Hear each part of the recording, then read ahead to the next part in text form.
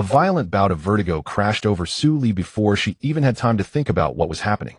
The roar of wind and the pounding of waves slammed into her mind like needles. In that instant, she only managed to throw her arms over her head before staggering and falling. Yet the jarring pain she expected from smashing into hard concrete never came. Instead, she felt herself plunge into sand, scalding hot, yet strangely soft. She lay there for quite a while before her vision slowly cleared. Beneath her was fine, pristine white sand, above her a blaze of fierce sunlight, whose scorching heat she could feel even through the expensive high-end outdoor jacket she had splurged on. When she looked up, she saw nothing but endless deep blue sea in every direction. Waves crashed against jagged reefs, sending up splashes of spray. In a single instant, she had gone from the summit of Finghua Mountain to this desolate, uninhabited island. Everywhere her gaze fell were scattered dead branches, clumps of withered yellow grass, and nothing else but sharp stabbing stones. There was not even the faintest trace of green to rest the eyes. A cold mechanical voice suddenly detonated inside her head. Ding! You have been teleported to the fragmented Star Sea region. Binding Global Survival Panel. The survival game is now officially underway. Immediately after, a glaring red announcement window popped up covering half the panel, bold characters standing out with brutal clarity. Global Survival Game Announcement. All players initially possess a 3-day novice protection period. 72-hour countdown. 715958. During the protection period, you will not be actively attacked by high-tier mutated creatures. Core mission: during the novice protection period, construct a basic shelter, level 0 or above. Shelters are the key facilities for resisting natural disasters, storing supplies, and improving survival safety. Players who fail to build a shelter during the protection period will face a survival penalty. Once it ends, maximum stamina reduced to 50 for 7 consecutive days. After the novice protection period, natural disasters may be triggered at random. Players are advised to gather resources quickly and improve infrastructure. The system backpack has an initial capacity of 3 cubic meters, which can be expanded by upgrading the shelter or unlocking achievements. The regional channel can be used for communication and posting trade information. Now players, search your island for your novice wooden chest and begin your game. We wish all players in Huaxia Zone 9 a safe struggle for survival. Only by staying alive will endless possibilities remain. After 10 seconds, the announcement window vanished on its own, and only then did Su Li's personal attributes appear on the panel before her eyes. The 2 warning lines at the top made her heart sink halfway into her stomach. ID: Su Li, Intelligence 8, Strength 5, Spirit 5, Luck 9, Shelter Level 0, Satiety 2, 5100. Warning: satiety below 20 will trigger an extreme weakness state. Stamina 2, 5100. Warning: stamina below 20 will trigger an extreme weakness state. Talent not awakened. Those 2 low values doused her like a bucket of ice water. She was a wilderness survival content creator who had long been crawling and scrambling through deep mountains and dense forests. She had ventured into no fewer than 8 or 10 no man's lands. Before this, she had also worked as an assistant in agricultural research. No matter how harsh the environment, she had endured it all. But this time she truly felt at her limit. That morning, she had gone hiking on Finghua Mountain to clear her head over the weekend. She had just reached the summit, ready to rest and eat something, when a call came in from an old neighbor back home, saying her shameless relatives had once again gone to her old house, trying to pry open the lock and forcibly occupy it. Before her anger could even fully flare, her vision blurred, and she was dragged into this damned place with no water, no food, and a body as frail as if she had stayed up 3 nights in a row. Any slight movement made her chest tighten and her vision darken. She felt one breath away from simply dropping dead.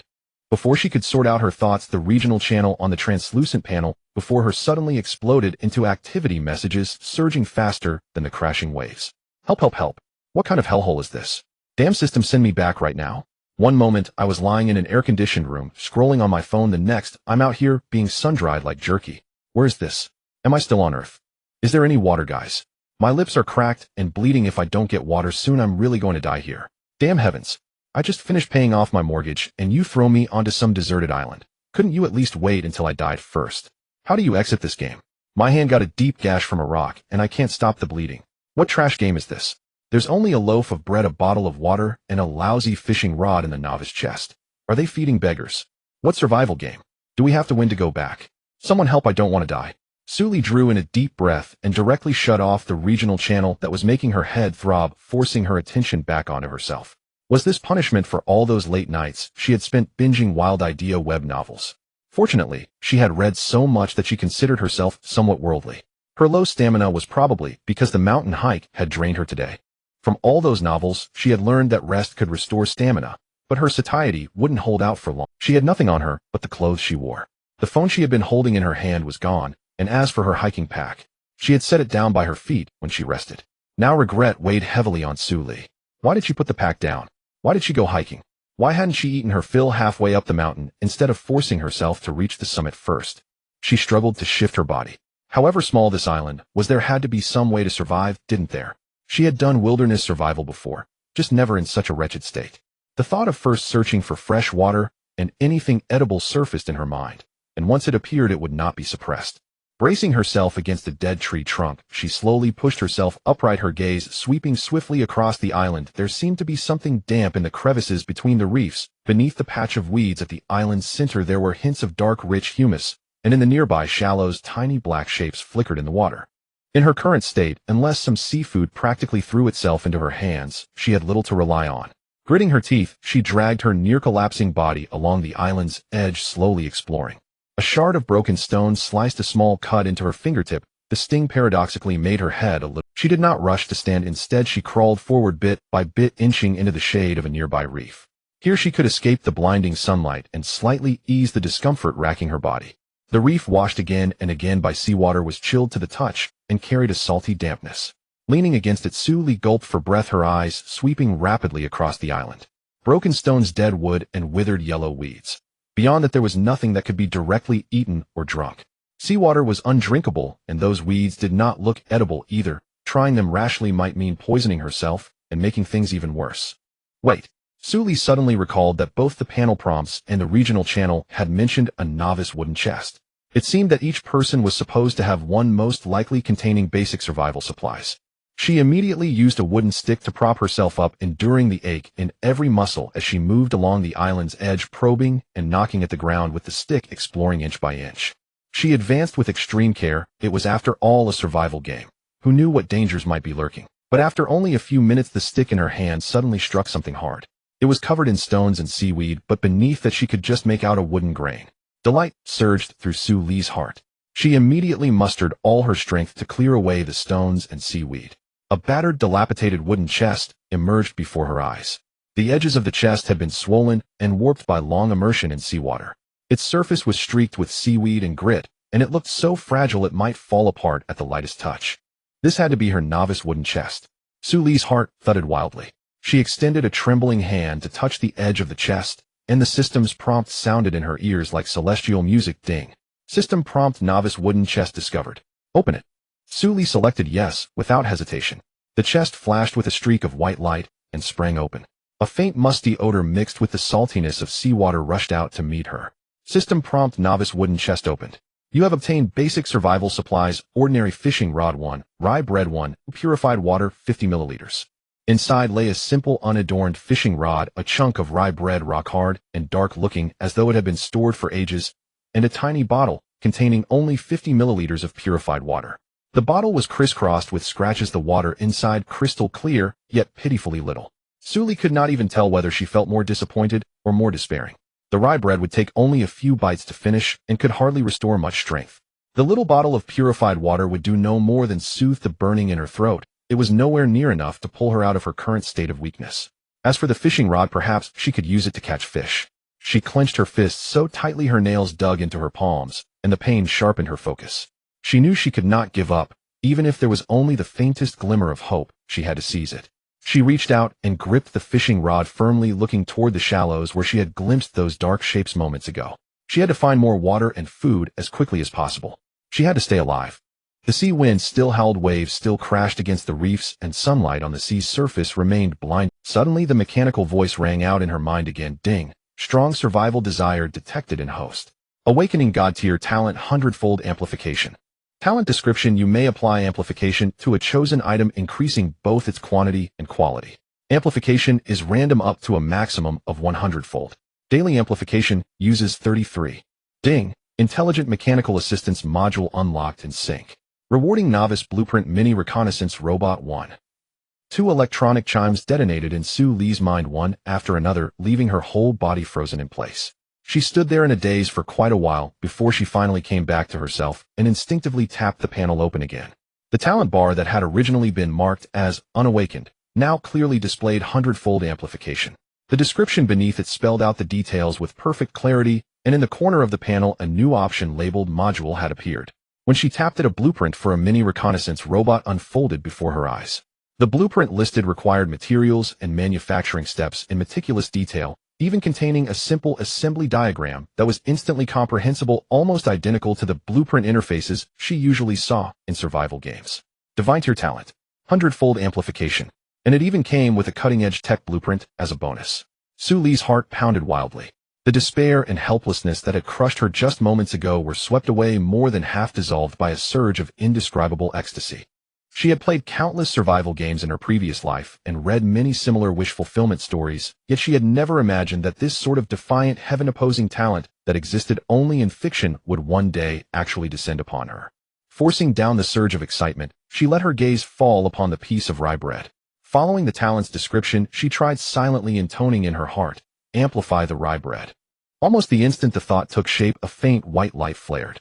The single dry blackened piece of rye bread before her underwent a sudden transformation. Its quantity multiplied into a full 50 pieces piled into a small mound, and their quality was utterly upgraded. The once tooth-cracking hard bread had turned golden and crisp, exuding a faint wheat fragrance. It looked truly appetizing now, no longer that wretched, barely edible lump. A crisp chime rang out. Amplification successful. Obtained high-energy compressed wheat cakes x 50 amplified 50-fold. Su Li's eyes lit up. She quickly picked up one compressed wheat cake, broke off a small piece, and popped it into her mouth. It was crisp and delicious, rich with wheat aroma. With that one bite, a rare sense of satisfaction rose within her in this dire situation. As she ate, the satiety bar on the panel began to jump, rising from 25 out of 100 to 80 out of 100, and the warning prompt vanished at once. It worked. It truly worked. Confidence swelled in Su Li's heart. She shifted her gaze to the small bottle of purified water and once more silently recited the amplification command. White light flashed again. The 50 milliliters of purified water instantly became 50 bottles, each with a capacity of 500 milliliters. Their plastic bodies turned clean and translucent, and the water within was crystal clear and sweet, clearly upgraded in quality. Another chime. Amplification successful. Obtained deep-sea mineral water x 50 amplified 50-fold. She twisted one bottle open and took several large gulps. The sweet water slid down her throat, soothing its parched dryness, then flowed along her esophagus into her stomach. A refreshing coolness spread through her whole body, and the nerves that had been strung taut slowly eased. After eating the compressed wheat cakes and replenishing water, her stamina bar began to climb slowly, as well, rising from 25 out of 100 to 60 out of 100. At last her gaze settled on the plain-looking fishing rod. The rod appeared utterly ordinary, its wood rough, and even marked by several fine cracks. Judging from what players in the region channel had said, it probably could not catch anything worthwhile. Su Li hesitated for a moment, then still chose to silently issue the amplification command. Whether it could fish or not, she would amplify it first. Perhaps it could serve some other purpose. White light flashed once more. One fishing rod became 50, and each underwent a drastic transformation. The formerly coarse would turn smooth and resilient, the rods coated in a faint layer of anti-corrosion finish. The lines at the tips grew finer yet tougher, and the hooks gleamed razor-sharp. They seemed 100 times more practical than the original faint patterns, even surfacing along their shafts clear signs of greatly enhanced toughness. A chime sounded again. Amplification successful. Obtained reinforced anti-corrosion fishing rod x 50 amplified 50-fold. Su Li picked up one reinforced anti-corrosion fishing rod. It sat heavy in her grip with an excellent hand feel, no longer that flimsy, brittle rod that would snap at the slightest bend. She calculated silently. With these rods, she might be able to catch some fish in the shallows to supplement her food supply. After all, living on compressed wheat cakes alone was no long-term solution. Her satiety and stamina bars continued to rise slowly. The weakness in her body greatly eased. The tight ache in her chest and the wounds on her hands no longer seemed quite so painful. Su Li lifted her head to gaze at the boundless sea. The barren island that had felt so utterly hopeless just moments ago now seemed to hold a faint trace of vitality. Even so, she did not let down her guard. She knew all too well that this merely alleviated the crisis for the time being. A survival game was certain to be riddled with danger. In the region channel, players were constantly sending out cries for help, and strange shadows drifted back and forth in the shallows. Moreover, she still knew nothing of this survival game's rules, whether victory would allow her to return or whether failure meant true death. Everything remained shrouded in uncertainty. According to the panel's prompt, she had unlocked the intelligent mechanical support module along with the blueprint for the mini reconnaissance robot. Su Li opened the blueprint and carefully examined the required materials. It required wood x3, stone x5, and metal fragments x5. She frowned, pondering for a long moment. Dead wood and broken stones littered the island, but how was she supposed to use them? She certainly could not just grab them and use them as they were. She walked over to a fallen dead tree at the island's edge and reached out to touch it. The instant her fingertips brushed the dry wood, a system chime echoed in her mind. Detectable collectible resource, fallen deadwood identified. Would you like to click the collect button on the panel to gather it? A follow-up note added that upright dead trees required chopping tools to harvest, and she currently had no usable tools. Suli froze for a heartbeat. So this was how to collect resources.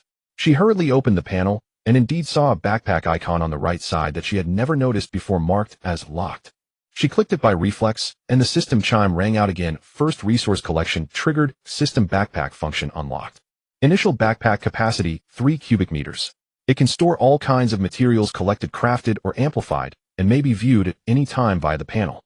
After unlocking the backpack, she followed the system's instructions aimed at the fallen deadwood and tapped the collect button that had popped up on the panel. A flash of white light, and the deadwood vanished. The system chime sounded in tandem. Collection successful. Obtained wood X1, stored in system backpack. Current backpack contents wood X1, a remaining capacity 2. 9 cubic meters. Su Li's eyes sparkled. She quickly moved to 2 other fallen dead trees and tapped to collect them one by one. Each time she harvested one, the system chime sounded in sync. After 2 consecutive collections, the backpack prompt appeared again. Current backpack contents wood X3, remaining capacity 2. 7 cubic meters. The numbers glowed clearly before her eyes. Once she finished collecting the deadwood, she walked over to a pile of broken stones and tried touching one. As expected, the system prompt rang out. Detectable collectible resource, broken stone identified. Would you like to click the collect button on the panel to gather it? Collected stones would be converted into stone. She immediately tapped collect. The white light flashed, and the broken stone vanished. Collection successful. Obtained stone X1, stored in system backpack. She went on to gather 4 more broken stones in succession. The system chime finally summarized collection successful. Obtained stone X4, stored in system backpack. Current backpack contents wood X3, stone X5, remaining capacity 2. 45 cubic meters. The values updated steadily as her resources increased. With deadwood and broken stones smoothly harvested and converted into usable wood and stone, only the metal fragments remained elusive. She had no idea where to find them. Suddenly, she recalled the region channel she had closed earlier. Perhaps some player had spare metal fragments and would be willing to trade resources. Su Li reopened the region channel and muted the flood of whales. At the top of the channel was a very user-friendly filter function. With ease, she filtered for messages related to metal fragments and quickly spotted one. Please, can some expert trade a bit of freshwater for my child? I've got 2 metal fragments from a wooden chest, and I'll trade them for just 1 bottle of purified water. Su Li's eyes lit up, and she immediately messaged the other party. I have purified water, 1 bottle in exchange for 2 pieces of metal scraps. Deal. The other party responded almost instantly, sure. Thank you, big shot. I will initiate the trade right away. Su Li opened the trading feature in the private chat panel unexpectedly, finding the interface very simple. She just needed to select initiate trade, check 1 bottle of deep-sea mineral water from her system inventory, and click to confirm the send. The other party quickly accepted the trade request, and the panel displayed the items being traded by the other party, 2 pieces of metal scraps. After confirming everything was correct, she clicked confirm trade, and a soft white light flashed. The system notification immediately chimed, ding. Trade successful. Consumed 1 bottle of deep-sea mineral water, obtained 2 pieces of metal scraps, which had been stored in the system inventory. Su Li instinctively opened her inventory, and indeed saw the metal scraps lying securely inside. She couldn't help but feel a surge of amazement. This trading system is so convenient. No need for face-to-face meetings, no fear of being scammed. Everything is guaranteed by the panel, and the trade was completed with just a few clicks, far better than I had imagined. In her excitement, she used the same method to find another player in the regional channel who had 3 pieces of metal scraps, exchanging 1 high-energy compressed pancake for the 3 pieces of metal scraps. After the other party confirmed, white light flashed again, ding. Trade successful. Consumed 1 high-energy compressed pancake, obtained 3 pieces of metal scraps, which had been stored in the system inventory. At this moment, the metal scraps in her inventory had just reached 5 pieces, perfectly meeting the production requirement for the mini reconnaissance robot. Having gathered all the materials, Su Li opened the blueprint for the mini reconnaissance robot on the panel and clicked the start production button in the lower right corner, causing the panel to instantly display a production notification. Ding! Started production of mini reconnaissance robot. Required materials have been consumed. 1 mini reconnaissance robot blueprint 3 with 5 stone, 5 metal scraps. Production time 15 minutes. Please be patient. After the notification popped up, a small progress bar appeared on the panel, slowly moving forward. Suli let out a sigh of relief, taking advantage of the waiting time to do something else.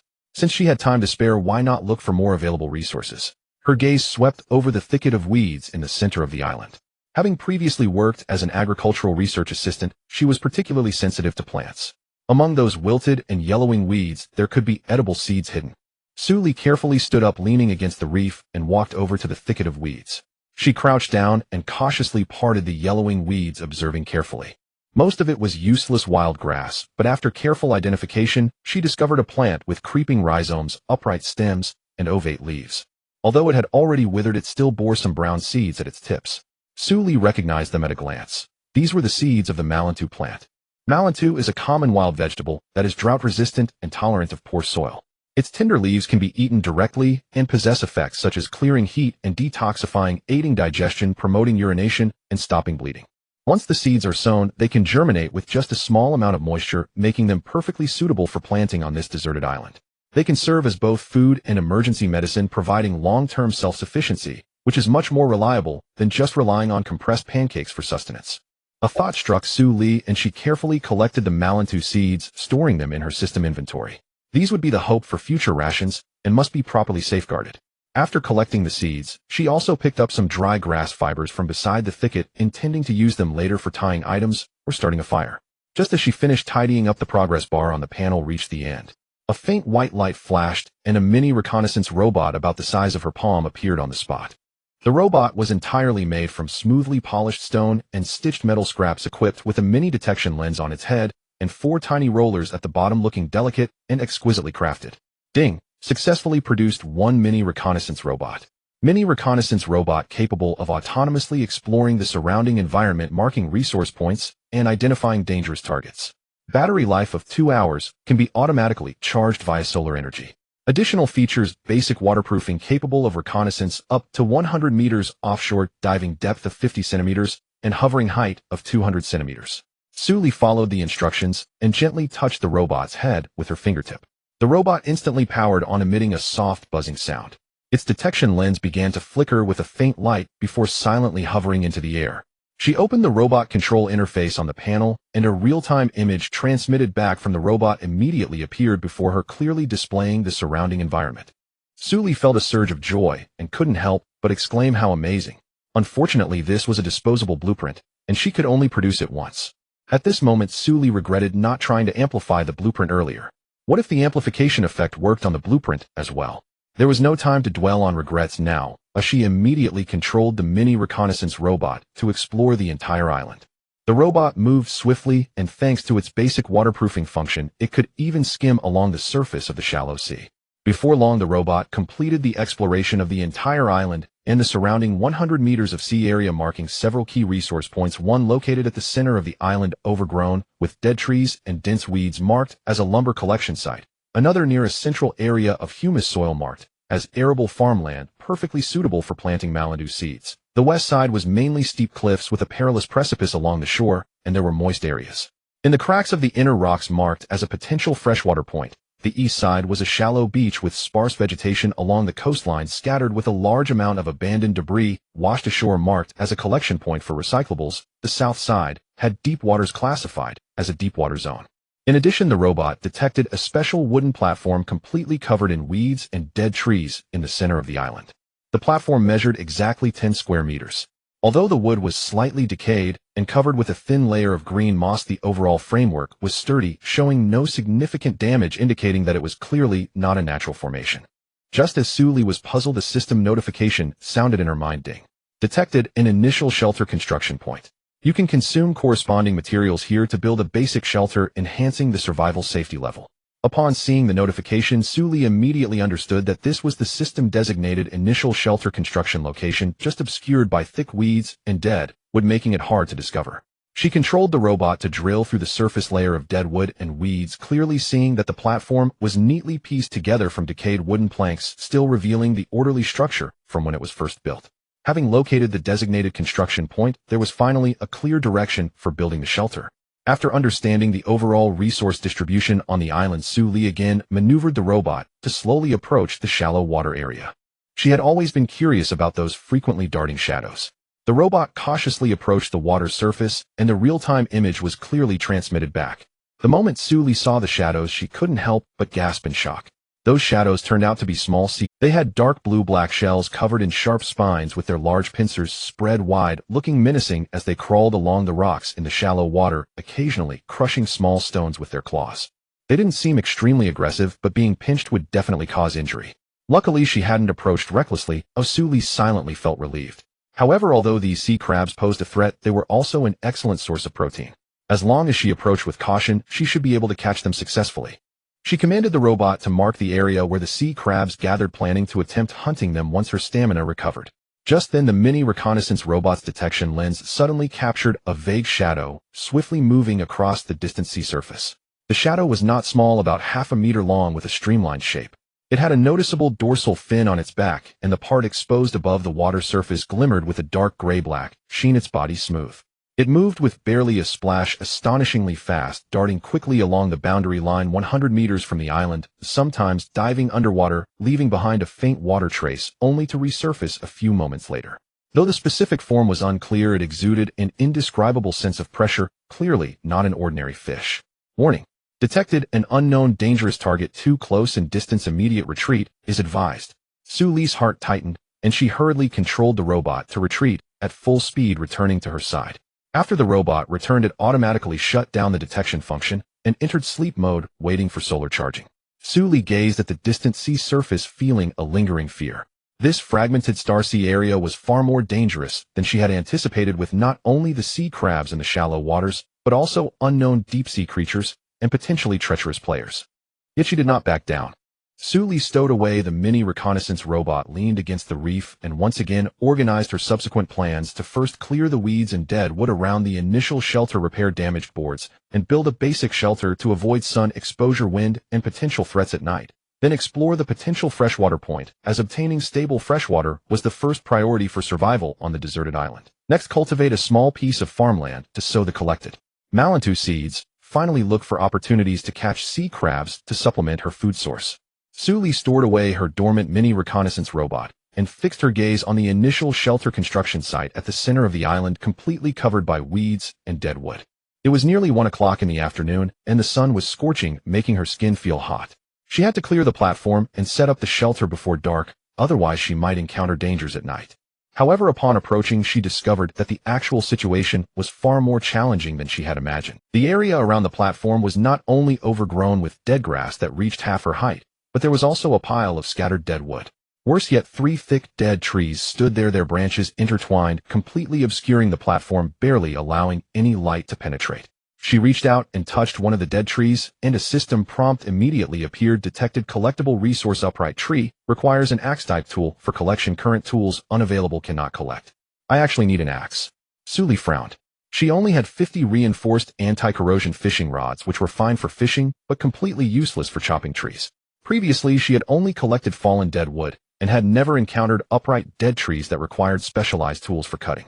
She couldn't just get stuck here, unable to set up the shelter, making future survival impossible. Without overthinking it, Suli immediately opened the regional channel and precisely filtered messages related. The channel was filled with whales, mostly requests for food and fresh water. There were a few trade messages, but they were all about exchanging junk for food, and no one mentioned axes. She patiently scrolled for over 10 minutes until she finally found a new message from an ID named Lin Shuang, written in an urgent tone with stone axe for high-energy food. Interested parties contact me quickly. Suli's eyes lit up as she quickly sent a private message. I have high-energy compressed flatbreads. How many do you want for your axe? The other party responded almost instantly, clearly keeping an eye on the panel. 5 pieces. Just 5 pieces for the axe. I just got this axe from a treasure chest. It has a durability of 95,100, an essential tool for wilderness survival. If I hadn't been unlucky and didn't find food, I definitely wouldn't part with it for trading. I can also share some tree chopping tips with you. 5 high-energy compressed flatbreads weren't too much for Suli, as she had 50 pieces in stock after amplification. She decisively replied, okay, 5 high-energy compressed flatbreads for the axe. I initiate the trade. Thank you so much, sister. Lin Shuang's message was filled with obvious excitement. I'm glad you're willing to trade. You have no idea what ridiculous things others tried to exchange for my axe. Some even dared to offer thatch. Do they think I can't gather thatch myself? By the way, you're going to chop trees with the axe, right? Let me share a tip when chopping trees. Aim for the base of the trunk and make 3 consecutive strikes to trigger a critical hit, saving stamina and speeding up the process. Plus, chopping upright dead trees might yield wooden treasure chests with good items inside. But you need to watch your stamina. I was exhausted after chopping one tree. If your stamina is too low, it will be tough. Remember to check your personal data panel from time to time. Suli felt warmth in her heart. She had already experienced the pain of low stamina. In this deserted island where everyone was focused on surviving, she didn't expect anyone to be so warm-hearted. She opened the trade panel, selected 5 high-energy compressed flatbreads, and sent them over. The other party confirmed quickly, and a simple ordinary axe appeared on the trade panel. Ding! System prompt: trade successful. Consumed high-energy compressed flatbread 5, obtained ordinary axe 1, added to system backpack. Before Suli could respond with gratitude, Lin Shuang sent another message. Sister, my name is Lin Shuang. I'm quite straightforward, hope you don't mind. I've collected some miscellaneous materials from treasure chests. If you need anything later, feel free to contact me for a trade. I just want to exchange for some food or drink. Let's help each other out in the future. Suli simply replied with 2 words and added, I have deep-sea mineral water. If you need it, you can trade materials for it. Really? Suli, you're so reliable. Lin Shuang replied immediately. I have quite a bit of stone, and wood of my water is running low, and I'm worried. By the way, let's add each other as friends. If we need help in the future, we can call out to each other. It's better than struggling alone. Suli didn't hesitate and directly clicked to add as a friend. The other party accepted instantly, and a system prompt popped up. Ding! System prompt: successfully added Lin Shuang as a friend. You can initiate private chats and trades at any time, unlocking the friend assistance feature. That's great. From now on, we are allies. Lin Shuang sent a happy expression. I'll eat a piece of flatbread to regain some stamina. Be careful while chopping trees, and if you encounter any problems, just call me. If I can help, I certainly won't hesitate. Okay. Suli simply agreed, closed the private chat, and took out the ordinary axe she had just traded for from her backpack. The axe had a wooden handle and a metal blade, not exquisite, but it felt solid and heavy in her hand. The panel displayed ordinary axe durability 95,100, can be used to chop upright trees and split thick dead wood. With everything ready, Suli approached the first upright dead tree and, following Lin Shuang's technique, aimed at the base of the trunk and swung her axe down. With a loud clang, a deep cut immediately appeared on the trunk. She struck 3 times in a row, and on the 4th strike, the system prompt suddenly sounded. Ding! System prompt: critical hit effect triggered, chopping efficiency doubled. The force of the axe increased instantly, making the cut deeper, and the dead tree trembled violently. After a few minutes, the first dead tree fell to the ground with a loud crash, and the system prompt popped up again. Ding! System prompt: used ordinary axe to chop upright tree, obtained wood 8. Just as the dead tree fell, a golden light flashed, and a simple wooden treasure chest dropped to the ground. Suli's eyes brightened. Just as Lin Shuang said, a treasure chest really dropped. She immediately went over, clicked the open button on the panel, and opened the treasure chest. Ding! System prompt: successfully opened wooden treasure chest, obtained metal fragments 8, wood 10, stone 15. With the experience from the first tree, Suli found it much easier to chop the remaining 2 dead trees. She strictly followed the technique Lin Shuang taught her, triggering critical hits every time, significantly increasing her efficiency. After finishing the second dead tree, she also found a wooden treasure chest. Ding! System prompt: successfully opened wooden treasure chest, obtained metal fragments 5, stone 15. The third dead tree was the thickest, taking a bit more effort to chop down, but it didn't drop a treasure chest. However, she did gather 12 pieces of wood, bringing her total to 38 pieces when combined with the 8 from the first 2 trees and the 10 from the first treasure chest. By the time she finished chopping the 3 dead trees, Suli was already panting, covered in sweat, her palms red from the axe handle, and she could barely lift her arms. She leaned against the nearby dead wood to rest, looking at the 38 pieces of wood, 21 metal fragments, and 30 stones added to her backpack, feeling much more at ease. These materials were enough for her to repair the shelter platform with some leftovers to spare. She walked briskly to the shade of the tree and sat down, taking out a high-energy compressed grain cake from her backpack, slowly chewing it, and opened a bottle of deep-sea mineral water to take a few small sips. Ding! Consumed high-energy compressed grain cake, fullness 10. Current fullness 100,100, consumed deep-sea mineral water, stamina 35, current stamina 89,100. After resting for about 20 minutes, the fatigue on Suli gradually faded, and her stamina on the panel finally began to replenish. Fullness 100, stamina 10110. The soreness all over her body eased significantly, restoring her previous strength, and her gaze became clearer. Once rested, it was time to clear the dead grass and wood.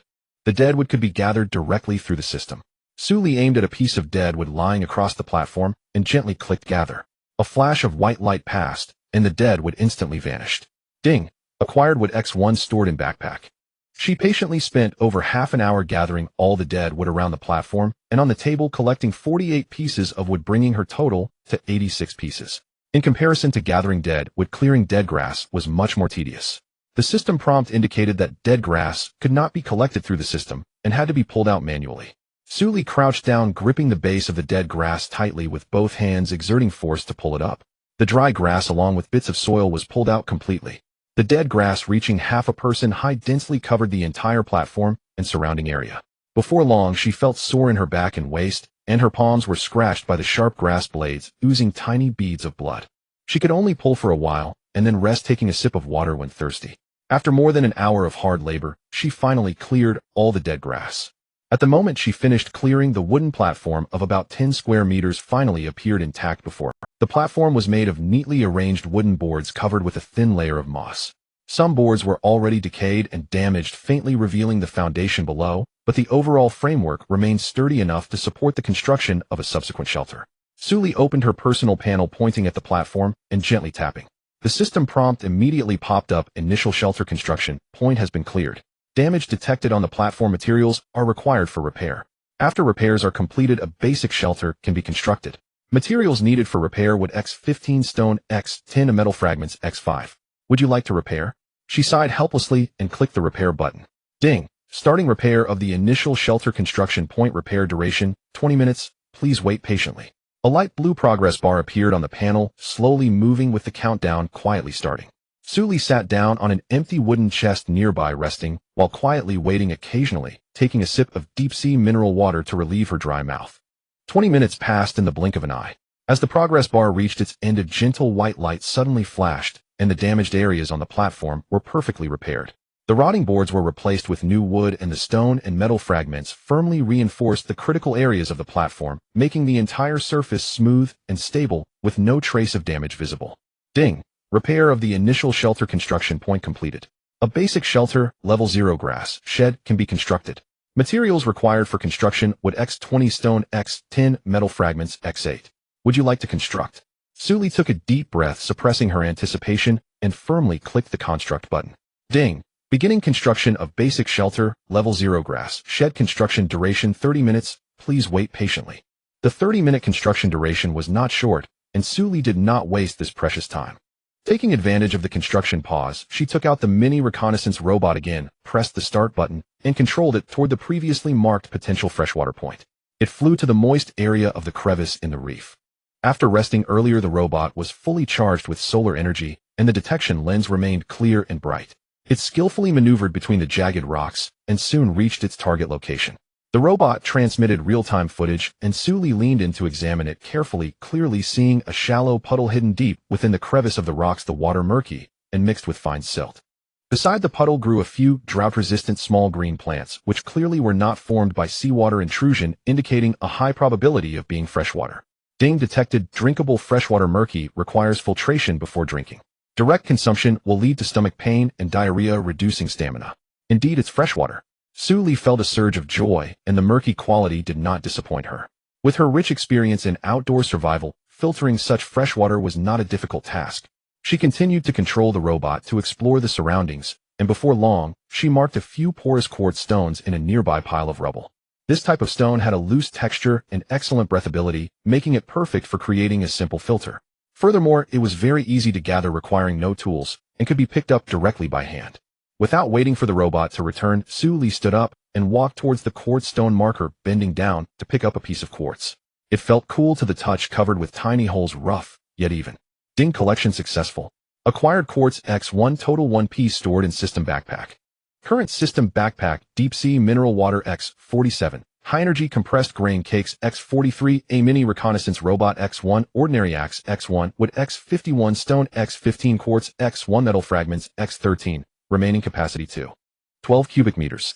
She collected 3 more pieces of quartz, enough to make a simple filter, then paused her actions and turned back towards the shelter construction point. At this moment, the construction progress bar on the panel reached its end, and a gentle white light enveloped the entire wooden platform. As the white light slowly dissipated, a simple yet sturdy grass shed suddenly appeared before her. The grass shed was built with thick wood, forming a solid frame, the top covered with a thick layer of dry grass sufficient to shield from wind and rain, The sides were tightly woven with thin wooden rods and weeds, and a simple grass-woven rollop door hung at the entrance. Though not exquisite, it truly gave Suli a long-lost sense of security. Ding. Basic shelter, level 0 grass shed construction successful. Unlocked. Basic shelter functions: resist light rain and wind, store supplies, can additionally increase storage space by 1 cubic meter, slowly restore stamina, 1 point every 10 minutes. Current system backpack: deep sea mineral water X47, high energy compressed grain cakes X43, a mini reconnaissance robot X1, ordinary axe X1, wood X51, stone X15, quartz X3, metal fragments X13, remaining capacity 2. 10 cubic meters. Additional storage space 1. 0 cubic meters, can store non-bound items. Ding. Completed the core task of the novice protection period, building a basic shelter. Reward: stamina limit 10, final power 2. And because you are among the top 100 players in Huaxia Zone 9 who built a basic shelter, additional reward: basic filter blueprint X1. Current personal attributes updated: strength 5, intelligence 8, mental power 7, luck 9, stamina limit 110,110, current 100,110. Current system backpack: deep sea mineral water X47, high energy compressed grain cakes X43, a mini reconnaissance robot X1, ordinary axe X1, wood X51, stone X15, quartz X3, metal fragments X13, basic filter blueprint X1, remaining capacity 2. 8 cubic meters. She stepped into the grass shed, which though simple was exceptionally dry, with smooth wooden boards laid on the floor, just right for placing various supplies. She neatly arranged the high-energy compressed grain cakes, deep-sea mineral water, and tools from her backpack in the corner, then turned back outside the grass shed to bring in the 50 reinforced anti-corrosion fishing rods previously placed by the rocks, stacking them neatly against the wall to avoid erosion from sea winds and exposure to the scorching sun. After doing all this, she finally let out a sigh of relief, leaning against the grass-woven wooden door, her gaze falling on this little shelter that belonged to her, the corners of her mouth involuntarily lifting slightly. This was her first home in the Broken Star Sea, and it represented her confidence and hope for survival in this unfamiliar ocean. After resting for a moment, Suli recalled the basic filter blueprint she had just acquired in her backpack. To her surprise, she was among the top 100 to complete the shelter. She did not know her exact ranking, but it was truly a timely blessing. The rewards for the top few must surely be of higher quality. Suli opened the details: basic filter blueprint, required materials, wood X5, stone X3, quartz X2.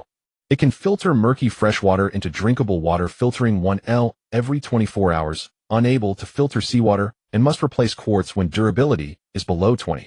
With the 3 pieces of quartz she had just gathered, she planned to make a simple filter during the downtime after completing the shelter, solving the problem of filtering murky freshwater. She carefully examined the blueprint she took out from her backpack, walked to the corner of the grass shed, retrieved a regular axe, selected 5 pieces of wood, and took out 3 stones and 2 pieces of quartz, then clicked to craft.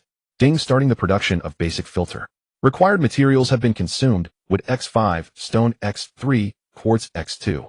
Crafting time 10 minutes, please wait patiently. Current system backpack: deep sea mineral water X47, high energy compressed wheat cake X43, mini recon robot X1, regular axe X1, wood X46, stone X12, quartz X1, metal fragments X13, basic filter blueprint X1, remaining capacity 2. 13 cubic meters. Additional storage space 1.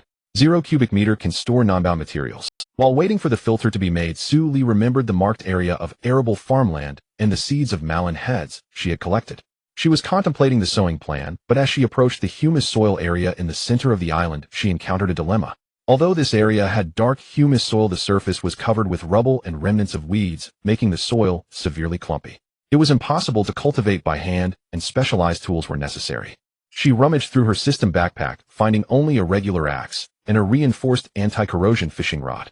The axe was suitable for chopping trees, and the fishing rod for fishing, neither of which could be used for cultivation. It seemed she would have to go to the trading platform to exchange for a shovel or similar farming tool.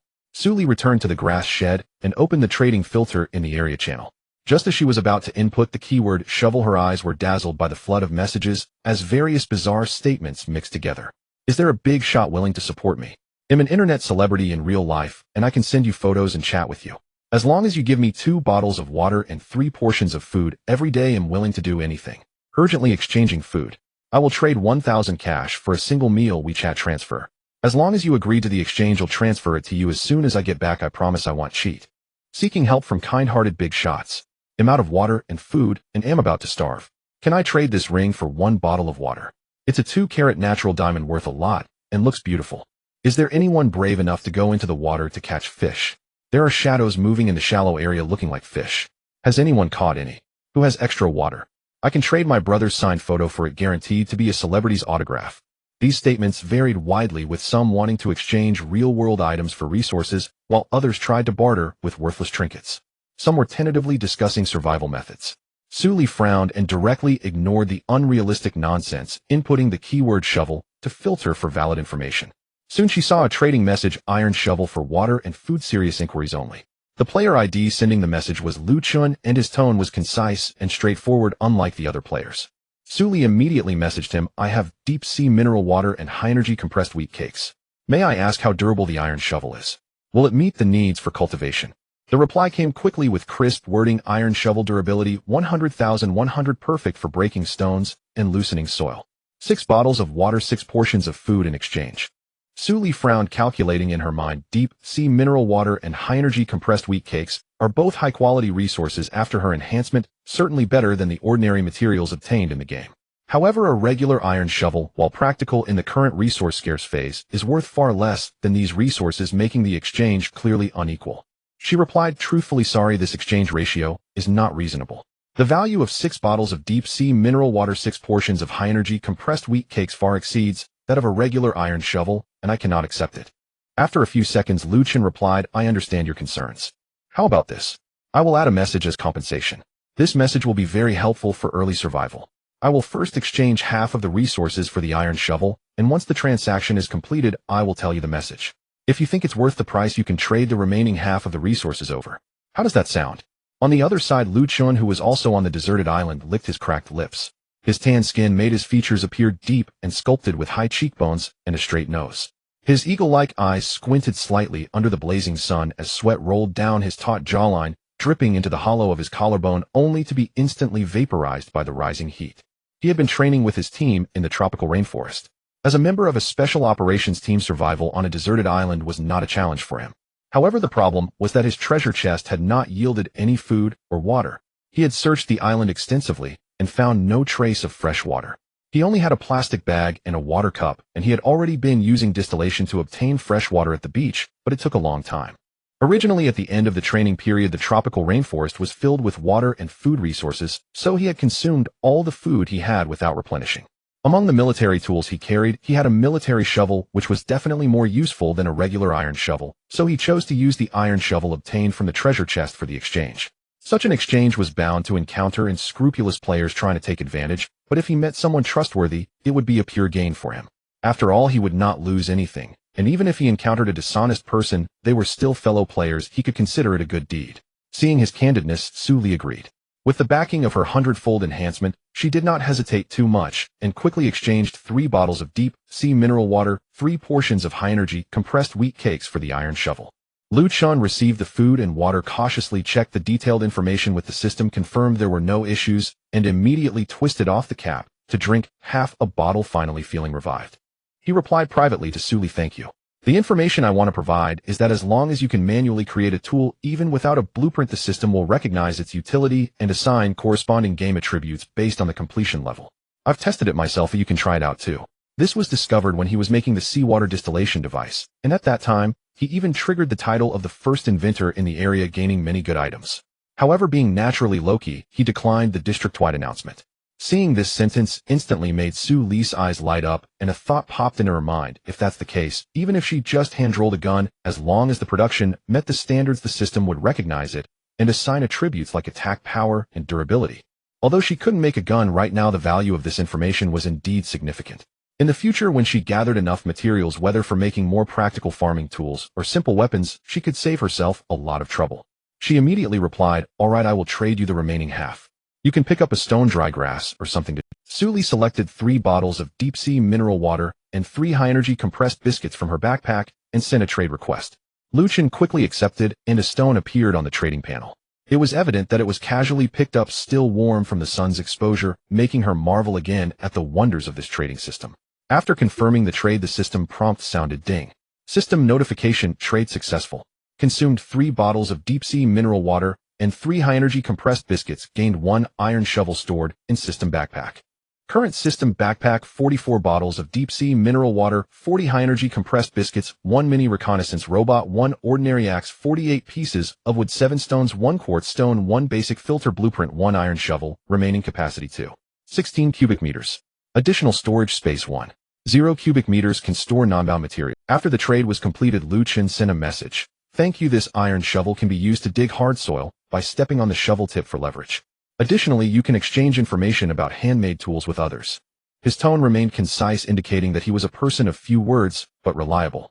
Su Li could vaguely sense a calmness in his tone, and his swift movements suggested he was not an ordinary person.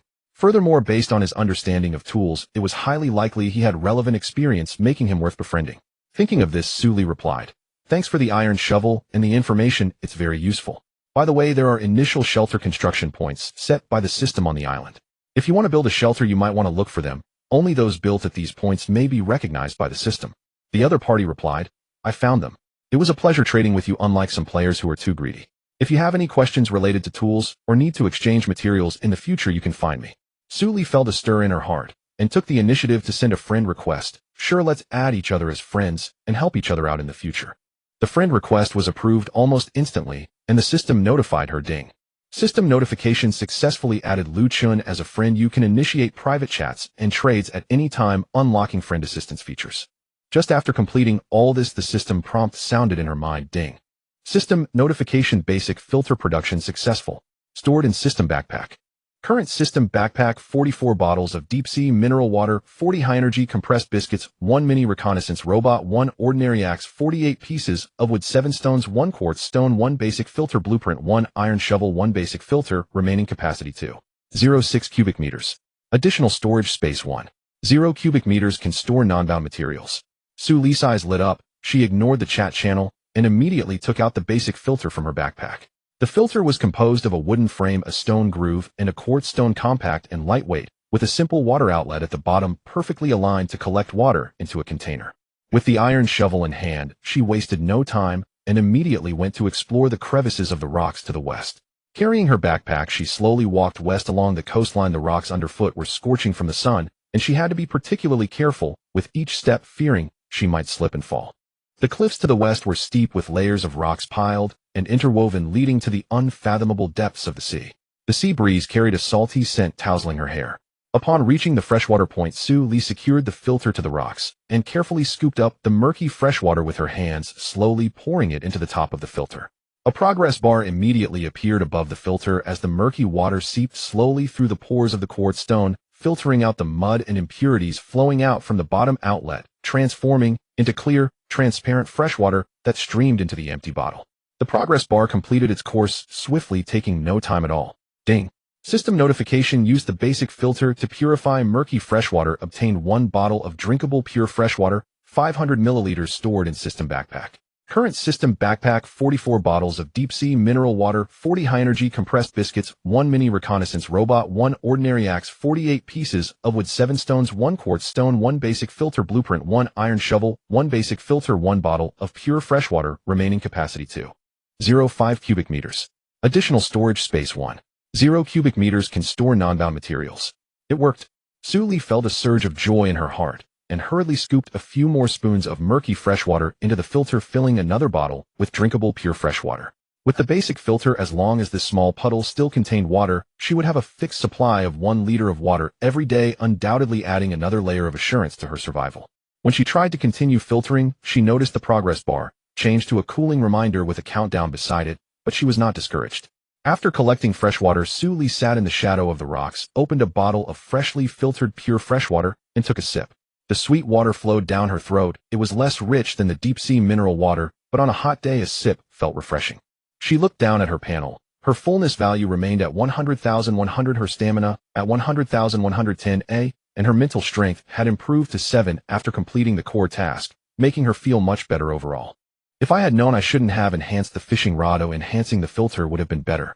Just as she was feeling regretful, a message suddenly popped up on her private chat panel from Lin Shuang.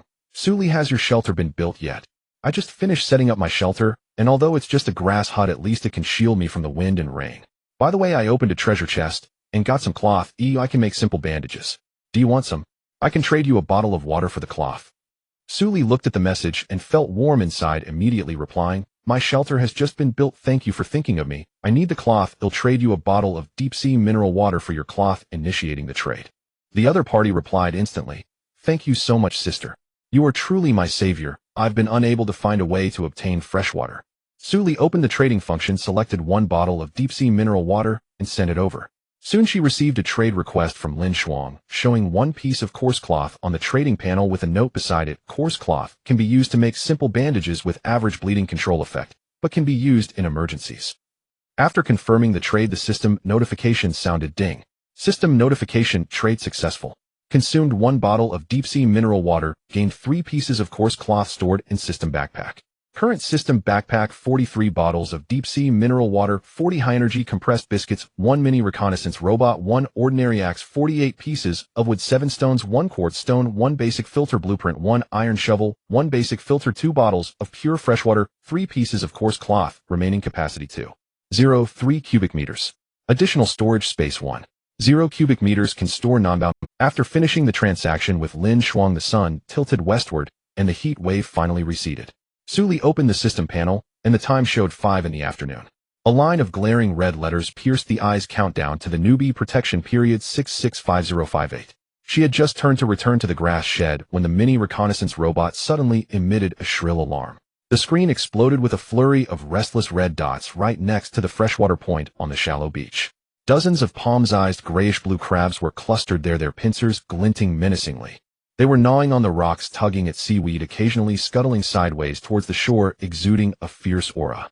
A salty, fishy scent wafted towards her, as if something was eyeing her ankles. Ding. Detected Lodier, sea monster, shallow beach blue crab, level 1 attack power 3, defense power 4. Can kill to obtain crab meat and crab shells with a chance to drop materials.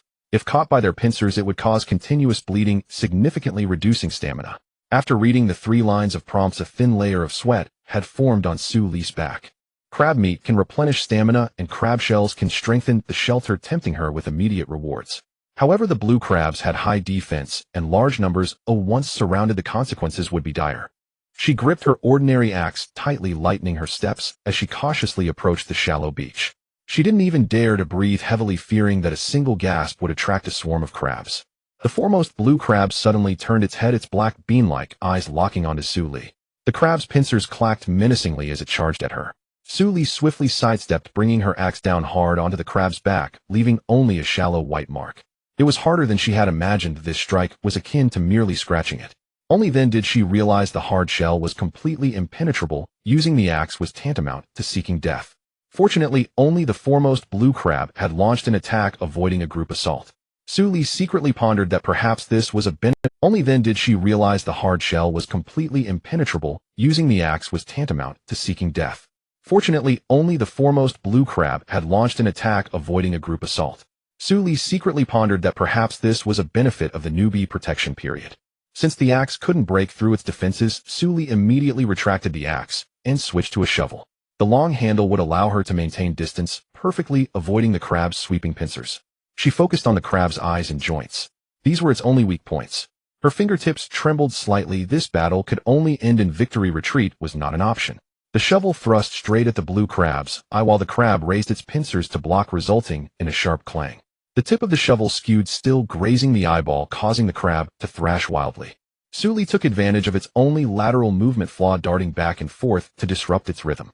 At the moment it turned sluggishly, her second strike accurately blinded its other eye.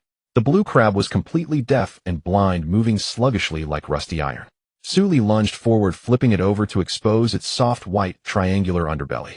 A memory of steaming crabs flashed through her mind. This was the crab's heart, a guaranteed one-hit kill.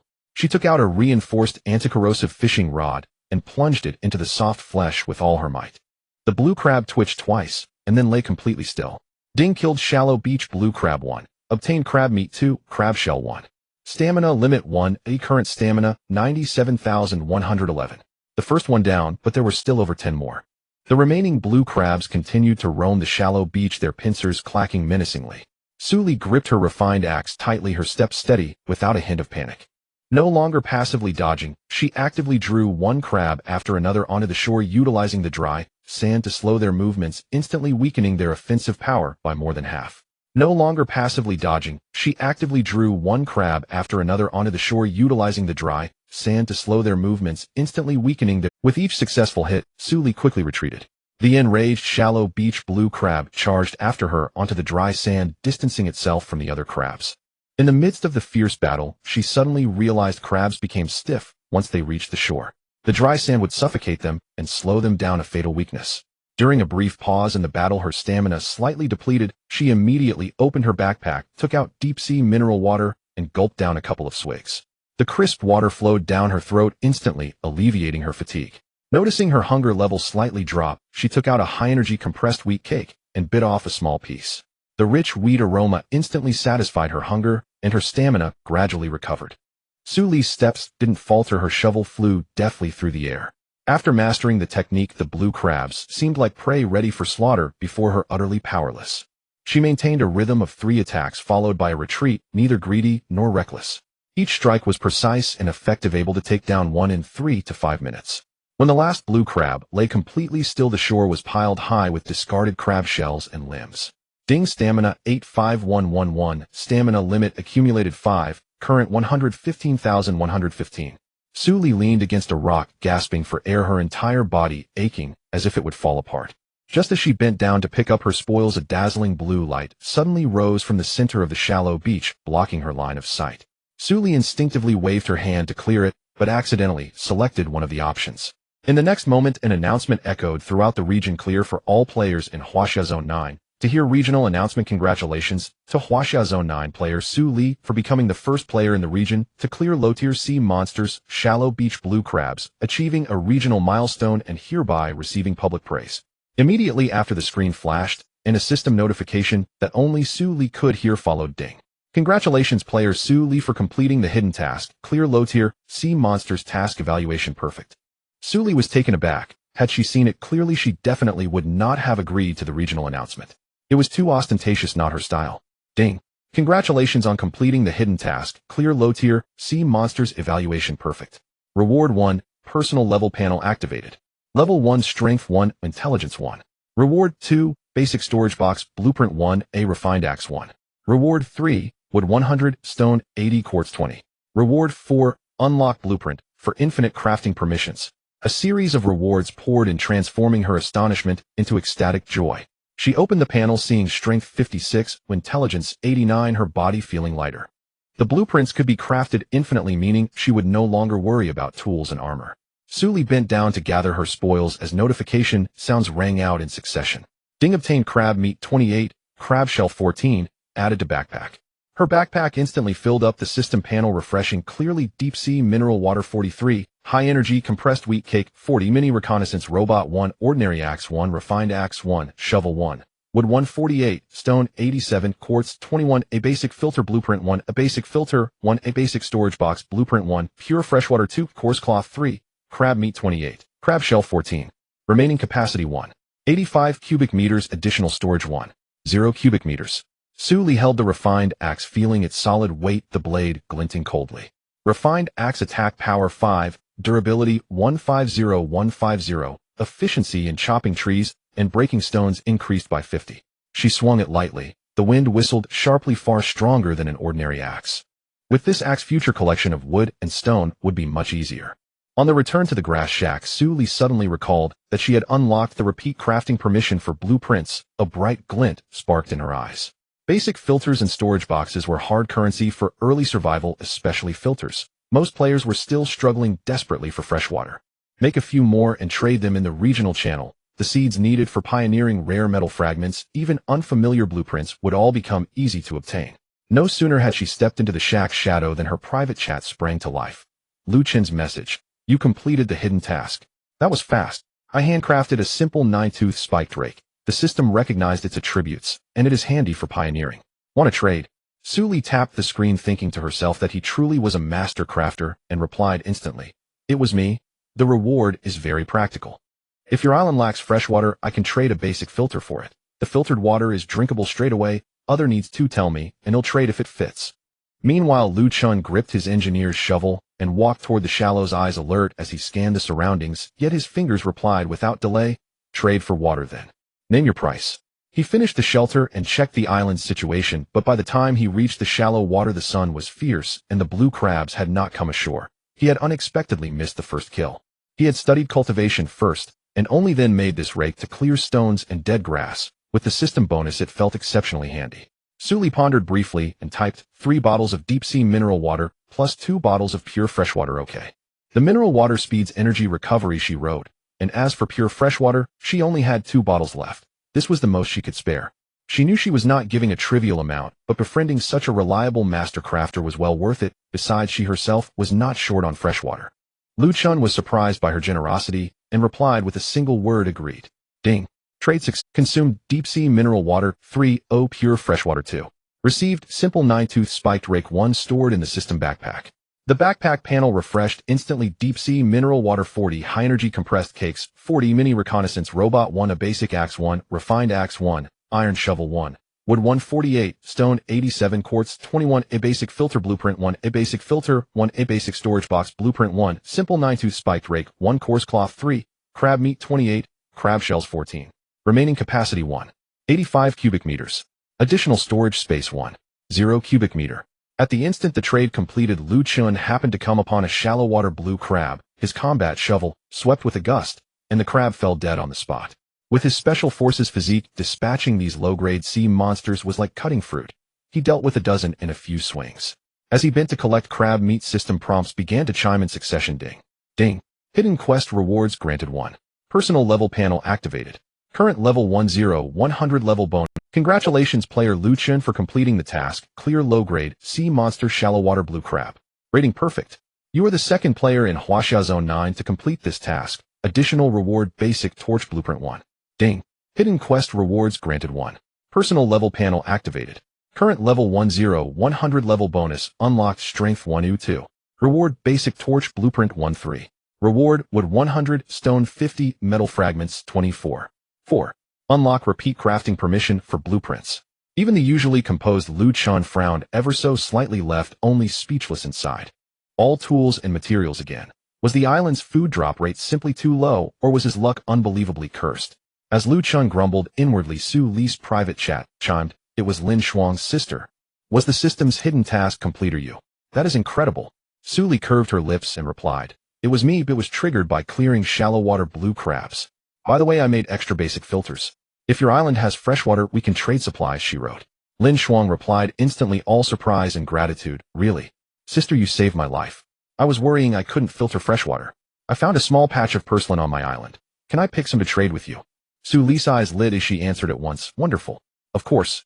See if any have set seeds and trade. Lin Shuang was puzzled. The seed-bearing ones are old. No need to be so formal. He'll pick the youngest one. Su Li's smile widened. Lin Shuang's disposition was indeed worth cultivating. I want to collect seeds to try planting on the island. If they take it, we'll add another food source. Oh my. Sister, you are so clever. Why didn't I think of that? We'll try it too. I don't know if sowing them directly will work. Wait for me, I'm going to pick some now. After sending the message, Lin Shuang abandoned the shelter progress at 90% and dashed off toward the porcelain patch with a flurry of motion. At 175 meters her figure was upright and proportioned. Years of exercise made her movements sharp and light. Her features were bold and radiant, the corners of her eyes lifted, pupils bright, as if tempered. Undeniably a striking athletic beauty. After finishing with Lin Shuang, Su Li did not linger. She opened her system backpack and retrieved the basic filter blueprint. Consuming wood 5, stone 3, quartz 2, she clicked repeat craft. The system chime sounded immediately. Ding. Commencing production of basic filter, duration 10 minutes, multiple units, can be crafted simultaneously, current craftable quantity 20. Su Li opted to make 10 at once, with ample materials, producing extras ensured spares for herself, and more goods to trade for scarce resources. While the filters were being made, Su Li opened the regional channel and posted her first trade notice barter. Large quantities of basic filters for sale can turn turbid freshwater into drinkable water at a rate of 1 liter per 24 hours. Willing to trade for metal fragments, wood, stone, various seeds, coarse cloth, crab shells, etc. Fair offers only. Priority given to seeds and crab shells. The moment the message appeared, the previously noisy chat fell silent for a few seconds before erupting. Private message pings rang incessantly, like a string of small firecrackers. Big shot. The one who got the first kill on the shallow water blue crab. I have 10 pieces of wood. Can I trade for a filter? Am dying of thirst. Drinking seawater is bitter and harsh, and my stomach's starting to hurt. Before entering the game, I transplanted tomato seedlings and brought 5 seeds. Can I trade them for a filter? Please help me. I just picked up 8 crab shells. Can I trade those for a filter? Suli quickly screened the messages and prioritized trades for seeds and crab shells. To reclaim farmland, more seeds were naturally better and crab shells made useful materials. Her fingers flew as she replied one by one. Within minutes, she had arranged 5 trades for basic filters, yielding 5 tomato seeds, 30 crab shells, and 15 metal fragments. The backpack panel flickered again. Current remaining capacity 182 cubic meters. Her array of resources had swelled considerably. At the moment the transaction was finalized, Su-Li heard a series of system prompts in her ear as the newly acquired supplies were automatically stored in her backpack. Current system backpack: deep sea mineral water 40, high energy compressed cake 40, mini reconnaissance robot 1, ordinary axe 1, refined axe 1, iron shovel 1, simple 9-toothed rake 1, wood 148, stone 87, quartz stone 21, a basic filter blueprint 1, a basic filter 11, basic storage box blueprint 1, a coarse fabric 3, crab meat 28, crab shell 44, tomato seeds 5, metal fragments 15, remaining capacity 182 cubic meters. Extra storage space 10 cubic meter. Looking at the neatly organized resources in her backpack, Su-Li did not immediately proceed with the subsequent transactions, but instead opened her personal panel, where the hidden mission reward activation level panel was glowing with a faint blue light. Previously, she had only glanced at the attribute enhancements, but now she could finally study this leveling system. Personal level panel: current level 1, experience 0, 100 level enhancement, strength 1, original 56, intelligence 1, original 910. Basic attributes: strength 6, effects melee attack power and gathering efficiency, intelligence 10, effects crafting success rate and blueprint comprehension speed, spirit 7, effects skill duration and resistance, luck 9, effects resource drop rate and amplification multiplier, survival attributes real time changes: red bar, blue bar, visualization, health. Red bar 85,115, stamina limit, health limit influenced by level, equipment buffs. Below 30 enters heavy injury state, unable to fight, energy. Blue bar 70,100, effects action efficiency, running, fighting, and crafting consume energy, rest, or drinking high energy drinks can recover. Below 10 enters extreme fatigue state, unable to perform any gathering or crafting operations. Hunger 100100, naturally consumes 5 points per hour. Below 20 enters hunger state, leads to continuous decline in heal. Su-Li suddenly understood. In the past, she had only focused on hunger and stamina. Now she truly saw the deep pitfalls hidden in the rules. Hydration and energy are also lines of life and death. Night quickly enveloped the deserted island, and the night in the shattered star sea brought a slight chill. She bit into a piece of high-energy compressed cake, drank half a bottle of deep sea mineral water, and leaned against the corner of the straw shed to fall into a deep sleep. After exhausting her stamina fighting the blue crabs during the day, she slept particularly soundly. She did not know how long had passed when a soft sound from the panel woke her up. Opening her eyes, she saw that the time had just turned to 0600, and an unread message from midnight: daily hundredfold amplification count refreshed, 33, can amplify specified items in both quantity and quality. Su-Li instantly felt invigorated and casually opened the regional channel, but all she saw was a screen full of cries for water and food, along with many exchanges of supplies and tools bustling with activity. Her intention was to sneak a peek to see if anyone had any goods she desperately needed, hoping to trade for them, but she unexpectedly discovered that no one had mentioned the term talent from start to finish. A sense of urgency gripped her heart. Her hundredfold amplification had awakened due to her strong will to survive. Wasn't it the case that everyone would awaken their talents? Otherwise, with so many people stranded on the deserted island, if there were practical talents, how could no one have mentioned? This thought instantly made her alert, and she secretly resolved the secret of the hundredfold amplification must not be leaked, even a word, in public channels. Retracting her thoughts, Su-Li focused on amplification. Her current food supply was sufficient to meet her survival needs for the time being, so what she needed to do was exchange for a wider variety of supplies with others, especially seeds. This would ensure a continuous supply of food. With that in mind, she first took out one basic filter blueprint from her backpack, concentrated her thoughts, and said, perform a hundredfold amplification on the basic filter blueprint. A gentle white light flashed, and the panel prompt clearly popped up: ding. Amplification successful. Obtained advanced filter blueprint 1, quality amplification, basic filter blueprint 9, quantity amplification. Advanced filter blueprint required materials: wood 8, stone 5, quartz stone 3, a metal fragments 2, capable of filtering turbid freshwater, lightly contaminated seawater, daily filtration of 5L, the durability 100,100, with fast filtration effect, progress bar accelerates by 50. With both quality and quantity enhanced, it's just enough to use. Suli smiled slightly. Both quantity and quality amplifications had triggered, and the low-level blueprints would soon be eliminated just right to exchange for some scarce resources. For the second time, she took out 11 basic filters for amplification, and white light shone again. Ding. Amplification successful. Obtain basic filter 100 quantity amplification. This saved her a lot of basic materials. For the last amplification opportunity, she used it on the recently obtained advanced filter blueprint. Ding. Amplification successful. Obtained perfect filter blueprint 1 quality improvement advanced filter blueprint 10 quantity amplification. Perfect filter blueprint required materials: wood 10, stone 8, quartz stone 5, metal fragments 5, crab shell 3, capable of filtering turbid freshwater, moderately contaminated seawater, daily filtration of 10L, producing high quality drinking water, drinking restores energy, 5, bottle durability 200,000, 200, no need to replace consumables, with automatic collection function. Having used all 3 amplifications, her backpack now contained basic filters 111, advanced filter blueprints 10, perfect filter blueprints 1. Suli did not hesitate and immediately crafted 10 advanced filters and 1 perfect filter with the existing materials, preparing for trade. She posted a new message in the regional channel: trade limited exchange for filters. Perfect filter daily filtration of 10L, high quality water 1, advanced filters daily filtration of 5L, 10A basic filters daily filtration of 1L, 100, in exchange for metal fragments, rare seeds, ores, materials, prioritizing the exchange of experience items.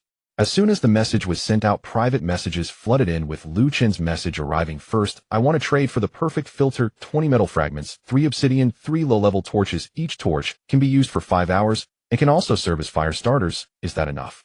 Suli paused for a moment, calculating in her mind. Obsidian is a rare resource, something she had never seen herself, and the torch is a necessity, but the perfect filter is the only one in the entire region, so this price is actually quite sincere. She immediately replied, enough. Way more than enough. I'm initiating the trade now. Lu Chen responded instantly, and the trade panel popped up in an instant with 20 metal fragments, 3 pieces of dark obsidian, and 3 simple low-level torches neatly appearing in the system backpack. After confirming the perfect filter was successfully sent out. Ding. Trade successful. Obtain metal fragments 20, obsidian 3, low-level torches 3. Suli immediately took out a low-level torch, which had a very simple design. Low-level torch can provide illumination burns for up to 5 hours, durability 0459. Suli was very satisfied. Who wouldn't love a torch that can illuminate, warm, and ignite? However, she had yet to discover the function of the obsidian, so she merely examined it before putting it back. Suli's eyes lit up upon spotting corn seeds listed in the trading interface. She had always adored sweet, tender corn, and on this desolate island, seeds were a rare and invaluable commodity. Her fingers flew across the screen as she typed. 20 seeds are too few. 30, and I'll trade. A few minutes passed in silence before the reply appeared. Deal. 30 seeds for a high-tier filter. Would you mind adding me as a friend? My island boasts abundant vegetation. I may uncover more useful resources later for further exchanges. Suli glanced briefly at the other player's ID, Guan Yongyan, efficient and decisive. Without hesitation, she tapped accept. The trade window popped up. She confirmed the transaction, and 30 plump golden corn seeds chimed softly into her backpack. Her spirits lifted. After accepting the friend request, her gaze immediately shifted to the next private message. Hello, may I trade a full set of cookware for a perfect filter? Suli happened to need reliable cooking tools. Her fingers paused mid-tap as she replied. The perfect filter has already been traded. 1 high-tier plus 1 basic filter for your cookware. Acceptable. On the other end, Yin Lele panicked instantly. No way. My pots and spatulas are brand new, still sealed. The very ones I bought at great expense for my new home. There isn't a second set like them anywhere in this game. There's no perfect filter, but 2 high-tier ones should suffice, right? Suli raised an eyebrow slightly. She'd always disliked second-hand kitchenware, and a pristine complete set was nothing short of miraculous. After a moment's thought, she agreed. Very well, 2 high-tier filters for your cookware. Yin Lele exhaled in relief and promptly sent a friend request, adding hastily. Oh, by the way, master, I've got several sets of bowls and chopsticks. Would you like any? Add me as a friend, and I'll gift you a set, for free. A faint smile tugged at Suli's lips. Thank you so much. I'm exactly in need of bowls and chopsticks. Please send them along with the trade. Consecutive chimes signaled successful trades. Nestled quietly in her backpack lay a gleaming brand new set of cookware, and beside it a pair of ceramic tableware in crisp white, with delicate blue floral motifs, its glaze smooth and lustrous, its craftsmanship both elegant and enduring. Leaning against her modest shelter, Yen Lele finally let her shoulders relax. She'd been swept into the game while picking up a delivery. Her movie and checklist had been overwhelming, so she'd brought a camping cart loaded with essentials. Little did she know that cart had become her unexpected lifeline. Yet water remained her most urgent need. Relying solely on barter for hydration wasn't sustainable, and Su Li's filters had just resolved her crisis. It wasn't only herself who needed water. The potted plants she'd brought to purify formaldehyde in her new apartment, and the vegetable seeds, required regular watering. A single filter would never suffice. She'd purchased the new flat precisely for its expansive rooftop terrace, a dream of urban farming. Fate, it seemed, had granted her that dream early, on a deserted island. Fortunately, her seeds and potted plants had made the transition intact. Without them, she'd have had no foothold at all, certainly none to match Su Li's extraordinary fortune. She ran her fingers over the seeds in her pack, silently calculating. Once she'd sorted her inventory, she'd approach Su Li again for more filters. With temperatures soaring, crops would soon demand even greater volumes of water. No sooner had Su Li finished that exchange than another private message pinged in. I have 360 grams of hot pot base, brand new unopened, and wish to trade it for one high-tier filter plus 20 units each of wood and stone. Is that sufficient? Hot pot base. A surge of delight rippled through Su Li.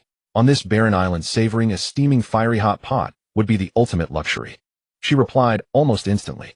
Yes, send me the base and materials, I'll dispatch the high-tier filter immediately. Got it, master. Sending now. Ding. Trade completed. Acquired 360G hot pot base 1 with 20 stone 20. Su Li gazed at the vivid crimson packet nestled in her backpack, her smile irrepressible. Already she envisioned settling and heating the newly acquired iron pot and preparing a rich, fragrant hot pot, her long overdue reward.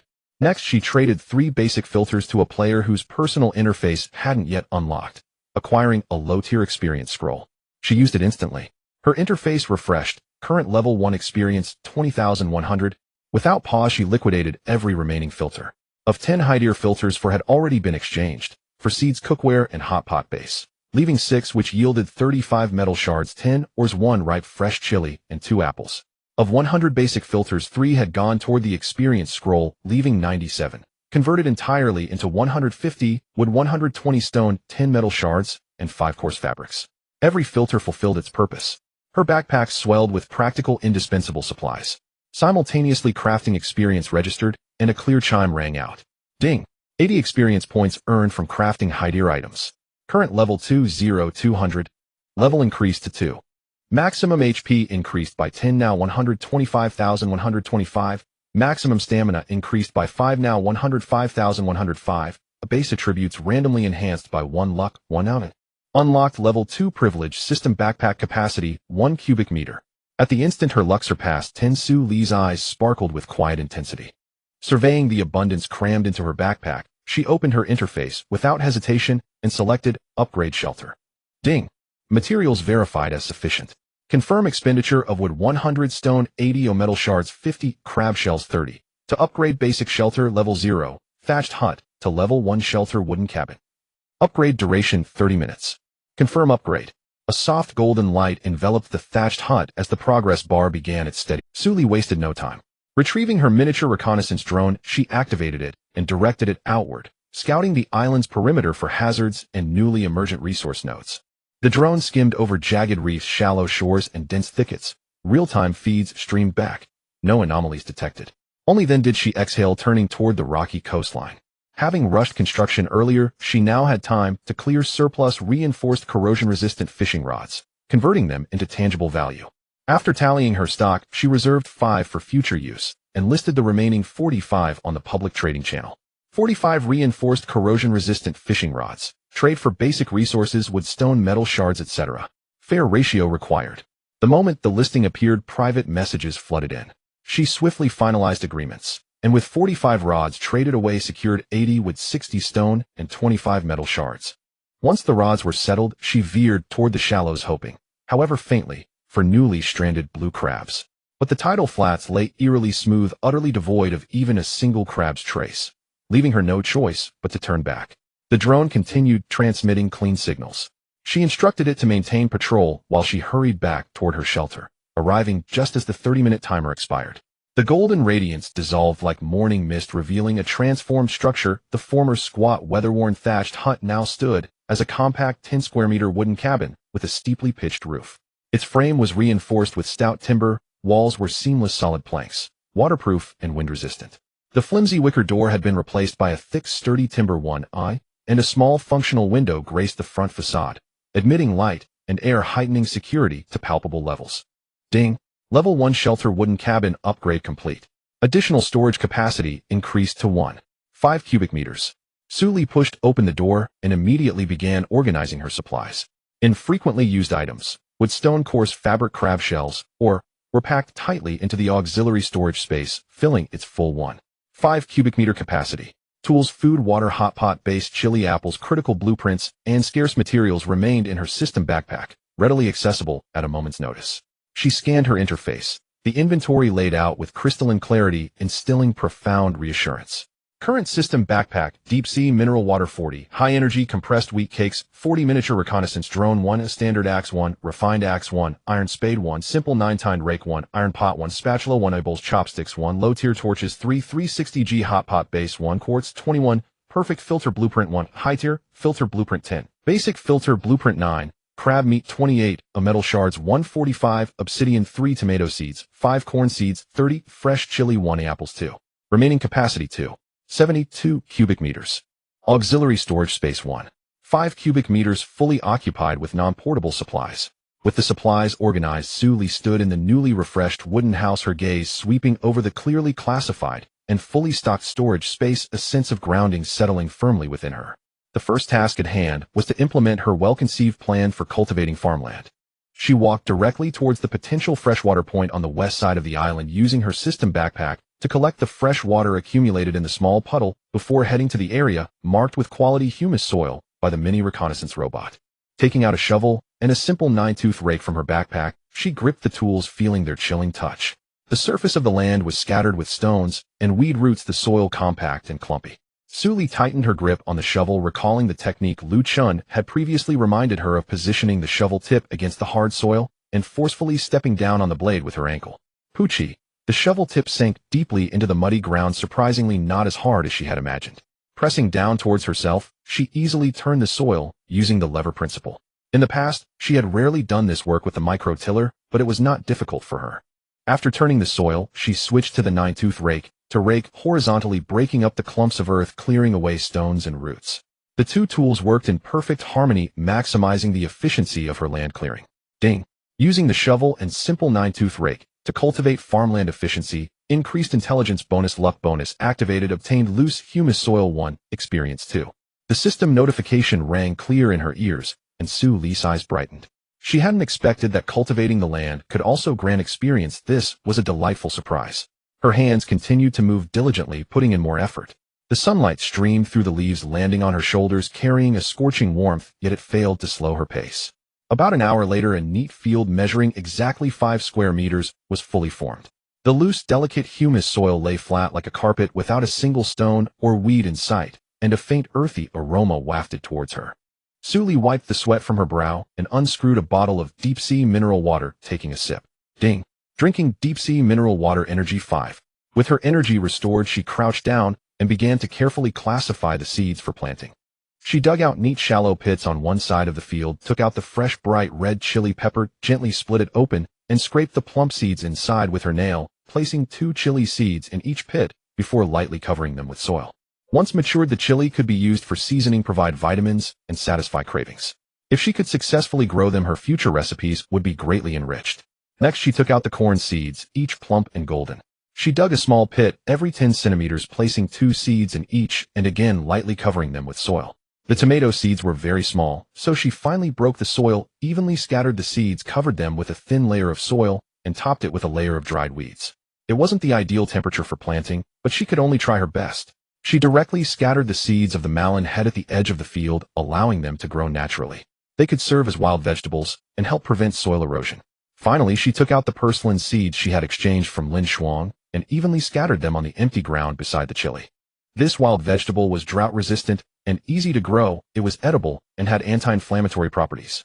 She had often seen them in the fields before, and they were very easy to cultivate. After planting everything, she used the system backpack to release the fresh water she had just collected from the small puddle, barely moistening the soil.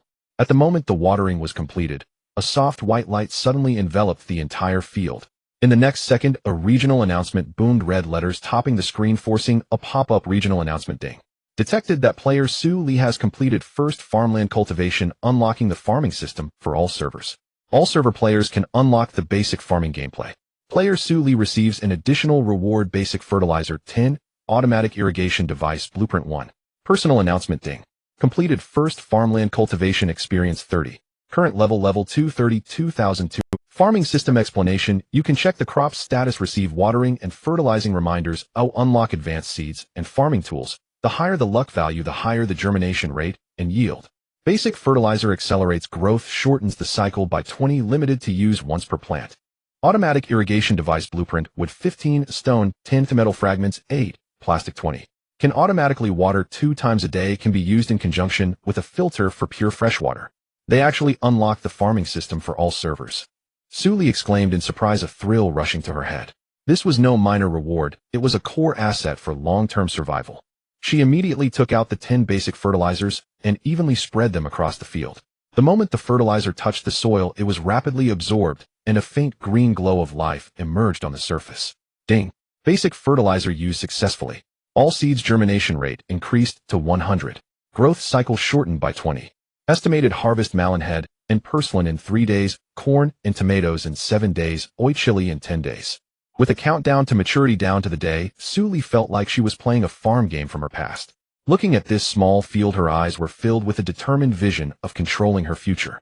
She brushed off the dirt from her hands, turned to head back to the wooden house, and counted the materials for the automatic irrigation device. But before she could take a step, her personal panel was suddenly flooded with a flurry of prompts, completely filling the screen. The 4 paid functions of the regional channel: personal all top pop-up, as long as basic supplies or paid force pop-ups can be activated. At this moment, her panel was dominated by 2 types of messages, one expressing envy at the regional announcement, the other was a torrent of aggressive messages demanding donations and threats. Su Li frowned slightly and scrolled through the panel. The first message was from ID Li Jiangwo, his tone shifting from humble begging to impatient. Su Li, please do me a favor. I haven't had a single drop of clean water in this godforsaken place. I'm about to dehydrate.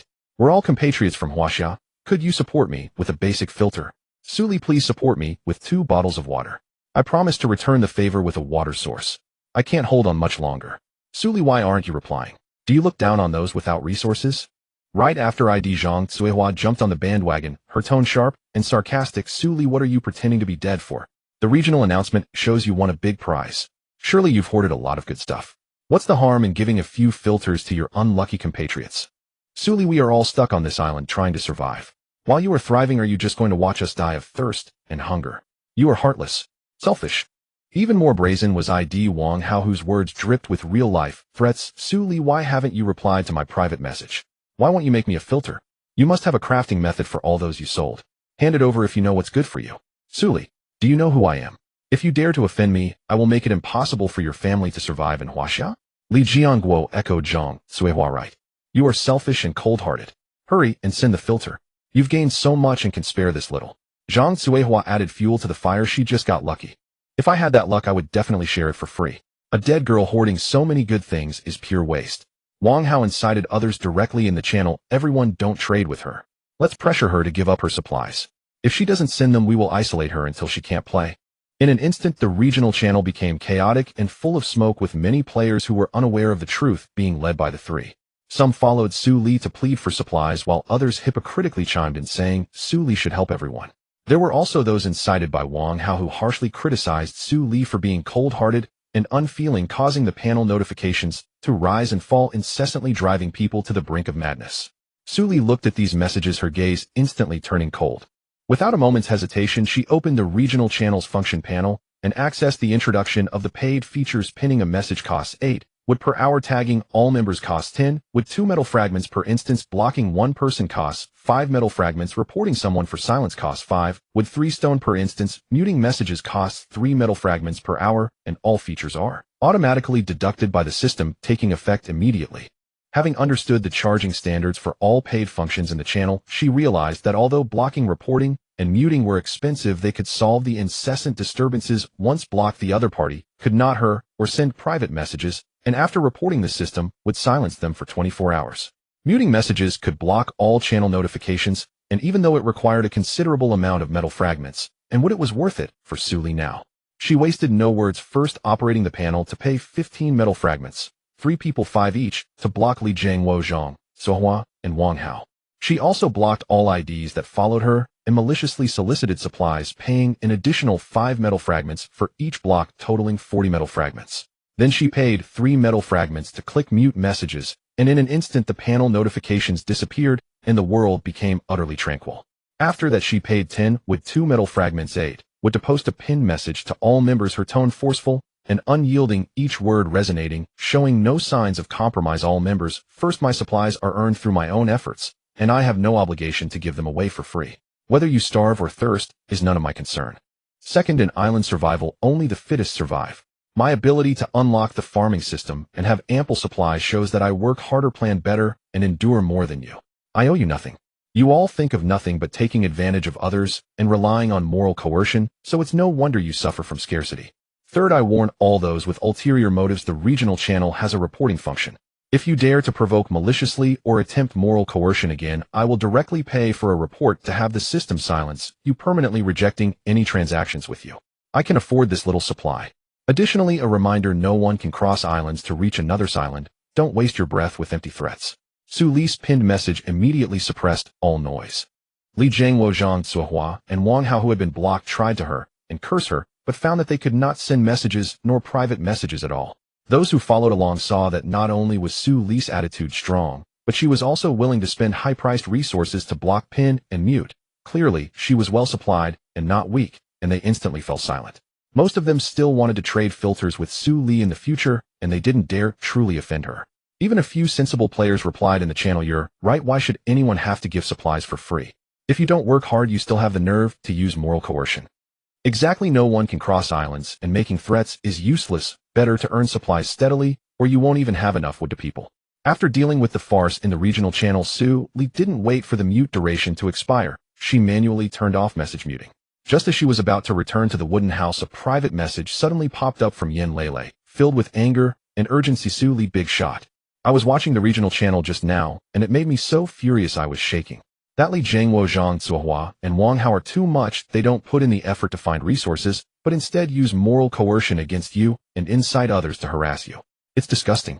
Immediately after, Yen Lele sent another message, her tone softening, fearing Su Li might be angry. Big shot, don't stoop to their level, it's not worth it. They are just envious of the rewards you can earn while being lazy themselves, so they come up with these despicable methods. Don't take their harsh words to heart. Sigh, we don't even know if we can return. They can't threaten you at all. Don't let them affect your mood. Su Li looked at Yen Lele's private message, and her anger dissipated somewhat, replying, "Thank you, I'm not angry. Blocking and reporting them is enough. There's no need to waste time on them. How about you? Do you have enough filters?" Yen Lele quickly replied, "Not enough really. 2 high-level filters can only filter 10 liters of water a day. I need to drink for myself and water my potted plants. It's simply insufficient. Big shot, can I trade you 10 wild leeks and 3 fresh fish for 1 high-level filter?" She added, "These wild leeks are incredibly fragrant, and the fish meat can replenish stamina. They are all good items you definitely won't lose. I know high-level filters are valuable, and if it's not enough, they'll add some basic supplies. Don't think they're too little." Su Li's eyes brightened. The wild leeks were just right to pair with the hot pot base she had traded for earlier, and the fresh fish were also scarce ingredients. Trading for 1 high-level filter was very reasonable. She immediately replied, "No need to add anything, it's a great deal. Just initiate the trade. Additionally, I'll give you 2 corn seeds. You can also try to cultivate a small plot of farmland. The system will upgrade it to soft humus soil, which should yield better than your potted plants." Yen Lele was instantly overjoyed and immediately initiated the trade. Ding. Trade successful. Obtained wild leeks, 10 fresh fish 3. At the same time, she sent a series of grateful messages. "Thank you so much, big shot. You are really too kind. I've received the corn seeds, while go clear some land when I have time. If I catch fresh fish or find other ingredients in the future, I'll definitely trade with you first." Su Li smiled and replied with, "You're welcome," then put away the panel and turned back to the wooden house. With the assistance of the system, she finished her tasks, and it was just past 10 o'clock. She opened the blueprint for the automatic irrigation device. Apart from plastic, she had all the other materials. Su Li wiped the sweat from her forehead and opened the detection panel of the mini reconnaissance robot. Previously, the robot had detected a signal for recyclable materials on the eastern shoal of the island, but she had been too busy dealing with disturbances on the area channel to investigate. Activating the mini reconnaissance robot, Su Li commanded in a deep voice, "Go explore the eastern shoal and mark all usable plastic material locations while avoiding dangerous areas." The robot's small eyes blinked, hovering slightly before proceeding directly towards the eastern shoal, with real-time detection footage transmitted to Su Li's personal panel. While the robot was exploring, recalling her previous gaming experiences, she took out 3 empty water bottles and stared at them for a moment, and sure enough the prompt appeared: empty water bottle can be decomposed. Su Li felt a surge of joy. It really could be done. She chose to decompose all 3 bottles, and the system's notification chimed. Ding. Decomposed empty water bottle X3, obtained plastic X3. Still need 12 more. Su Li glanced at the recyclable materials signal sent back by the robot, and walked slowly towards the eastern shoal. Following the robot's marked location, she indeed saw a considerable amount of plastic materials scattered among the crevices of the shoal's rocks. There were damaged plastic buoys, discarded fishing net floats, and several intact plastic barrels, all scarce and usable materials for survival on the island, though she didn't know who had left them behind. Su Li quickly approached, took out her iron shovel to pry open the crevices of the rocks, and carefully decomposed the plastic materials. The system notifications sounded in succession. Ding. Decomposed discarded plastic buoy, obtained plastic X2, experience 1. Ding. Decomposed plastic barrel, obtained plastic X3, experience 2. Ding. Decomposed fishing net float, obtained plastic X4, experience 2. In less than 20 minutes, she had collected plastic X13. Along with the 3 pieces already in her backpack, she had a total of plastic X16, finally meeting the requirements for making the automatic irrigation device. Just as she was stepping back to return, she suddenly stepped into empty air and nearly fell. In a flurry, she grabbed a protruding rock and unexpectedly discovered a concealed cave hidden behind the rock. The cave was small, its entrance obscured by seaweed and rubble. She could vaguely see a wooden treasure chest inside, and nearby was a small creature the size of a palm covered in a gray-black hard shell, with a pair of black bean-like eyes glaring at her, exuding a hint of ferocity. Ding. Detected low-level sea monster black shell poison crab. Level 1 health 30-30, attack 5. Skills minor poison, loses 3 HP for 3 seconds after being attacked, guards the treasure chest, defeating it grants experience 10. Su Li's heart sank, and she immediately tightened her grip on the finely crafted axe, taking a slight step back. Though small in size, the black shell poison crab had sharp pincers and agile joints, and was accustomed to moving among the rocky piles, making its movements certainly swift. If it caught her, it would be troublesome if an infection occurred on this island where medical supplies were scarce. Before Su Li could think more, the black shell poison crab launched the first attack, quickly scuttling towards her ankle, its pincers wide open, emitting a faint smell of the sea, with its sharp pincers glinting coldly in the sunlight, its slender, yet powerful legs moving faster than she had anticipated. Su Li was quick-witted and dodged the attack by sidestepping, while bending down, aiming the finely crafted axe at the joint connecting the crab's body and pincers, the weakest part of its hard shell, and the key point to strike, much easier to break than the tough crab shell. The axe's blade accurately struck the joint of the crab's claw, producing a crisp sound as it severed the connection between the claw and the body. The furious black crab thrashed violently, sending nearby rubble flying, and a small stone shard struck her ankle, causing a sharp pain. Ding. Sustained injury from the stone shard, health 2. Current health 1, 33135. Ding. Attack successful, hit the joint dealing 8 damage. Black shell poison crab, health 2230. The painful black shell poison crab emitted a sharp screech, becoming even more irritable, wildly swinging its remaining claw, while using its crab legs to push off the rocks, attempting to leap at Su Li's calf, but its injured joint made its balance unstable and its movements noticeably slower. Su Li remained composed, deftly dodging among the rocks, using the terrain to maneuver around it. Taking advantage of the black shell poison crab's empty leap and forward-leaning position, she bent down again, accurately targeting the main joint connecting its body and crab legs with her axe, fiercely striking multiple times to disable all its right crab legs, the key to its mobility. Once injured, it would no longer be able to move. Ding. Critical hit, successful hit, the main joint dealing 15 damage. Black shell poison crab, health 730, a lost ability to move. The black shell poison crab collapsed on the rocks, barely struggling, unable to initiate any further. Su Li did not give it a chance to breathe, and quickly stepped forward, flipping it over with her foot, and delivering a final blow to its heart, completely ending its life. Ding. Defeated low-level sea monster black shell poison crab, gained experience 10, dropped resin X2. Current level 2 experience 45,200. Su Li sighed in relief, wiped the cold sweat from her brow, and looked down at her ankle. The small wound was still oozing blood, but fortunately, it wasn't deep and hadn't damaged any veins. Then she picked up the dropped resin, approached the cave entrance, and cautiously scanned the interior for any other dangers. After confirming it was safe, she bent down to clear away the seaweed and rubble entering the cave. Su Li carefully tapped the treasure chest with her finely crafted axe, unsure if there would be any further danger, so she chose to step back a bit, holding the axe in her right hand for defense, while slowly opening the chest with her left hand, holding the fishing rod. Inside the chest, there were no miscellaneous materials, only a neatly folded blueprint, and some materials, and the system notification popped up instantly. Ding. Opened the hidden treasure chest on the shoal, obtained simple plastic processing machine blueprint, X1 metal fragments, X20 resin, X8. Su Li eagerly unfolded the blueprint, checking the details one by one. Simple plastic processing machine blueprint, required materials plastic X10 metal fragments, X8. Wood X5 can process scattered plastic into formed plastic, improving plastic utilization rate. Success rate 20 when making tools. Repeatable production after unlocking. Great! Su Li exclaimed with joy, immediately storing all the materials from the chest into her backpack. There were too many plastic products, and most were very practical. She didn't expect to obtain such a good blueprint so early in the game. Su Li put away the blueprint, carrying the collected plastic and materials, and hurried back to the wooden house. She opened her personal panel and saw an unread private message from Lu Chun in her friend list, but she didn't click it immediately, as she needed to make the automatic irrigation device first. She pulled up the crafting interface for the automatic irrigation device, double-checking the required materials. All materials for the automatic irrigation device were ready, but after crafting, only one piece of plastic remained, while the simple plastic processing machine required plastic X10, so she could only wait for further collection. Su Li no longer hesitated and clicked the production button. The system's prompt immediately sounded. Ding. Beginning production of automatic irrigation device. All required materials have been consumed. Production time 30 minutes. Please be patient.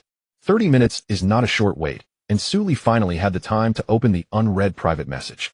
Lu Chen's message was still concise and straightforward, without unnecessary pleasantries. Image: do you need this? I want to exchange for the irrigation device. Let me know what other materials you need. Su Li's eyes brightened as the image was a description of the water storage tank, which could solve the water retention needs of the fields and store emergency drinking water. After linking with the automatic irrigation device, it could achieve timed and quantified irrigation, saving the hassle of manual watering. It just happened to solve her plastic shortage problem and meet the subsequent need for an easy plastic processing machine. She quickly replied, sure, but I'm short on plastic. Just give me 14 pieces of plastic. It will take half an hour to finish, and I will send you the irrigation device first. Wait for me to initiate the trade. Lu Chen almost instantly replied with a simple okay. At present, plastic is the material she lacks the most. The newly obtained simple plastic processing machine also requires plastic to produce, plus new material resin. The island she is on mostly has dead trees, so she has never obtained resin from cutting trees. On other vibrant islands, cutting trees might yield resin. In any case, she should collect some first to stock up for future production. Su Li sat cross-legged in the corner where she rested last night, looking at the empty wooden house, calculating in her heart. It was inconvenient to rest and eat at night. She opened the regional channel and edited a message to send all members. Equivalent exchange of plastic resin and furniture specifics can be discussed via private message. Message sent, and not long after a player privately messaged her. Player Li Na: simple wooden bed X1, a simple wooden table, and chairs X1, exchange for wood X8 metal scraps X3 advanced filter X1. Is that okay? This exchange price is not high for Su Li, but she still asked, is the simple wooden table and chairs one table and several chairs. Upon seeing Su Li's reply, Li Na was instantly very excited. Big shot. A set includes one table and 2 chairs. If you need more, I can make them too. Su Li immediately replied, okay, that's enough. System trade, I will initiate. The space in the wooden house is limited and too many cannot fit. Far away on another island, Li Na was ecstatic. She thought that even if Su Li was willing to give the advanced filter, she would not agree to give wood and metal scraps. She just happened to lack these for upgrading her shelter, but unexpectedly Su Li was so straightforward. On Su Li's side, player Zhao Yu sent her a private message: summer bedding set X1, exchange for advanced filter X1. Su Li loved people who didn't waste words and readily agreed, initiating 2 system trades in succession. Ding. System trade successful. Obtained simple wooden bed X1, a simple wooden table, and chairs X1, consumed wood X8, a advanced filter X1 metal scraps X3. Ding. System trade successful.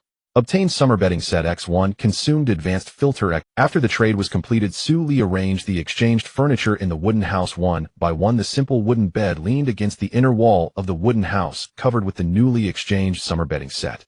The fabric felt soft and comfortable, and besides the 4-piece set, there was also a pillow and a thin quilt. The originally empty small wooden house instantly gained a touch of warmth. The simple wooden table and chairs were placed in the center of the wooden house, serving as both a workstation and a dining table. The empty wooden house instantly became more lively. While trading materials with different players when she encountered her shortages, she exchanged them with surplus materials and occasionally checked the production progress of the irrigation device, blocking a few oblivious loudmouths. Unknowingly, the system's prompt sounded ding. Production of automatic irrigation device successful. Obtained automatic irrigation device X1 experience 25. Current level 2 current experience 70,200. Suli immediately opened the system trading panel and initiated a trade with Lu Chun. Checked automatic irrigation device X1, set trade materials to water storage tank X1A, and then privately messaged Lu Chun trade initiated, please confirm. In less than 30 seconds, Lu Chun confirmed the trade, and the system prompt sounded again ding. System trade successful. Obtained finished water storage tank X1 plastic X14, consumed automatic irrigation device X1. Current plastic X14 obtained from trade finished medium-sized water storage tank X1. After the trade was completed, Lu Chun only sent one message received and ended the conversation. Suli secretly complained in her heart, this person is really aloof, not a word more than necessary, but her hands were not idle. She clicked to start making the automatic irrigation device again. At this time there was enough plastic, and with the remaining materials, she could just make the irrigation device she needed. It was only then, with the materials replenished and the trade completed, that her sense of urgency slightly eased. Her stomach let out a series of gurgling sounds. After days of busily collecting materials, fighting, and making tools, she hadn't had a proper hot meal. Just in time for this break, she decided to reward herself with a little hot pot. Suli walked to the open space beside the wooden house, took out an iron shovel to dig a simple dirt pit, then took out the stones from her backpack, and carefully built a simple stove, leaving a vent in the middle, and placing a low-level torch and dry branches beside it. She took out the low-level torch, ignited the dry branches, and the orange flames slowly rose, bringing warmth, and the faint smell of smoke gradually dispelled the island's dampness and coldness. Then she placed an iron pot on the stove, poured in a small amount of deep-sea mineral water, took out the hot pot base, broke off a small piece, and placed it in the pot, and then took out the ingredients from her backpack: crab meat X2, fresh fish meat X1, wild onions X2, and cleaned them one by one. The fish meat was cut into small pieces with the knife she had just exchanged, carefully picking out the fish bones. The crab meat was torn into fine shreds, the wild onions were chopped into small pieces and neatly arranged on the clean stones. Soon the hot pot base began to bubble vigorously, and the rich spicy aroma spread across the island, particularly enticing. Suli placed the ingredients into the pot one by one. The fish meat turned white and shrank upon heating, becoming tender and springy. The crab meat absorbed the spicy flavor of the hot pot base, becoming even more delicious. The wild onions, after being cooked at high temperature, released an even stronger aroma, balancing the heaviness of the base. She sat on the newly exchanged simple wooden stool, picked up her bowl and chopsticks, and picked up a piece of cooked fish, which was tender and flavorful, without a hint of fishy taste. Taking another bite of the crab meat soaked in broth, it was fresh and rich, wrapped in the strong spicy soup. With one bite, warmth spread throughout her body, and the fatigue and tension from recent days dissipated significantly. Ding. Consumed homemade hot pot energy 10, health 5, gained temporary buff, full within 30 minutes, stamina consumption reduced by 20. Suli slowly enjoyed this rare hot meal, looking at the neatly arranged furniture in the wooden house, thinking about the ample supplies in her backpack and the finished water storage tank she had just exchanged, which could store water, solving the water retention needs of the fields and providing emergency drinking water. When linked with the automatic irrigation device, it could achieve timed and quantified irrigation, filling her heart with a sense of security. On this crisis-ridden island, having such a warm and comforting meal and gradually improving her survival base was the greatest solace at the moment. Having eaten well and feeling the warmth from the temporary buff of fullness still lingering around her, Suli put away the kitchen utensils, and her gaze fell upon the blueprints for the simple plastic processing machine in her backpack. After her trades, her backpack was now filled with ample plastic, along with resin harvested from the black-shelled poisonous crab and treasure chests, perfectly meeting her production needs without worry of plastic shortage for the time being. Suli walked to the simple wooden table and chairs in the center of the wooden house, laying the blueprints flat on the table. Her fingertips brushed over the details on the blueprints, which depicted the complete form of the simple plastic processing machine. It was not large, about 1 meter tall, with the main body being a rectangular plastic box, its shell made of smoothly polished molded plastic in light gray. There was a rectangular feed inlet on the front, accompanied by a small display screen that could show processing progress, remaining materials, and save product templates. Below the feed inlet was the discharge outlet, equipped with an adjustable baffle to prevent damage when products fell. The bottom had 4 small plastic wheels for easy movement, making it overall simple and practical.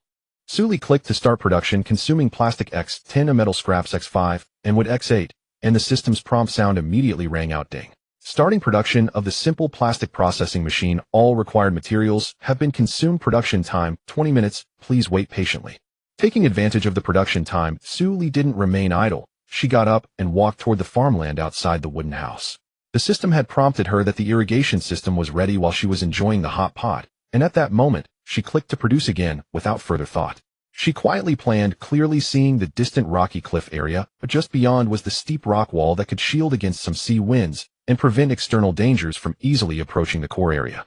Thus, she intended to temporarily place the filter here where a water pipe could be thrown out to easily draw in seawater. Currently, the farmland wasn't large. Installing 5 perfect filters would suffice. She could use the water from her backpack for daily drinking and replenish it when needed. The automatic irrigation device was quietly stationed in one corner of the farmland with the water tank placed nearby, which had several interfaces. One was connected to the irrigation device's pipe, and another was connected to the pipe that migrated from the filter. She opened the control panel of the irrigation device and set the timed and quantified irrigation parameters. Irrigation would be done once each morning and evening, with each irrigation amount just enough to moisten the roots of all the seedlings, ensuring no fresh water was wasted while meeting the growth needs of the crops. At the moment the settings were completed, the irrigation device emitted a faint buzzing sound, and clear fresh water slowly flowed out of the pipe, evenly sprinkling across the farmland. Watching this scene, Su Li's lips curled up slightly. The irrigation issue was finally resolved. From now on, she wouldn't need to spend a lot of time watering manually, allowing her more energy to gather resources and enhance her survival capabilities. Ding! The water tank is successfully linked with the automatic irrigation device, initiating the timed and quantified irrigation mode. Crop growth speed 10. As the system prompt sounded, Su Li felt a surge of joy, as she hadn't expected the linkage to yield an additional bonus, undoubtedly bolstering her farming plans. When she returned to the wooden house, the 20 minutes had just passed, and the simple plastic processing machine was already completed, standing steadily next to the table and chairs. Su Li hurriedly walked over, reached out to touch the machine's body, and felt the solid, cold touch of the plastic. The display screen on the front of the machine was the core operation area. In standby mode, one could click Add New Product Template. She needed to clearly visualize the complete form of the product in her mind, and once confirming the details were accurate, she could save it. Upon completion, the display screen would automatically generate a list of required materials for that product, and once the materials were input, processing could commence. The display screen clearly showed standby status with an option for Add New Product Template below. After a moment of contemplation, she followed the instructions and clicked Add Template. Closing her eyes, she vividly imagined 3 types of plastic products in sequence, saving each one into the processing machine. The first was nylon rope. In her imagination, the nylon rope was thin yet sturdy, about 1.5 centimeters in diameter, light brown in color, with a smooth surface that was not easily breakable, and the length could be adjusted according to needs. She set it to 10 meters, which was very practical for survival on this deserted island. The second was a metal frame umbrella. The umbrella surface was made of thin yet strong plastic, light blue in color, capable of shielding against the blazing sun and light rain. The umbrella ribs were made of thin rods processed from metal scraps, lightweight and portable, with a handle wrapped in a small amount of coarse fabric for comfortable grip. When folded, it was compact enough to fit easily into her backpack. The third was a toothbrush. The brush head was made of soft plastic fibers, white in color, and the handle was cylindrical hard plastic, about 15 centimeters long, with a smooth finish at the end. This was something she urgently needed, but after clearly saving the forms of the 3 products into the processing machine, the display screen immediately presented 3 options, each labeled with the required materials: nylon rope plastic X, 1 length metal frame umbrella plastic X, 3 metal scraps X, 2 unit toothbrush plastic X, 1 resin X, 0.5 unit. Su Li immediately took out the corresponding materials, placed them into the feed inlet, and selected batch production. Producing nylon rope X20, a metal frame umbrella X50, and toothbrush X10, the processing machine instantly started up, emitting a soft operational sound, while the progress bar on the display screen slowly advanced. 5 minutes later, all products were processed, neatly sliding out from the discharge outlet. Su Li bent down to pick them up one by one. The nylon rope was tough and elastic, the metal frame umbrella was sturdy and durable when opened, and the toothbrush had a comfortable grip, completely meeting her expectations. These products were all necessities for survival on the island, perfectly suitable for trade, further enriching her resource reserves. Su Li opened the regional channel, edited a message, and sent it. All members equivalent trade: nylon rope X1 for resin X2 or plastic X2, toothbrush X1 for resin X2 or plastic X2, metal frame umbrella X1 for crop seeds or other rare materials. Serious inquiries only, no begging, no price haggling. At the end of the message, she also attached clear images and detailed information of the 3 products for players to view. Shortly after sending the message, private messages began to flood in. Yin Lele was the first to send a private message. Li, I have resin X12 and tomato seeds X4. I want to trade for 6 nylon ropes, 1 toothbrush, and 1 metal frame umbrella. Is that okay? If the resources are insufficient, I also have wood and stone to supplement. Looking at the private message, Suli couldn't help but smile slightly. Yin Lele was always straightforward and never hesitated in trades, as she seemed to have quite a few crop seeds, making this trade very worthwhile. She immediately replied, sure, I'm initiating a system trade now, please confirm. Almost instantly, Yin Lele confirmed the trade, and the system prompt sounded right on time. Ding. System trade successful. Acquired resin X12, tomato seeds X4, consumed nylon rope X6, toothbrush X1, a metal frame umbrella X1. Suli opened her backpack to check, finding her resin reserves had significantly increased, and she could also add the tomato seeds to the farmland, making her feel more secure. Just as the two completed their trade, other players' private messages continued to come in. Some were offering plastic for nylon rope, others were asking to trade cucumber seeds for a metal frame umbrella, and yet others were cautiously inquiring if they could exchange a small amount of, or for a toothbrush. Suli methodically checked and replied to each one, initiating trades. However, before she could handle all the private messages, the regional channel was suddenly flooded with several glaring messages. Upon focusing, she saw it was once again Li Jiangguo, Zhang Suihua, and Wang Hao. Li Jiangguo took the lead. All members, everyone take a look. Suli is trying to monopolize essential nylon ropes and toothbrushes are things everyone lacks. Yet she dares to set such high prices, demanding 2 portions of resin for 1 nylon rope, clearly taking advantage of us. Zhang Suihua followed closely, her tone sharp. Exactly. It's already hard for everyone. These items are only available with her, and this greedy person dares to hike the prices. Truly selfish. She has a plastic processing machine and can produce as much as she wants. This is clearly an attempt to control all of us players. Wang Hao added fuel to the fire, deliberately stirring emotions. Everyone think about it. In the future, if we need plastic products, we'll have to beg her, and she can raise the prices as she wishes. Why don't we unite and refuse to trade with her, letting her products rot in her hands? Whoever dares to trade with her is going against all of us. The 3 sang in unison, quickly rallying a group of players who were short on supplies and struggling with their mental state. The channel was soon filled with voices of doubt and accusation. Some echoed the call to isolate Suli, others hesitated about whether to continue trading, while a few took the opportunity to fan the flames, portraying Suli as utterly despicable. Suli watched the flood of messages in the channel, the smile on her face fading instantly, her gaze growing. She had anticipated that Li Jiangguo and the others would not give up easily, but she did not expect them to be so despicable, spreading rumors and inciting division under the guise of trade. She did not panic, but calmly reviewed the messages. After all, her trades were fair and reasonable, never coercive, let alone monopolizing or taking advantage of the situation. Enduring for a moment can lead to greater gains. She directly opened the regional channel, pinning a message at the top with a decisive tone. All members, players, do not let those with ulterior motives use you as a pawn. First, I have never monopolized supplies. Plastic filters and the current plastic products are all equal trades. Willing to trade means trade never forced. Who can provide evidence that I rejected reasonable trades or hiked prices unreasonably? Secondly, Jiangguo, Zhang Suihua, and Wang Hao have repeatedly attempted to morally blackmail me for supplies and were rejected, harboring resentment, deliberately spreading rumors, and inciting discord. Everyone can check the previous channel records to see who is causing trouble. Third, all my supplies are collected through my own strength and skillful kills. If you find the prices high, you don't have to trade. No one is begging you. Stop pretending to be pitiful to gain sympathy. As soon as the message was sent, the channel fell silent for a few seconds, then exploded with activity. Players who had been stirred up fell silent, while rational players immediately agreed. Right. I just traded nylon ropes with the big shot. 2 resins for 1 rope is very reasonable, and the big shot didn't waste any words. I can attest to that. I previously asked the big shot for a filter, and the big shot saw that I was short on supplies, and even took 1 less resin from me. It's not at all as selfish as they said. Li Jiangguo and the others are simply disgusting. Li Jiangguo, you're talking nonsense. You are monopolizing. Otherwise, why do you have the only plastic processing machine? Zhang Suihua, exactly. You are deliberately raising prices, trying to control us. Wang Hao, everyone don't believe her. She is afraid we will unite, and is pretending to be tough. Suli looked at the 3's arguments and found them laughable. She sent another message, delivering a direct blow. First, the design for the plastic processing machine was obtained by me from a treasure chest.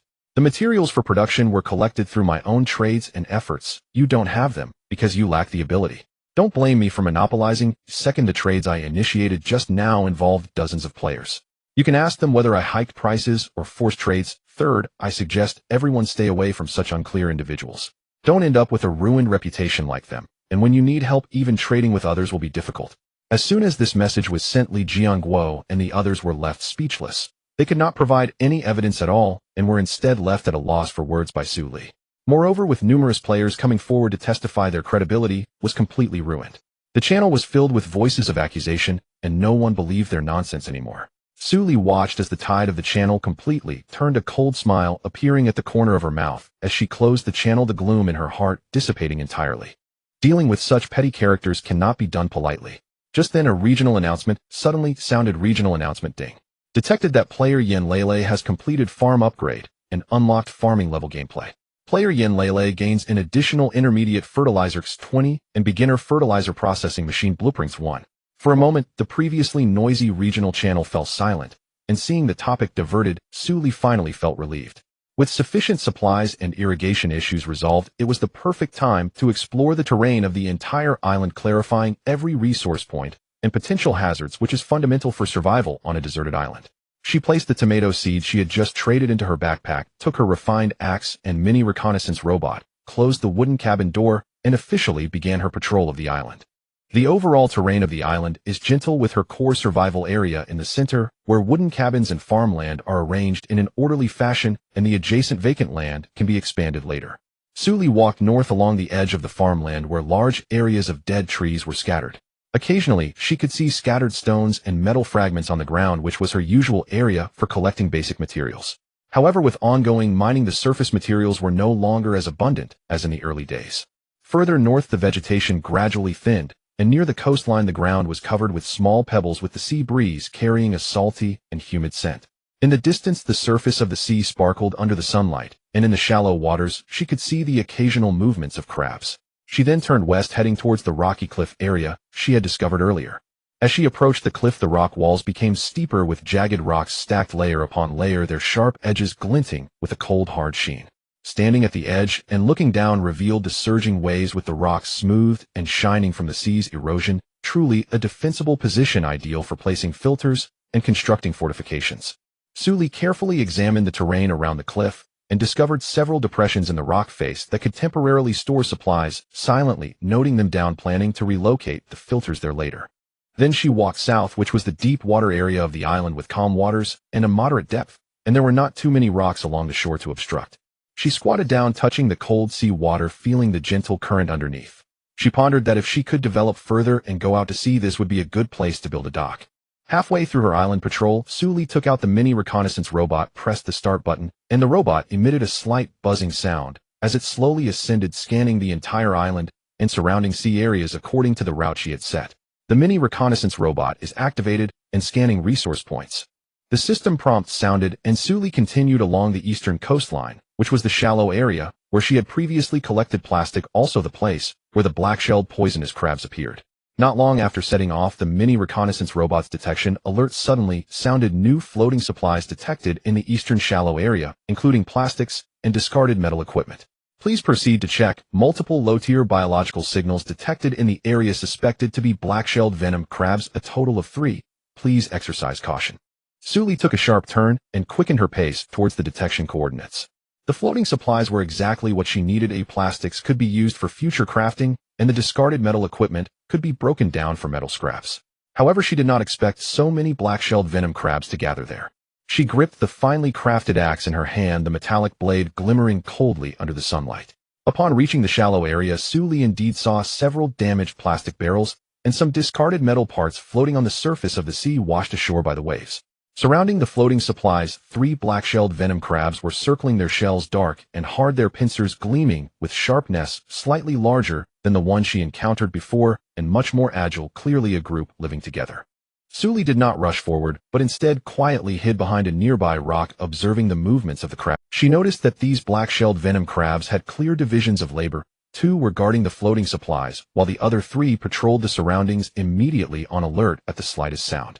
What concerned her more was that these venom crabs were crawling much faster than the one she had encountered before, and their shells appeared thicker, as if undergoing some sort of change. Could it be that the creatures on the island were gradually mutating? This thought flashed through her mind, heightening her. After a moment, Su Li seized the opportunity, gripped her finely crafted axe tightly, and suddenly dashed out from behind the rocks, swinging at the nearest patrolling venom crab. The axe struck precisely at the seam of the venom crab's shell. With a crack, a fissure appeared in the hard shell, and the venom crab let out a sharp scream, lunging at her with its pincers. Su Li sidestepped to evade it, using the rock as cover to nimbly maneuver behind the venom crab, crouching down to swing the axe from below, flipping the crab over and striking accurately at its soft underbelly, causing it to instantly lose strength and collapse on the beach, transforming into a white light, turning into resources. The remaining 4 venom crabs were startled and began to converge towards Su Li, their pincers clashing with a clack-clack sound. Su Li remained calm, utilizing the rocky terrain of the shallow area to continuously dodge, avoiding the venom crab's attacks, while looking for counterattack opportunities. She discovered that the gaps between the rocks were narrow, making it difficult for the venom crabs to maneuver flexibly, so she deliberately lured 2 of them into the gaps, trapping them and preventing their movement before seizing the chance to strike them down one by one. The remaining 2 venom crabs grew increasingly ferocious, constantly attacking her. Su Li skillfully avoided their pincers, and when one of the venom crabs missed its attack, exposing its underbelly, she swiftly swung her axe, delivering a fatal blow. The final venom crab, seeing its companions fall one after another, became somewhat panicked, its attacks becoming erratic. Su Li seized the opportunity to move behind it, launching a surprise attack, and after a fierce battle, she completely defeated it. As the battle concluded, Su Li breathed lightly, her body covered in some mud and sand, her arms slightly sore from the continuous axe swings. However, looking at the spoils on the ground, her heart was filled with a sense of accomplishment. Ding! Killed 3 black-shelled venom crabs, gained 30 experience points, current level 2, 100,200. Dropped resyncs 10. After resting for a moment, Su Li walked to the shore and collected the floating supplies one by one. The damaged plastic barrels yielded 22 plastics after decomposition, and the discarded metal equipment yielded 35 metal scraps, far exceeding her expectations. She placed all these materials into her backpack. After tidying up the supplies, Su Li looked again at the traces left by the venom crabs on the shallow beach, her wariness undiminished. These black-shelled venom crabs not only displayed a gregarious trait, but also showed significant increases in size and speed, clearly mutating towards a more aggressive nature. This meant that the dangers on the island were gradually escalating, and she might encounter even more powerful creatures in the future. The safety here was uncertain, and she quickly returned to the wooden house. On the way, the system notification sounded again. Area announcement. Ding.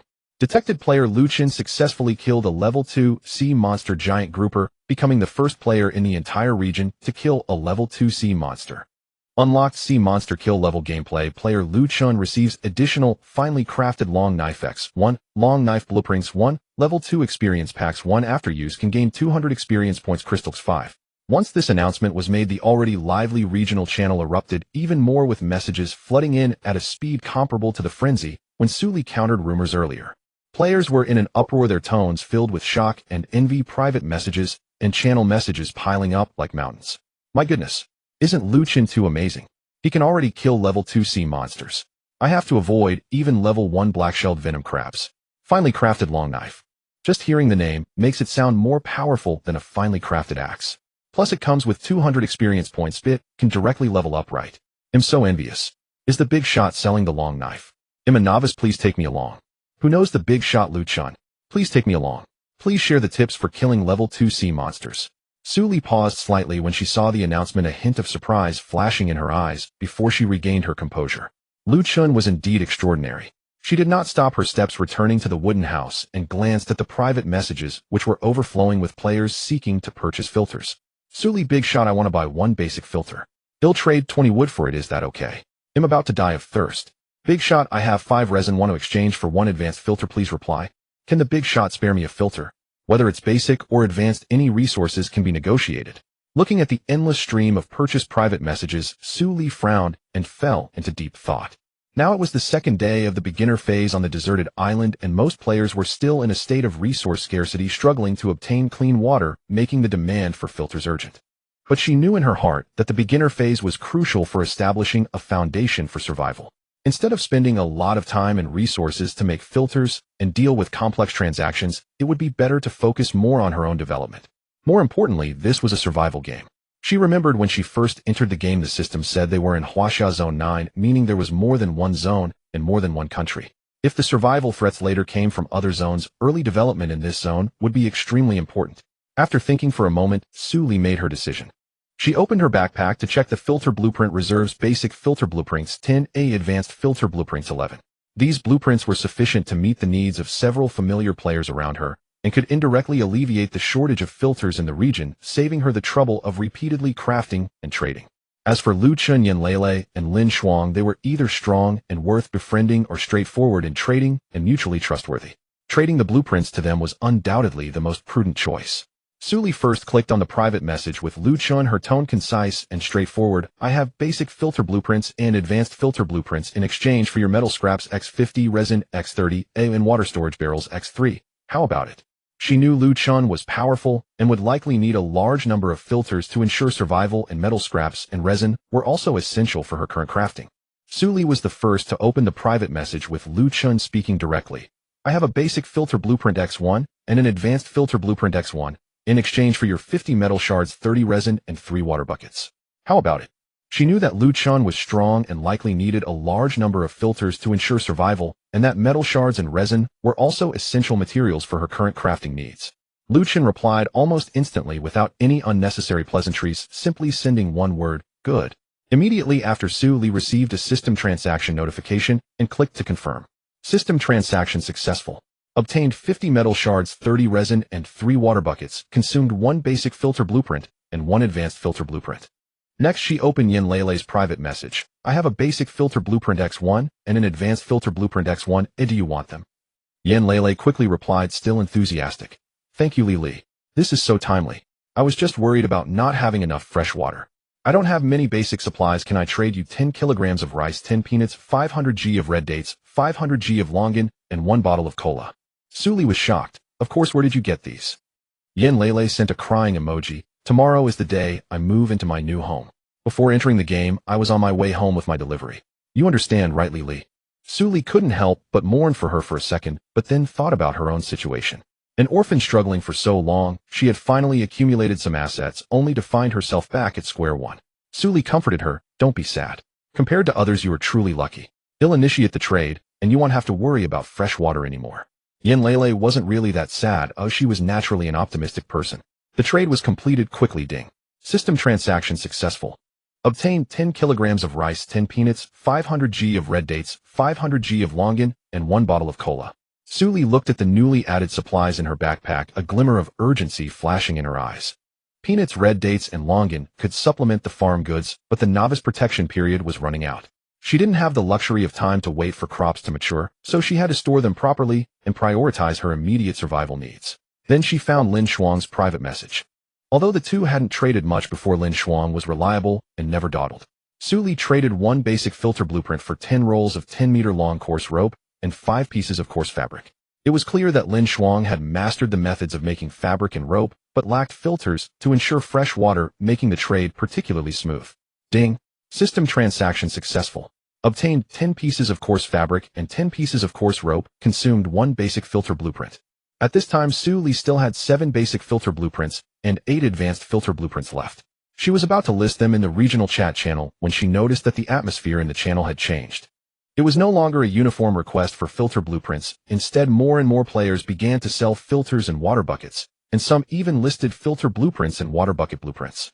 Clearly, as everyone continued to explore the island, many had found relevant blueprints, and more players could now create filters and water buckets independently. The water shortage issue in the region had been greatly alleviated. Su Li still casually listed the blueprints, her fingertips brushing over the countdown of the novice protection period on the system panel, and her heart involuntarily tightened. Once the novice protection period ended, the tranquility of this island would surely be shattered, but she had no idea what would happen specifically. Would there be large-scale or high-level mutated sea monsters? Or would they face natural disasters? But in any case, the shelter was her only safe haven. If it wasn't sturdy enough once danger struck, she wouldn't even have a place to hide. At this moment, the thought of reinforcing the shelter became increasingly urgent, almost overwhelming all other thoughts. She quickly sifted through private messages, selecting trades that could be used to reinforce the shelter and enhance her own strength. Every second of the novice protection period was precious. She quickly finalized 2 trades, exchanging 1 advanced filter blueprint for 1 water bucket blueprint and 15 pieces of iron ore and 1 basic filter blueprint for 20 reinforced wooden fences. These materials were essential for reinforcing the shelter and crafting advanced tools, helping her build a solid safety line before the protection period ended. Just as she confirmed the trade, the system's regional announcement sounded urgently again. Regional announcement ding. Player Rong Chengping has discovered iron ore resources, becoming the first player in the region to find iron ore. Unlocking the ore mining gameplay, player Rong Chengping receives 1 level 1 furnace and 1 iron pickaxe. The level 1 furnace can refine iron ore into metal shards, increasing metal utilization. This announcement ignited the regional channel again. Many were asking how this lucky player triggered this reward, but more were trying to find various ways and reasons to get Rong Chengping to provide them with metal shards for free to upgrade their shelters. The sheer number and speed of these requests made Su Li feel a headache. But at that moment, a player named Chu Gaoduan made an untimely pinned message. Fellow players, the recent influx of water sources is suddenly rising, with filters and water buckets everywhere. This is not normal in a survival game. After the novice protection period ends, there will likely be extreme water shortages. The current abundance may be setting the stage for future scarcity, so please store fresh water as much as possible. As soon as these words were spoken, they instantly diverted the topic, and discussions in the channel polarized. Half of the players dismissed it, their tones full of relaxation. That can't be right. There are so many filters now, and we barely have enough fresh water. How could there be a shortage? Exactly, this is too alarmist. We should stock up on fresh water while we can. Thinking too much is useless. The other half of the players quickly grew alert, echoing the speculation of the knowledgeable player, their tones filled with anxiety. That makes sense. The novice protection period is definitely a buffer for us. After it ends, there will definitely be a crisis, and water shortage is likely one of them.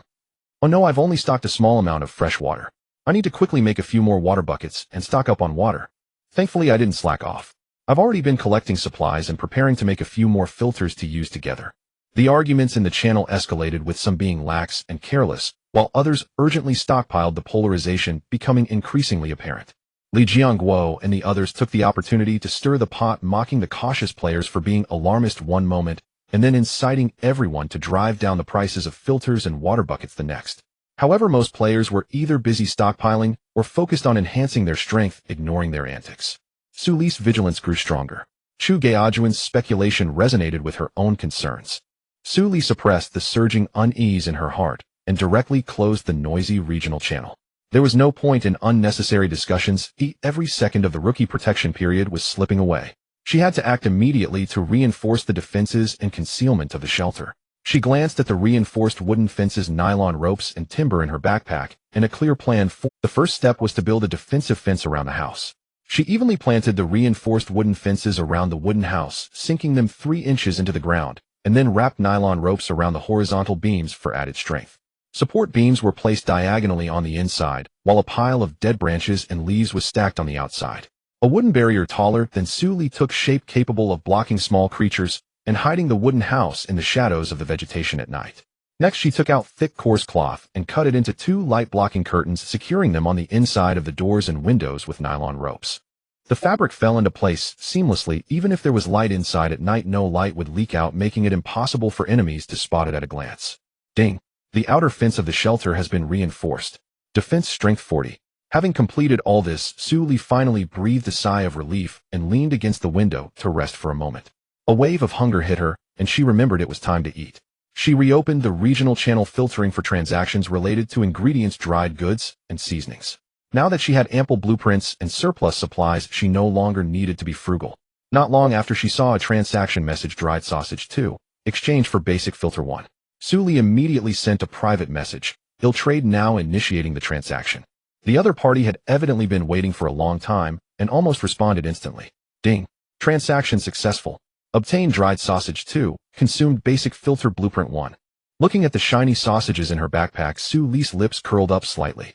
She took out an appropriate amount of rice, and while the sun had not yet fully set, she washed it clean and put it in the pot with water to steam. Once the rice grains were half cooked, she sliced the sausages and laid them on top of the rice. The wooden pot was set on a makeshift stove, and with a low heat it simmered for no more than 10 minutes, filling the wooden house with rich aromas of meat and rice. The moment she lifted the pot lid, steam billowed up. The sausages glistened with oil and the rice grains were plump. She tossed in 2 wild onions and the fragrance wafted through the air. Ding! Eating homemade sausage rice. Fullness 60, energy 20, gained temporary buff full and steady. Within 60 minutes, stamina recovery speed increased. Su Li slowly finished her hot meal, feeling warmth spread through her body and her fatigue vanished. As night fell completely, there was a low-level torch placed inside the house. Suli stepped outside to confirm that the heavy blackout cloth blocked all light, making the wooden house blend seamlessly into the darkness without any oddness. She did not rest, but sat beside the makeshift plastic processing machine, starting to produce supplies. As the rookie protection period drew to a close, the demand for blueprints, filters, automatic irrigation devices, and plastic products grew. She worked through the night to manufacture advanced filters and basic filters, while also processing nylon ropes in bulk. These were all hard currency in the current regional channel. Toothbrushes and metal frame umbrellas were occasionally in demand as well. Ding. Manufactured advanced filters 3, experience 15. Ding. Manufactured automatic irrigation devices 3, experience 30. Ding. Manufactured basic filters 8, experience 24. Ding. Processed nylon ropes 15, experience 30. Ding. Total manufacturing experience 99 points, current level 3 experience 42,500. Ding. Level increased to level 3, health limit 10, current 135,135, energy limit 5, current 110,110, basic attributes randomly 1, strength 1, current 7. Unlocked level 3 privilege system, backpack capacity increased by 1 cubic meter.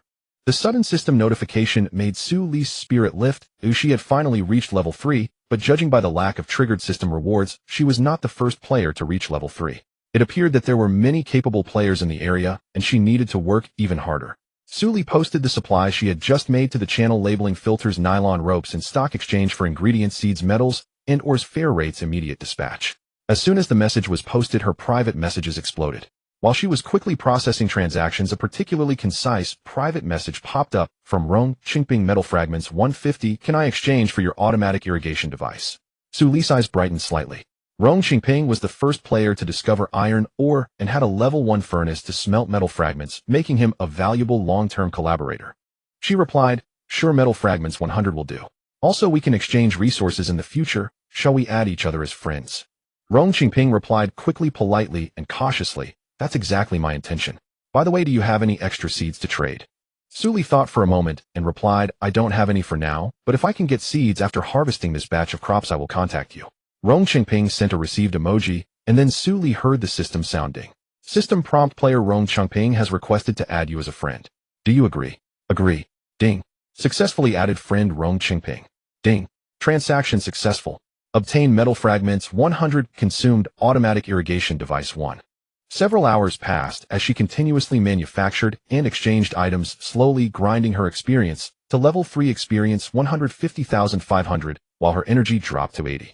Suli couldn't help but feel fatigued. She organized all the items she had obtained today into storage, returned the torch to the system backpack, and lay down on the simple wooden bed, closing her eyes to rest, gradually falling asleep in this little home she had built herself. Uncertain how long she had slept, in the middle of the night, a faint, delicate sound of twigs snapping came from outside the wooden house.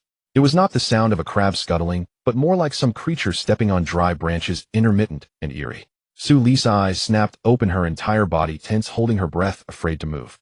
The blackout cloth was tightly sealed, and she could not see outside, relying solely on her hearing.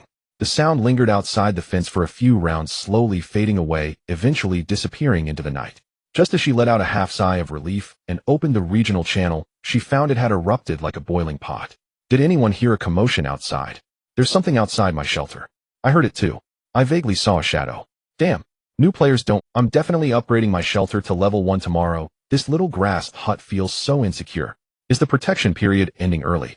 Just now a friend from my list said he was going out to take a look, and now his avatar is gone. What do you mean gone? His name disappeared from my friend's list. Does this mean he's gone? The channel instantly fell into a panic, the speed of the messages making it impossible to read. Suli lay in bed, her back cold with sweat, her expression icy. A name had vanished from her friend's list. It wasn't a disconnection or a logout. It was death. Everyone don't leave the shelter. No matter your strength, that thing outside seems not to attack. Indeed, I burnt most of the grass curtain at my hut's entrance, yet it wasn't attacked. That thing seems to have left, nearly scared me to death. Do not go outside. I have a big shot on my list, my boxing coach in real life, a muscular guy who doesn't believe in evil and insists on going outside. Now he has disappeared from my chat list. He was supposed to be my backup. In the faint morning light, a delicate golden glow penetrated the morning mist of the island, gently casting its warmth upon the wooden roof. Suli nearly opened her eyes on time. The fragmented sounds from last night and the panic from the channel still lingered in her mind, leaving her no room for relaxation. She rose quietly, pushing the window open just a crack to peer outside. Everything around was tranquil with no unusual sounds.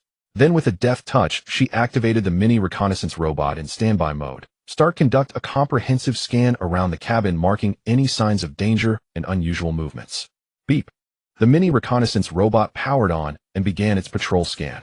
The small robot silently flew out of the window, skimming low across the reinforced fence, transmitting real-time images of the surroundings, the edges of the fields, and the rocky shallows back to the system panel. The screen displayed only dew-covered weeds, quietly standing rocks, and gently rolling waves. The shadow that had lingered the previous night had long vanished, with no claw marks, no bloodstains, and no signs of any creature's presence. Only then did Su Li let out a slight sigh of relief. She raised her hand to pull aside a corner of the blackout curtain, revealing a narrow slit to confirm that the outside light was sufficient and the visibility clear before fully relaxing her mind. She took out a high-energy compressed cake and deep-sea mineral water, eating while casually opening the regional channel. As soon as she entered, she was completely overwhelmed by a flood of panic and discussions.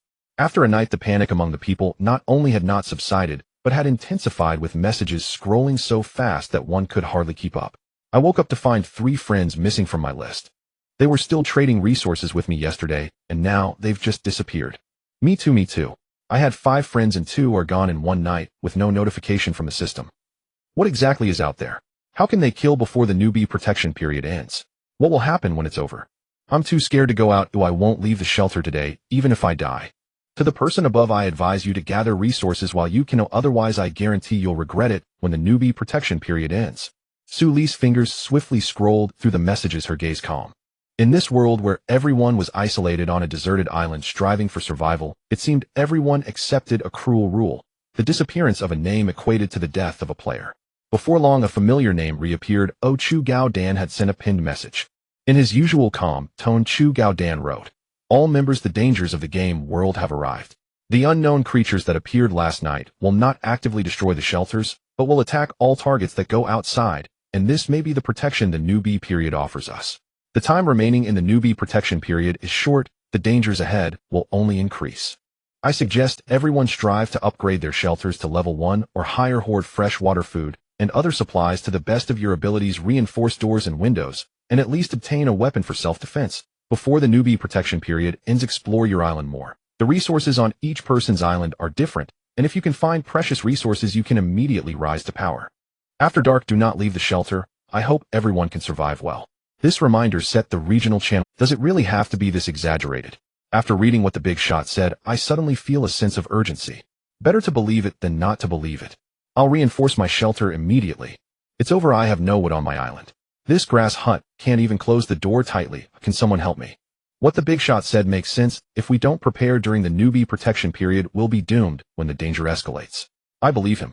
After reading this, Su Li decisively closed the channel, feeling an even stronger sense of urgency in her heart. She quickly assessed her state. Level 3, 150,500 full health and energy. Current shelter is a level 1 wooden cabin, reinforced, and various supplies are ample, with a weapon in hand.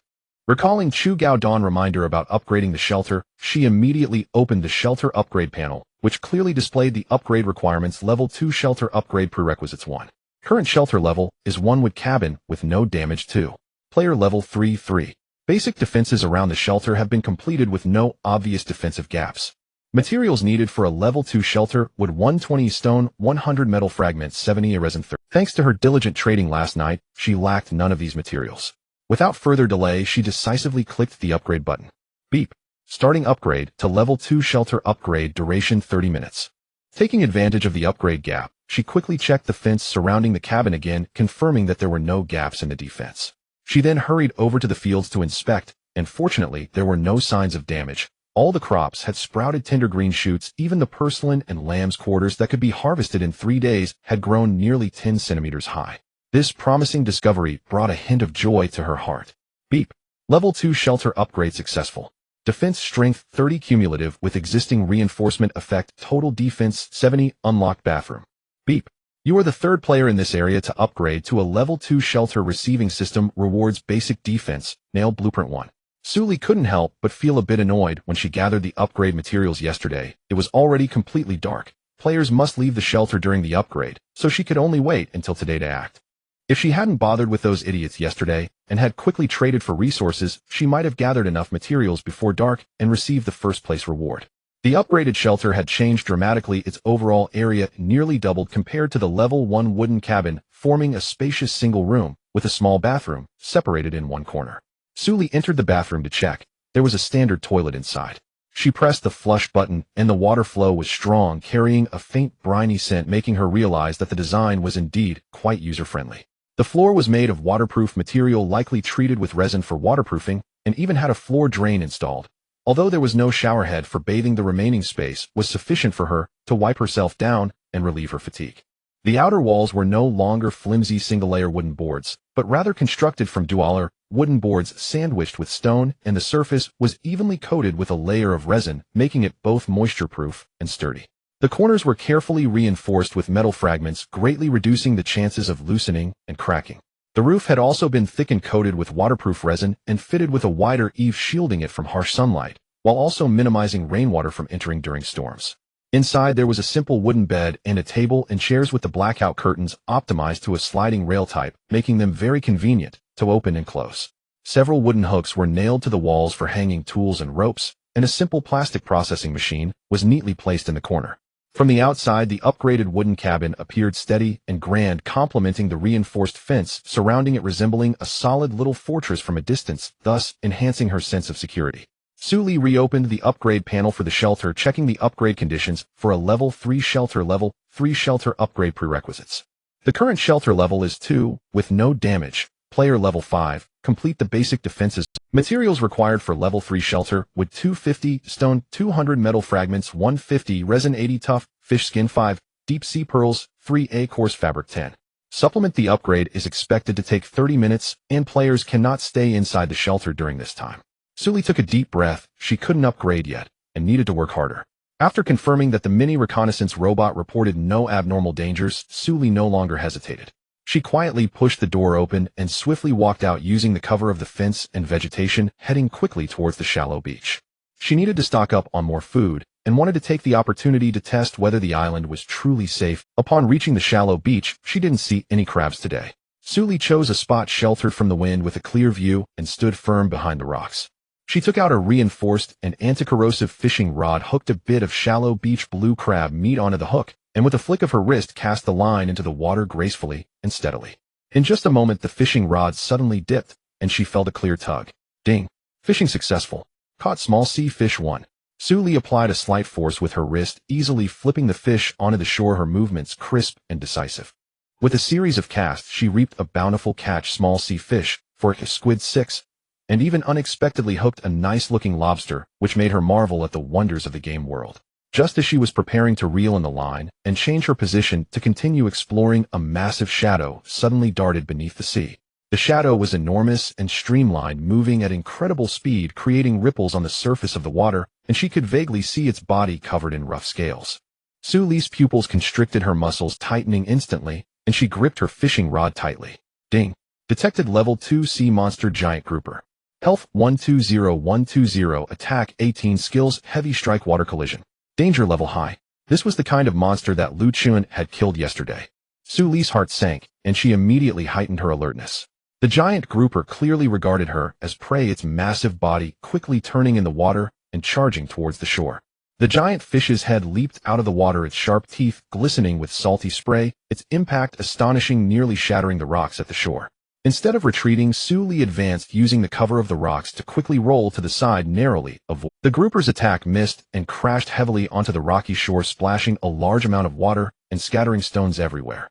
Suli's eyes sharpened as she thought, this creature dares to charge ashore. It seems not very intelligent. Seizing the opportunity, she charged forward, gripping her finely crafted axe, and with all her strength struck at the grouper's most vulnerable belly. Ding! Attack successful. Hit the weak point. Inflicted 25 damage. The giant grouper writhed in pain, thrashing its body wildly, its enormous tail sweeping towards her face, generating a powerful wind. Suli was well prepared, quickly bending down to dodge the attack, then seizing the chance to lunge forward, her axe striking down repeatedly, each blow accurately hitting the weak spot between the fish's belly and eyes. Critical hit. 32 points. Attack successful. 28 points. The grouper's health plummeted rapidly, its struggles growing weaker, and wounds on its body continuously oozed blood, staining the water at the shore. As Su Li seized the moment of its exhaustion, she leaped high, driving her finely crafted axe deeply into its vital spot, completely ending its life. Ding! You successfully killed the level 2 sea monster giant grouper. Ding! You are the 5th player in this area to kill this monster, receiving double material rewards. Ding! Experience gained 80. Current level 3, 230,500. Ding! Obtain quality fish meat 5, tough fish skin 2, sharp fish teeth 3. Simple bow and arrow blueprint. A ranged weapon finally here. After killing the giant grouper, Su Li was drenched in seawater and fish blood, the sticky sensation. Simple bow and arrow blueprint. A ranged weapon finally here. After killing the giant grouper, Su Li was drenched in seawater and fish blood, the sticky sensation clinging to her both fishy and uncomfortable. Even her hair was knotted. She quickly walked towards the water tank next to the farmland. Last night during the trade, she specifically exchanged for a water bucket, opened the valve of the water tank, filled a bucket with clean water, and hurried back to the shelter. Pushing open the door, she went straight to the bathroom. Although there was no shower, the spacious area was enough for her to take a simple bath. She wrung out the towel, washing away the blood and seawater from her body. The cold water flowed down her skin, dispelling the heat and fatigue from the battle. After finishing her bath, Su Li couldn't help but sigh, thankful that last night, taking advantage of the bustling trade channel, she exchanged for a lot of miscellaneous daily necessities. Water buckets, wash basins, and even towels, soap, and other toiletries. Otherwise, at this moment, she wouldn't have even a clean cloth to wipe her face, let alone clean the grime off her body. She dried her body and found that her clothes had already soaked through with seawater and blood, making them utterly unwearable. Su Li wrapped herself in a clean piece of coarse cloth, opened a regional channel filtered for clothing-related trades, saw nothing suitable, and directly posted a message: high-grade filter 1, a swap, for clean tops 2, pants 2, ready for immediate dispatch. As soon as the message was sent, a player contacted her immediately. Ji Xiaoqin, I want to trade. I have just made coarse cloth clothes brand new and clean in small, medium, and large sizes. Other sizes can be customized. Su Li guessed that she had obtained some kind of clothing blueprint and quickly initiated the trade. Ding. Trade successful. Obtained coarse fabric top 2, coarse fabric pants 2, consumed high-grade filter 1. Afterward, she also traded for women's underwear with this player, and they added each other as friends. Su Li quickly changed into the clean coarse fabric clothes, feeling much refreshed, and her spirit lifted. After tidying herself up, she took out the simple bow and arrow blueprint she just acquired. Concentrating her thoughts, enhanced the simple bow and arrow blueprint by 100 times. A soft white light flashed, and a panel prompt appeared. Ding. Enhancement successful. Obtain refined bow and arrow blueprint 3, quality enhancement, simple bow and arrow blueprint 8, quantity enhancement. Simple bow and arrow blueprint required materials: wood 10, metal fragments 5, crab shells 3, coarse hemp rope 2, can produce simple bow and arrow attack 2, range increased by 10, durability 100100.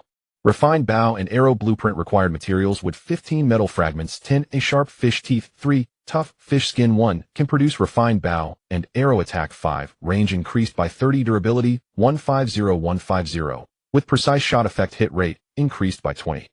Looking at the glowing blueprint of the refined bow and arrow, Su Li's lips curled into a slight smile. The power of ranged weapons had increased significantly. After clicking to create the newly obtained blueprints, Su Li took out the blueprint for the perfect filter. 10 liters of water per day was still too little, and she sought greater efficiency. Su Li concentrated her thoughts. Amplify the perfect filter blueprint by 100 times. A soft white light flashed, and a clear prompt appeared on the panel. Ding. Amplification successful. Obtain water purifier blueprint 1, quality amplification, water purifier blueprint 9, quantity amplification. Water purifier blueprint required materials: wood 12, stone 8, quartz 5, charcoal 5, coarse sand 5, fine sand 5, coarse cloth 1, resin 3, capable of filtering seawater and sewage, filtering 50 liters of water per hour, durability 150,150. So practical, just what I need to solve the freshwater storage problem. Su Li's brows relaxed. This round of amplification was perfect, and even the quantity amplification resulted in high-quality water purifier blueprints, which could fetch her many rare resources. With a total of 10 water purifier blueprints in hand, Su Li glanced at the materials and found she was short on charcoal 5, coarse sand 5, and fine sand 5. But these items were readily available on the island. Su Li first went to the simple kitchen, at the door using a half-burned stick to dig into the stove, pulling out several pieces of blackened charcoal, easily collecting charcoal 34. Then she quickly made a trip to the beach, gathering a good amount of coarse sand and fine sand before returning to the shelter to click and start creating all 10 blueprints. Good fortune continued, but Su Li did not proceed with further amplifications as she had enough of other items, but lacked a suitable weapon. In the regional chat channel, all items that could serve as weapons were listed at exorbitant prices. Even this little rich girl found them outrageous, and none were what she desired. Currently, she could only use a refined axe for close combat, which had enough power but lacked sharpness. At that moment, she recalled the reward item, longsword blueprint, that Lu Chun had obtained in yesterday's regional announcement. Suli pondered for a moment, opened her friend list, found Lu Chun, and sent a private message. Lu Chun, can I borrow your longsword blueprint for a bit? I'll return it to you right away. Not long after, Lu Chun replied, his tone tinged with a hint of confusion. You want to make a long sword? I have a finished product. Suli's heart tightened. She knew that this blueprint was a strategic resource. She did not borrow it to make a long sword, but to amplify and obtain a higher level weapon. If she bought the finished product directly, it would defeat the purpose of amplification. According to her earlier plan, she told a lie and replied, I'm not using it for myself. I met a local wandering merchant who can help me upgrade blueprints. I want to upgrade the longsword blueprint, and once it's done, it'll return the original blueprint to you, and can also give you an upgraded one. I'll use the automatic irrigation device blueprint as collateral. If I don't return it, you can keep this blueprint. On the other end, Lu Chun fell silent for a moment after reading this, telling a few friends about the situation. In the real world, they were comrades in arms, and after entering this game world, they had all done quite well due to their foundational combat strength, triggering regional announcement rewards. Seeing a familiar name, they quickly got in touch. They had previously discussed why Su Li had several identical blueprints for trading, and now it seemed she indeed had a way to upgrade and duplicate blueprints. He hadn't heard of any wandering merchants, but that didn't rule out their existence, as many things were still unknown. After discussing, Lu Chun quickly replied, Sure, no need for collateral, but if you really can upgrade, just give me one upgraded blueprint. Ding. Friend Lu Chun is sending you long sword blueprint 1. Do you accept? Accept. Su Li immediately clicked to confirm. Looking at the newly added long sword blueprint in her backpack, she let out a sigh of relief. She was truly afraid that Lu Chun was a suspicious person, so she added, Don't worry, I'll definitely give it to you. You trust me so much, or I'll surprise you later. Lu Chun replied with a simple okay, and did not pursue further questions. Su Li relaxed, promptly opened the system panel, and chose to use her third amplification opportunity, selecting the long sword blueprint for amplification. Ding. Amplification successful. Obtained refined long sword blueprint 1 quality amplification, refined long sword blueprint 11 quantity amplification. Refined long sword blueprint required materials: iron ingots 10, a metal fragments 20, a sharp fish teeth 5, resin 4, capable of crafting a refined long sword attack 12, a sharpness increased by 40, durability 120120, with a piercing effect, can cut through the hides of most low-level monsters, dealing extra damage to elite monsters. Su Li looked at the high-level blueprint after amplification, her eyes filled with joy. Ever since her luck value had risen to 10 points, she felt everything she did was exceptionally smooth. Without delay, she immediately sent Lu Chun a refined longsword blueprint via private message. While mining on his island, Lu Chun saw the message pop up and nearly struck his own foot with his pickaxe. The usually calm and rational him fell silent once more because of the same person. Seeing that he had not accepted, Su Li thought for a moment and sent him a private message. Big shot, I didn't expect the original blueprint to disappear after upgrading. Can I give you a water purifier instead? This one works better than the perfect filter. Lu Chun clicked to accept and couldn't help but ask, Can I ask how you found the wandering merchant? Su Li felt a little guilty and replied, The wandering merchant found me. It appears randomly. Lu Chun raised an eyebrow. This answer was watertight. Method of finding unknown, trading method unknown, even the wandering merchant's gender and species was unknown. Noticing that Su Li did not wish to elaborate, he did not press further and replied, If you have any special resource needs in the future, you can look for me. I have a few friends in Huaxia Zone 9. Many hands make light work. This reminder surprised Su Li. The big shot's friends should also be big shots. She seemed to have found her future supplier of rare resources and immediately asked, Then can you find iron ingots to make a refined long sword? Yes. Lu Chun replied concisely, How many do you need? Su Li didn't waste words and initiated the trade. Ding. Friend Su Li is sending you water purifier 1. Do you accept? Lu Chun clicked to accept, and seeing the item description couldn't help but admire how Su Li had managed to find such crucial survival resources so early on. How about 1 water purifier for 100 iron ingots? Lu Chun quickly took a screenshot and sent it to his friend Rong Qingping, who promptly sent back a long string of exclamation marks before pretending to be aloof and sending 2 words, deal. Of course, there were also 100 iron ingots. Lu Chun silently acted as a middleman without making any. After finishing the conversation with Lu Chun, Su Li couldn't help but feel excited. Although she didn't have a wandering merchant, she had Lu Chun. If she needed resources in the future, she could just turn to Lu Chun. After concluding the transaction with Su Li, Lu Chun gazed at the exquisitely crafted water purifier and the blueprint for the 100 refinements long sword in his backpack. His eagle-like eyes deepened as he took screenshots of the items and sent them to his friend list specifically to Chu Gao Dan, and then sent the blueprint screenshot to Rong Qingping. Rong Qingping replied almost instantly, sending 3 exclamation marks, his tone unusually filled with excitement. 100 refinements long sword. Brother, where did you get such a fine weapon? What major event did you accomplish this time? Isn't this worthy of a regional announcement? Lu Chun tapped the panel, sharing the chat logs he had exchanged with Su Li, a wandering merchant. Chu Gao Dan message popped up slowly, his tone calm as ever. I have observed her in the regional announcements and transaction records for quite some time. From the water filter irrigation devices to the plastic processing machine, and now the water purifier and 100 refinements longsword, all are high-quality items across different stages. If such an NPC truly exists, it is unlikely that she is the only one encountered. Rong Qingping also responded, something is definitely off here. What is her background? Her asset output speed is too astonishing. Not only can she sell blueprints in bulk, but she can also upgrade them, which is far beyond the normal resource acquisition during exploration. Lu Chen's gaze darkened slightly as he typed a message that only the 3 of them could understand. Her strength may be different from ours. It is at an unconventional level. As these words fell, the 2 fell into a brief silence. The 3 of them were not ordinary people. Lu Chun and Rong Qingping had once been the captains of an elite special forces unit leading separate teams in the southern and northern cities due to reorganization. Their combat skills, survival abilities, and equipment handling were all at the highest level. Chu Gao Dan, on the other hand, was their former direct superior, excelling in strategy prediction and rules analysis. After entering the game, they quickly established themselves with their exceptional physical qualities and tactical thinking, yet they could not develop as overwhelmingly as Su Li did. No matter what her abilities are, she poses no threat to us at this stage. Instead, she can promote the overall development of the area. Chu Gao Dan decisively stated. Qingping, continue to keep your talents confidential. I will look for other comrades from Huaxiao Region 9. Everyone should try to exchange blueprints, irrigation devices, and water purifiers. These core infrastructures, with Su Li. She is a reasonable person and won't ask for exorbitant prices. Understood, Rong Qingping replied succinctly. Lu Chun, receiving the same instruction, responded immediately. Got it, old leader. Meanwhile, Su Li had already listed the brand new water purifier and 100 refinements long sword on the regional channel, specifying, only exchanging for blueprints, iron ingots, and rare materials. No serious inquiries, please. As soon as the news broke, the entire regional channel exploded. Wow. 100 refinements long sword. Attack 12 with armor piercing. This is the pinnacle melee weapon at this stage. The water purifier filters 50 liters per hour and can even filter seawater. This is a lifesaver. Boss, I'm begging you. Can I exchange 200 wooden planks for the water purifier? I have 30 ores. Exchanging for the 100 refinements long sword is not too much, right? Private messages flooded the screen, but Su Li didn't even lift her eyelids, only filtering and noting messages marked with blueprints and iron ingots.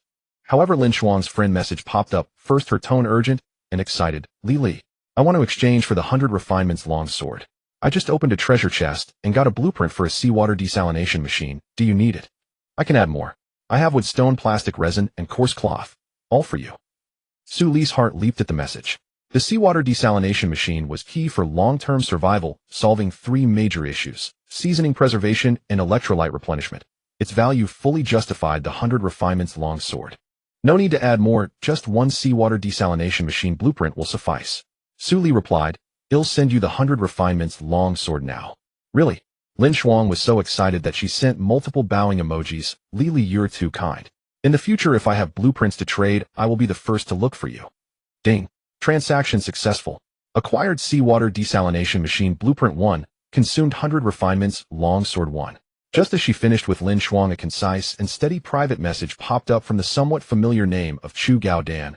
Water purifier 100 iron ingots, want to trade? Su Li's eyes brightened, and she replied immediately, let's trade. The transaction was completed in an instant with 100 heavy iron ingots credited to her account. Unable to suppress her curiosity, Su Li asked, Boss Chu, are your iron ingots given by Rong Qingping? Yes, Chu Gao Dan did not hide it. We are old acquaintances. Su Li raised an eyebrow. Isn't Rong Qingping's furnace only capable of refining metallic fragments? As soon as that message was sent, the channel fell silent for a few seconds. Chu Gao Dan replied with a profoundly meaningful remark. His furnace, like your water purifier, is no longer in its original state. Though not explicitly stated, the message was already sufficient. Su Li's heart shook. An upgraded furnace. No, she hadn't heard of any equipment upgrade blueprints in the game so far. This situation likely meant that, like her, it was a talent.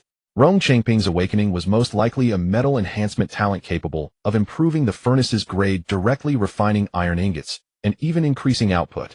I understand. Thank you for the information, Boss Chu. Su Li suppressed her excitement and replied. She knew this was also a form of indirect reminder. It seemed she was not the only one awakening talents. The two known talents appeared to be related to enhancement, essentially survival-related talents. She wondered if there would be other types of talents in the future. As noon approached, the sun overhead became increasingly scorching, and the sea breeze carried a heat wave. A line of faint red text quietly popped up in the upper right corner of the panel. Current temperature 36°C. In the regional channel, complaints grew louder. It's so hot. I'm sweating, even while standing in the shade. If this continues, I'll suffer from heat stroke. I just went out to gather wood for 10 minutes and lost 5 points of hydration. This temperature is abnormal. It's over. The water shortage Boss Chu mentioned is coming. I'm going to make a water storage tank right now. Players who had been hesitant were now in a frenzy, and messages requesting to purchase water purifiers flooded the screen. Su Li had no trouble being out in the heat to gather resources. Instead, she continuously crafted various equipment, exchanging them for large amounts of supplies. In just 10 minutes, her backpack added a long list of practical blueprints: simple grain storage barrel blueprint 1, wooden shelf blueprint 1, a simple first aid kit blueprint 1, a simple bamboo weaving blueprint 1, small campfire blueprint 1, resin adhesive blueprint 1. All were essential for survival on a deserted island, capable of storing food items, treating injuries, starting fires, and reinforcing tools, each more practical than the last. Meanwhile, messages requesting metal-framed umbrellas were overwhelming. Su Li, I'm looking for a metal-framed umbrella. I felt dizzy from the sun after just stepping outside for a bit. If I don't have something to shield myself, I'll really suffer from heat stroke. I'll trade 3 steamed buns for an umbrella. I'm begging you, the sun is going to dry me up. Boss, I have 10 pieces of gauze. Can I trade for an umbrella? Su Li looked at the screen full of pleas, then glanced back up at the scorching sun that seemed ready to melt the sea, her gaze sharpening slightly. The high temperatures had arrived. How far could the water shortage be? The transaction came to an end as Su Li closed the pop-up from the regional channel and opened the pile of blueprints she had just exchanged for her fingertips, swiftly sliding across the panel to sift through them. Aside from the simple bamboo weaving blueprint, she had yet to find bamboo to craft it, but all the other blueprints met the crafting requirements. Without hesitation, she clicked Start Crafting one by one, and a series of crafting prompts instantly popped up on the panel with the progress bars for items like seawater salt maker, simple grain storage barrel, wooden shelf, and simple first aid kit, all moving in sync. After finishing the blueprint crafting, Su Li immediately switched to the operation interface of the simple plastic processing machine, preparing to batch produce metal-framed umbrellas. She pressed the batch production button, but couldn't help glancing at the regional channel. Complaints about the sweltering heat filled the channel, with one player directly sharing a system prompt after suffering from heatstroke. Warning. High body temperature 39°C, entered heatstroke state, stamina decreases by 3 points per minute, and if the temperature does not drop, will enter a coma. Private messages requesting the metal-framed umbrellas flooded Su Li's panel, with some players continuously spamming in the channel, their tone filled with pleading urgency. Su Li, please. Help save the children. I've been hiding in the shelter, and I can't gather enough upgrade materials. There are less than 24 hours left. Who has cooling medicine? Staying in the shade is too slow to cool down. I'm feeling terrible. I've already returned to the shelter. My body temperature has reached the critical point.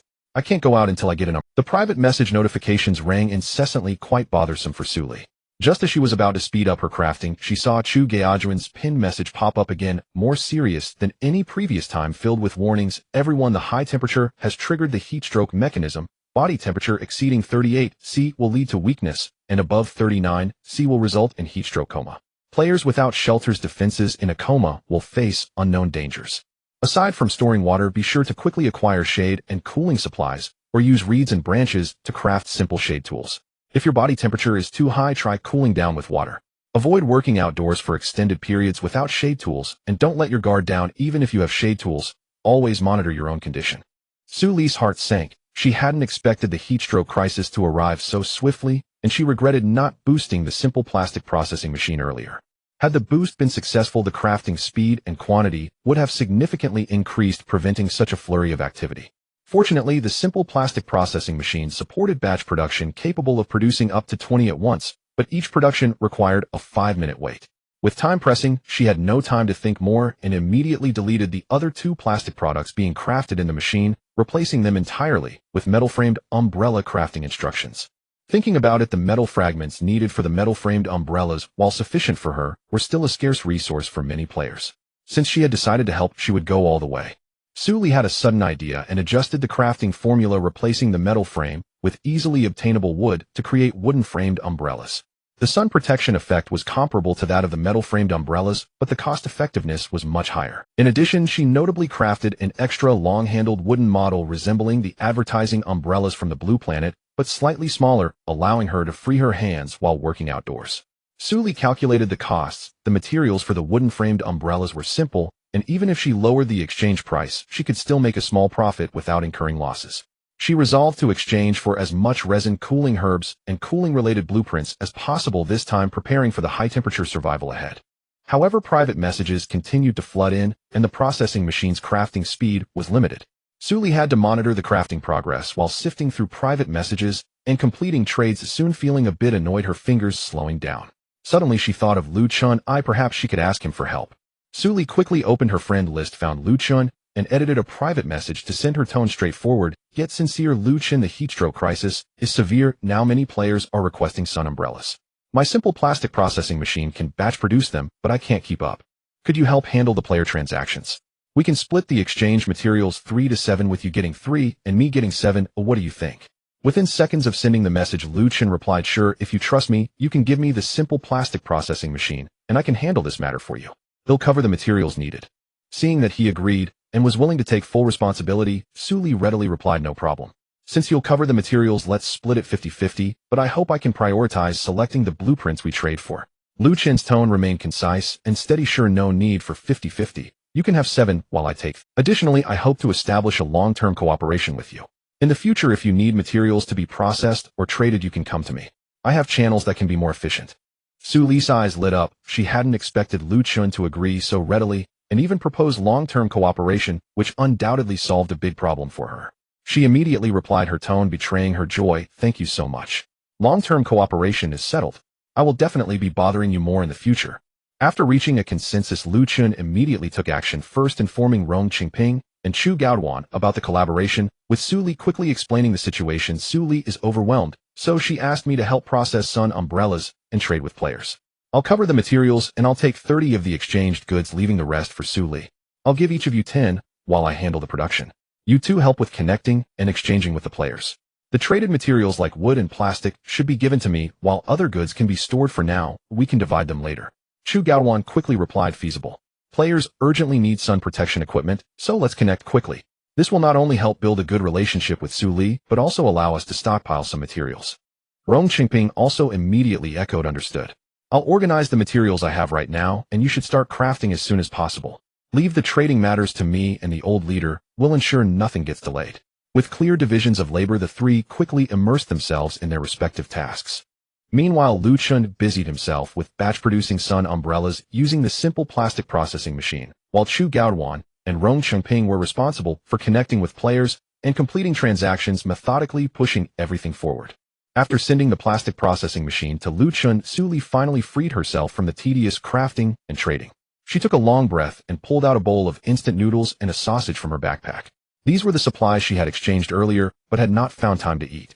Now, with her mental and physical energy depleted, it was the perfect reward for herself.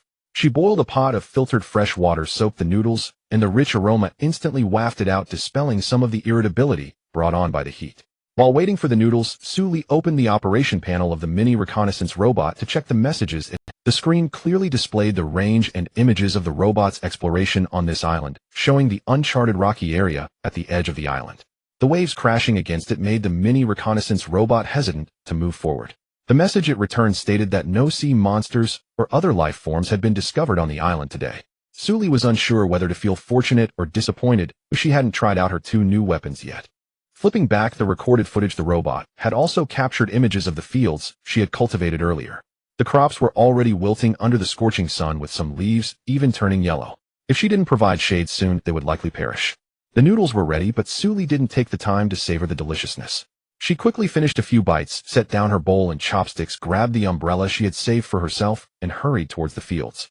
Suli did not act blindly, but first squatted down to carefully observe the layout of the fields and the angle of the sun's rays, quickly determining the location for constructing the shade. Then, with practiced motions, she took out the iron pick she carried with her, and quickly dug 4 half-foot deep holes in the corners of the field, vertically inserting 4 sturdy wooden poles into the holes, carefully tamping down the bottoms with stones to ensure that each support was stable, upright, and of uniform height.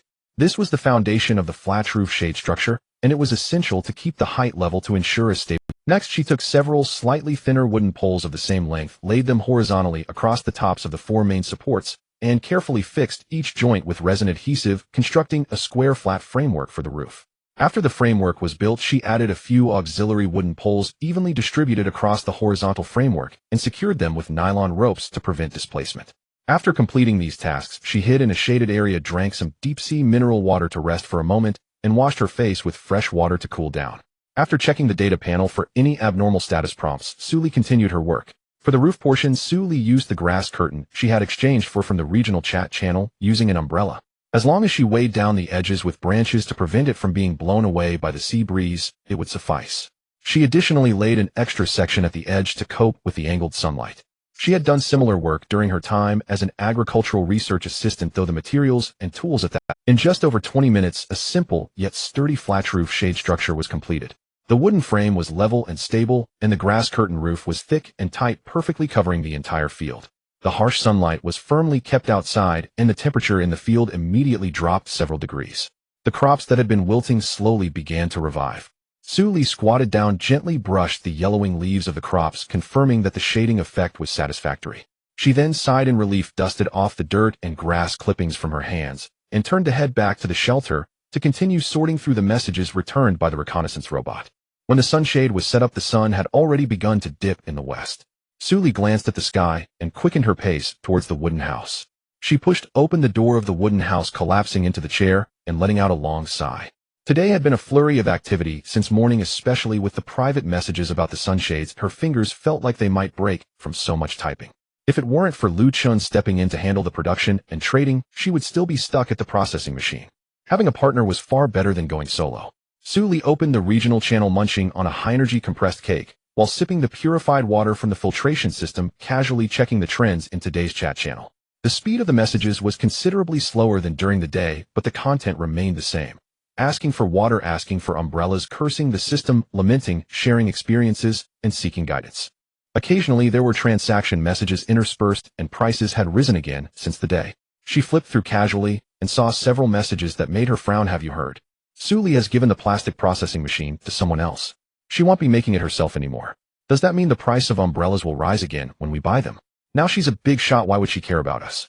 She sold it so expensively before, she must have made enough profit.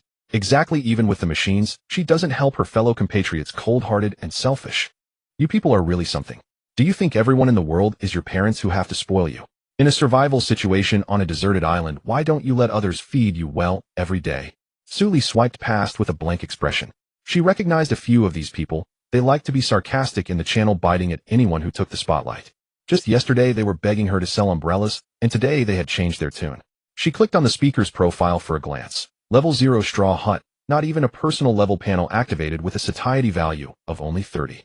Suli withdrew her finger. She had seen this type of person many times before. Back in her previous life as an agricultural research assistant, she encountered many who did not work, but constantly nitpicked others' efforts. The more you ignore them, the more they become emboldened. Let them talk, their mouths are theirs to use.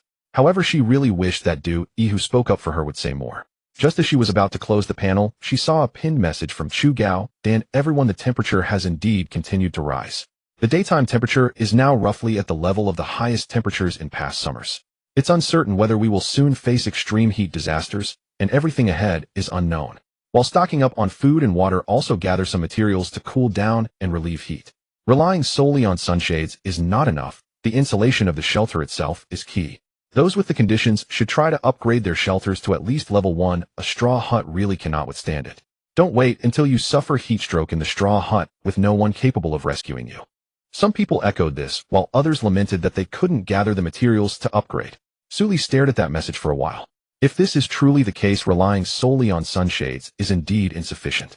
Her own wooden house had decent insulation, but those players in level 0 straw huts, most likely many had forgotten or simply hadn't noticed that when entering the game there was a core novice protection mission in the system announcement to build a basic shelter, level 0 and above.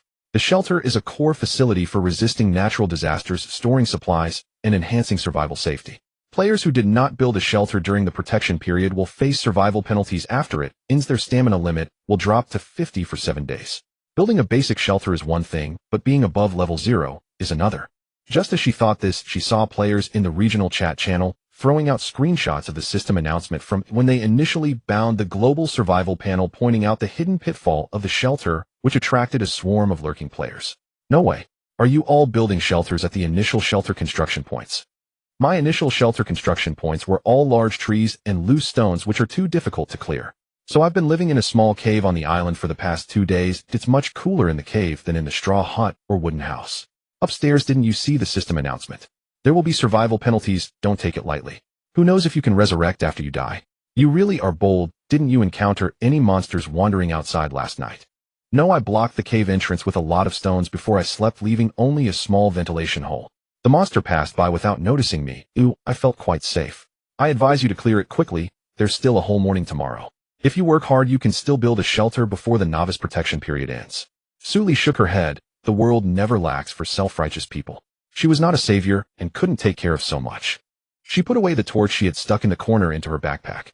With the rough cloth curtains blocking the window, the room darkened significantly. She opened the operation panel and, using its light, walked to the bed and lay down. In the darkness, she made a few more plastic processing machines with the blueprint and sent them to Luchin, contributing her bit for her compatriots. Just a second ago, she was thinking how fortunate it was that it wasn't as hot as during the day, and the next moment, she fell asleep to the rhythm of the chaotic waves. Meanwhile, on another island across the vast sea, Luchin was still busy processing. With Chu Gaodan and Rong Chengping exchanging and collecting supplies, he only needed to continue producing. They would keep track of the transaction data, and there was also chat history for verification, so there was no fear of making mistakes. When he received the additional plastic processing machines sent by Su Li, he had just sent the newly made equipment to Chu Gaodan and Rong Chengping and casually replied to Su Li received. He barely had any materials left on hand, just enough to catch his breath. Lu Chun ignored Rong Chengping's reply to his receipt and quickly went to the bathroom to grab water and a rough cloth for a quick battle wash. But when he returned to the bedside again, Chu Gaodan still had not replied to him nor accepted the equipment he sent over. Lu Chun couldn't help but feel a sinking feeling in his heart. This was not his old leader's style. Something felt off with the prolonged silence. With a flick of his finger, he quickly sent an inquiry. Old leader, is there a problem? This time he received a quick reply from the other side, the tone carrying a hint of ease. Haha, it's good news. I found Feng Rui. This kid is quite remarkable. He has awakened the communication talent. Lu Chun felt relieved and a bit happy upon reading this. Feng Rui was also an old comrade of his back in their team. He was responsible for communications. He never expected that in this game world Feng Rui would awaken such a talent. Although there was a regional chat channel judging by his old leader's attitude, Feng Rui's talent must have some special significance. Before he could reply to Chu Gaodan, a dialog box suddenly popped up in front of him, and the ID was indeed Feng Rui. Old Lu, you rascal. I didn't expect you to be in this zone too.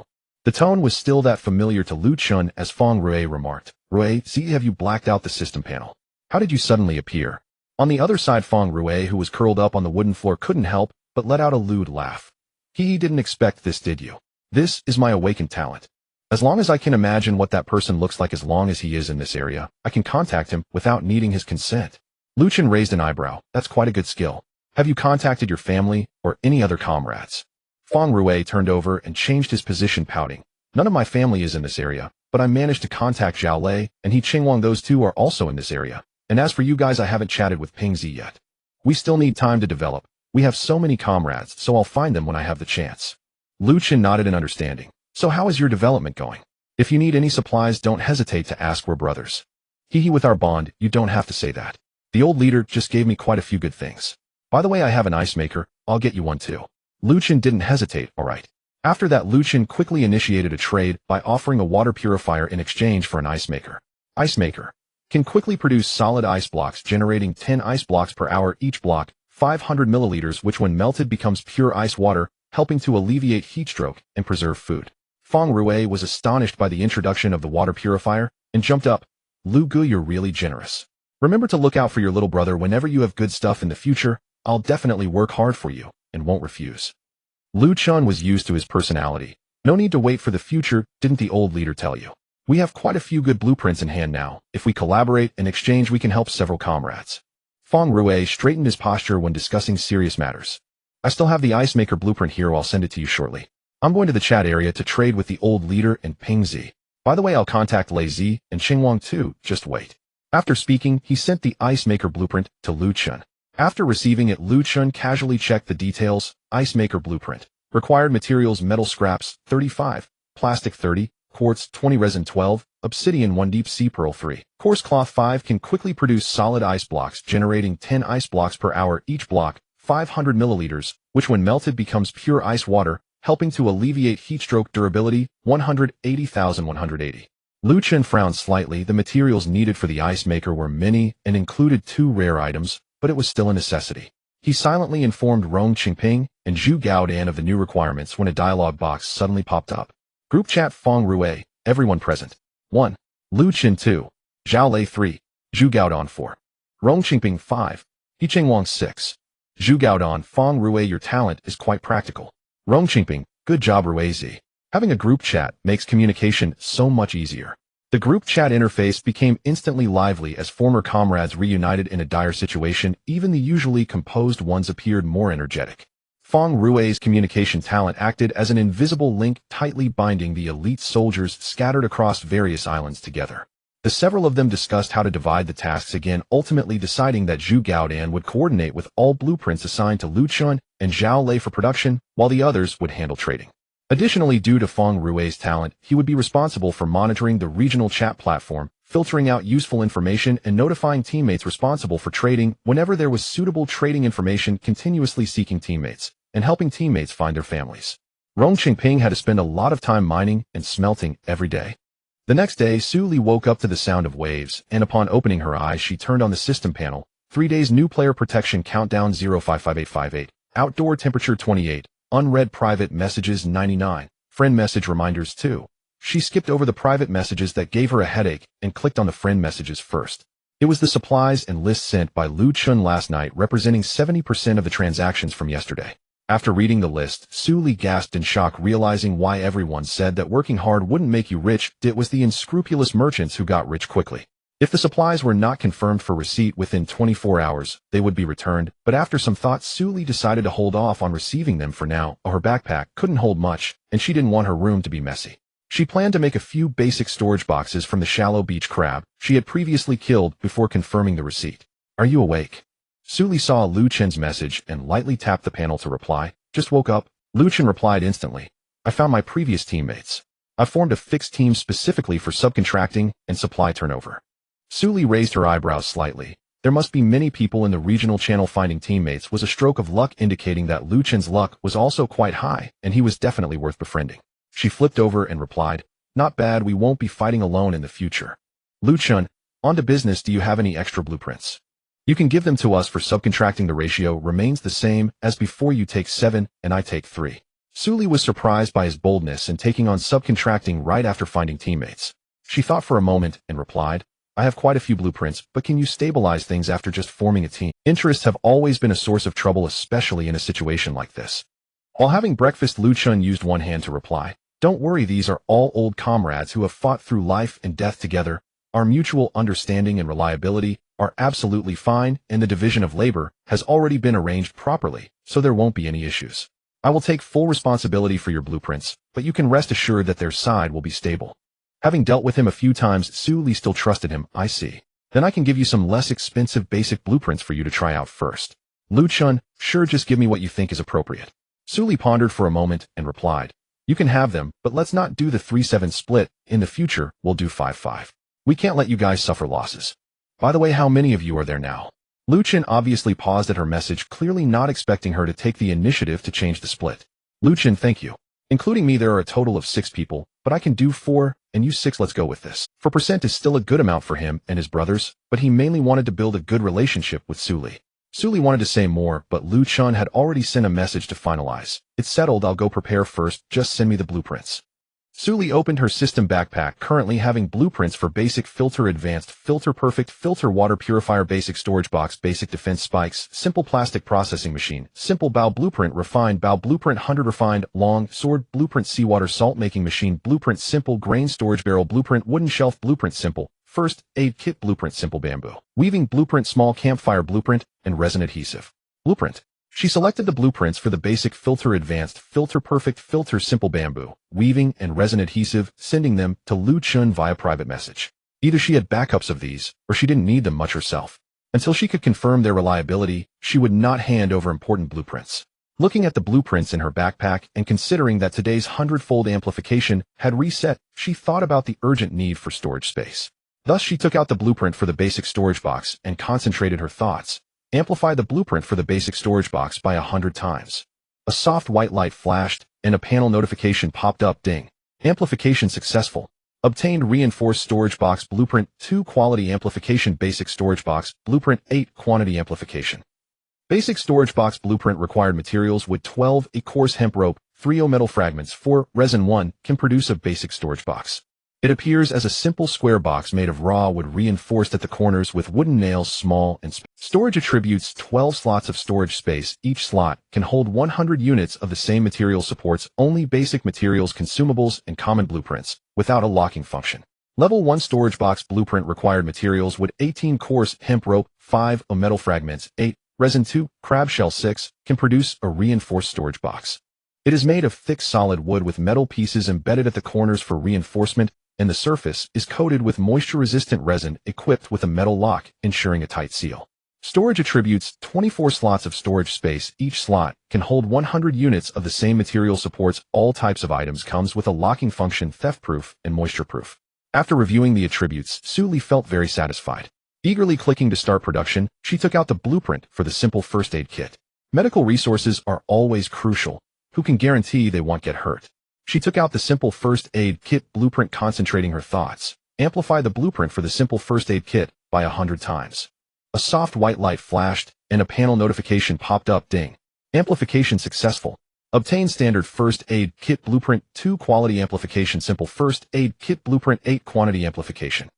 Simple first aid kit blueprint required materials, coarse fabric 6, hemostatic herb 5, resin 1, clean cloth strips 8 can produce a simple first aid kit.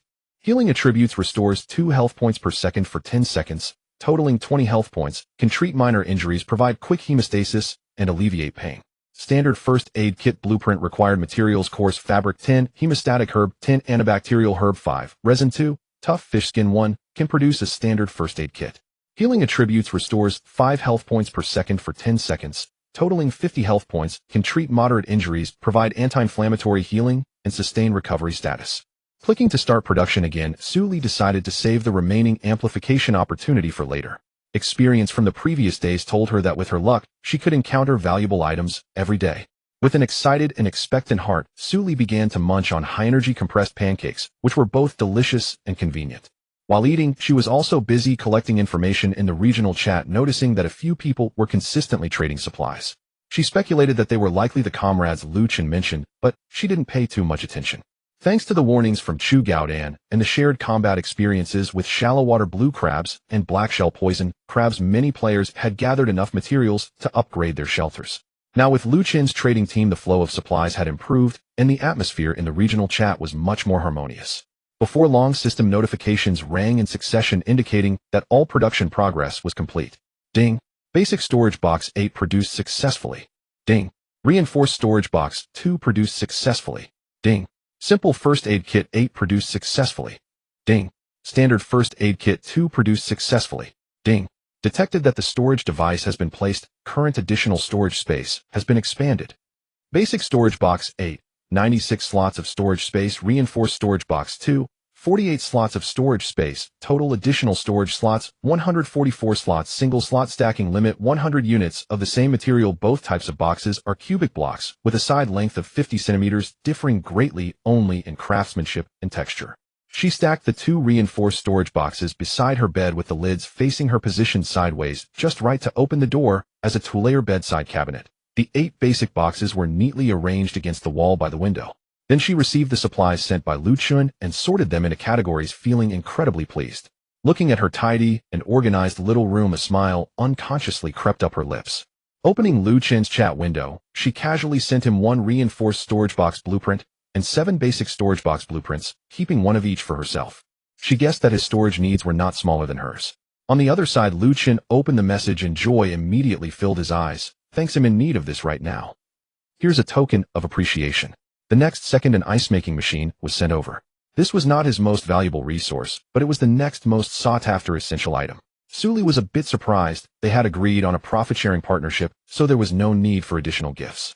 However, she didn't decline and accepted it readily. Working with someone straightforward and discerning like him was exceptionally comfortable. She clicked to receive and replied, "You're welcome. Remember to share good items with me in the future. I won't forget you for good blueprints." Luchin responded with a handshake emoji. Suli guessed he was hurrying to make boxes. After sending out a mini reconnaissance robot to scout, she turned and went to the bathroom to wash up. With little time left in the novice protection period, she had a lot to catch up on. Luchin was indeed in a hurry. Supplies were piled up everywhere, and he was sorting them outside the shelter. If he waited any longer, they would have to be piled outside the defensive barriers. He tossed a message into the team chat and immediately began frantically making storage boxes. He could make 20 blueprints at a time, but his energy for continuous production was dwindling rapidly. Still, he couldn't afford to care about that now. The chaos in front of him was a torment for someone like him who was used to neatness. Suli finished getting ready and pushed open the wooden door towards the fields. Counting the day of sowing, this was already the third morning of planting. Only half a day remained until the melon head and purslane were ready to harvest. The melon head and purslane had grown to over 10 centimeters tall, their leaves lush and vibrant, thriving under the shade, and the system indicated they would be ready for harvest in half a day. The chili seedlings, tomato seedlings, and corn seedlings were also growing well, stout and orderly, with no signs of sunburn, expected to bear fruit in 4 days. Fortunately, the shade structure built yesterday was timely. The entire field was full of vitality, completely unaffected by the heat, bringing a sense of calm to her heart. Ding! Farming system reminder: crop status is excellent and growth is stable. Melon head and purslane ready to mature in 6 hours. Corn and tomatoes expected to mature in 4 days. White chili expected to mature in 7 days. Currently, all materials and supplies are sufficient, with food and water having a stable source. There are 5 hours left until the end of the novice protection period, but upgrading the shelter to level 3 requires reaching personal level 5. Suli opened her personal information panel. Current level 4, 301,000. She had just reached level 4 yesterday through hard work in crafting and trading. The experience gained from crafting items, except for the first time, is quite low. It seems that defeating monsters is the best choice for gaining experience and leveling up. However, according to the feedback from the mini reconnaissance robot, the island is calm and peaceful with no monsters to fight.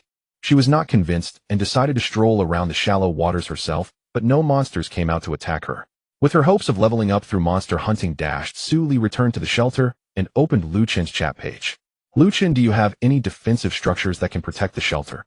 On his side, Luchin had just organized the messy shelter and was enjoying breakfast offered by Rong Qingping while sitting on a wooden chair. Feeling unusually relaxed, he saw Suli's message and quickly sent 2 screenshots of item descriptions. Crab shell reinforced fence. Required materials: wood 15, crab shell 6, metal fragments 4, resin 2, length 5 meters, defense strength 80, can withstand the impact of level 2 sea monsters, durability 200,200. Tripwire trap. Required materials: nylon rope 3, wood 6, metal fragments 5. When triggered, it trips nearby monsters, causing level 1 sea monsters to be stunned for 5 seconds and level 2 sea monsters for 3 seconds.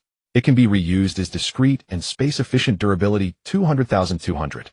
Although these were not the exact items Suli desired, she was still satisfied after reading the descriptions. Is there anything that can actively counterattack without being attacked? Luchin quickly replied no. Suli felt a bit disappointed, but then thought of something and asked, "Do you have a ladder?" Upon seeing Suli's question, Luchin raised an eyebrow, guessing that Suli had a ranged weapon, but he didn't ask. Suli pondered for a moment. "Then give me 20 crab shell reinforced fences, 5 tripwire traps, and 1 ladder. Deduct the supplies from today's share." "No problem." Luchin swiftly sent the supplies to Suli and without resting washed the dishes before sending them back to Rong Qingping. He then stepped out of the wooden house and installed crab shell reinforced fences and tripwire traps for his own shelter. However, after installing just 5 crab shell reinforced fences, he fell into deep thought. Suli wanted 15 of them. Was her shelter really that big? Unbeknownst to him, on the other side, Suli surrounded her area with the fences she crafted herself, expanding her territory significantly. After leaving ample room for movement, she took out the basic defensive spikes she crafted from the blueprints and densely placed them on both fences. Suli couldn't help but smile. How could this not be considered a second yard? After laughing, she moved to a distance of 8 meters from the crab shell reinforced fence and set up a circle of tripwire traps. After clicking to place them on the panel, the traps turned semi-transparent, invisible to others, which Suli was quite pleased with. After checking for any omissions, she braved the increasingly fierce sunlight and ran back to the farmland using the remaining crab shell reinforced fences to protect her precious seedlings. This was her reserve food. She couldn't afford any losses. Having completed all this, Suli felt much more at ease. She rolled up her sleeves to wipe her sweat and casually opened the system panel, immediately noticing outdoor temperature 32°C. No wonder she was panting after all the hustle, as she even felt a bit dizzy. Hurriedly, she took out an umbrella, opened it, and rushed back to the shelter to take a cold shower, which helped her feel refreshed. Suli took out a bottle of deep-sea mineral water to sip, quenching her thirst, and opened the game panel only to find that the ice maker had sent a low water warning. She quickly added water and retrieved the blueprints to start crafting arrows to accompany her refined bow. The faint sense of urgency in her heart kept her from stopping. In the regional chat channel, many were discussing the rapidly rising temperatures. Help! I just looked away for a moment, and it's already 32 degrees outside. I have only half a bottle of water left. If it keeps getting hotter, I will be dehydrated. 1. My shelter is still a thatched hut. Under the midday sun, it feels like a steamer inside. I am just 10 metal fragments short of upgrading to a level 1 shelter. Does anyone have extra to help me? I can trade with stone. As soon as the message was sent, someone immediately replied, I have. I don't want stone, just give me 2 portions of crab meat. I'm not exaggerating, a level 1 wooden house is much more comfortable than a thatched hut. I have crab meat. I just killed a black-shelled poisonous crab today and have exactly 2 portions left. While some people were trading, others were anxious about the end of the novice protection period. A message filled with trembling concern flooded the screen. There is less than 1 hour left until the protection period ends. What kind of monsters will come out then? I barely managed to defeat a level 2 black-shelled poisonous crab. This immediately struck a chord with everyone, and the chat channel became lively with fear and anxiety. I'm scared too. I only have a basic filter, and there are just 2 packs of compressed biscuits left. If level 2 monsters come out, I'm done for. Is there any senior who has extra defensive structures? He'll trade with copper or... I haven't had tools for several days and managed to hammer out 13 pieces. Who please help me? Brother, if you have copper, or go contact Rong Qingping. He buys all metal ores at a fair price. You must not often check the chat channel. You missed a golden opportunity. Everyone stay calm. I've built a circle of spiked wooden fences. Although the defense is not high, it can at least hold off level 1 monsters. Keep your shelters secure and don't harbor any illusions. Secure the shelter. Easy to say. I haven't gathered enough materials for defensive fences. All I have are the ones I crafted myself.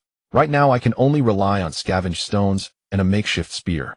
If monsters charge and I have no way to defend. There were also players with some survival skills sharing tips. Here's a small trick: pile up dry wood at the entrance of your shelter, light it, and it can deter low-level monsters. It works on shallow water blue crabs and black-shelled poisonous crabs. Also gather more stones. They can serve as weapons in critical moments. It's better than being unarmed. Really, I'm going to collect stones right now. By the way, does anyone know how to make a simple bow? The one I made is too weak. I have wood and metal fragments. Oh, please share the tutorial. I have a tutorial, but I need 2 bottles of fresh water in exchange. In this hot weather, I can barely stand it. What should I do? I have a fear of insufficient firepower, and nothing else can be prepared. I'm so scared. Suli looked at the flood of messages on the screen, her fingers pausing slightly. She could understand everyone's panic. After all, during the novice protection period, the system would somewhat protect everyone, but once it was over, it would truly be a survival of the fittest. Amid the tense atmosphere, time slowly passed. Suddenly, the chat channel fell silent for a moment, and then a bright red system notification popped up on everyone's panels, stabbing their eyes painfully. System notification: there is 1 minute left in the beginner protection period. All players should prepare their system notification. After the beginner protection period ends, level 13C monsters will randomly spawn on the island. Insufficient defenses for the shelter will face destruction risks.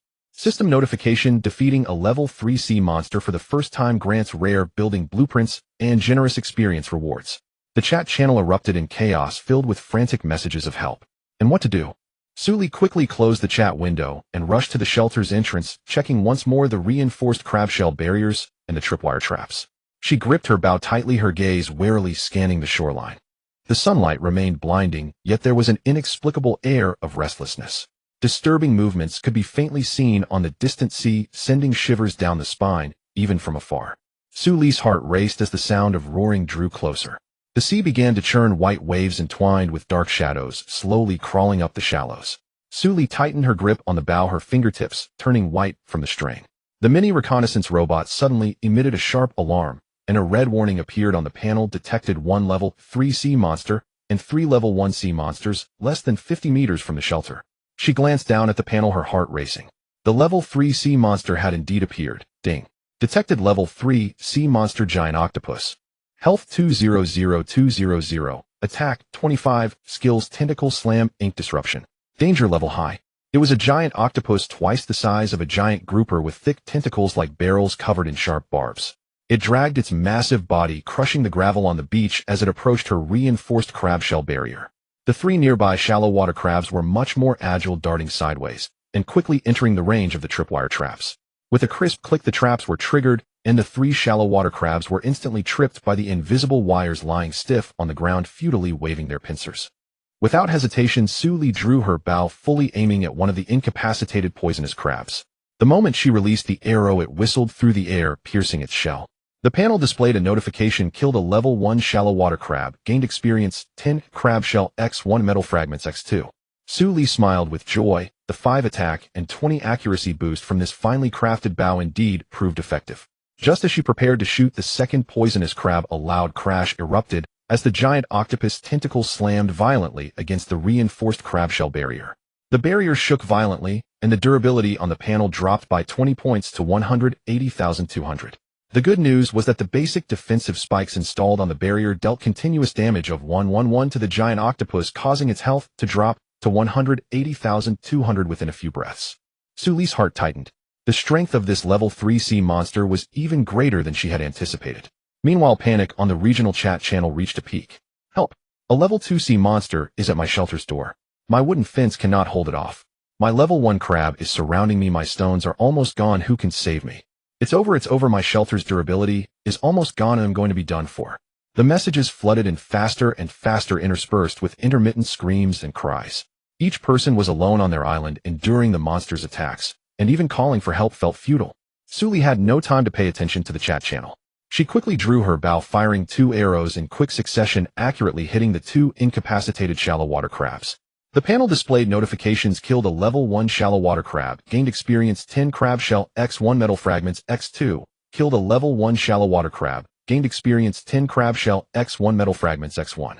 The experience panel flickered twice, changing to 701,000, getting her one step closer to level. At that moment, a new player task notification suddenly popped up on the system panel, breaking the tense battle. Newbie task: advanced, resist the first wave of level 13 sea monster attacks, protect the shelter and farmland safety. Task reward: experience 300, basic repair agent x3, wood x200, crystal stone x5, deep sea pearl x5, newbie defense buff, defense strength 10, lasts 1 hour. Failure penalty: shelter durability reduced by 50, farmland crops damaged. Su Li quickly glanced at the task requirements, and then turned to see the giant octopus tentacles continuing to pound on the crab shell barrier. The barrier's durability had dropped to 160,200, while its health was still at 170,200. What worried her even more was that its other tentacles seemed to extend infinitely, eerily bypassing the barrier and reaching towards the farmland where all her stored food was planted, which was also a target that needed protection according to the task.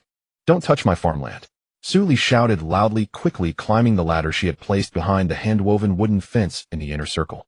She aimed down from a height at the connection between the giant octopus head and its tentacles, the nerve center. Taking a deep breath, she steadied her trembling arms, fully drawing the bow. The arrow contained all her strength as she shot it towards the target. The arrow flew with great force, striking true.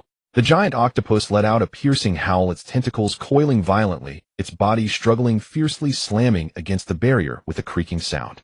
The durability dropped another 10 points to 150,200. Without hesitation, Su Li seized the opportunity during its struggle, firing 3 arrows in quick succession, each aimed at its eyes and the junctions of its tentacles.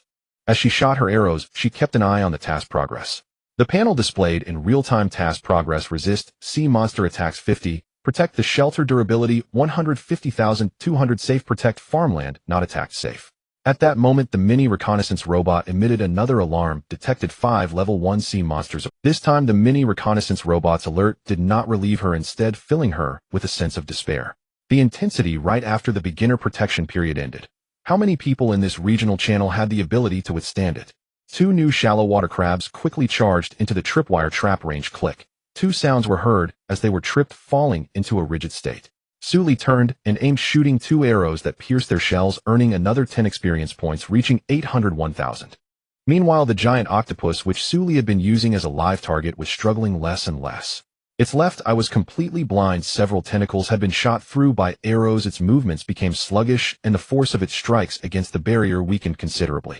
The barrier's durability finally stopped declining.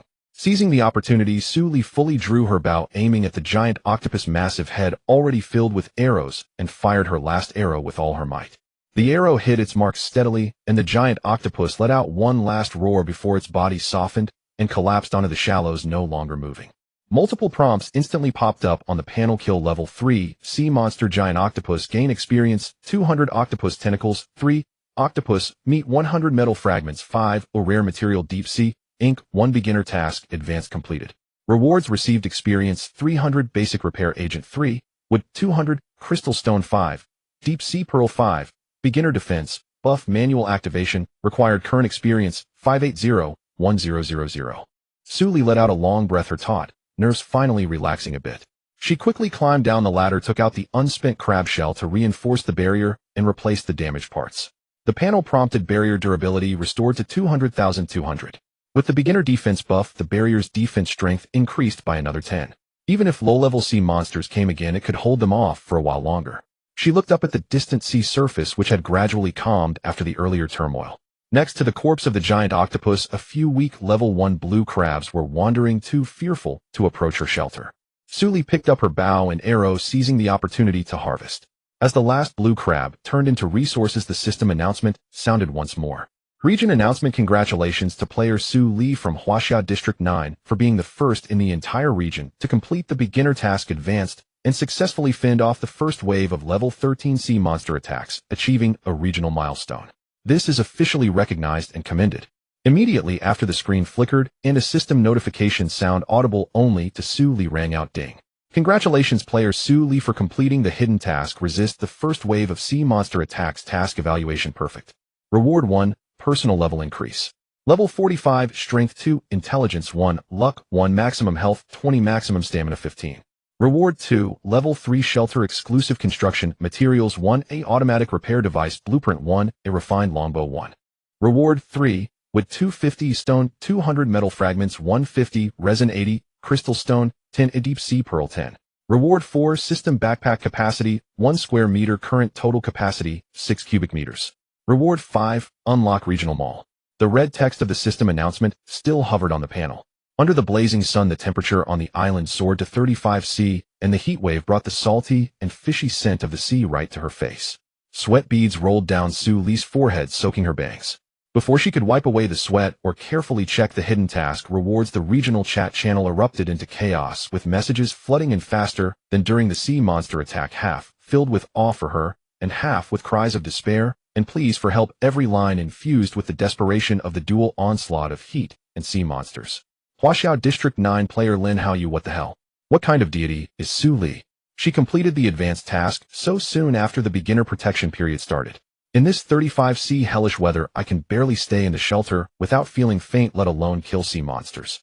Huaxia District 9 player Zhang Yuran: can someone tell me what the beginner task advanced is? Why do I only have a beginner task? I beg the great player to let us learn something.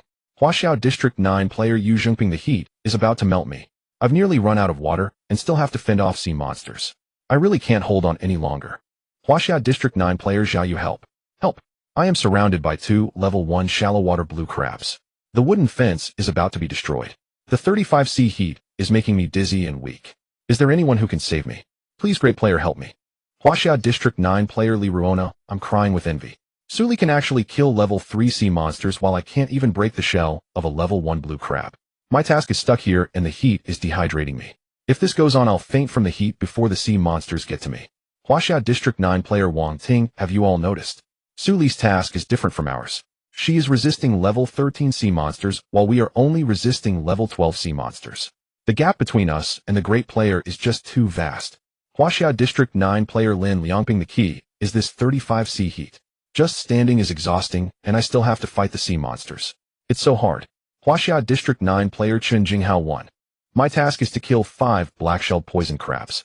I've run out of stones, but fortunately the campfire keeps them from coming to destroy my fence. They are still eyeing me from the side. I can't hold on much longer. Can someone lend me a weapon? Huaxia District 9 player Lu Jia: Su Li must be hacking right. Just after the beginner period, she has such strong combat power. Is it possible that she is actually a Barbie doll? Messages were scrolling rapidly, and Suli quickly scanned through several screens. Her fingertips paused slightly as she raised her hand to wipe away the sweat from her face, her palm already soaked. She noticed that everyone's beginner tasks were to fend off sea monsters, but no one else like her had an advanced task to resist level 13 sea monsters. She subconsciously clicked on her personal panel, her gaze falling on the level section, level 5. After completing the hidden task earlier, she had leveled up from 4 to 5. While most players in the chat channel complaining about the difficulty of their tasks were marked as level 12, with only a few at level 3. Their complaints were half about the threats from sea monsters and half about the agony of the heat. She was very pleased to reach level 5 so quickly, but she had not triggered the milestone reward. If she reached level 5 on her own, she wondered what the milestone would reward her. It felt a bit like a loss. After a brief moment of distraction, a thought emerged in her mind: the difficulty of the beginner tasks might be based on individual levels. The higher the level, the greater the task difficulty, and the corresponding rewards would also be more generous. She was ahead in levels compared to most players, so after the beginner protection period ended, the system assigned her a more challenging advanced task, while those at lower levels only needed to complete the basic tasks. This hypothesis was quickly confirmed when players in the chat channel shared their task panels. Level 12 players had the task to resist level 12 sea monster, shallow water blue crab attacks, and protect the shelter's safety. Level 3 players had the task to resist level 12 sea monster, shallow water blue crab, black-shelled poison crab attacks, and build a simple defense fence. While her task as a level 5 player was the only advanced version: resist level 13 sea monster attacks, and protect the safety of the shelter and farmland. The difference in difficulty was evident. Huaxia District 9 player Wu Zilei, in level 3, and my task is to resist 8 black-shelled poison crabs. Their pincers are poisonous, and just one touch makes me lose health. I need potion support. Huaxia District 9 player Tang Xiaoyu, in level 2, and I have 2 level 1 blue crabs, but I don't even have a decent weapon. I can only delay by throwing stones. The fence's durability is almost gone, and I've run out of water. If no one helps, I'm really going to be finished. Suli closed the chat box, understanding in her heart. The system's setup is inherently one where the weak are preyed upon by the strong. The higher the level, the stronger the threats from sea monsters, and the greater the task difficulties. Correspondingly, the growth and rewards one can gain are also more abundant. The scorching heat of 35°C intensified the struggle for survival, making an already difficult task even more challenging. She was undoubtedly one of the players in the 9th district of Huaxia entrusted with the highest test by the system. She tucked away her thoughts, wiped the sweat from her forehead, and began organizing the rewards for the hidden mission: a level 3 shelter's exclusive building materials pack, blueprints for an automatic repair device, and a finely crafted longbow. Items that were exceedingly scarce at this stage. With these, she could alleviate much of the pressure from the intense heat and sea monsters. Meanwhile, on another isolated island in the 9th district of Huaxiao, the blazing sun similarly scorched the earth. The 35°C heat made the ground hot enough to burn, and the air became unbearably dry. Lu Chan observed the movements outside the fence with a calm demeanor, beads of sweat rolling down his jawline and evaporating upon hitting the scorching ground. Coming from a special operations team, his personal level had already reached 3, nearing level 4. His novice task was to withstand multiple waves of sea monster attacks, protect the shelter, and build defensive structures. Although the heat made him feel somewhat uncomfortable, it did not affect his judgment in the slightest. Unlike ordinary players who responded hastily, Lu Chun had already upgraded the shelter to a level 2 wooden house using the resources he had collected. A sturdy crab shell reinforced fence surrounded the wooden house, and he gripped his forged long knife, which glimmered with a cold light. In the distance, 2 shallow water blue crabs waved their robust pincers as they rushed toward the fence. The heat had made them increasingly frenzied, and behind them followed a dark purple poisonous crab, oozing toxic liquid that hissed upon hitting the ground, charging forward with a roar. However, Lu Chun had no intention of retreating into the fence or the level 2 wooden house. To him, passive defense would only hinder his movements. Actively confronting the enemy was the most direct and efficient solution, a combat instinct ingrained in him from years of special operations. Before the sea monsters could approach the fence, Lu Chun had already tightened his grip on the forged long knife. His fingertips were slightly slippery from sweat, but he exerted a bit of force to steady the hilt, his gaze sharp like that of a hawk. The shell of the shallow water blue crab was hard, yet it had obvious weak points at the joints and underbelly. The black-shelled poisonous crab was formidable and well defended, but its eyes were a fatal weakness, and its movements were slightly sluggish. Without any hesitation, Lu Chun stepped out of the crab shell reinforced fence, closed the door behind him, and stood tall, like a pine tree, advancing toward the sea monsters with measured, powerful strides. The ground beneath his feet was scorching, burning the soles of his shoes as he exuded a fierce aura forged from years of battle. The foremost shallow water blue crab, upon seeing him immediately, went into a frenzy, wildly waving its pincers and lunging toward Lu Chen's calf with incredible speed and force capable of crushing hard objects. Lu Chen remained unfazed, agilely sidestepping this lethal strike. The heat quickened his movements slightly, and with a downward flick of his wrist, the forged long knife sliced through the air with a sharp sound, accurately cleaving at the joint of the blue crab. With a crisp crack, the crab's claw was instantly severed, juices gushing forth as the crab emitted a piercing scream, staggering and losing its balance. Before it could struggle to counterattack, Lu Chen swiftly flipped it over, thrusting his long knife into the soft underbelly of the blue crab. With a slight force from his wrist, he directly pierced through its vital point. The other shallow water blue crab, witnessing its companion's instant demise, fell into a frenzy, abandoning its attempt to breach the fence and abruptly turning to pounce on Lu Chen's back, attempting a sneak attack. However, relying on his keen hearing and years of combat instinct, Lu Chen accurately detected the movements behind him. He slid his foot, agilely turning around, and swung his long knife horizontally. The blade scraped past the blue crab's head with tremendous force, slicing it in half, and the crab collapsed, twitching twice before completely losing its vitality. The black-shelled poisonous crab lunged with its toxic pincers straight at Lu Chen's arm, droplets of venom hitting the ground and corroding it into tiny pits. The foul odor mixed with the oppressive heat made one feel nauseous. Lu Chen remained calm, effortlessly dodging the poisoned pincers as he stepped slightly forward, closing the distance to the poisonous crab. He pointed his forged long knife directly at the crab's eyes, aiming for its brain. The black-shelled poisonous crab thrashed violently for a moment before losing all vitality, its internal venom solidifying. In just half an hour, Lu Chen had annihilated a total of 15 shallow water blue crabs and 10 black-shelled poisonous crabs. Ding! Novice task basic completed. Rewards obtained: experience 200, wood 100, crystal 3, deep sea pearls 3, a blueprint for a basic watchtower 1, maximum health 5, simple antidote 3. The system notifications echoed in succession, instantly filling Lu Chen's experience bar. Ding! Congratulations to player Lu Chen, level up. Level 3 4, strength 2, stamina 2, maximum health 15, maximum energy 10. Current experience 30,600. The notification sound popped up. He sheathed his forged long knife, calmly walked to the fence, quickly checked the crab shell reinforced fence for any damage, and after confirming there was none, opened the panel to report his safety to his teammates in the group chat before slowly picking up the dropped resources. At this moment, many ordinary players in the 9th district of Huaxiao were struggling on the brink of life and death against sea monsters trying to complete their tasks. However, Lu Chen and his teammates had swiftly concluded the battle due to their formidable combat strength and ample preparation, beginning a new round of humanitarian rescue. Those who could extend a helping hand at such times were seen as saviors. Although the saviors charged quite a hefty fee, it certainly was not more valuable than one's own life. In the chat channel, the wails and cries for help gradually lessened, replaced by players sharing their joy after completing tasks, although many were still struggling to hold on. Huaxiao 9 district player Zhou Jiakai finally completed the task. 13 level 1 blue crabs almost exhausted me. Luckily, the campfire deterred them. I nearly ran out of resources, but at least I survived and the rewards were worth it. Huaxiao 9 district player Zheng Qimi to me too. Withstood 12 level 1 blue crabs. The fence was nearly dismantled.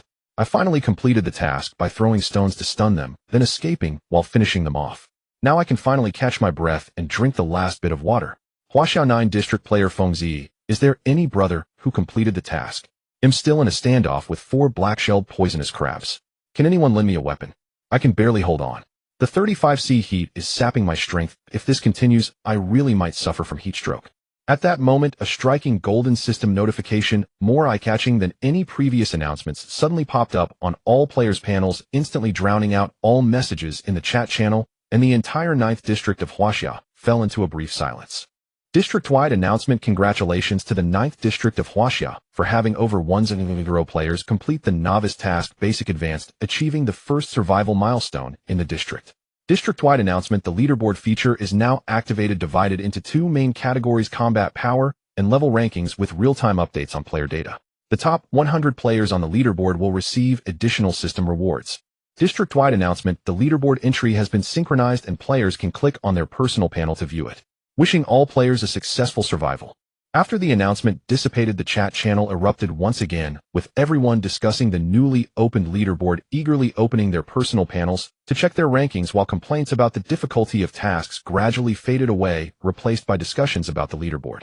Player Lin Haoyu from Huaxia Zone 9. The leaderboard is live. Let me see. The first place on the power ranking is actually the Great Lu Chun. His power value is 520, significantly higher than the second place, which is incredibly formidable. Player Li Ruona from Huaxia Zone 9. On the level ranking, the Great Su Li is first at level 5, the only one. I'm only at level 2. I can't even reach her knee. The gap is just too big. Player Chen Jinghao from Huaxia Zone 9. I'm crying with envy. The top 100 on the leaderboard receive additional rewards. I wonder what rewards the Great Lu Chun and the Great Su Li will get. Could it be high-tier weapons?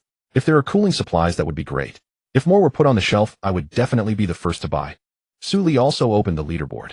On the power ranking, Lu Chen's name was firmly in first place with a power value of 520, while Zhao Lei was second with 410, and her name was in 12th place with a power value of 280.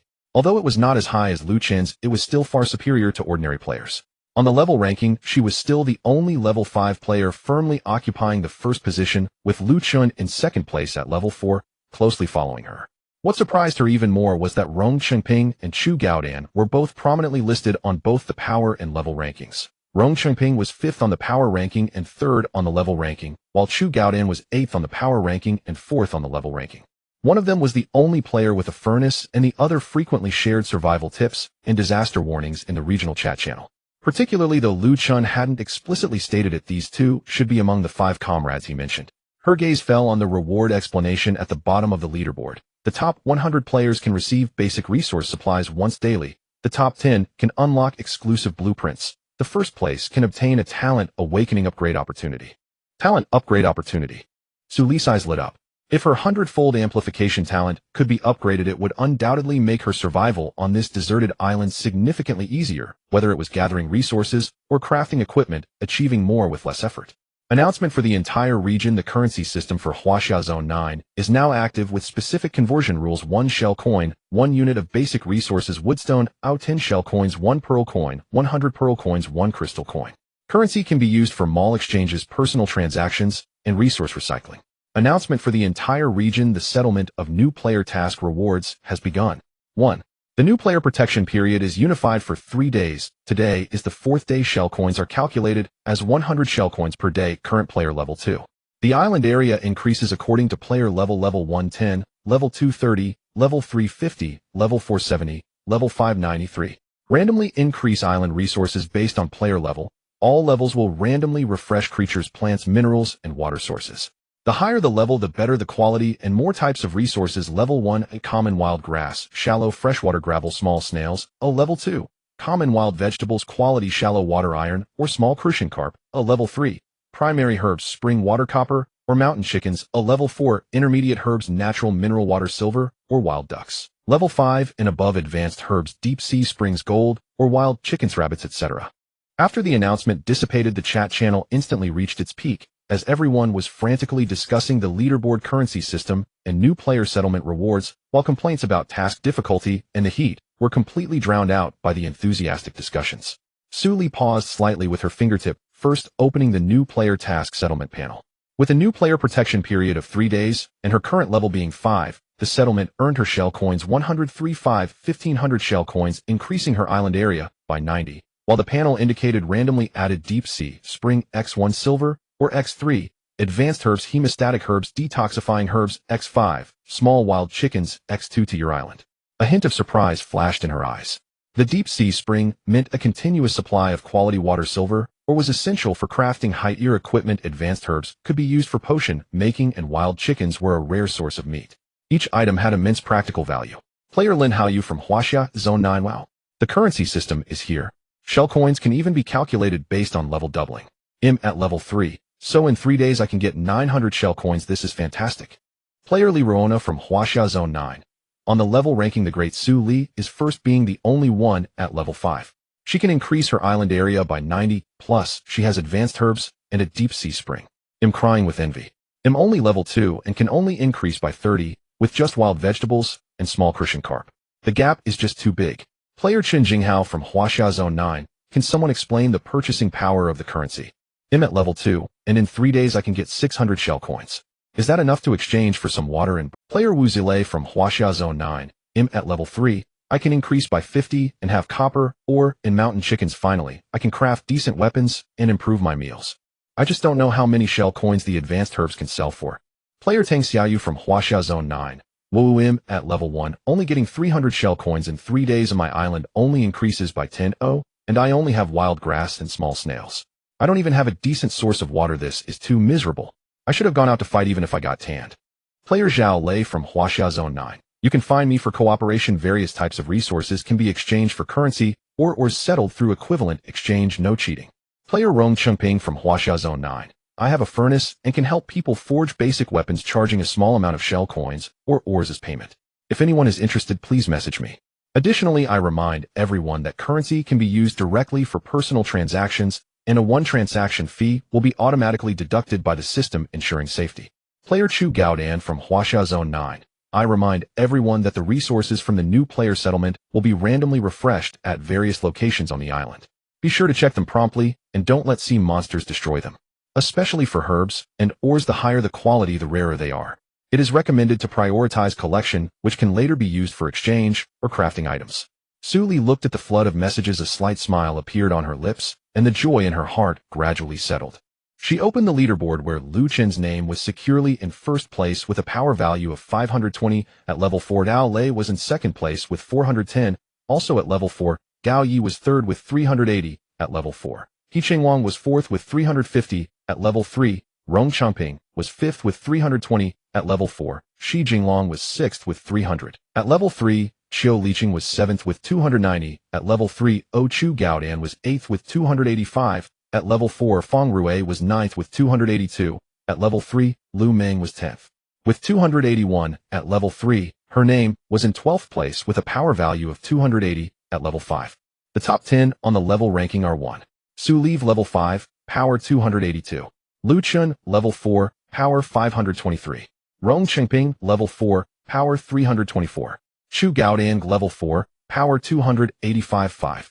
Zhao Lei level 4, power 410.6. Gao Yi level 4, power 387. He Chengwang level 3, power 358. Zhang Lei level 3, power 265.9. Lu Chong level 3, power 260.10. Chen Shi level 3, power 255. Looking at the familiar yet unfamiliar names on the leaderboard, she secretly rejoiced for completing the advancement task in advance. From their previous conversations, she deduced that Rong Qingping and Chu Gaodan were both comrades of Lu Chun, which made her even more curious about Lu Chun and his companions. Their strength was indeed not to be underestimated. Especially Lu Chun, who not only possessed formidable combat power, but also specially provided her with an ice-making machine. This gesture made her more satisfied with this collaboration. Just as her emotions stirred, 2 system notification sounds popped up consecutively on the panel, glowing with a golden hue particularly eye-catching.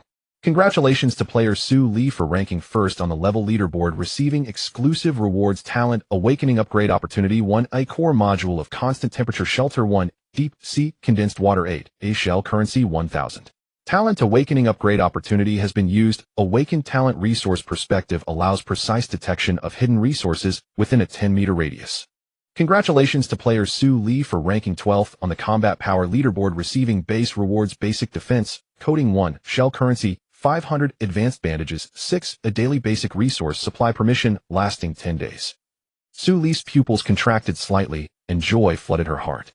She had only expected talent upgrades in the novice settlement earlier, but she never anticipated such generous rewards for ranking first on the level leaderboard, especially the 1000 shell currency. Combined with the 1500 from the novice settlement, it was enough to exchange for a large amount of basic resources. Shelter upgrade to level 3 successful. Defense intensity 50, stacking with the original fortification effect. Total defense 120 automatically. Installing the core module of the constant temperature shelter, unlocking a complete layout of 1 room, 1 hall, and 1 bathroom. You are the first player in this area to upgrade to a level 3 shelter. Receiving system rewards: Advanced Stone Reinforcement Blueprint 1, Crystal 5, Deep Sea Pearl 5. She suppressed the excitement in her heart and quickly walked to her shelter. The upgraded level 3 shelter looked completely new again, with a frame made of sturdy stone structure. Its area expanded by nearly half compared to the level 2 wooden house, internally divided into 1 room, 1 hall, and 1 bathroom. The bathroom in the corner was independently widened, retaining the original flushing toilet, while adding a simple wash basin. The pipes connected to the island's freshwater. The outer layer of the stone house was fully covered with a resin coating mixed with crab shell powder, greatly enhancing sun protection, corrosion resistance, and impact resistance. The roof was upgraded to a double-layer insulated top, with curved sun protective tiles added, and the wide and deep eaves with drainage grooves effectively lowered the indoor temperature under the scorching sun, while keeping it completely dry during heavy rain, far surpassing its previous protective capabilities.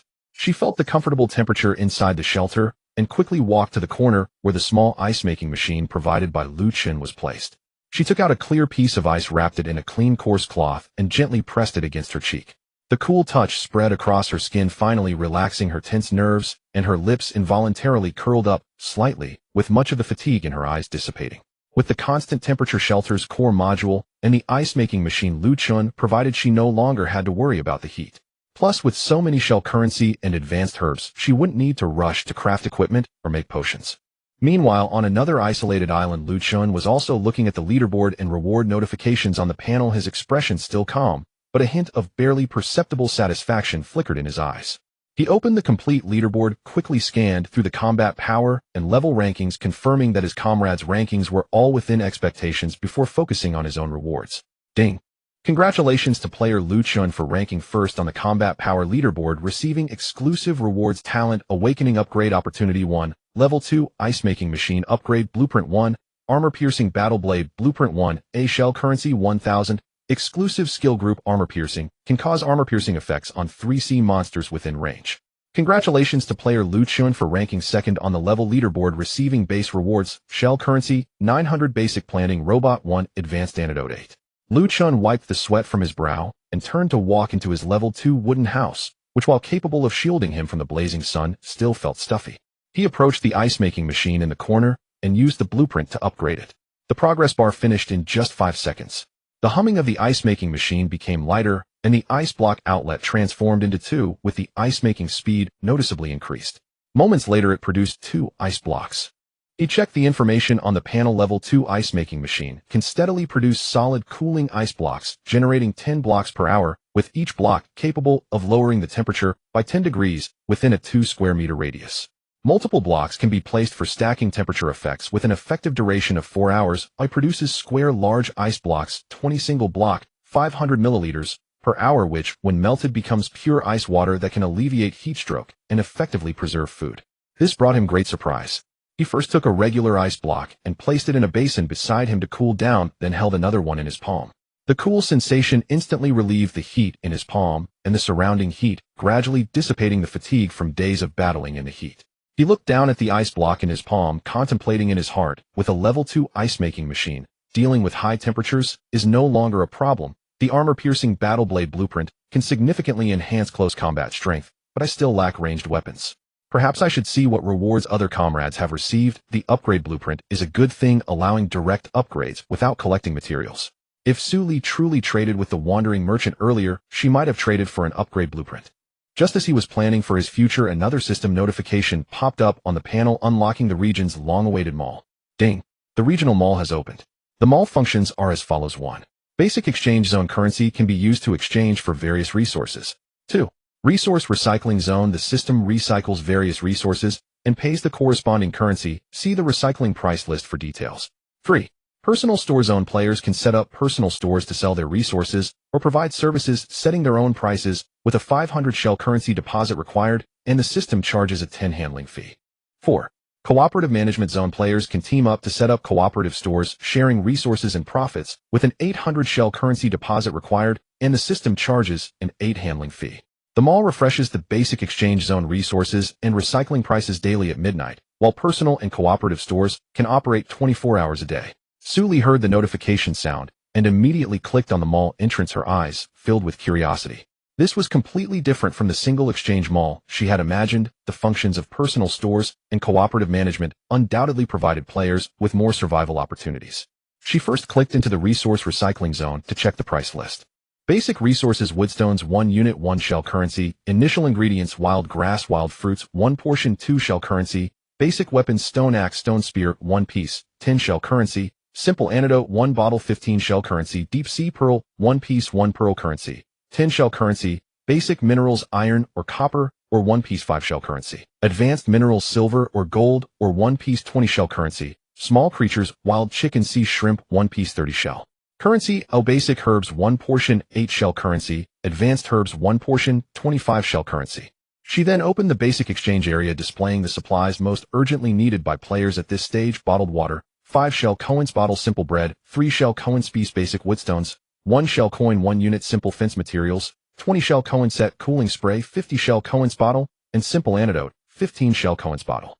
The advanced area featured supplies that enhanced combat power: simple bows and arrows, 100 shell coin set fine iron spears, 300 shell coin piece, and fine iron daggers, 50 shell coin piece. To open a personal shop, a deposit of 500 shell coins is required. However, Su Li was more interested in cooperative management. She clicked on the details and read carefully. In summary, a cooperative venture requires an 800 shell coin deposit, allowing participants to sell crafted items they collected and provide processing services. Team members share inventory and profits, with the system defaulting to an average distribution that can be negotiated. There is an 8 transaction fee, with earnings settled at midnight daily and losses shared according to team distribution ratios. The shopkeeper has management authority. While both the shopkeeper and staff have operational permissions, of violations will incur warnings, deductions, or even suspension or disqualification, depending on severity. Su Li was very satisfied with this arrangement. It was much more reliable than the previous method of cooperation based purely on trust with Luchun. With the system backing them, Su Li felt confident in bringing more blueprints to collaborate on, aiming to acquire greater wealth. In the chat channel, discussions about the marketplace flooded in again, with everyone fervently talking about personal shops, resource recycling, and cooperative management, expressing a mix of excitement, confusion, anxiety, and anticipation. Huaxia Zone 9 player, Zhou Jiakai family. The marketplace is finally open. I've saved up a lot of wild grass and small snails, and want to open a personal shop to make money, but the 500 shell coin deposit is too expensive. Huaxia Zone 9 player Zheng Qi, who understands. The system marketplace can be used to buy water. I can finally drink clean bottled water instead of river water and wild vegetables. Huaxia Zone 9 player Chen Jinghao, I envy those who can open cooperative shops. I can't gather the 800 shell coin deposit. The extra 2 transaction fee is unavoidable. I can only open a personal shop to sell wild vegetables. Is anyone willing to team up? I can gather wood, wild vegetables, and ore on my island.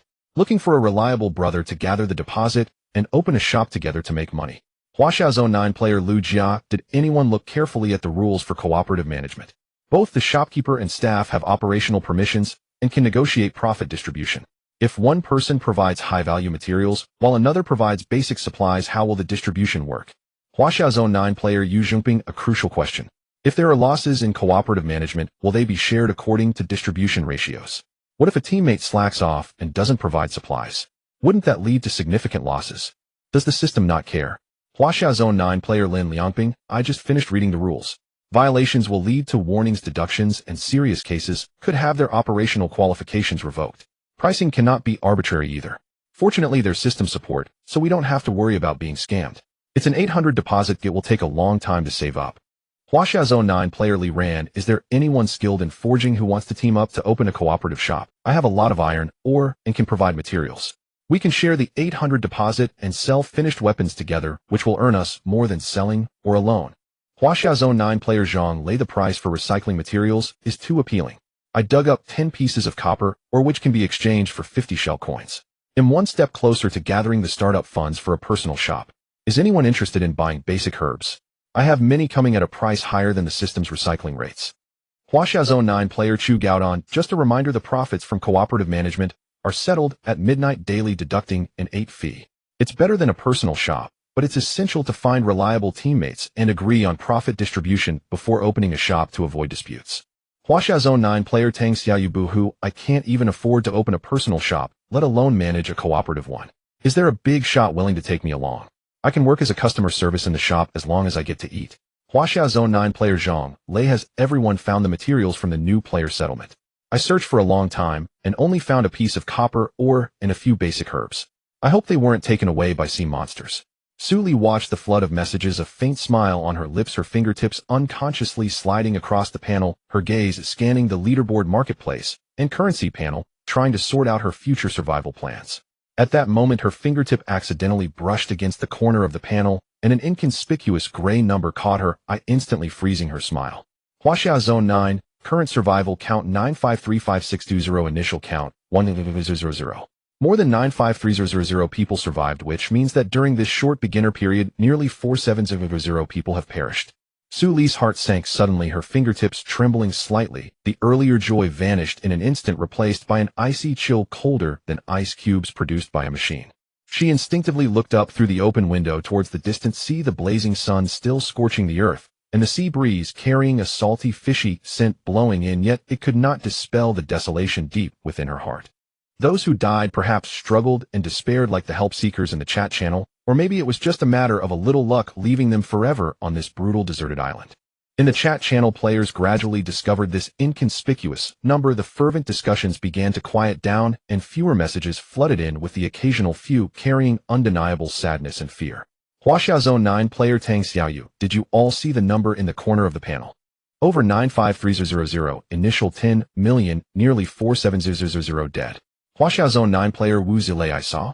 I was just excited about being able to exchange for shell coins to get mountain chickens, and now I suddenly feel so scared. Could those who died be people we know?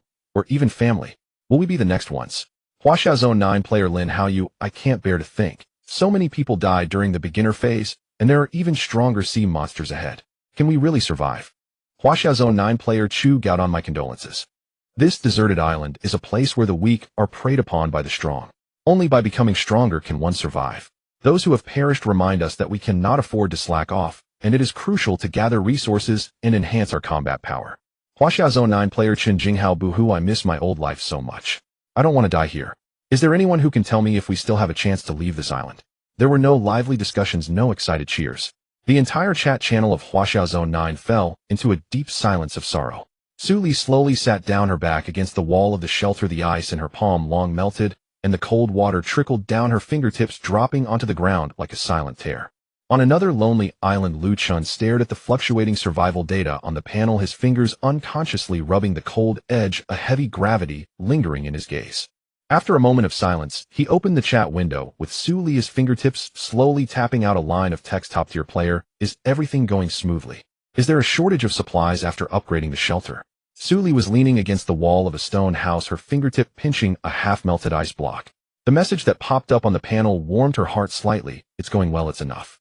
You're first on the combat power ranking, the tasks should be going smoothly, right? Lu Chen looked at that reply, a barely noticeable smile flickering at the corner of his mouth, and typed a response with a slight delay. It was just luck. I just upgraded the ice maker to level 2, able to produce solid cooling ice blocks. He'll send you one for emergency use. He operated the panel and sent over a freshly produced solid cooling ice block. After receiving it, Su Li opened the attributes, her eyes brightened. Solid cooling ice block, a single piece, can lower the temperature by 10 degrees in a 2 square meter area. Multiple pieces can stack temperature reduction, but the area does not stack, effective for 4 hours. Truly, Lu Chun is impressive. This ice block came just in time. Your level 2 ice maker is so extraordinary. How's the efficiency? Lu Chen replied him, it can produce 10 cooling ice blocks per hour, and it can also produce purified water ice. It's barely enough. I don't know if you can still contact the wandering merchant to help upgrade this machine. Oh, it's going to be a necessity. Su Li paused, her fingers a hint of guilt flashing in her eyes, quickly replying, sure, no need for rewards. If there are any extras made, I'll keep one for myself. Seeing her reply, Lu Chen's tense shoulders relaxed slightly, as he typed back, okay, thank you. I'll send the machine to you shortly. After a pause, he hesitated slightly, and added another line, by the way, the regional mall has opened a cooperation zone. My comrades and I plan to open a cooperative store, mainly dealing in finished equipment and processing. We can handle gathering and forging. Are you willing to continue cooperating with us?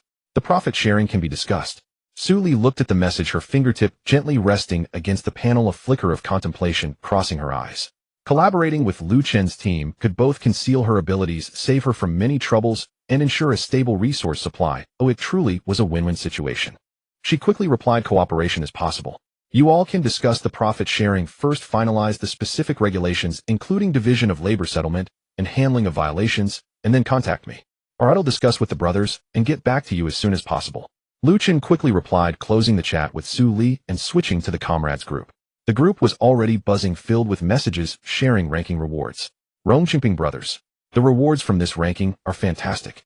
I ranked 3rd on the level chart and 5th on the combat power chart, obtaining level 2 furnace upgrade blueprints, level 2 forging table blueprints, advanced antidote 5, crystal stone 15, deep sea pearls 15, and shell coins 1200. From now on I can forge even better weapons. Zhao Lei ranked second on the combat power chart and fifth on the level chart, obtaining primary defense talent fine iron axe blueprints, primary speed up boots blueprints, strength enhancement potions 2, shell coins 1300. It's much smoother to chop trees and fight monsters now, but I still can't handle the high temperatures. If only I had something to cool down. Yiqing Wang ranked fourth on the combat power chart and seventh on the level chart, acquiring fine iron sword blueprints, level 1 electric gun blueprints, shell coins 1100, crystal stone 10, deep sea pearls 10. My combat power has significantly increased, but my level is still stuck at level 3. I need to gather materials for an upgrade. By the way, I just saw on the rankings that the third on the combat power chart is called Gao Yi, level 4, combat power 380. Could he be our comrade Gao Yi? Zhu Gaodong, I saw that too. I'm 8th on the combat power chart and 4th on the level chart, obtaining primary protective shield blueprints, level 1 flamethrower blueprints, advanced herbs 8, crystal stones 10, a deep sea pearls 10, shell coins 1100. The name Gao Yi is quite unique, and both his level and combat power are very similar to our previous comrade. It's highly likely to be him. By the way, the regional mall has opened. You all should check out the introduction of the cooperative store. Feng Rui, I'm 9th on the combat power chart, obtaining beast skin armor blueprints, crystal stones 5, deep sea pearls 5, shell coins 500. I wholeheartedly agree to open the store. Additionally, once we finalize the store's matters, I'll use my communication talent to privately message that Gao Yi to confirm whether or not he's our comrade. If he is, we've found another strong ally. Lu Chen looked at the messages in the group, his fingers typing quickly, sharing his gains, and responding, I'm first on the combat power chart and second on the level chart, awakened melee armor breaking talent, acquiring armor breaking blade blueprints 1, level 2, ice maker upgrade blueprints 1, a primary planting robot 1, advanced antidote 8, shell coins 1900. The ice maker has been upgraded and can produce solid cooling ice blocks. I'll send one to each person to solve the high temperature issue. Moreover, I've already mentioned the cooperation store to Su Li. She is willing to join and has quality high-level blueprints that can resolve our shortage of blueprints. After sending the message, Lu Chun operated the panel, sending a solid cooling ice block to each of his comrades in the group. Zhao Lei, wow. Thanks, Brother Lu. This ice block is incredibly useful. It cooled me down instantly, and I no longer have to suffer under the scorching heat. Brother Lu, as expected, you're at the top of both charts. The rewards are crushing us. It's amazing. If we can find Gao Yi, our team will be complete. Rong Qingping, thanks, Brother Lu. With this ice block, I won't have to worry about the temperature being too high during forging, and it can cool the quenching agent, making the quality of forged equipment more stable. Su Li is willing to join. She's first on the level chart, and surely has plenty of good things. Our store will definitely dominate over other players. Yiqing Wang, Su Li. I saw she ranked first on the level chart and 12th on the combat power chart. This girl is also quite a genius. Zhu Gaodong, since Su Li is willing to join, we need to discuss the profit sharing carefully.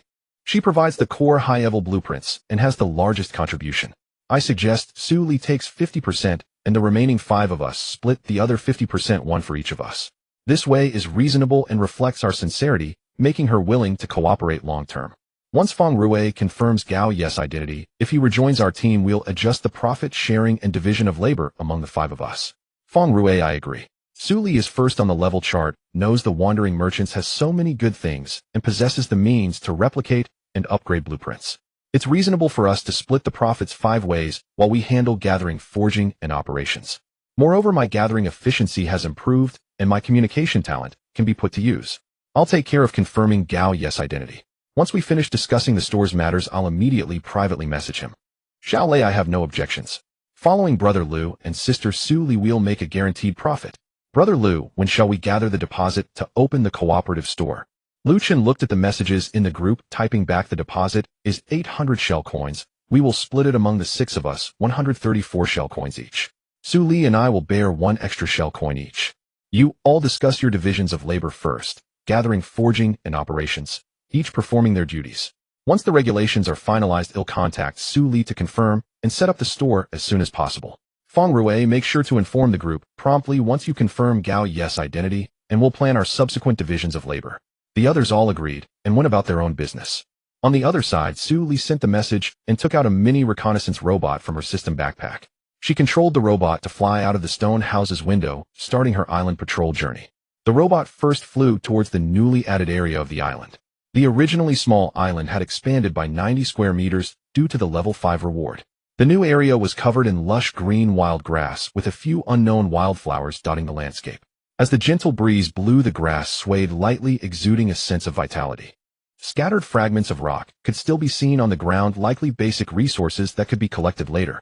Suli controlled the robot to slowly glide over her eyes, filled with joy. Next, the robot flew to the location of the deep-sea spring. It was a small pool of water hidden on the western side of the island with crystal-clear water that glimmered with a faint blue light, and tiny bubbles continuously rose to the surface. Suli guided the robot closer to the pool, and as the camera zoomed in, several small silver fish could be seen swimming gracefully in the spring water. It seemed that this deep-sea spring not only provided high-quality water, but also produced fresh fish, a delightful surprise. Leaving the deep-sea spring, the robot flew towards the northern side of the island where the newly added part was a rocky mountain with silver ore buried within. She couldn't help but calculate in her mind that when she had time later she would dig out these silver ores to find Rong Qingping to refine them, hoping to forge a high-level weapon. Then the robot flew into the newly added bushes on the southern side of the island where 5 high-grade medicinal herbs grew.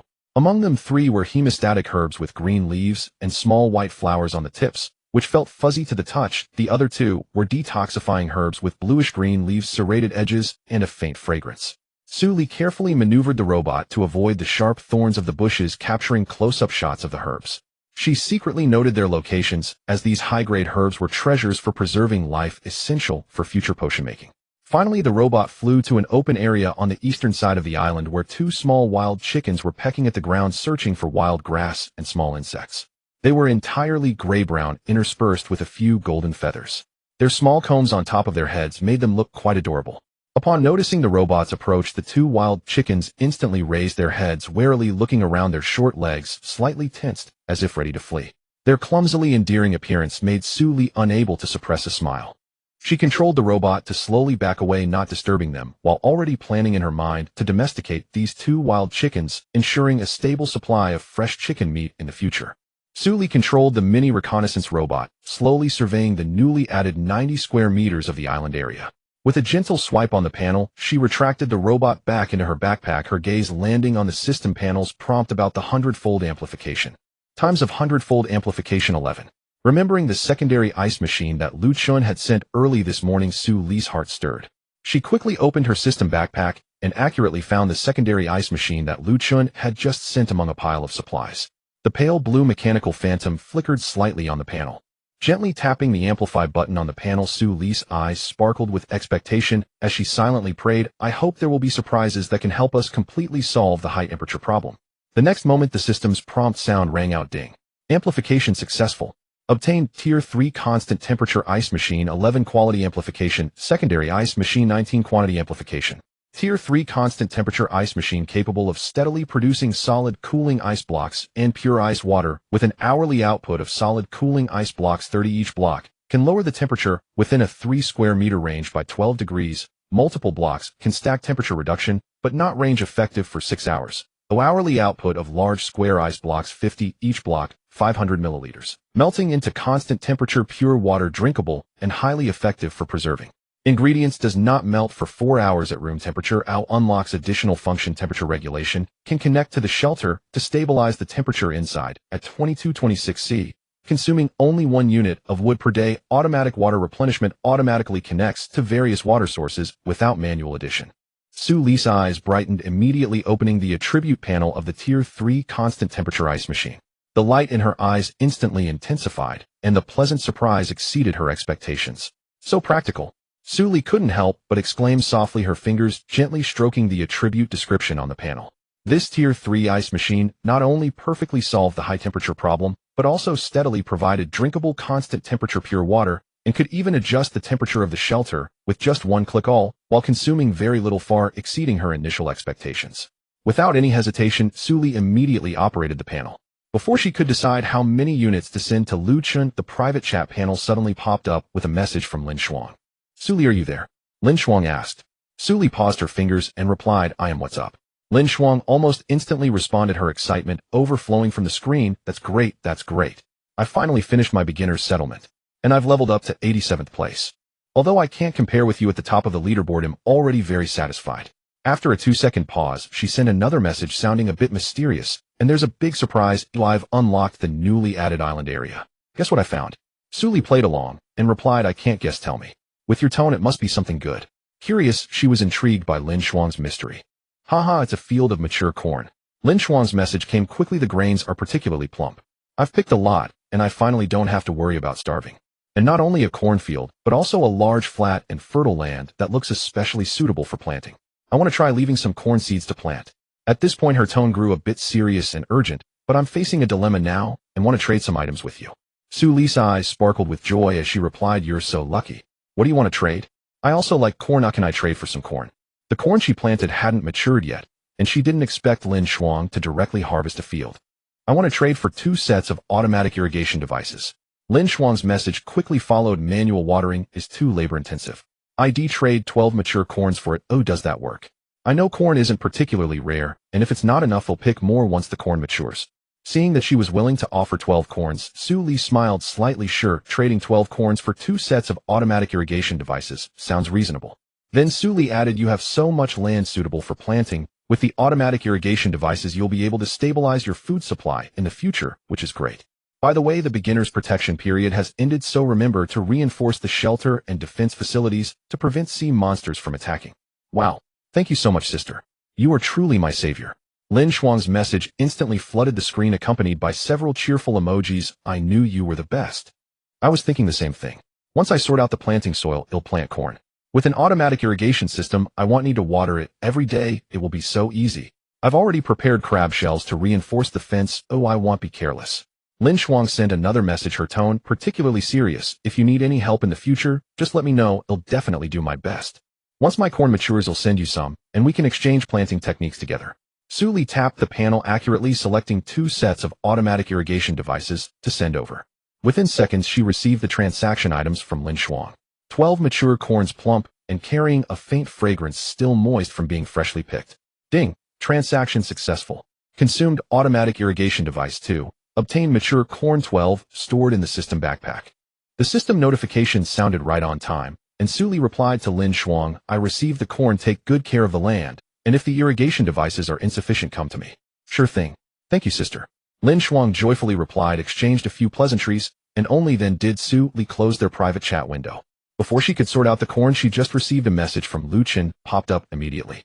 "I discussed the cooperative store matter with my team members. We proposed a 5,050 split, with all collection, forging, and store operation tasks handled by us. We just hope you can help the team upgrade blueprints more and provide high-level blueprint support. By the way, the system will automatically settle the store profits according to the ratio. No manual operation is needed. It's very convenient." Su Li paused slightly, her gaze fixed on the words 50-50, and after a moment of contemplation, she slowly replied, "A 50-50 split is too polite. You all handle the collection, forging, and store operation tasks, which requires far more effort than I do. I'll let go of 10, and we can do a 4,060 split with me taking 40 and you taking 60. After a brief pause, she added, her tone calm and clear, "Additionally, let me tell you about my plan. I intend to spend more effort connecting with wandering merchants to exchange for more various blueprints, since blueprints are the foundation of our store. So I might not be able to focus on the store's matters most of the time. At most, it'll help produce some finished products during my spare time, and for the daily sales and listings of the store, it'll trouble you to take care of them."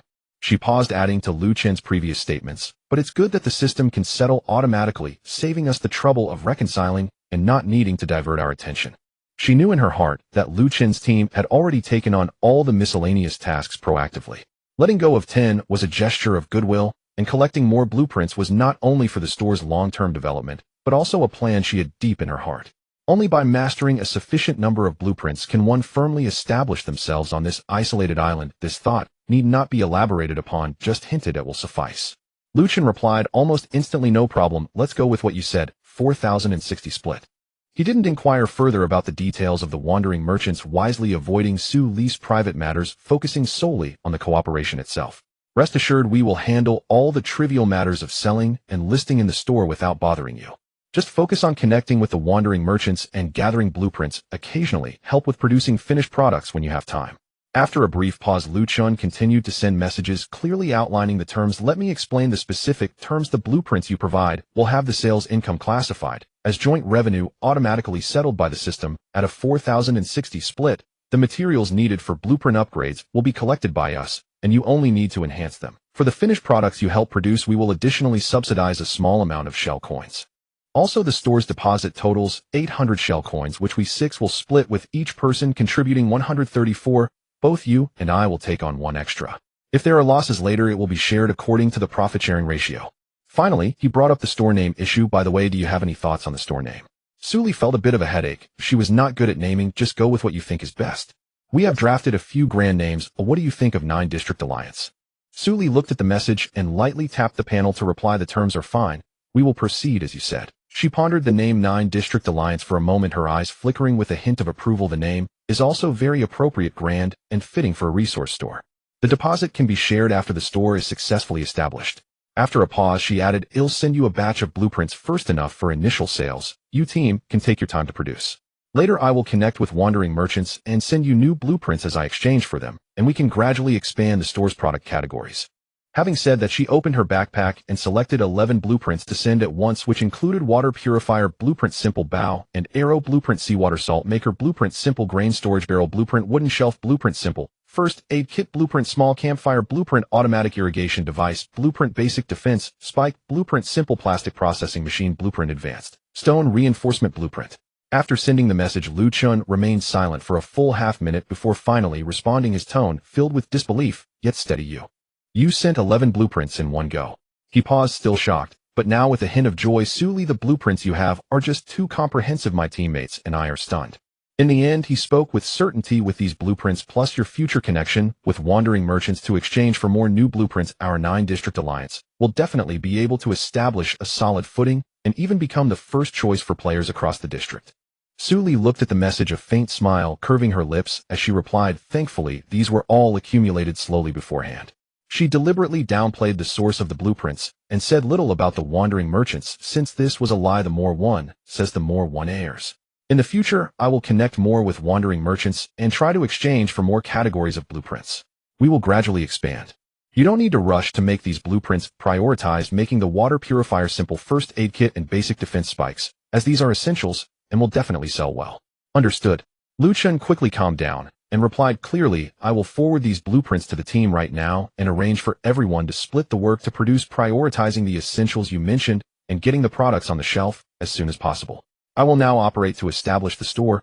Keep an eye on the system invitation.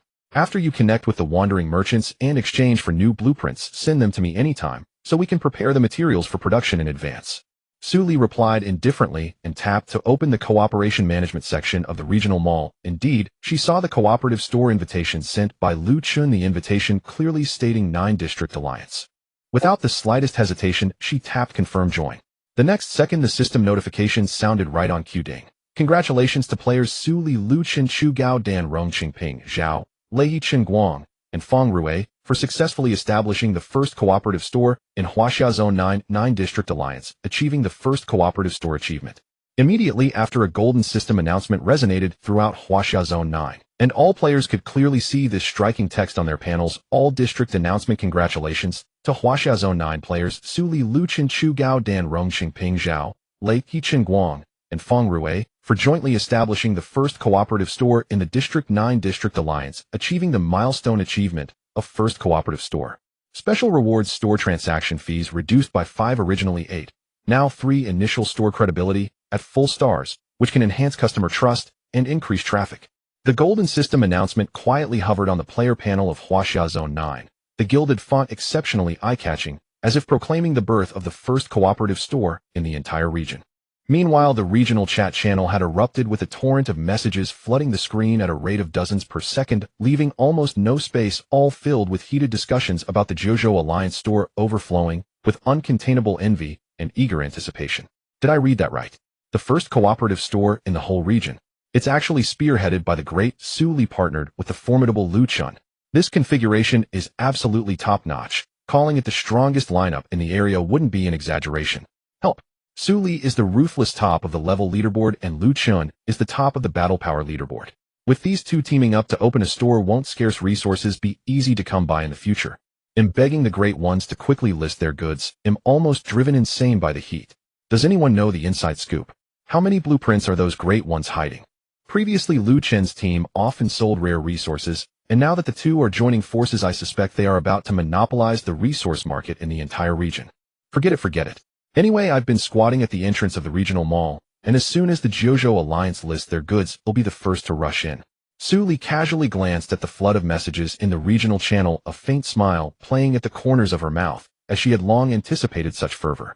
She didn't linger in the chat channel, and with a light tap of her finger, she opened the private chat window with Luch. Recalling the 10 third-tier constant temperature ice machines and 19 second-tier ice machines she had obtained through the hundredfold increase, she calculated that keeping one third-tier ice machine for herself would be more than sufficient, and sending the rest to Lucien would not only enrich the initial stock of the store, but also demonstrate her sincerity to Lucien's team, giving this collaboration more confidence.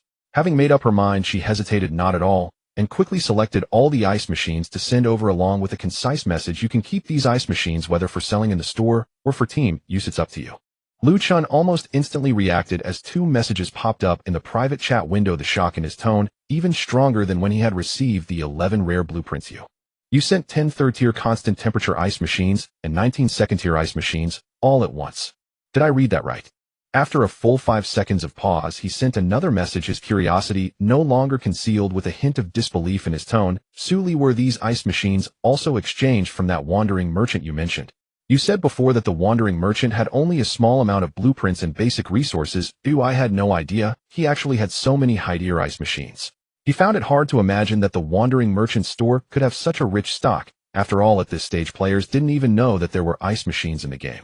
Suli lightly tapped the panel, her pre-prepared response flowing out naturally, her tone calm and unblemished, perfectly concealing the secret of the hundredfold increase. "Well, I happened to run into the wandering merchant restocking. He brought a lot of ice machines this time, and I thought these things would be particularly useful in the heat, so I simply bought all the 2 types of ice machines from his store. I kept one for myself and sent the rest to you just right for use, and can also help the store open its market." She deliberately downplayed the difficulty of buying everything out, attributing it all to luck, which was both reasonable and would not raise too much suspicion from Lucien. After all, the wandering merchant was a mysterious NPC in the game, and having scarce resources was entirely plausible.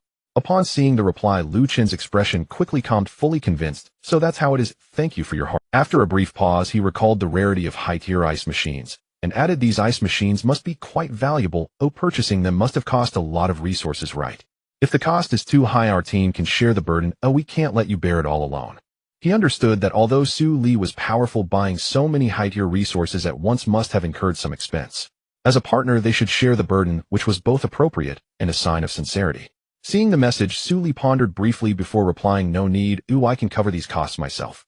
We previously agreed that I would take 40 of the profits. Since I'm profiting, it's only natural that I bear these initial costs.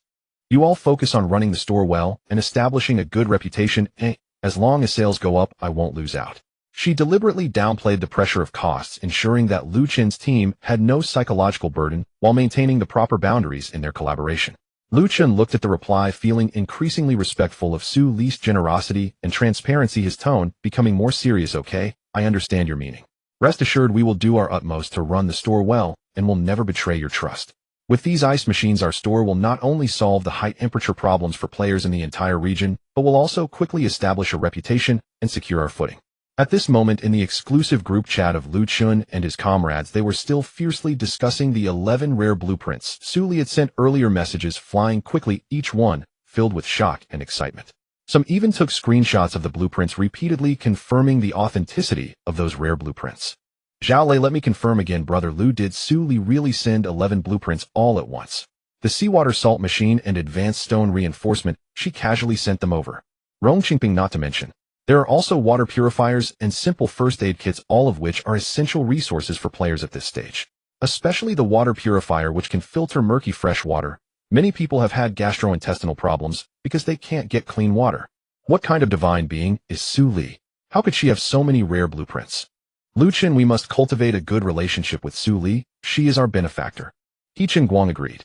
Su Li's top-tier strength is evident, and being so generous to give us so many rare blueprints, as long as we follow her lead, we won't have to worry about new goods.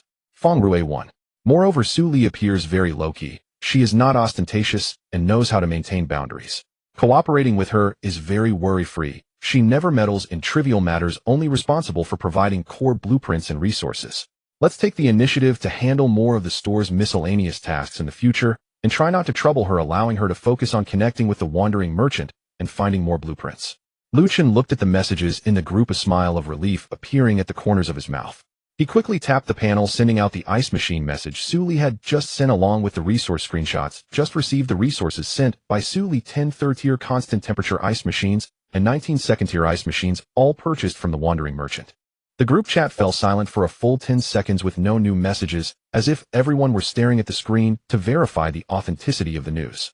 Immediately after messages flooded in again, the shock far exceeding the earlier discussions about the blueprints, each message tinged with disbelief and wild joy. Chu Gaodong, 10 third-tier machines. Brother Lu, you must be joking. This thing is rarer than the blueprints for seawater salt-making machines, and Su Li actually bought so many at once. What kind of deal did she make with the wandering merchant? Rongqingping, my goodness. What kind of treasure NPC is this wandering merchant? There are actually so many high-tier ice-making machines. Su Li must have an incredible knack for finding them. With these machines, our shop is set to win big in this sweltering heat. Who can do without cooling ice blocks? Zhao Lei, no, I must build a good relationship with Su Li. Whatever she wants us to do in the future, we will absolutely give our all. We won't lag behind, even if it means staying up late to gather materials and produce goods. He Qingwang agreed. Su Li must be the darling of the game system. Feng Rui, I propose that we further divide all the miscellaneous tasks of the shop's operation, with gathering, forging, shelving, and after-sales, each taking their own responsibilities, aiming for zero mistakes, to let her know that collaborating with us is the right choice. Lu Chun watched the discussions in the group, his eyes filled with agreement, and quickly replied, everyone is right. Su Li is our core and our benefactor. With her we can definitely make the Jiuzhou Alliance the best and most reliable supply store in the entire region. Additionally, Chu Gaodan and Zhao Lei will be responsible for sourcing the raw materials for the ice-making machines, while Rongqingping, He Qingwang, and Feng Rui will handle the production of solid cooling ice blocks, replenishing stock as quickly as possible to meet the needs of players across the region, ensuring we establish our shop's reputation first. Everyone in the group quickly sprang into action. Meanwhile, Su Li's private chat window also became particularly lively as friends she had met in the area channel or occasionally exchanged supplies, with sent messages congratulating her on opening a cooperative store, their tones filled with goodwill and flattery, and many had even pre-ordered supplies. Su Li, congratulations. The first cooperative store in the entire region, that's amazing. From now on, for any supplies I need, I will definitely go to Jiuzhou Alliance first. I hope you can take care of me, and remember to remind me when you restock. Congratulations, Su Li. Partnering with Lu Chun is simply a strong alliance. From now on I won't have to worry about not being able to buy scarce supplies. I'll pre-order 3 ice-making machines. I'll pay any amount of shell coins as long as I can get them. Su Li's sister, congratulations on opening the store. I usually gather wood and stone, and I know you'll definitely need these basic materials for your supply store. If you ever need wood or stone, just let me know and I'll send over a batch for free, asking for nothing in return, just hoping that when I go to Jiuzhou Alliance to buy supplies, I can get my essential items first. Su Li patiently replied one by one, her tone calm and composed, neither arrogant due to her top rank nor haughty because of everyone's flattery. Just then a message from Feng Xiaoqin popped up, her tone tinged with a bit of nervousness and tension. Su Li, congratulations. Seeing you open a store and doing so well makes me a bit tempted too. Do you remember? You previously bought 2 sets of coarse cloth clothes from me. I usually specialize in making coarse cloth garments, and I want to open a clothing store myself, but I lack confidence and am afraid no one will buy. I wanted to ask for your advice. Su Li looked at the message and immediately remembered buying coarse cloth clothes from Feng Xiaoqin, replying earnestly, of course, I remember. Your coarse cloth clothes are breathable and durable, and the idea of opening a store is completely feasible. I have a suggestion for you. Do you have any animal hides? You could try combining animal hides with coarse cloth to make leather clothes and simple armors. Though the heat is still ongoing, leather clothes can protect against wild beast scratches, and armor is definitely a necessity. It will surely sell better than simply selling coarse cloth clothes. Feng Xiaoqin, upon seeing the reply, let out a sigh of relief, her tone filled with gratitude and excitement, and she sent messages a bit hurriedly. Thank you so much, Sister Su Li. How did I not think of doing it this way? Now that you mention it, I feel confident. I already know how to make garments, and with a little exploration, I can definitely make leather clothes and armor. I'm going to organize the animal hides and coarse cloth now, and gather some basic processing materials. Once the clothing store opens, the first one to get you the thickest, most durable leather coat. Thanks for your advice and encouragement.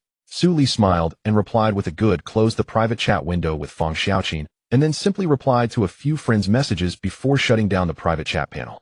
At this moment, Lu Chen's team had already quickly acted according to the division of labor, and in just half an hour they produced over 200 ice blocks, which were immediately shelved in the Jiuzhou Alliance store, priced reasonably at only 5 shell coins per block, and once put on the shelf they were snatched up, instantly sold out in a flash. The area chat channel erupted again, even more fiercely than the previous discussions, filled with requests for solid cooling ice blocks, the speed of messages scrolling so fast it was hard to see, with some players even sending long messages detailing the hardships of the hot weather. Help! They sold out the moment they were shelved. I was a step too slow and didn't grab a single one. I urged Jojo Alliance to restock soon. This damn weather makes it impossible to gather materials for long. Stepping out just makes me sweat all over, and I can barely hold on thanks to the umbrella I exchanged for earlier. Who understands? I went out to gather yesterday and almost fainted from the heat. Thankfully, I found a shady spot to recover. With the solid, cooling ice blocks, I can finally gather materials with peace of mind. Jojo Alliance is the best. Bosses, please restock quickly. I request a restock. I'm willing to pay extra 10 shell coins per ice block. I'll buy as many as I can. The food storage at home is running low. If I don't go out to gather soon, I'll starve. Just as everyone was frantically requesting a restock, one attentive player accidentally opened the partner list of the Jojo Alliance store, carefully checking the level rankings of all partners, and was instantly stunned, immediately posting a pinned message in the area channel family. I discovered a shocking secret. All partners of Jojo Alliance are top players on the leaderboard. Su Li is first, Lu Chun is third, Chu Gaodan is fifth, Rong Chumping is seventh, Zhao Lei is eighth, He Cheng Wang is ninth, and Feng Rue is 10th. All top 10 players. This lineup is terrifying. This message caused the area chat channel to fall silent for a few seconds as everyone checked the partner list of the store to confirm the authenticity of the news. Then messages exploded again, everyone shocked by this luxurious partner lineup, with the messages filled with admiration and awe for the top players. My goodness, so many top players partnering, and they are all top-tier players. This is not just a supply store. This is clearly an alliance of top players. 7 out of the top 10 players are actually in Jojo Alliance. This strength simply crushes all. No wonder they have such power, able to produce so many rare blueprints and high-tier ice-making machines at once. It turns out it's a collaboration of the top 10 on the leaderboard. This is not an ordinary supply store. It's the strongest gathering place for top players in the entire region. So impressive. This is great. We are saved. The top-tier supplies that only the strongest can obtain are now available to us, finally, not facing a dark future. There's even Chu Gaodan. He has been using his own supplies to post pinned messages to guide us. I only escaped a crisis by listening to his advice, and from now on we will be the most loyal customers of Jojo Alliance. From now on, Jojo Alliance will be my first choice. With so many top players overseeing it, I won't have to worry about being scammed, and the supplies will definitely be the best and rarest in the entire region. I won't have to search everywhere for supplies anymore. Alliance of top players. From now on, let's call it the Alliance of Jojo. It fits perfectly. Please, top players, restock quickly. My child is being driven crazy by the heat. Without ice blocks, it's truly impossible to survive. Su Li watched the heated discussions in the area channel, then glanced at the store announcement. Ice blocks sold out. The team is urgently producing more, expected to restock in 20 minutes. This time prepared 500 blocks to ensure more players can purchase. A calm smile flickered in her eyes. The popularity of Jojo Alliance far exceeded her expectations. With so many top players collaborating, and the wandering merchant as a cover, her secret of a hundredfold increase could remain hidden for a long time. Su Li turned off the heated discussion in the regional channel, tapping her fingers lightly on the table, her gaze falling on the pile of high-energy compressed flatbreads in her backpack. The high-energy compressed flatbreads were neatly stacked in the storage box. From the beginning until now, these had saved her life and filled her stomach countless times. However delicious they were, eating them for every meal was unbearable. Just seeing the golden crust of the flatbread made her feel a sense of unexplainable nausea. Sigh, if only I could have a warm meal. Su Li leaned back against the chair, staring at the ceiling and sighing. She wasn't lacking ingredients. She had 10 kilograms of rice, 2 sausages, wild onions, crab meat, fish meat, hot pot base, and even red dates and longans sent by Yen Lele. With just a few ingredients, she could cook a fragrant porridge or soup. But the problem was, she was just too lazy to move. The sun outside was blazing, and even though the shelter had all the temperature control modules, the mere thought of going out to start a fire, wash vegetables, chop them, and cook made every cell in her body protest. Forget it, I might as well just gnaw on flatbreads. Su Li resignedly pulled out a piece of high-energy compressed flatbread from her backpack, broke off a small chunk, and mechanically chewed it. The scent of the flatbread spread in her mouth, yet she tasted a bittersweet sense of, I guess this will have to do. Su Li swallowed the last bite, took a couple of gulps of deep-sea mineral water to wash away the greasy taste in her mouth, stood up, and walked to the corner, retrieving the level 3 constant temperature ice maker from her backpack. The light blue body gleamed with a metallic sheen larger than the level 2 ice maker, with 2 additional touch control panels on top, one for ice making and the other for temperature control. Following the instructions, Su Li connected the ice maker's water pipe to the shelter's water supply system. During the upgrade to a level 3 shelter, the newly added sink pipeline in the bathroom conveniently connected to the island's freshwater, and the interface specifications surprisingly matched. With a click, the water pipe fitted snugly into the water inlet at the back of the ice maker. Suli pressed the start button, and the ice maker emitted a faint humming sound. The touch control panel lit up with a soft blue glow, and a message appeared on the screen: water source, connected ice, making started first batch of solid cooling ice cubes expected in 5 minutes. She casually tapped the temperature control panel, setting the target temperature to 24°C. A prompt immediately popped up: constant temperature module activated, shelter temperature will stabilize between 22-26°C daily, wood consumption 1. Finally, I don't have to rely on ice cubes to endure. Suli sighed in relief as she took out 2 freshly produced solid cooling ice cubes from the side storage compartment of the ice maker, wrapped one in coarse cloth to hang at her waist, and stored the other in her backpack. As she pushed open the shelter door, a wave of heat rushed in, but the cooling ice cube at her waist immediately took effect, noticeably lowering the temperature within a 2-square-meter radius, making the previously scorching air much more temperate. Suli looked up toward the direction of the farmland, pausing her steps slightly. After the shelter was upgraded to a level 3 stone house, the overall area had expanded significantly, now closer to the center of the island. She estimated that the straight-line distance from the stone house door to the edge of the farmland had nearly halved, probably just about 20 steps. If it upgrades 2 more levels, perhaps I could actually enclose the farmland within the yard. Suli calculated silently in her heart, yet her feet didn't stop as she quickly headed toward the farmland. The condition of the crops under the sunshade wasn't too good. The chickweed and purslane had matured, but their leaves appeared slightly wilted with yellowing edges, evidently scorched by the heat. The corn, tomatoes, and peppers, however, held up their short and sturdy stalks, standing tall though the leaves lacked vigor, drooping sadly, which tugged at her heartstrings. Ding! The farming system reminded her. Chickweed and purslane have matured and can be harvested. Corn and tomatoes are expected to mature in 3 days, while peppers in 6 days. Suli crouched down, lightly touching the green leaves of the chickweed, and a one-click harvest option immediately popped up on the panel. She clicked it, and with a flash of white light, the entire patch of chickweed instantly disappeared, neatly stored as resources in her backpack. Ding! Harvested chickweed 15, stored in system backpack. Ding! Harvested purslane 12, stored in system backpack. Suli glanced at her backpack. The chickweed and purslane were neatly stacked, their leaves green and of excellent quality. She felt considerably more secure. With these 2 wild vegetables as a base, she wouldn't have to worry about vegetable sources for a short while. She then looked toward the cornfield, hesitating for a moment. She still had quite a few seeds in hand: tomato seeds, corn seeds, cucumber seeds, and even some tomato seeds given by Yen Lele, along with several grains traded from other players. But in this high-temperature weather, even the drought-resistant chickweed had wilted. If she recklessly planted them, the survival rate would likely be concerning. They'll plant a few to test the waters. Suli took out 6 corn seeds from her backpack, dug 3 shallow holes in the already emptied furrows, placing 2 seeds in each hole, covering them with a layer of thin soil and watering them with some fresh water. Ding! Sowing successful. Corn seeds 6 have been planted, expected to mature in 7 days. High temperature environment impact, growth cycle 20. Suli frowned. An extended growth cycle was not good news. She checked the farming system and indeed found a red prompt: current environmental temperature 2, high crop growth speed 20, recommended to use cooling equipment. Does a longer growth cycle mean they won't die from the sun? But let's set the cooling aside for now. I should stock up for myself first. After all, the vegetables enjoy life more than I do. Suli clapped the dirt off her hands, deciding to wait until tomorrow to see if the corn could sprout. After all, seeds were still a rare resource. Just as she was about to stand up, a system notification suddenly popped up on the panel with a striking golden system task: daily collection task, content collect wood 50, stone 50, metal scraps 20, freshwater 5L. Task deadline 2 hours. Task rewards: experience points 80, shell coins 200, random basic resource package 1. Failure penalty: shell coins 100. Suli raised an eyebrow. This daily collection task wasn't difficult. She had plenty of these resources on her island and could collect them anywhere. However, noticing the submit button in the bottom right corner of the page, she thought that since she had ample materials on hand, and there was no restriction on having to collect anew, perhaps she could just submit resources directly from her backpack. She clicked on the backpack button next to it. The stock of wood, stone, metal scraps, and freshwater was more than sufficient. She casually selected the corresponding quantities and clicked submit.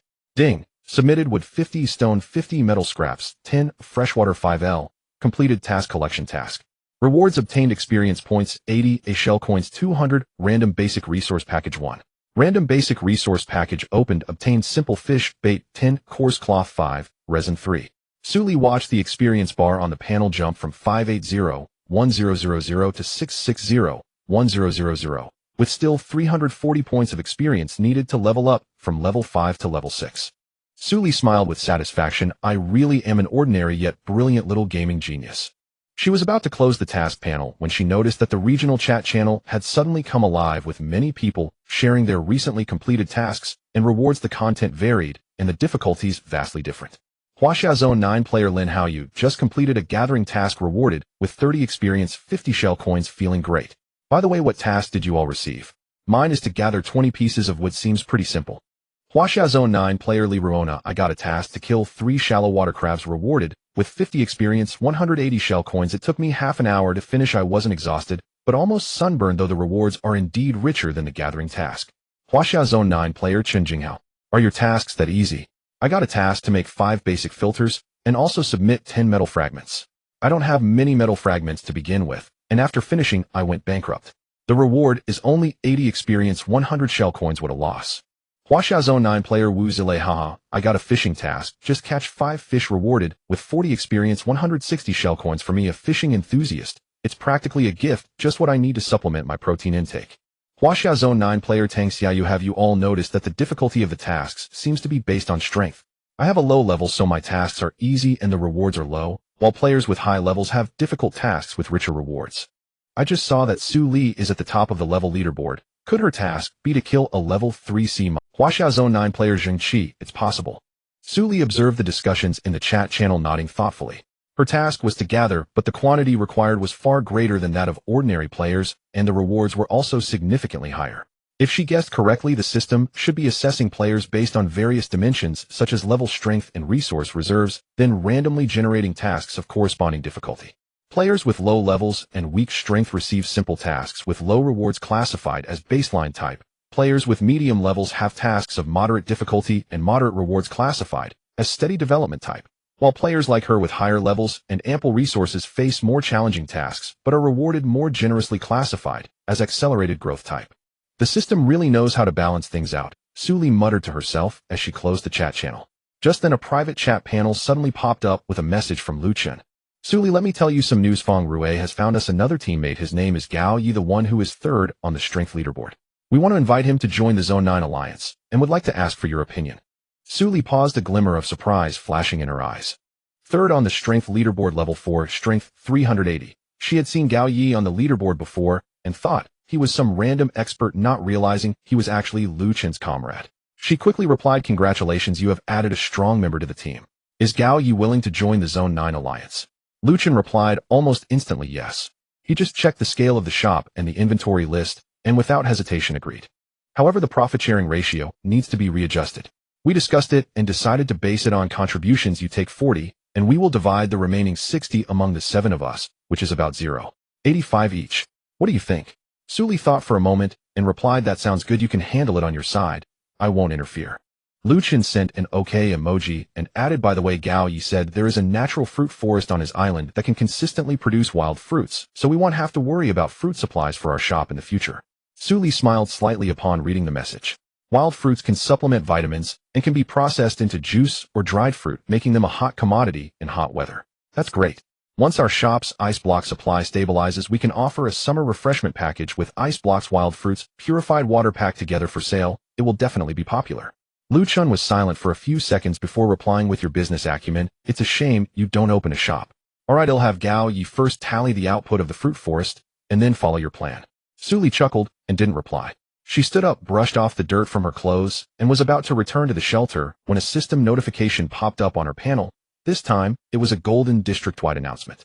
District announcement, congratulations to Huaxia Zone 9 players Su Li, Lu Chen, Chu Gaodong, Rong Qingping Zhao, Leihi Qingwang, Feng Rue, and Gao Yi for expanding the partners of the cooperative shop, Zone 9 Alliance, to 8 people, achieving the milestone achievement of team expansion. Special reward: shop credibility 20, a shop capacity 50. Each member receives 200 shell coins and 100 experience points. Su Li looked at the announcement, a hint of satisfaction flashing in her eyes. The 100 experience points were credited, raising her experience bar from 660-1000 to 760-1000, bringing her one step closer to level 6. The regional chat channel erupted once again due to this announcement, filled with astonishment at the speed of the expansion of the Zone 9 Alliance. Huaxia Zone 9 player Lin Haoyu, my goodness. More people have joined. And it's Gao Yi who is third on the strength leaderboard. Is this shop trying to recruit all the top 10? Huaxia Zone 9 player Li Ruona, 8 big shots teaming up. This lineup is too luxurious. The Zone 9 Alliance is likely to dominate all high-end resources in the district from now on. Huaxia Zone 9 player Chen Jinghao, I beg you big shots to stock more ice blocks. My reaction speed is slow, I can never grab any, and am almost overheating. Su Li glanced through the messages and closed the channel, turning to walk toward the shelter. The solid cooling ice blocks around her waist continued to diligently emit a coolness, and she hadn't even broken a sweat during this outing. If I could really bring the farmland into the yard in the future, I wouldn't even have to walk these 20 steps, she thought as she pushed open the door of the stone house. The pleasantly warm air inside made the slight stuffiness in her breathing disappear, and she couldn't help but stretch lazily. The ice maker was operating steadily with neatly stacked solid cooling ice blocks in the ice storage. Su Li took them all out and put them in her backpack for later use, casually opening the control panel of the ice maker and adjusting the output mode from priority ice blocks to balanced output. This way it could produce both solid cooling ice and constant temperature purified water. Ding! The output mode of the third-tier constant temperature ice maker has been adjusted. Current hourly output solid cooling ice blocks 15, constant temperature purified water 25,500 ml bottle. Su Li nodded in satisfaction. On a hot day one should drink ice water. The sun gradually tilted westward, and the sunlight became less intense. After the heat wave receded, Su Li first went to the fields to check on the crops. The crops under the shed were mostly preserved, though the leaves appeared a bit wilted, which was not a significant problem. The corn and tomato seedlings had survived, while the state of the chili seedlings was slightly worse, with a few leaves already yellowing and curling, but the main stems were still green, indicating they should recover. Ding! The farming system reminded crop status slightly damaged, estimated recovery time 2 hours. Corn and tomatoes are expected to mature in 3 days, while chilies are expected to mature in 6 days. At that moment the irrigation system began to work, and a gentle stream of water moistened the dry soil. Su Li stood up with satisfaction, her gaze sweeping across the entire island, suddenly recalling the new talent she awakened yesterday, material perspective. Right, I haven't used this talent yet. She concentrated her thoughts and activated material perspective, and the scene before her changed instantly. The outline of the island became semi-transparent in her eyes, and countless light spots appeared on the ground. Different colors represented different types of resources: green for plants, blue for water sources, yellow for minerals, purple for treasure chests, and red for dangerous creatures. Su Li gasped in surprise. She had thought her exploration of the island was thorough, but under the vision of material perspective, she realized how much she had missed. Following the guidance of the light spots, Su Li walked toward the western side of the island, an area she had seldom explored, characterized by rugged terrain and dense rocks requiring extra caution while walking.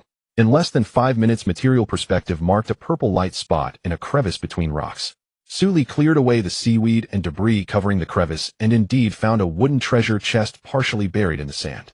The wood of the chest was somewhat decayed, with rusty iron pieces embedded in the corners, suggesting it was quite old. She pried open the lid, and the system's prompt sound rang out in succession. Ding! Hidden treasure chest opened. Obtained advanced metal detector blueprint 1, iron ingots 20, crystal stones 5, shell coins 300. Su Li's eyes lit up. The metal detector blueprint. This item was definitely a treasure for ordinary players. With it one could easily locate underground veins without the need to dig randomly across the hills.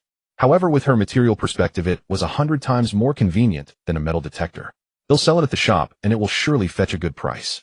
Su Li stored the blueprint in her backpack, already plotting her plans.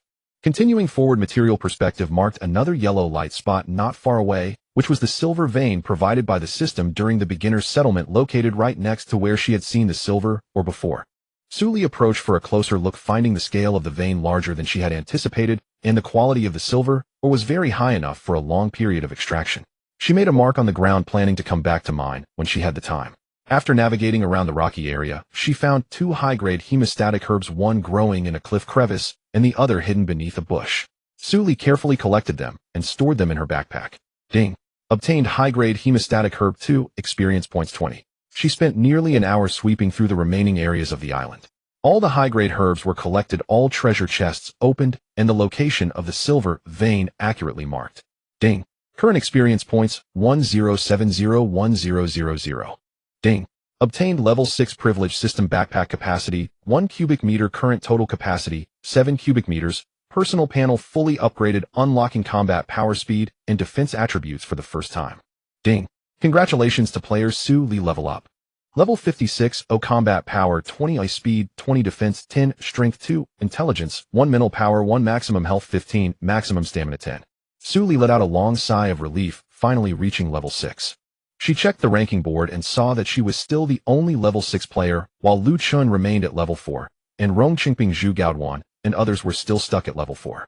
Then she opened her personal panel to check ID, Su Li region Huaxia Zone 9 level 6, 701,500. Basic attributes strength 11 intelligence 11 mental power 8 luck 11 three-dimensional combat attributes first time unlock combat power 300 speed 78 defense 60 talents hundredfold amplification can double the quantity and quality of specified items with random amplification up to a maximum of 100 times 3 uses per day today available uses 03 talent material perspective precisely detect hidden resources within 10 meters.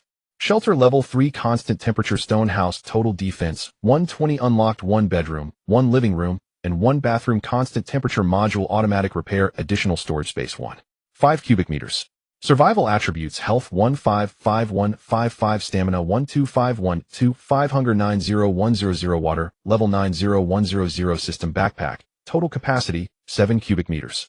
Currently speed and defense still have significant shortcomings, but it's only the 4th day as she still has time to develop. Suli returned to the shelter, made herself a pot of sausage clay pot rice again, and after eating set the mini reconnaissance robot to guard the surroundings before hurriedly washing up and heading to bed. She needed to restore her energy to prepare for any unexpected midnight attacks. In the morning, Su Li was awakened by the system's prompt sound.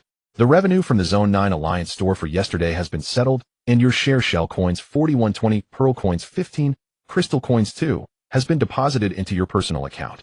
Su Li groggily opened the panel and was fully awake after seeing the numbers. Over 4,000 shell coins.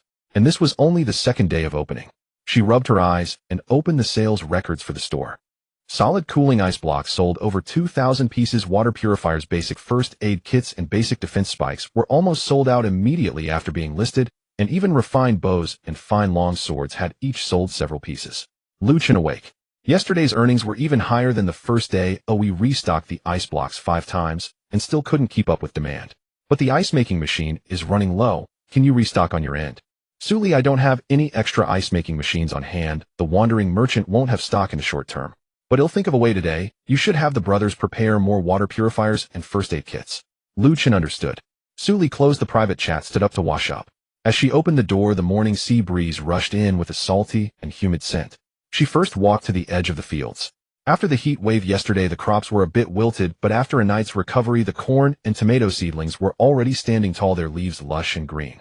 The chili seedlings had also improved significantly, and the yellowing leaves had not spread further. Ding.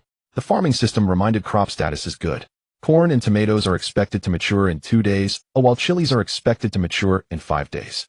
Suli nodded in satisfaction. The irrigation system had automatically watered, and the soil moisture was just right.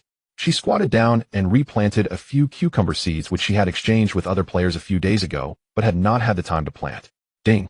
Planting successful. Cucumber seeds 6 have been planted, expected to mature in 5 days. Suli nodded in satisfaction. The irrigation system had automatically watered the plants, and the soil moisture was just right. She squatted down and replanted a few cucumber seeds which she had exchanged with other players a few days ago, but hadn't had the time to plant. Ding. Sowing successful. Cucumber seeds 6 have been planted, expected to mature in 5 days. After finishing her farming tasks, Suli recalled that the times for the hundredfold amplification had reset today. She opened her backpack, her gaze falling on the 3rd-tier temperature-controlled ice machine in the corner, which was her backup machine. Perform a hundredfold amplification on the 3rd-tier temperature-controlled ice machine. A soft white light flashed. Ding. Amplification successful. Obtained 1 4th-tier temperature-controlled ice machine quality amplification and 9 3rd-tier temperature-controlled ice machines quantity amplification. Su Li's eyes lit up. Her luck was quite good as both quality and quantity had triggered. Unable to resist, she clicked to check the attributes of the 4th-tier temperature-controlled ice machine. 4th-tier temperature-controlled ice machine capable of consistently producing super-efficient cooling ice, pure temperature-controlled water ice, and preservation ice bricks, producing 40 super-efficient cooling ice blocks per hour. Each block can lower the temperature within a 4 square meter radius by 16 degrees. Stacking effects effective for 8 hours of producing 60 pure temperature-controlled water ice per hour. Each block, 500 milliliters, melts to become temperature-controlled mineral water, drinkable, quickly restores energy, relieves heat stroke, does not melt for 6 hours at room temperature. Ice products are classified and stored built-in temperature-controlled ice. Warehouse automatically classifies and stores, does not occupy backpack space. Automatic water replenishment automatically connects to various water sources, no manual watering required. The astonishing data made Su Li widen her eyes slightly as she decided to keep such a good item for herself. She glanced at the remaining amplification times, which were still 2. After thinking for a moment, she took out the advanced metal detector blueprint she had obtained yesterday. This item would surely sell well in the shop, but making them one by one was too slow. It was better to amplify the blueprint directly. Perform a 100-fold amplification on the advanced metal detector blueprint. White light flashed again. Ding. Amplification successful. Obtained 10 advanced metal detector blueprints. Quantity amplification. There was no quality improvement, but 10 blueprints were enough. For the last amplification opportunity, Su Li decided to save it for the water purifier blueprint. The water purifier was a hot-selling item in the shop. Having more blueprints would allow Lu Chen's team to produce them in bulk, improving efficiency. Ding. Amplification successful. Obtained 10 water purifier blueprints. Quantity amplification. Su Li happily stored the blueprints and packaged the newly acquired 9 third-tier temperature-controlled ice machines, 10 advanced metal detector blueprints, and 10 water purifier blueprints to send to Lu Chen. Su Li just contacted the wandering merchant and restocked a batch. 9 third-tier temperature-controlled ice machines, 10 advanced metal detector blueprints, 10 water purifier blueprints. You can look them up. Lu Chen was silent for a full 10 seconds before replying. Did you empty the wandering merchant's warehouse? Su Li, pretty much. He probably won't have these items for a while, so sell this batch sparingly. Lu Chen quickly replied on, advanced metal detectors are hard currency, and the water purifier is also a hot-selling item. This batch is enough to sell for a while. Do you have any suggestions on pricing? Su Li, you can decide. You know more about the shop than I do. After finishing the transaction, Su Li stepped out of the shelter, activated her material perspective, and continued to explore the island. Yesterday she had swept through the west and north sides. Today the eastern shallow area and southern deep water area still needed careful exploration.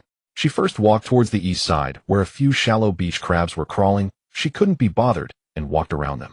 The material perspective marked 2 light spots in the eastern reef area, 1 green and 1 yellow. The green light spot was a high-level medicinal herb growing in the crevices of the rocks with leaves that shimmered faintly with silver light. Ding. Obtained 1 silver leaf herb, which can be used to make a mid-level stamina potion. The yellow light spot was a small piece of exposed copper or of average quality, but plentiful in quantity. Su Li took out her iron pickaxe and dug for 10 minutes, yielding 15 copper ores. Ding. Found daily randomly refreshed materials, copper or 15. Hearing the system's prompt, Su Li couldn't help but exclaimed, so it's a resource that refreshes randomly. No wonder I never found it before. Continuing forward, the material perspective suddenly marked a purple light spot at the edge of the shallow area. Another treasure chest. Su Li quickly walked over, pushed aside the seaweed and mud covering it, and found a bronze treasure chest half buried in the sand. She pried open the chest lid, and the system prompt sounded continuously. Ding. Opened the bronze treasure chest, obtained 1 intermediate fishing rod blueprint, 20 bait, 8 resin, and 200 shell coins. Su Li collected the materials and was about to continue strolling when the mini reconnaissance robot suddenly issued an alarm. Ding. Detected a new mutated sea monster level 2, quantity 3, approaching the eastern shallow area. Please prepare for battle. Su Li raised an eyebrow. Were there crabs again? She gripped her finely crafted long knife and walked towards the shallow area. Indeed, 3 blue-clawed poisonous crabs were swiftly crawling, their dark purple patterns on their shells particularly conspicuous in the sunlight.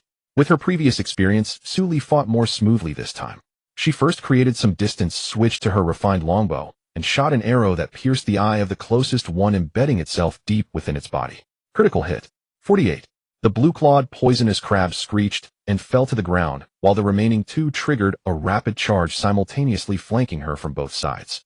Su Li dodged to the side, drew her long knife, and struck the gap in the shell of the one on the left, then spun around and sliced off the claw of the one on the right.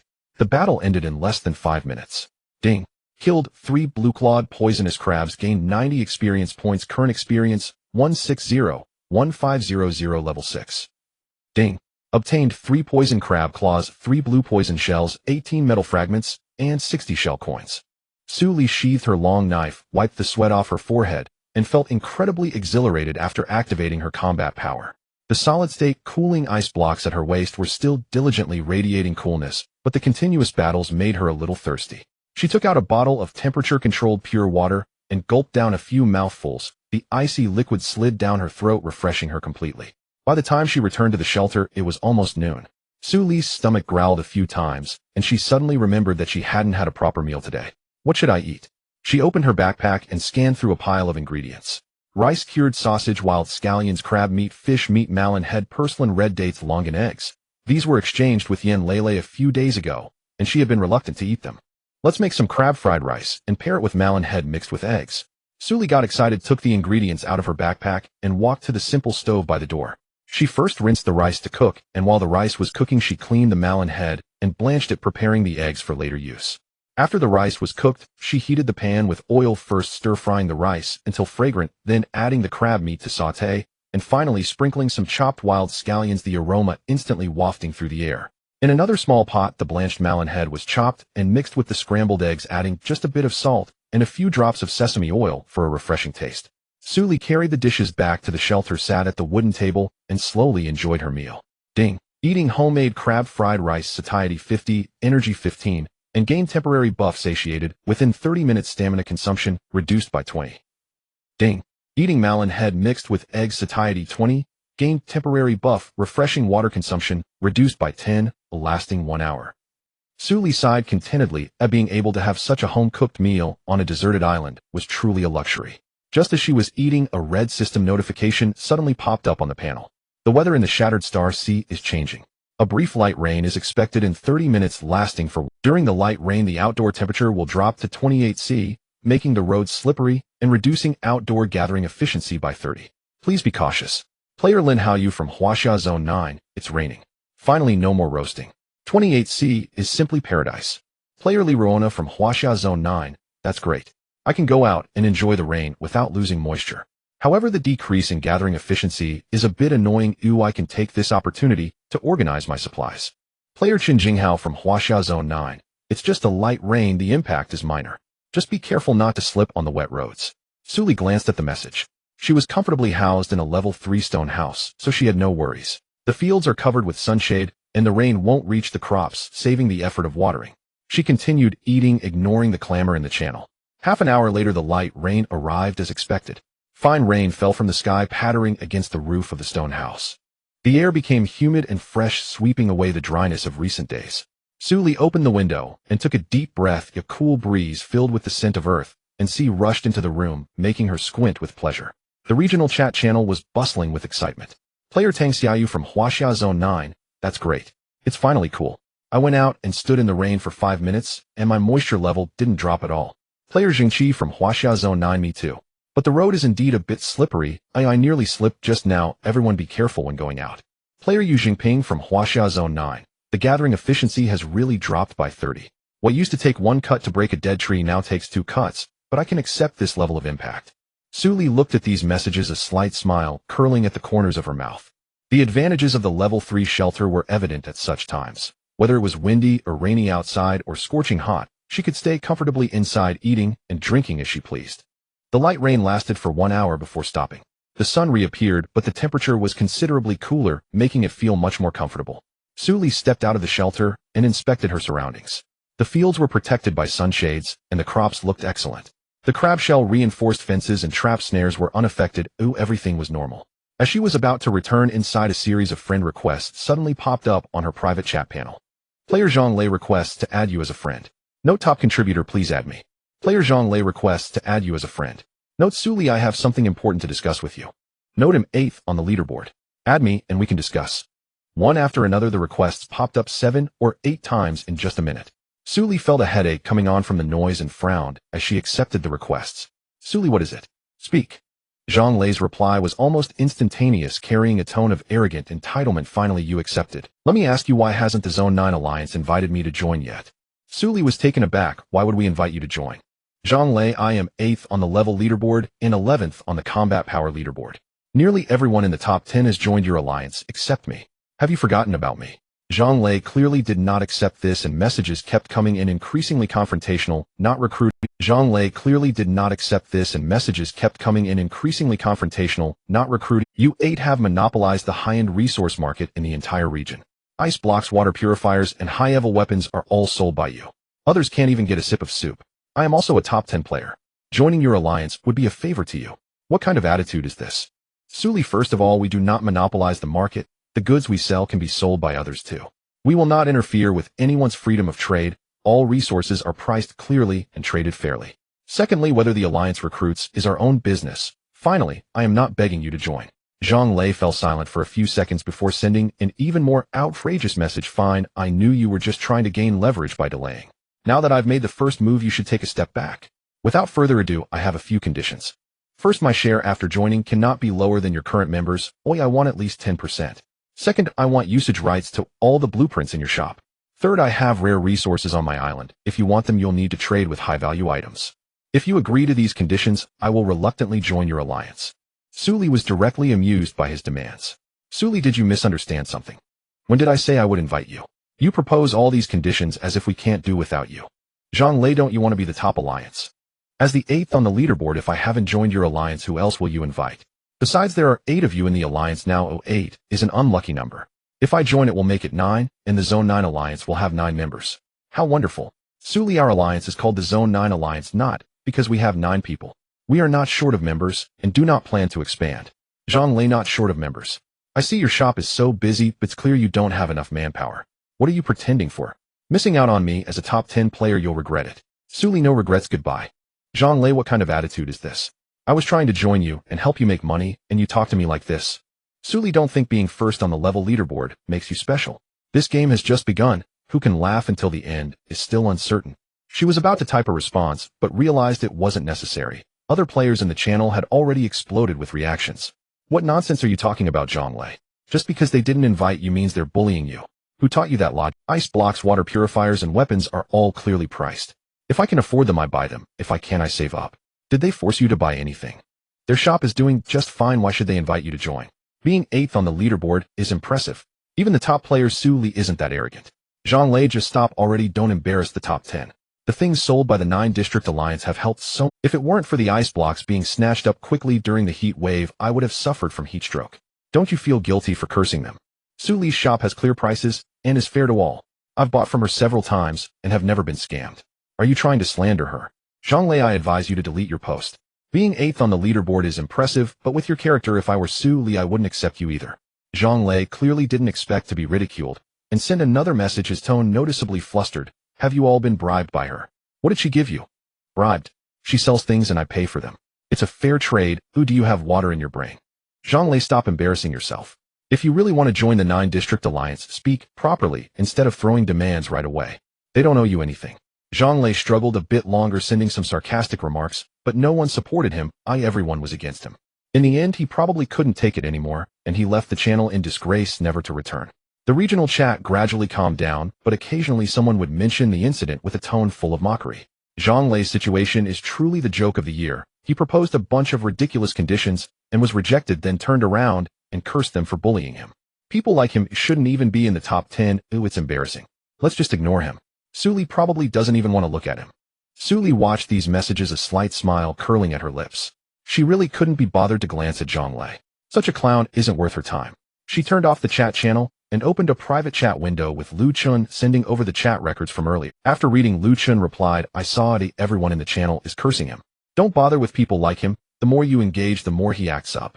Should I have Feng Rue keep an eye on him? If he causes more trouble, should we report him? No need. The bystanders have already chased him away. If you need any help, just let me know and don't hesitate to ask. She turned off the chat channel and walked over to the window.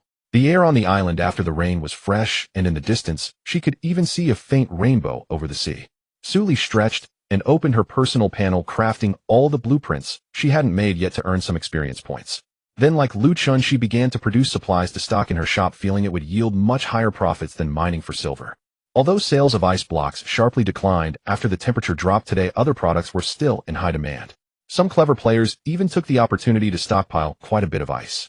Time flowed slowly, night fell, and the island fell into silence. The sound of waves crashing against the rocks could be heard in the distance, occasionally mixed with the cries of sea monsters. She lay in bed, closing her eyes. Another new day awaited. At 6 in the morning, Su Li was awakened by the system notification sound. Ding! Player Su Li is detected as the top player on the leaderboard, triggering daily basic supply. Supply contents have been generated. Please check wooden planks 80, stone 80, a metal fragments 40, resin 20, coarse fabric 10, shell coins 300. Supplies have been automatically deposited into the system backpack. Current remaining supply days 910. Friendly reminder: daily supply contents will be dynamically adjusted based on player level and overall material levels in the area. The higher the level, the more abundant the supplies. Please continue to maintain your lead. She opened her eyes, lay in bed for a few seconds, and then slowly got up. After a quick wash, she took out a bottle of temperature-controlled mineral water from the ice maker and broke off half a piece of high-energy compressed biscuit eating while opening the regional channel. The channel was relatively quiet in the morning, with only a few scattered messages, mostly early risers sharing their plans for the day. She casually flipped through them and was about to close it when a private message suddenly popped up. Player Zhou Tao, good morning Suli. I'm short on silver, or to upgrade tools, don't you have a silver vein on you? I can trade you 10 pieces of stone for 2 pieces of silver. Is that okay? Suli frowned slightly after reading the message. Silver ore is a new player settlement reward exclusive to level 5 players. Currently, she is the only one in the entire 9 districts who has reached above level 5, meaning she is virtually the only one with silver ore. The rarity of this item is such that not even 10 pieces of stone, let alone 100 pieces, could be exchanged for it. She patiently replied, sorry, I need the silver ore for myself, I want trade it. Less than 3 seconds after sending the message, Zhou Tao replied, 10 pieces of stone for 2 pieces of silver, or that's already a fair deal. You have such a large silver vein on your island, can you really use it all by yourself? Aren't we all compatriots? What's wrong with helping each other out? I'm not refusing to give you anything. If 10 pieces of stone isn't enough, I'll add 5 more. That should be fine, right? Suli looked at this message, utterly speechless. She didn't want to waste more words, and simply replied with one word, no. Then she closed the private chat window and continued eating her breakfast. Little did she expect that after being rejected, Zhou Tao would run to the regional channel to act all sarcastic. Player Zhou Tao from 9 districts sigh, some people are really too selfish. There's such a large silver vein on the island, yet they hoard it all for themselves, refusing to trade, even for stone. We're all compatriots from Huaxia. Is it really necessary? As soon as the message was sent, the already quiet channel buzzed with activity. Player Lin Haoyu from 9 districts. Who? Silver vein. Player Zhou Tao from 9 districts. Who else could it be? The one at the top of the leaderboard. I just wanted to trade for 2 pieces of silver or to upgrade my tools, 10 pieces of stone for 2 pieces, but she thinks it's too little and looks down on it. Player Lin Fenyun from 9 districts. Silver or isn't that a settlement reward exclusive to level 5 players? Suli is the only one in the entire district who has it, as she can do whatever she wants with it. Player Zhou Tao from 9 districts. Freedom is freedom, but with such a large vein, can she really use it all by herself? Wouldn't it be better to trade some of it for supplies and benefit everyone? Suli looked at the messages in the channel, a cold smile curling at the corners of her mouth. She set down the pancake in her hand, opened the system panel, found the record from the novice settlement, and took a screenshot to save. She then clicked on the exclusive boundary prompt for the island. An explanation automatically generated by the system during the settlement, clearly indicating each player's island range and resource ownership. With both items ready, she directly sent a pin message. Huaxia Zone 9 player Suli Zhou Tao first silver, or is a level 5 player's exclusive novice settlement reward, and currently, I am the only one in the entire region who has it. This is not monopolizing it, is a system allocation. Second, each player's island is independent and the resources on the island belong to that player. This is the system's designated exclusive island boundary. Third, the ratio of exchanging 10 pieces of stone for 2 pieces of silver, or is something everyone can judge for themselves. At the end of the message, she attached 2 screenshots. One was the system's notification about distributing silver ore during the novice settlement, clearly marked as exclusive reward for level 5 players. The other was the exclusive island boundary, prompt stating resources on each player's island belong to that player. Others have no right to forcibly exchange or demand. As soon as the message was sent, the regional channel became lively. Huaxia Zone 9 player Lin Haoyu, wow, so it's a system exclusive reward. The rarity of silver ore cannot possibly be measured against ordinary stone, right? 10 pieces of stone for 2 pieces of silver, or Zhou Tao, are you even bold enough to ask for that? Huaxia Zone 9 player Lin Fenyun, am dying of laughter. The effort it took for her to reach level 5, and the rare resources rewarded by the system, why should you take them for a few worthless stones? Isn't this the same as outright robbery? Huaxia Zone 9 player Chen Fanjuan, Zhou Tao, do you have some misunderstanding about justice? 10 pieces of stone for 2 pieces of silver, or this ratio, doesn't make sense anywhere, does it? If you really need silver, or just work hard to level up, but once you reach level 5, the system will naturally reward you. Huaxia Zone 9 player Tang Xiaoyu, exactly. The silver ore of the big shot Su Li was earned through her own effort, not just blown in by the wind. If you want to exchange, talk about the price properly, don't be so sarcastic. Zhou Tao clearly didn't expect Su Li to directly throw screenshots at him, nor did he expect that no one in the channel would support him. Everyone was against him. He struggled and sent another message, his tone clearly flustered. I didn't mean it that way. I just think we are all compatriots. Oh, what's wrong with helping each other? Huaxia Zone 9 player Zheng Qi, helping each other. You want to exchange 10 pieces of stone for her 2 pieces of silver, doesn't that just mean taking advantage? Huaxia Zone 9 player Yu Zhongping Zhou Tao, I advise you to delete your post. You are being sarcastic towards Big Shot Su Li. The fact that she hasn't directly blacklisted you is already polite. At that moment, Chu Gaodan also sent a pinned message speaking in a calm and objective tone. Huaxia Zone 9 player Chu Gaodan, regarding the issue of distributing rare resources, I would like to add a few points. First, the system clearly stated during the settlement that the resources on each player's island belong to that player, which means all resources on the island, including veins, water sources, and herbs, belong to the discoverer. Others have no right to forcibly exchange or demand. Second, exchanges of rare resources should adhere to the principle of equivalence, be voluntary on both sides, reasonably priced, and there is no concept of monopolizing.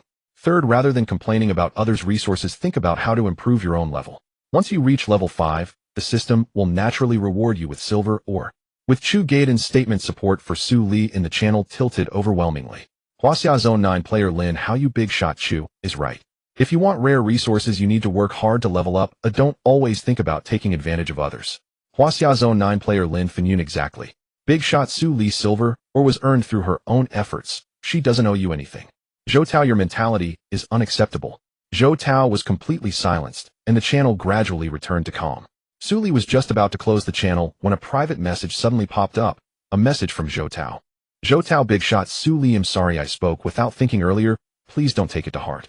I was just too eager to level up my tools and blurted out those words. I don't want the silver or any more. I apologize for the trouble I caused you. Su Li looked at this private message, her fingers paused. She was not the kind of person who would hold a grudge. Since the other party had apologized, she would not press on. She ignored it and directly closed the private chat window. Just as she was about to get up to check the fields, a message from Luchan popped up. Luchan, I saw what happened in the channel. You handled it beautifully. Did Zhou Tao apologize privately afterwards? Su Li, yes, once he apologized, that's it. I didn't lose it. Luchan, that's good. However, what you mentioned in the channel about silver or being an exclusive reward for level 5 players reminded me of something. Su Li, what did it remind you of? Luchan, the issue of distributing rare resources. Currently, you are the only one in the entire region with silver ore, but as everyone's levels increase, more people will definitely obtain rare resources. Rather than letting players have conflicts over resource distribution, it would be better for our shop to take the initiative to do something. Su Li raised her eyebrows, intrigued. Let's hear it. Luchan, my idea is to list a small amount of low-tier rare resources exchange channels on the 9 zone alone. For example, players can exchange a certain amount of basic materials for our shop's rare resource exchange vouchers, which can be used to prioritize purchasing silver or crystal stones and other scarce materials, and can also exchange rare materials produced on their own islands for resource exchange vouchers. After all, materials are most valuable in the hands of those who need them, and we also need a variety of materials for development. Su Li, this idea is good. It can alleviate conflicts between players and also drive traffic to the shop. However, we also need to use rare resources ourselves, so we can't supply them indiscriminately. Luchan, right, that's why I said a small amount. We can discuss how much to list and at what price later. In addition, I also asked Feng Rui to organize a basic resource sharing list for the Alliance to inventory the surplus basic materials we have for easier future allocation. Su Li's eyes lit up. Lu Chun was indeed thorough in his work. Su Li, sure, once the list is ready, send me a copy. Oh, I would also like to see what I can share. Luchan, okay, Feng Rui is already organizing it. He will send it to you soon. The two chatted for a while about shop operations before Luchan ended the conversation. Not long after, a message from Feng Rui popped up. Feng Rui, Big Shot Su Li. The list is ready. Attached to the message was a long list detailing the types and quantities of basic materials held by Luchan, Chu Gaodan, Rong Qingping, Zhao Lu, He Qingwang, Gao Yi, and Feng Rui, including wood, stone, metal fragments, resin, crab shells, coarse cloth, etc. Categorized clearly. They even had a considerable amount of rare materials, some of which Su Li had never even heard of. After reading, Su Li organized a list of the surplus materials she had and sent it over. Su Li, this is what I can share from my side. Please add it to the list. Feng Rui almost replied instantly, his tone full of excitement. Wow, how do you have so many metal fragments? And so many crab shells? This list just got a lot richer. Su Li, they were saved up before, and I haven't really used them. If you need them, just take them, and no need to be polite with me. Feng Rui, okay. Thank you, Big Shot. I'll add them right away, or it will be much easier for us to allocate materials within the Alliance in the future. Su Li smiled and closed the private chat. Su Li pushed open the door of the stone house, and the morning sea breeze carrying the salty and moist scent rushed towards her.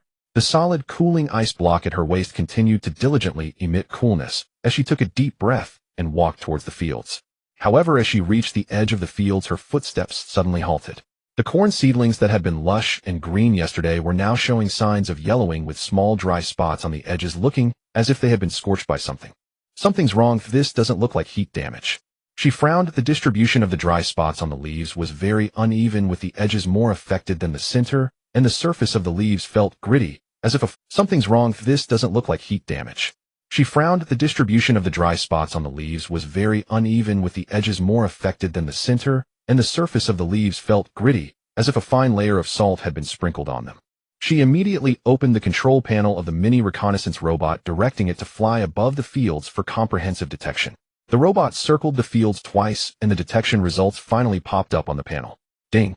The mini reconnaissance robot completed the detection and found the following issues. 1. The sea breeze caused salt accumulation, with excessive salt on the crop leaves affecting photosynthesis, resulting in slight damage. 2. Some crops' root systems were disturbed, detected as juvenile sea crabs moving in the soil, gnawing at the roots, causing minor damage. Suli looked at the alert, her brows knitted even tighter. She could understand the salt accumulation. Being surrounded by the sea, the island naturally had salt carried by the sea breeze settling on the leaves over time. But what on earth were juvenile sea crabs?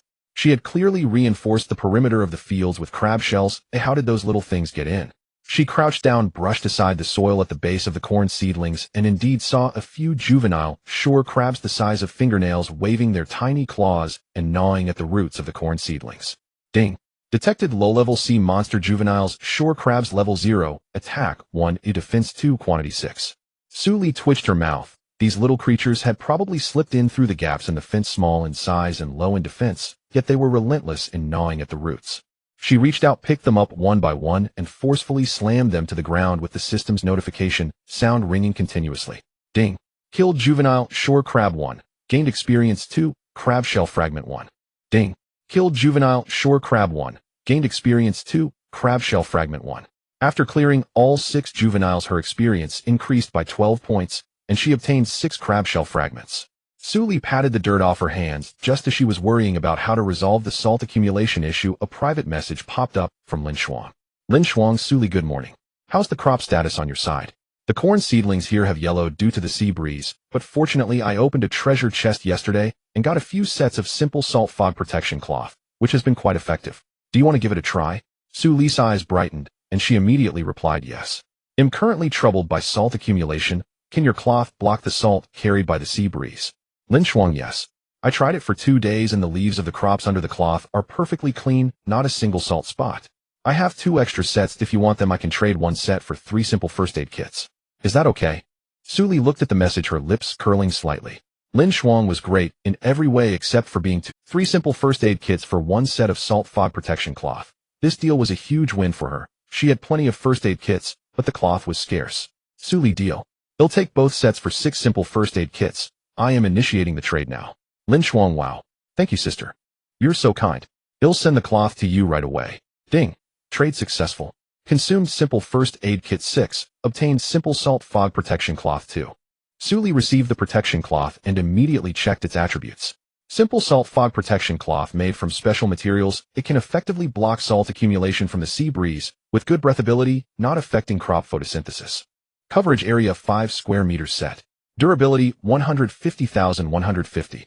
Comes with insect prevention. Effect can block small insects and low-level sea monster juveniles from invading. After looking at the attributes, Suli's eyes were filled with surprise. This cloth could not only prevent salt fog, but also block juvenile sea monsters. It was simply a magical item. She remembered that she hadn't used the hundredfold amplification chance for today, so she immediately opened her backpack, selected the 2 sets of cloth, and concentrated her thoughts. Amplify the simple salt fog protection cloth by 100 times. Soft white light flashed, and a notification popped up on the panel. Ding. Amplification successful. Obtained refined salt fog protection cloth blueprint, 3 quality amplification, simple salt fog protection cloth, 30 quantity amplification. Suli's eyes widened in astonishment. 30 sets of finished products plus 3 high-quality blueprints. She opened the refined salt fog protection cloth blueprint to check its attributes. Refined salt fog protection cloth blueprint. Required materials: coarse cloth 5, dry grass, tin bamboo strips 8, resin 2, can produce refined salt fog protection cloth. Coverage area 8 square meters set. Durability 200,200. Comes with 3 additional functions: high efficiency salt prevention, salt interception rate increased to 95, insect and moisture prevention, can block medium-sized insects, and level 1 sea monster juveniles, and automatic drainage. The roof's accumulated water automatically diverts to prevent collapse. Suli took a deep breath. This quality upgrade was simply astounding. She kept 2 sets of simple protection cloth and 1 refined blueprint for herself, while sending the remaining 28 sets of simple protection cloth and 2 refined blueprints to Lu Chun along with a concise message. Su Li just traded for the salt fog protection cloth, 28 finished products, 2 high-quality blueprints. You can handle it as you see fit, whether to list it in the shop or for team use. Lu Chun remained silent for a full 5 seconds before replying. Are you a senior member of the Wandering Merchant? Su Li, pretty much. By the way, I kept 1 refined blueprint for myself, the rest is for you. Lu Chun. Alright, I'll have the brothers expedite the production and list it as soon as possible. Su Li closed the private chat and opened the farm management panel. She selected the option, cover with salt fog protection cloth, and the system popped up a prompt. Do you want to consume simple salt fog protection cloth too, to cover the current fields? After covering, a translucent protective membrane will form, effectively blocking salt accumulation and juvenile invasions.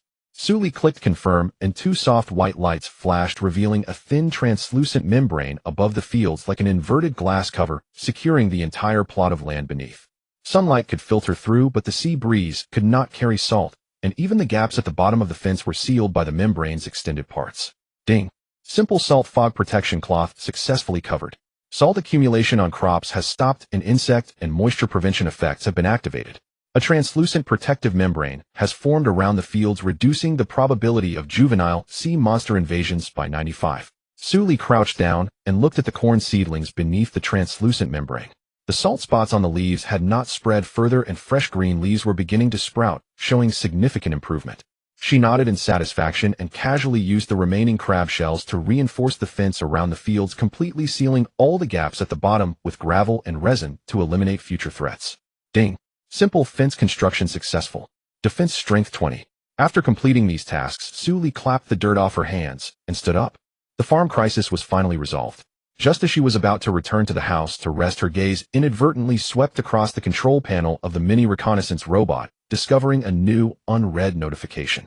She casually clicked on it. A notification popped up. Ding! A hidden cave has been detected in the newly added area of the island, coordinates middle of the western cliff. Would you like to explore? Su Li raised her eyebrows. She had used resources to scan the island yesterday, but hadn't discovered this cave. It seemed to have refreshed today. She maneuvered the robot to the western cliff and indeed found an entrance obscured by vines on the steep rock. The robot cautiously flew into the cave. The images transmitted back showed that the cave was not large, about 10 square meters, and in the depths a box could be vaguely seen along with a few small shadows moving.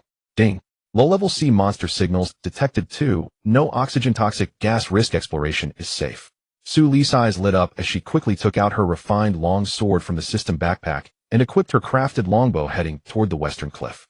The terrain of the western cliff was even steeper than she had anticipated, with layers of rocky formations, some almost vertical. Su Li used both hands and feet, aided by the resource scan, to find a relatively gentle climbing route on the rock face. 10 minutes later, she pushed aside the vines blocking the entrance and squeezed inside. Inside, the cave was more spacious than the images transmitted by the robot, with a layer of fine gravel covering the ground. The air carried a faint briny smell, but there was no damp, moldy odor as she had expected. The ventilation was surprisingly good.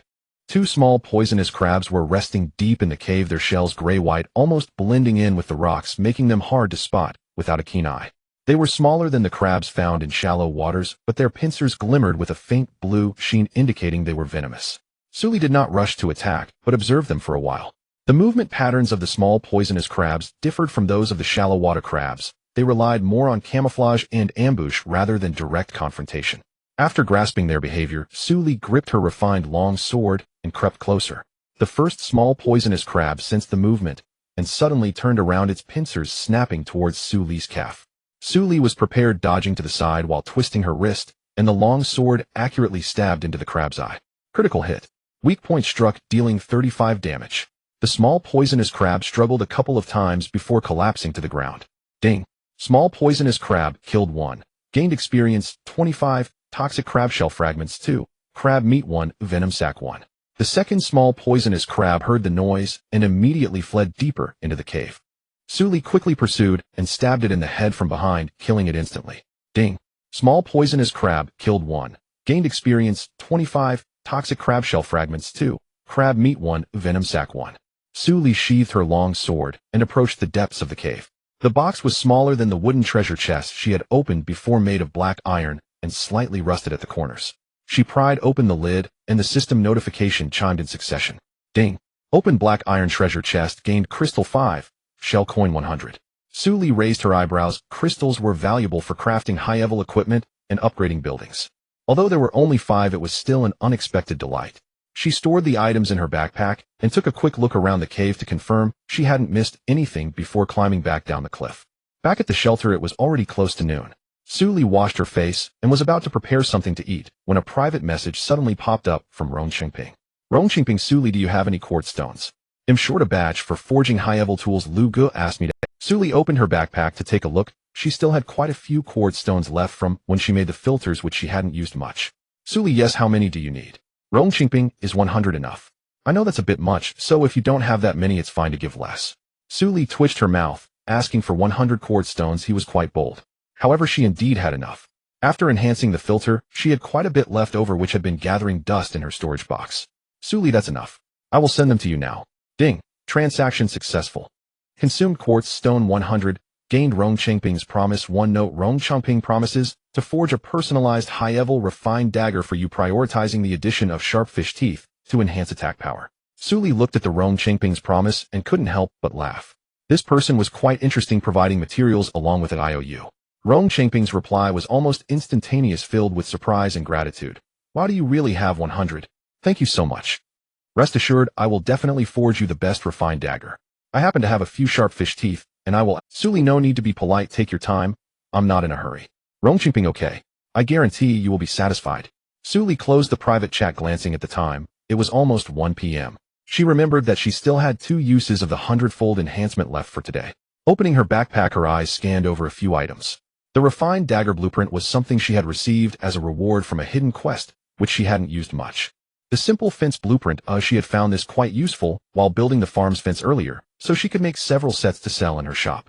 Perform hundredfold enhancement on the refined dagger blueprint. A flash of white light. Ding. Enhancement successful. Gained refined dagger blueprint 10 quantity enhancement. No quality improvement, but 10 blueprints were sufficient. Perform hundredfold enhancement on the simple fence. A white light flashed again. Ding. Enhancement successful. Gained reinforced fence blueprint 7 quality enhancement, simple fence 9 quantity enhancement. Su Li opened the reinforced fence blueprint to check its attributes. Reinforced fence blueprint required materials: wood 20, a crab shell 10, metal fragments 8, a resin 4, can produce reinforced fence. Defense strength 60, can withstand impacts from level 2 sea monsters with an additional anti-climb effect. Sea monsters cannot scale at durability 250,250. Satisfied, Su Li packaged the 10 refined dagger blueprints, 6 reinforced fence blueprints, and 9 simple fence blueprints to send to Lu Chun, including a message: Su Li, new goods, handle them as you see fit. Lu Chun replied with a received emoji without asking further. Su Li was quite pleased with his perceptiveness. She closed the chat and opened her personal panel to check her experience bar. Today, she had accumulated quite a bit of experience from killing sea monsters and crafting items. Ding. Current experience 300-1500, level 6. Only 1,200 points left to reach level 7. The road ahead is long. She stretched and noticed that the Alliance group chat had suddenly become lively. Feng Rui brothers. I just gathered a circle of player demands and found an issue. The demand for basic filters has surged. Many players are asking to buy them in the channel, saying that the freshwater sources have been contaminated after high temperatures and regular filters simply can't clean them. Rong Qingping basic filters. Isn't that something our shop has always sold? Feng Rui sold out. They sold out yesterday, and I haven't had a chance to restock. Lu Chen Qingping, can you prioritize forging a batch of basic filters? The shop stock is in urgent need. Rong Qingping, no problem, I have enough materials, and I can make 200 today. Su Li, is 200 enough? Should I ask the wandering merchants to restock a batch as well? Lu Chen, let Qingping make 200 first, and see the market feedback.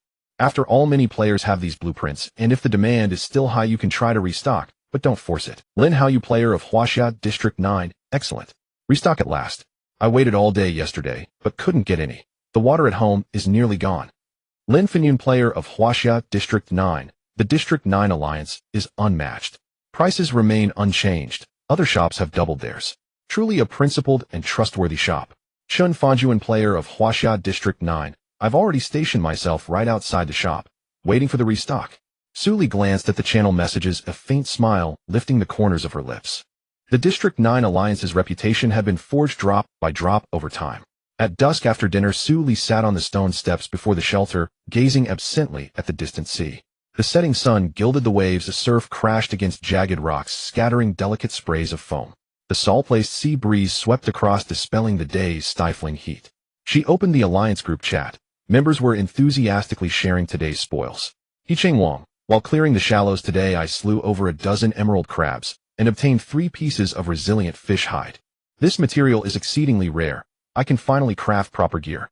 Zhao Lei, I recovered an abandoned fishing net and dismantled it to fashion 2 rudimentary traps placed around the farmland. They should deter smaller pests. Chu Gaodon, today I spotted numerous floating debris offshore. Plastic buckets, wooden planks, fishing nets. None appeared discarded by players. They seem instead to be newly spawned system resources. Keep close watch on the sea surface these days. Don't miss anything valuable. Upon reading Chu Gaodon's message, Suli paused mid-swipe. She'd encountered such system-spawned flotsam before and reaped decent rewards. Suli, today I discovered a limestone cave on the western cliff. Inside I defeated 2 manageable venomous crabs and opened a wooden chest, retrieving 5 crystal shards. If your island has similar caves, consider exploring them.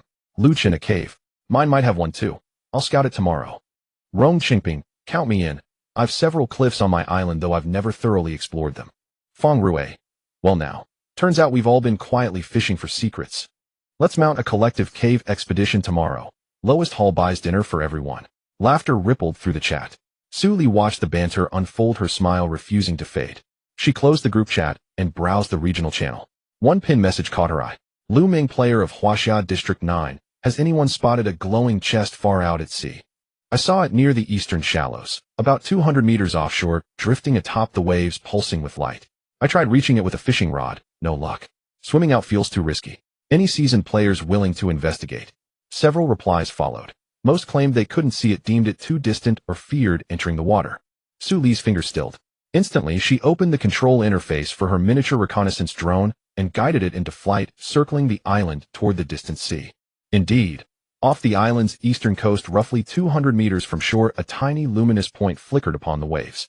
Zooming in, the drone resolved the shape of a treasure chest, its surface shimmering with a soft azure radiance as it rose and fell with the swell. Ding. System drift, chest detected. Coordinates eastern sea, approximate 200 meters offshore. Recommendation: approach via vessel or amphibious transport. Suli frowned. She owned no boat. She studied the glimmering speck a moment longer, committing its position to memory. Nightfall approached. She refused to risk venturing out now. If the chest remained by dawn, she'd devise a way to retrieve it. Perhaps its contents held something extraordinary. At dawn the next day, Suli stirred awake to the crisp, familiar chime of her daily basic supply allotment.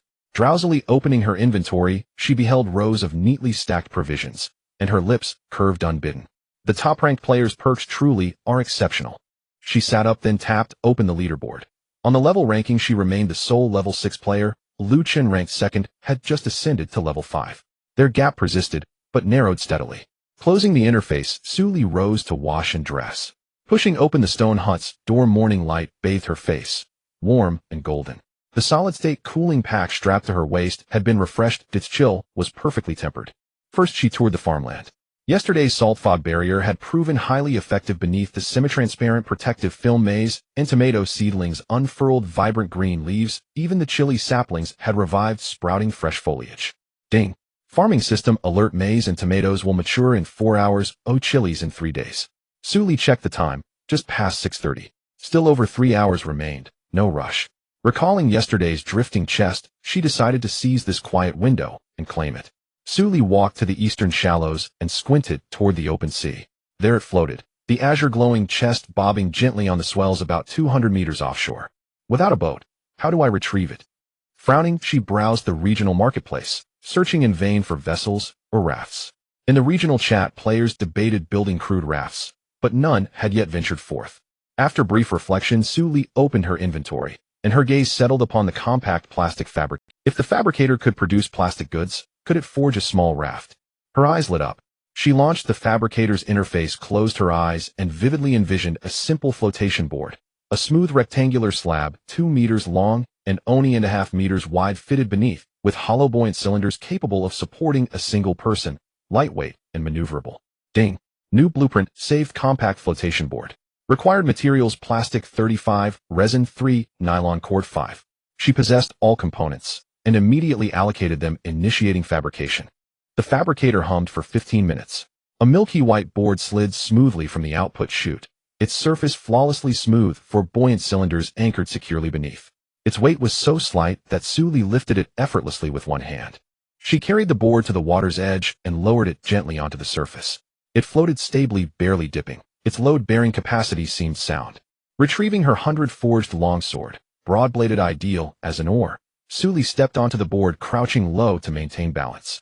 With measured strokes, she propelled herself forward, gliding steadily toward the drifting chest.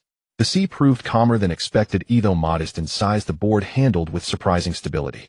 After paddling roughly 100 meters, a flash of silver darted beneath the surface. Suli's pulse quickened. Gripping her sword tightly, she scanned the water warily. Ding. Detected level 1 sea creature, sword-armored silver shrimp. HP 4040. Attack 8. Abilities high-speed lunge, carapace reflection. Threat level low. A half-meter-long silvery shrimp erupted from the depths, its spear-like rostrum thrust straight for Suli's calf. She pivoted sideways, the board tilting slightly. She steadied herself instantly and slashed downward, striking the shrimp's carapace with the blade's edge. The shell proved astonishingly hard.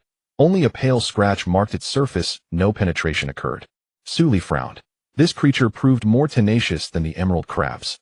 Enraged, the shrimp lunged again, faster than before. This time Suli didn't meet the charge head-in. Instead, she deflected the blow with the flat of her blade, using the impact to pivot the shrimp past her side. Then with a swift wrist turn, drove the sword precisely into the vulnerable seam where the cephalothorax met the abdomen, the chink in its armored shell. Critical hit. Weakness struck. Damage dealt 42 points. The shrimp convulsed twice, then sank silently into the deep. Ding. Sword-armored silver shrimp, slain 1. Gained 30 XP. Silver shrimp meat 2. Carapace 1. Shell coins 15. Suli let out a sigh of relief, wiping the sweat from her forehead as she continued to paddle. Fortunately, she did not encounter any sea monsters again, and after about 10 minutes, she finally approached the glowing box. The box was larger than the one from yesterday, approximately half a meter square, with a surface made of iron intricately engraved with complex patterns, and a faint blue light emanated from its seams. Suli reached out to grasp the edge of the box, pulling up the floating board with all her might. Ding. System drifting box detected. Do you wish to open it? Open. Ding. System drifting box opened. Obtained intermediate fishing rod blueprint 1, bait 30, deep sea pearls 8, crystals 3, shell coins 500. Suli's eyes lit up. The intermediate fishing rod blueprint was a valuable item, far superior to the reinforced and anti-corrosive fishing rod she was currently using. The deep sea pearls and crystals were also rare, making this trip worthwhile. She stored the supplies in her backpack and paddled back on the floating board. By the time she reached the shore, she was completely drenched, but her mood was exceptionally good. After taking a shower at the shelter and changing into clean clothes, Suli glanced at the time, 9:40. There were 20 minutes left until the harvest of the fields. Taking advantage of this time, she decided to use the hundredfold amplification for today. She opened her backpack, her gaze landing on the newly acquired intermediate fishing rod blueprint. Perform hundredfold amplification on the intermediate fishing rod blueprint. A flash of white light passed. Ding. Amplification successful. Obtained advanced fishing rod blueprint 11 quality amplification, intermediate fishing rod blueprint 9 quantity amplification. Suli opened the advanced fishing rod blueprint to check its attributes. Advanced fishing rod blueprint required materials with 20 metal fragments, 12 tough, fish skin 3, resin 5, can craft an advanced fishing rod. Fishing success rate 40, a rare fish, hooking rate 20, durability 200,200, comes with automatic reeling function. Suli nodded in satisfaction, packaging all 10 intermediate fishing rod blueprints and 10 advanced fishing rod blueprints to send to Luchan, adding a note: new products for today, please arrange for them to be shelved. Luchan quickly replied, advanced fishing rod blueprint. This thing is indeed rare at this stage. Alright, I'll have Chung Ping prioritize making a few and list them at a high price to test the waters. Suli smiled and closed the private chat. With 2 amplification opportunities remaining, she decided to hold on to them in case she encountered something urgently needed. At exactly 10 o'clock, the system notification sound rang out on time. Ding. Farming system reminder: corn and tomatoes are ready for harvest. Suli immediately put down the flatbread in her hands and hurried to the edge of the fields. The corn stalks under the sunshade were tall and green, each plant bearing 1 to 2 plump ears of corn, with golden kernels peeking out from the husks, a pleasing sight. The tomatoes were also ripe, round and plump, hanging on the vines like small lanterns. Su clicked on the farming system's one-click harvest option, and with a flash of white light the entire field's crops were instantly cleared and transformed into resources stored in her backpack. Ding. Harvested corn 42, stored in the system backpack. Ding. Harvested tomatoes 36, stored in the system backpack. Looking at the neatly stacked corn and tomatoes in her backpack, Su couldn't suppress the smile on her face. After so long, she had finally welcomed the first wave of harvest. She snapped off an ear of corn, peeled back the husk, revealing the plump golden kernels.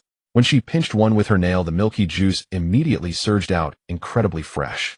Ding. Eating raw corn satiety 10A energy 5. Gain temporary buff, sweet water consumption, reduced by 5, will last for 30 minutes. Ding. Eating raw corn satiety 10A energy 5. Gain temporary buff, sweet water consumption, reduced by 5, will last for 30 minutes. Had eaten in her. Just as she was enjoying the joy of the harvest, a message suddenly popped up in the private chat panel from Yen Lele. Yen Lele, big sister Lili. Good morning. Did you plant the corn I traded you before? The corn I planted today has a good yield, 30 ears. How many did you harvest? Su wiped the juice from the corner of her mouth and replied, I planted them and harvested 42 ears, which is more than I expected. Yen Lele, wow. 42 ears. As expected, big sister is amazing. I want to expand planting next year. Did you keep any seeds? I saved the most plump corn kernels, planning to dry them for seeds. Su I saved some, selecting the best looking ears of corn to dry. By the way, did you use fertilizer? If you use fertilizer, the next growth cycle will be shorter. Yen Lele, yes, I used all the basic fertilizers and the effects are indeed noticeable. The two discussed a few more planting techniques, with Su detailing the method for saving corn seeds, and Yen Lele repeatedly expressing her gratitude.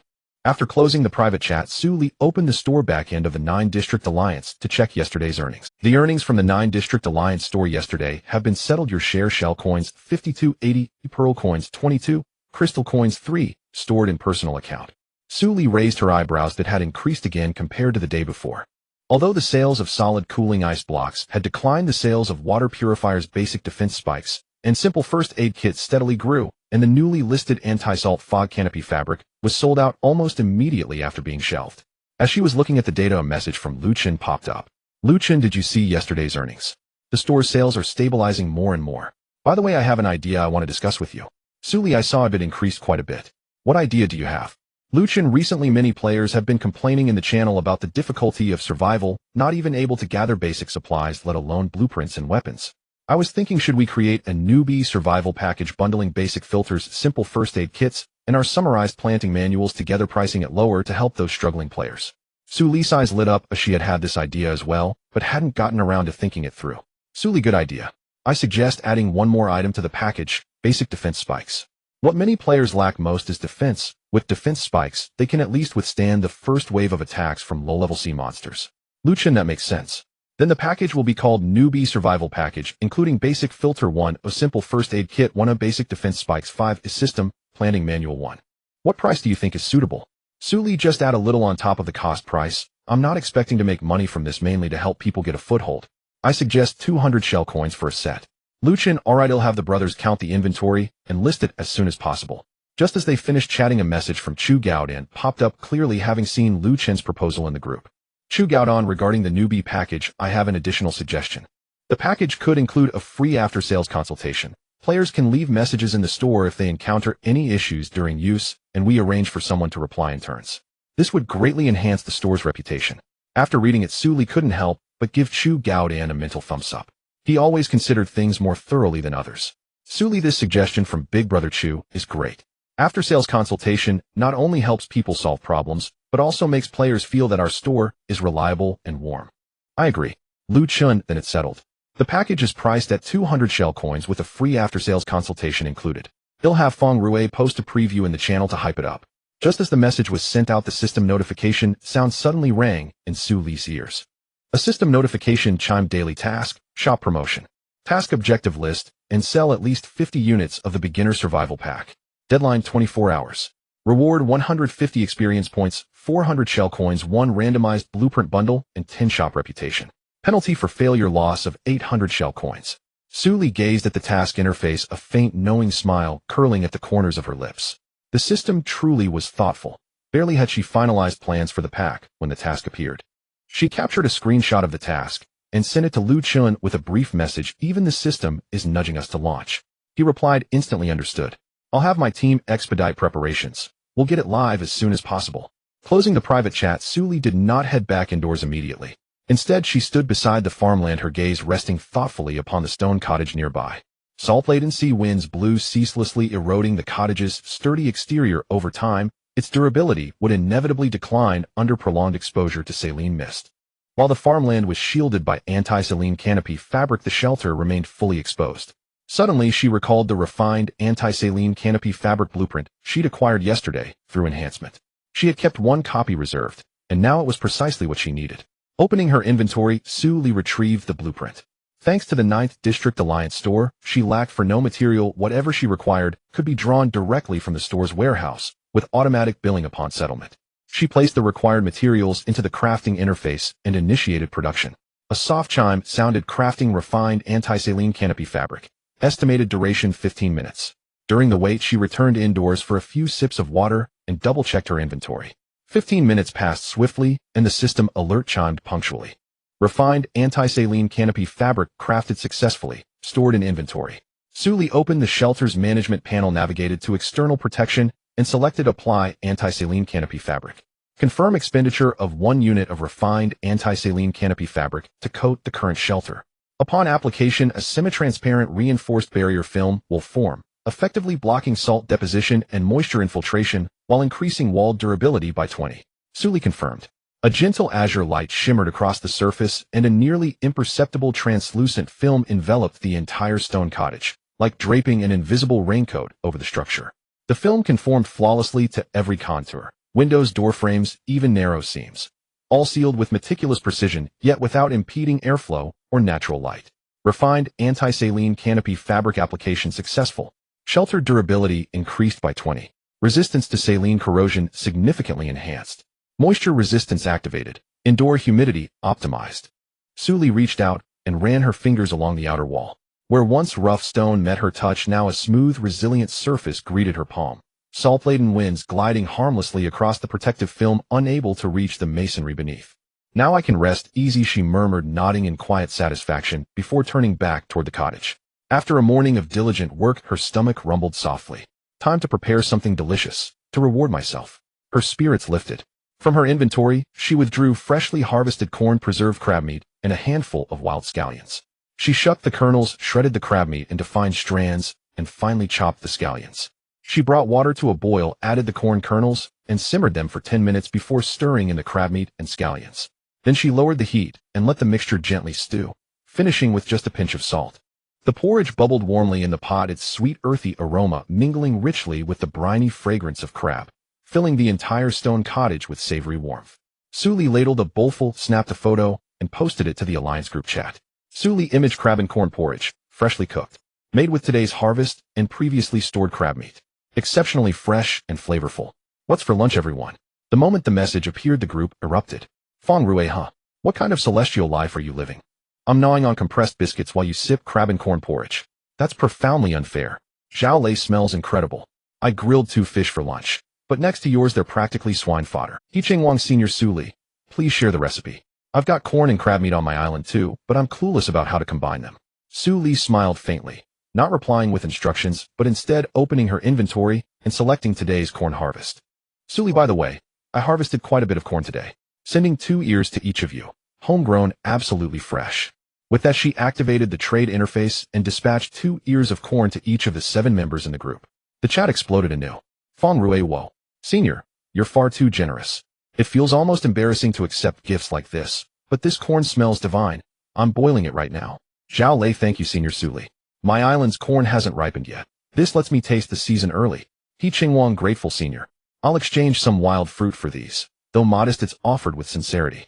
Yicheng Wang followed up, instantly sending Suli a cluster of vivid crimson berries wrapped carefully in broad leaves, resembling a species native only to coastal islands.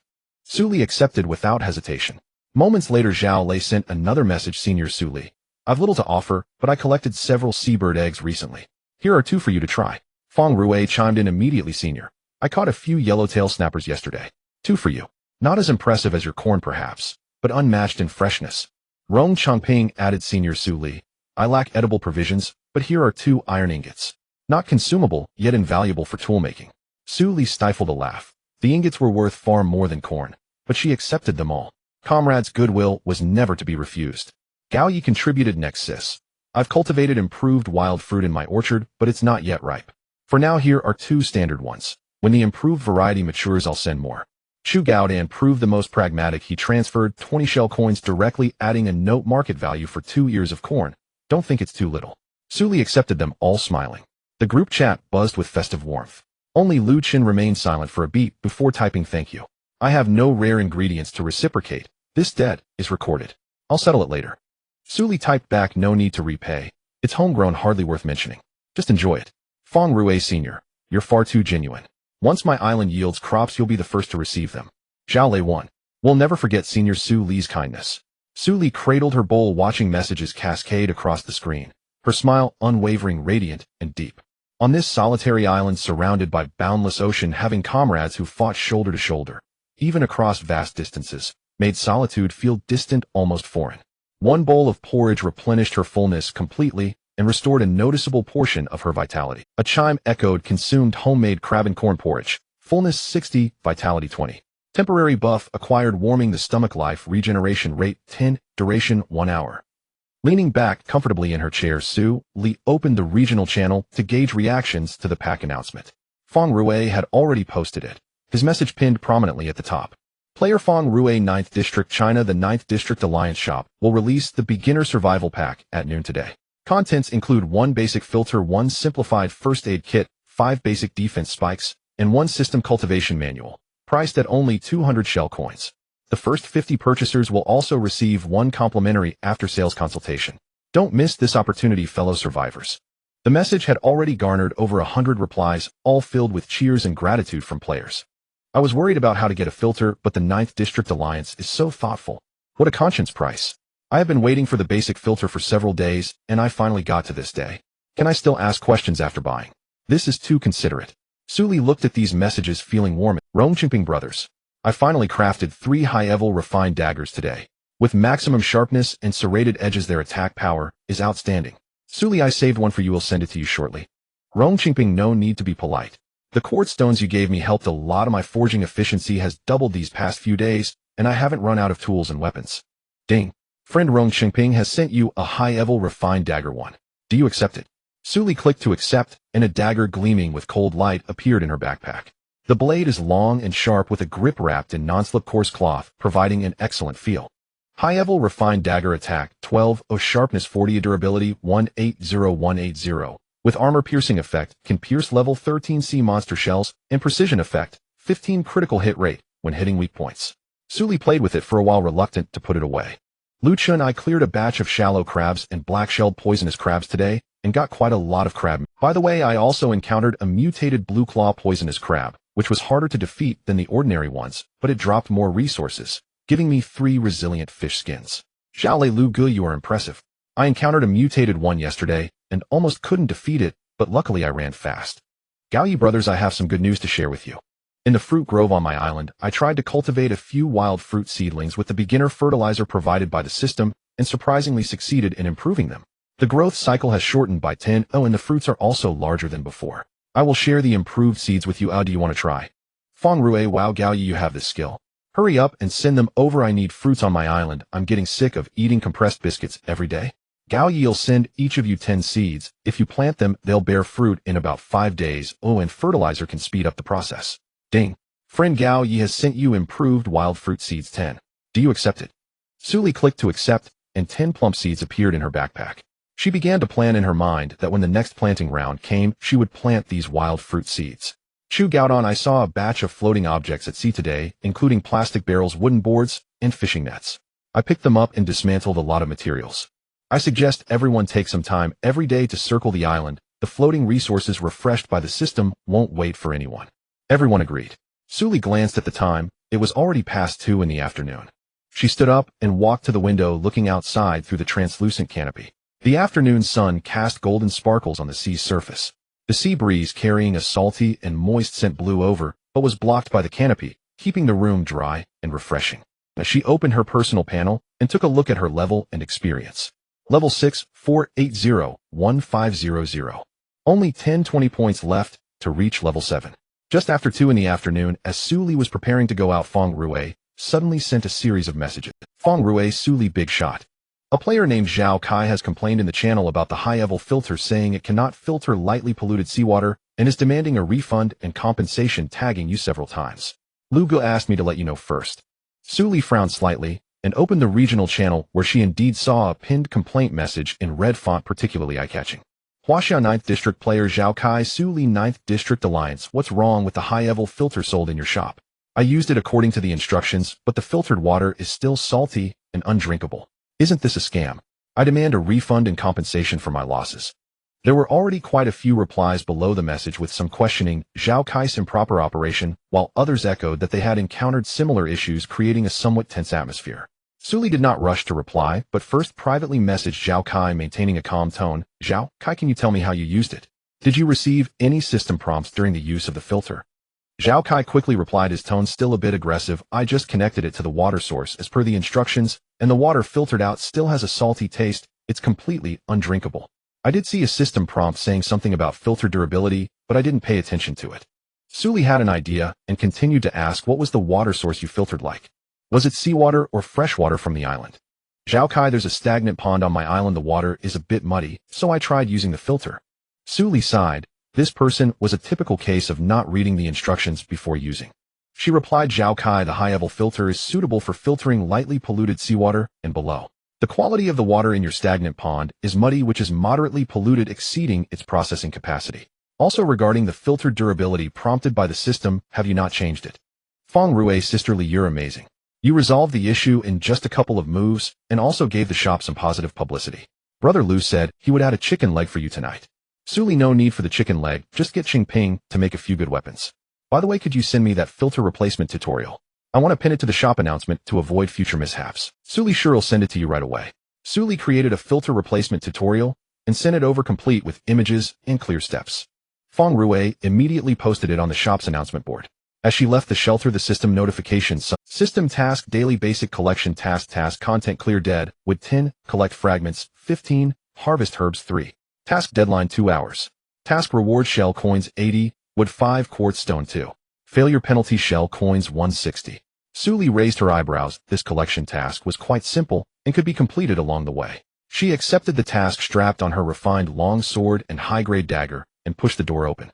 The afternoon sun was blazing, but the solid-state cooling ice block at her waist diligently dispensed coolness, so she didn't feel hot. She first walked around the edge of the farmland, checking the anti-salt mist cover and the fence. The translucent protective film was intact, and the corn and tomato seedlings beneath the cover had already sprouted new shoots. This was the second round she had sown after her morning harvest. The chili seedlings were still in the ground and would be ready for harvest in 2 days. Farmland status good. Anti-salt mist cover durability 195200. Fence durability 200200. Although the durability of the anti-salt mist cover was dropping relatively quickly, the farmland had no negative status. Su Li nodded in satisfaction and turned north toward the island. Dead wood and fragments were the easiest to find. There were plenty all over the island. She collected while walking, tapping collect on fallen dead wood and bending down to pick up fragments. In less than half an hour, she had completed more than half of the task. Clear dead wood 810. Collect fragments 1215. Still missing 2 pieces of dead wood and 3 fragments. Su Li continued walking north, and as she passed an area of rocks, the resource preview suddenly marked a green dot on the left. As she approached, she saw a hemostatic herb growing in the crevice of the rocks, its leaves a vibrant green, with small white flowers blooming at the top. Harvested hemostatic herb 1, task progress, herbs 13. Su Li put the herb in her backpack, took a few more steps, and found a detox herb and a silver leaf herb, all of which she harvested. Ding. Harvested detox herb 1, task progress, herbs 23. Ding. Harvested silver leaf herb 1, task progress, herbs 33. Herb task completed. Su Li continued to search for dead wood and fragments, taking another 10 minutes to gather the last 2 pieces of dead wood and 3 fragments. Ding. Basic collection task completed. Rewards, shell coins 80, wood 5, quartz stone 2. Current experience 5601500. Su Li clapped the dirt off her hands and didn't rush back. Instead, she circled the island along the coastline. According to the reminder from Chu Gaoduan in the morning, the system would randomly refresh drifted resources, and it would be a waste not to collect them. When she reached the eastern shallow waters, she saw several items being washed up by the waves. As she approached, she found a broken plastic bucket, a piece of wood, and a small bundle of fishing net. Ding. Collected abandoned plastic bucket 1, can be disassembled for plastic 3. Ding. Collected driftwood plank 1, can be disassembled for wood 2. Ding. Collected damaged fishing net 1, can be disassembled for nylon rope 5, a metal fragments 1. Suli stored the resources in her backpack and continued walking. At the edge of the deep water area on the south side, she found a sealed glass bottle with a note rolled up inside. Collected drift bottle 1, can be opened for a random reward. She twisted off the bottle cap and pulled out the note, and the system notification immediately rang. Open drift bottle received shell coins 50, a junior experience scroll, 1 grants 50 experience when used. Suli's eyes lit up as she immediately used the experience scroll. Used junior experience scroll experience 50. Current experience 6101500. Not bad luck, Suli thought happily, continuing to circle the island. At the edge of the western rock area, she found a small wooden box which contained fishing bait 15 and resin 5. After circling the island, she had quite a good haul. Suli looked at the time. It was almost 4 in the afternoon. She remembered she hadn't used her high-grade fishing rod yet, and decided to go fishing in the shallow sea while it was still light. Suli reached a rocky platform in the eastern shallow waters where the water was of moderate depth and visibility was clear. She took out her high-grade fishing rod from her backpack. This was made using a blueprint she crafted in the morning with sturdy wood, fine and strong fishing line, and extremely sharp hooks, feeling heavy and perfectly balanced in her hand. High-grade fishing rod, fishing success rate 40, a rare fish hook rate 20, durability 200200, comes with an automatic rewind feature. Suli attached a piece of crab meat to the hook, exerted her wrist, and the fishing line created a graceful arc in the air before landing steadily in the water. In less than a minute, the fishing rod suddenly dipped. Ding. Fishing successful. Caught sea bass 1, experience 15. Suli flicked her wrist, and a palm-sized sea bass was flung onto the shore, its silver scales sparkling in the sunlight. She stored the fish in her backpack and cast her line again. After waiting more than 3 minutes for the second cast, the bobber suddenly sank, and the pull was much stronger than. Suli gripped the fishing rod tightly, feeling the struggle beneath the water. The automatic rewind feature of the high-grade fishing rod activated smoothly, reeling in the line and saving her considerable effort. Ding. Fishing successful. Caught grouper 1, rare experience 30. Suli's eyes brightened. Grouper was a valuable catch known for its tender meat that could fetch a good price in the shop. Carefully, she stored the fish in her backpack and continued casting. Over the next half hour, she caught 3 more sea bass, 2 squids, and 1 unfortunate lobster. The increase in rare fish hook rate from the high-grade fishing rod was indeed significant, outperforming the ordinary rods by more than 1 tier. Ding. Fishing successful. Caught sea bass 1, experience 15. Ding. Fishing successful. Caught squid 1, experience 12. Ding. Fishing successful. Caught lobster 1, rare experience 35. Ding. Total accumulated fishing experience 122. Total experience 7321500. Fishing was truly an engaging activity. Suli packed up her fishing rod as the sky began to darken. She noticed there were even more green crabs on the shallow beach than in the afternoon, with several black-shelled poisonous crabs even crawling close to the fence, watching hungrily. For her personal safety, Suli returned to the edge of the farmland, preparing for the second round of sowing. After the first round of harvest, she kept a dozen of the finest corn as seeds, and the tomato seeds were also dug out, cleaned, and dried. Suli squatted by the edge of the field, first using a shovel to loosen the soil, then digging out neat shallow pits. 2 corn seeds were placed in each pit, with a pit every 10 centimeters. The tiny tomato seeds were evenly scattered in another half of the field, covered with a thin layer of soil. For the improved wild fruit seeds sent by Gao, she reserved a small piece of land for them, placing 1 seed in each pit and carefully covering it with soil. Ding. Sowing successful.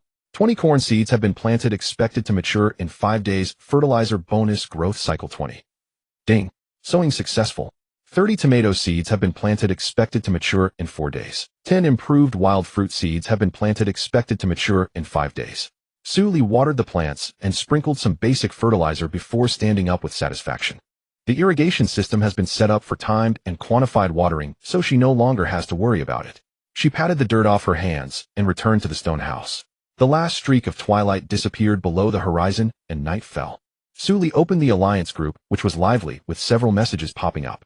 Shootout brothers I've observed for 3 days, and found the activity patterns of the shallow water sea monsters during the day. They mostly hide in the crevices of rocks, and they are most active from evening to the first half of the night, with slightly less activity in the second half, but it's still dangerous.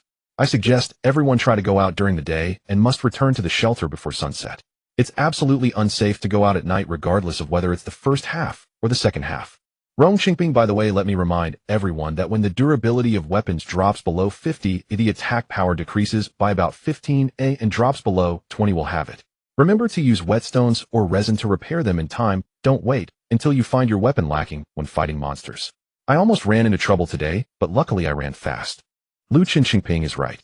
Also last night, I heard some noise outside the fence and sneaked a peek. It was a level 2 mutated sea monster twice the size of a normal one, with significantly higher attack power.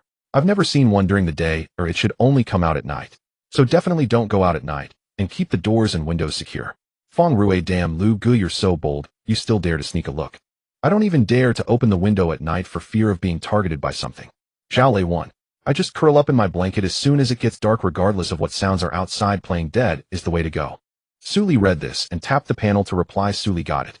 I also noticed this evening while circling the island that the blue crabs in the shallow waters have increased several times compared to the afternoon, and several black-shelled poisonous crabs have crawled near the fence. In the future, everyone should try to schedule outings in the morning and noon and retreat as the sun begins. Teaching 1-1. I was chopping trees until evening and almost got pinched by a blue crab that suddenly popped up, but I managed to chew out on. I've encountered that too.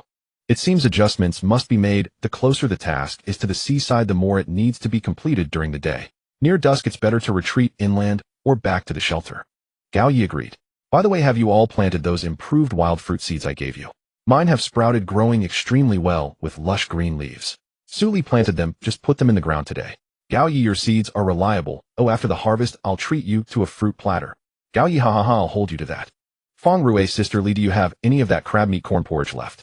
I've been craving it all day. Suli, I still have corn and crab meat. I'll make another pot tomorrow and save a bowl for you.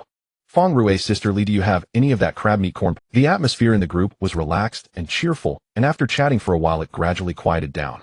Suli turned off the group chat, opened her backpack, and began to process today's enhancements. There were still 2 chances for a 100-fold enhancement left. After thinking for a moment, she decided to enhance the advanced fishing rod blueprint first. This item would definitely sell well in the shop. Perform a 100-fold enhancement on the advanced fishing rod blueprint. White light flashed. Ding. Enhancement successful. Obtained refined fishing rod blueprint 17 quality enhancement, advanced fishing rod blueprint 29 quantity enhancement. Suli opened the refined fishing rod blueprint to check its attributes. Refined fishing rod blueprint required materials: wood 2, 5 metal fragments, 15 tough, fish skin 5, resin 8, crystal 1 can be used to make a refined fishing rod.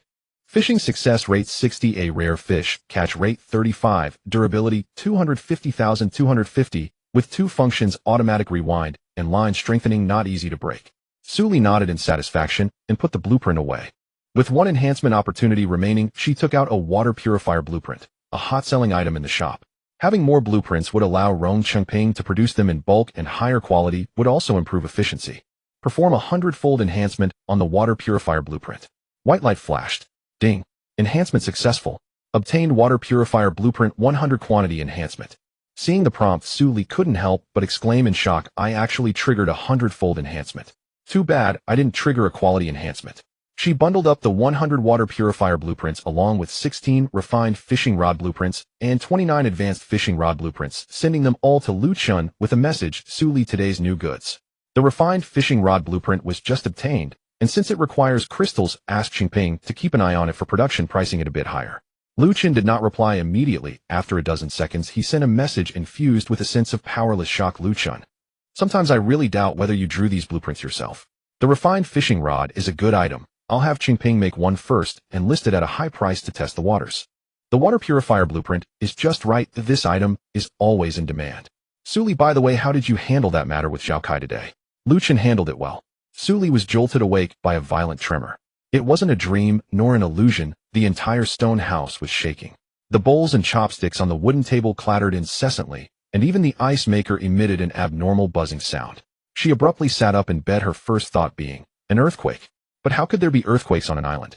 The tremors lasted for about 10 seconds before abruptly stopping. The surroundings fell into a deathly silence. Even the sound of the waves had disappeared. Suli held her breath and quickly walked to the window, peering out through the translucent salt spray protection film. The sea had changed. The originally azure and clear waters now glimmered with a strange dark red hue, slowly spreading towards the island from the distant sea. The color resembled not blood, but something else. Something luminous undulating beneath the surface of the water. Ding. Abnormal energy fluctuations detected in the shattered star sea source. Unknown distance cannot be measured. All players are advised to remain vigilant and avoid going out to sea at night. The system prompt flashed briefly with no further explanation. Suli furrowed her brow, staring at the dark red expanse for quite a while. Her field of vision was limited, yet the dark red glow covered an extensive area of the sea far beyond what the naked eye could discern. Just then the regional chat channel exploded. Lin Haoyu, what the hell, what the hell, what the hell? Did you all feel the tremors? My shelter almost collapsed. Li Roona, I felt it too. I was shaken off my bed. Is this an earthquake? How could there be an earthquake on an island? Chen Jingxing, it's not an earthquake. The sea outside my window has turned red. Dark red. You all need to look outside. Tang Xiaoyu, I see it. What is that thing? I'm trembling all over. It feels like something is watching us. Zhengqi, me too. I can't quite describe the feeling. It's chilling, as if something enormous is looking at us. Yu Jingping, could it be the first wave of disasters after the beginner phase? This is terrifying. There wasn't even a warning. Suli watched the flood of messages, her fingertips feeling slightly chilly. She opened the Alliance group chat, which was already in an uproar. Fengrui guys, did you see the changes in the sea? The water here has turned dark red. It feels like something is about to happen. Zhaolei, I saw it. It's the same here. The dark red is spreading from the north. The area is too vast. You can't see the end. Yicheng Wang, it's the same on my end. What exactly is that thing? Rong Shenping, my furnace has gone out. That tremor just now knocked the chimney. Ask you, and I'm currently fixing it. Gao Yi, my orchard is fine, but all the wild chickens are huddled in their nests. Animals are more sensitive than humans. Something big must be about to happen. Chu Gaodon, everyone calm down. The dark red sea is quite far from our respective islands. For now, we can only observe its changes. Lu Chen, the old leader, is right. The most important thing now is to figure out what that thing is. Unfortunately, we're too far away and the details are impossible to see with the naked eye. Suli looked at the discussions in the group, her gaze falling on the mini reconnaissance robot in her backpack. The robot can only scout the sea surface within 100 meters of the island. Oh, and it can't fly too far. That dark red sea appeared to be at least a kilometer away from the island, far beyond the robot's reach. She dismissed the idea of sending the robot to investigate and typed a reply. Su Li, I can only see a patch of dark red with the naked eye. Oh, it's too far to discern what it is. Everyone should stay indoors tonight and observe the situation before making any decisions. Chu Gaodon, Su Li is right. No matter what that is, we can't approach it at this stage. Everyone should not go out tonight and refrain from doing anything that might attract attention. Just pretend you saw nothing. Lu Chen agreed. Before we figure out what that is, we shouldn't act rashly. Feng Rui understood. Turning off the group chat, Su Li walked back to the window. The distant sea still shimmered with a dark red light, somewhat brighter than before.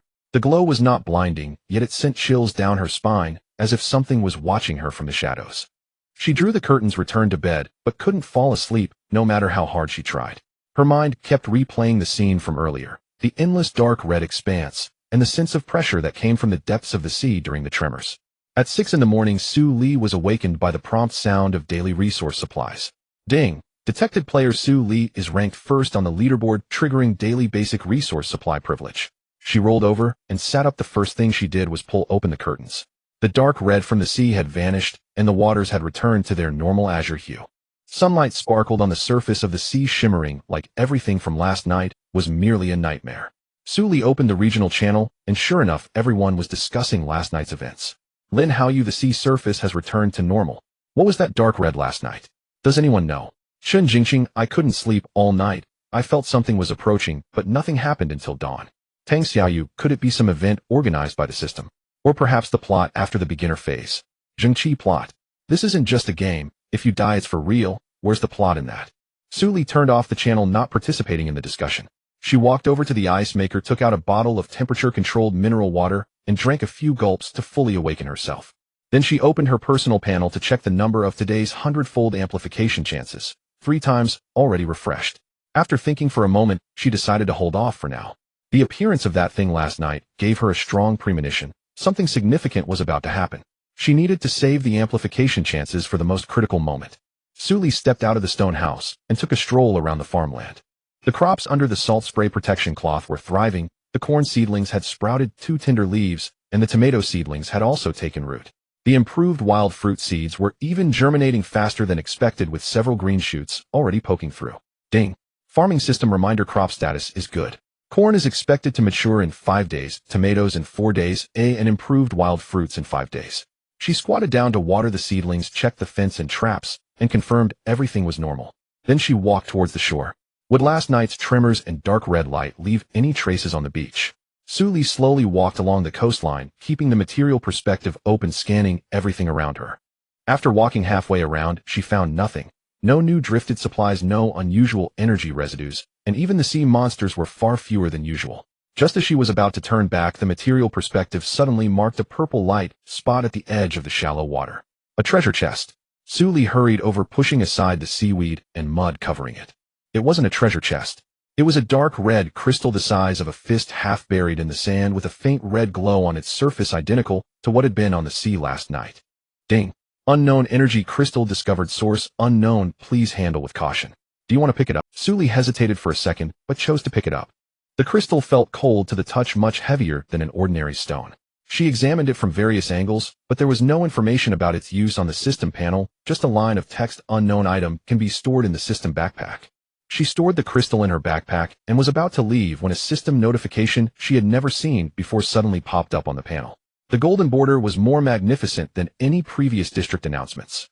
Announcement: energy fluctuations in the depths of the Broken Star Sea are intensifying and an ancient relic is about to emerge. Announcement: 7 days from now, the entrance to the ancient relic in the center of the Broken Star Sea will open and all players may enter to explore. The relic contains a wealth of rare resources, high-level blueprints, and ancient artifacts along with unknown dangers. Announcement: countdown to the opening of the relic: 6 days, 23 hours, 59 minutes, and 58 seconds.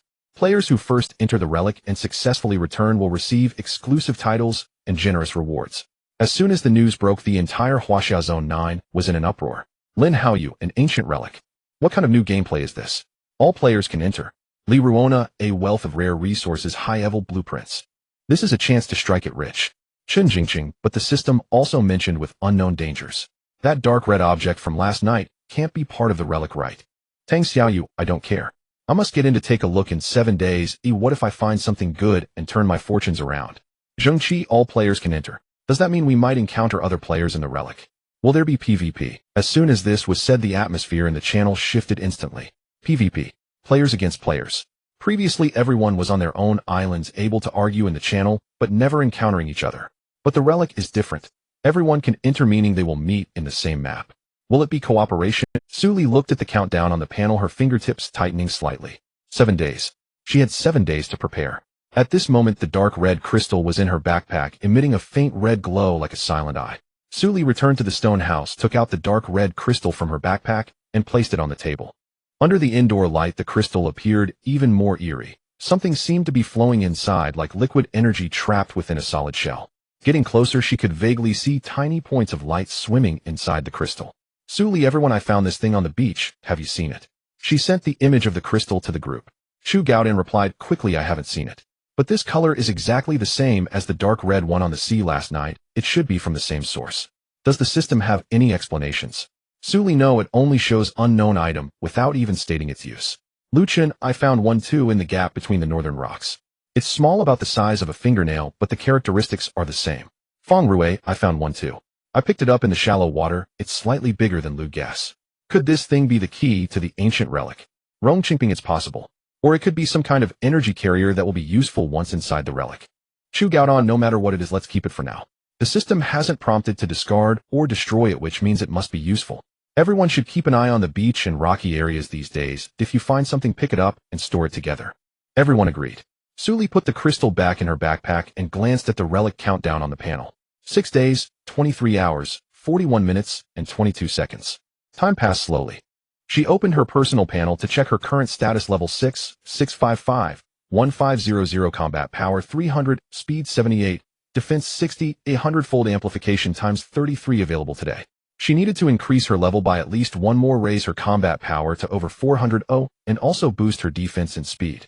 She was uncertain what she would encounter in the relic, but one thing was certain: it would be more dangerous than the sea monsters on the island. Suli took a deep breath and stood up.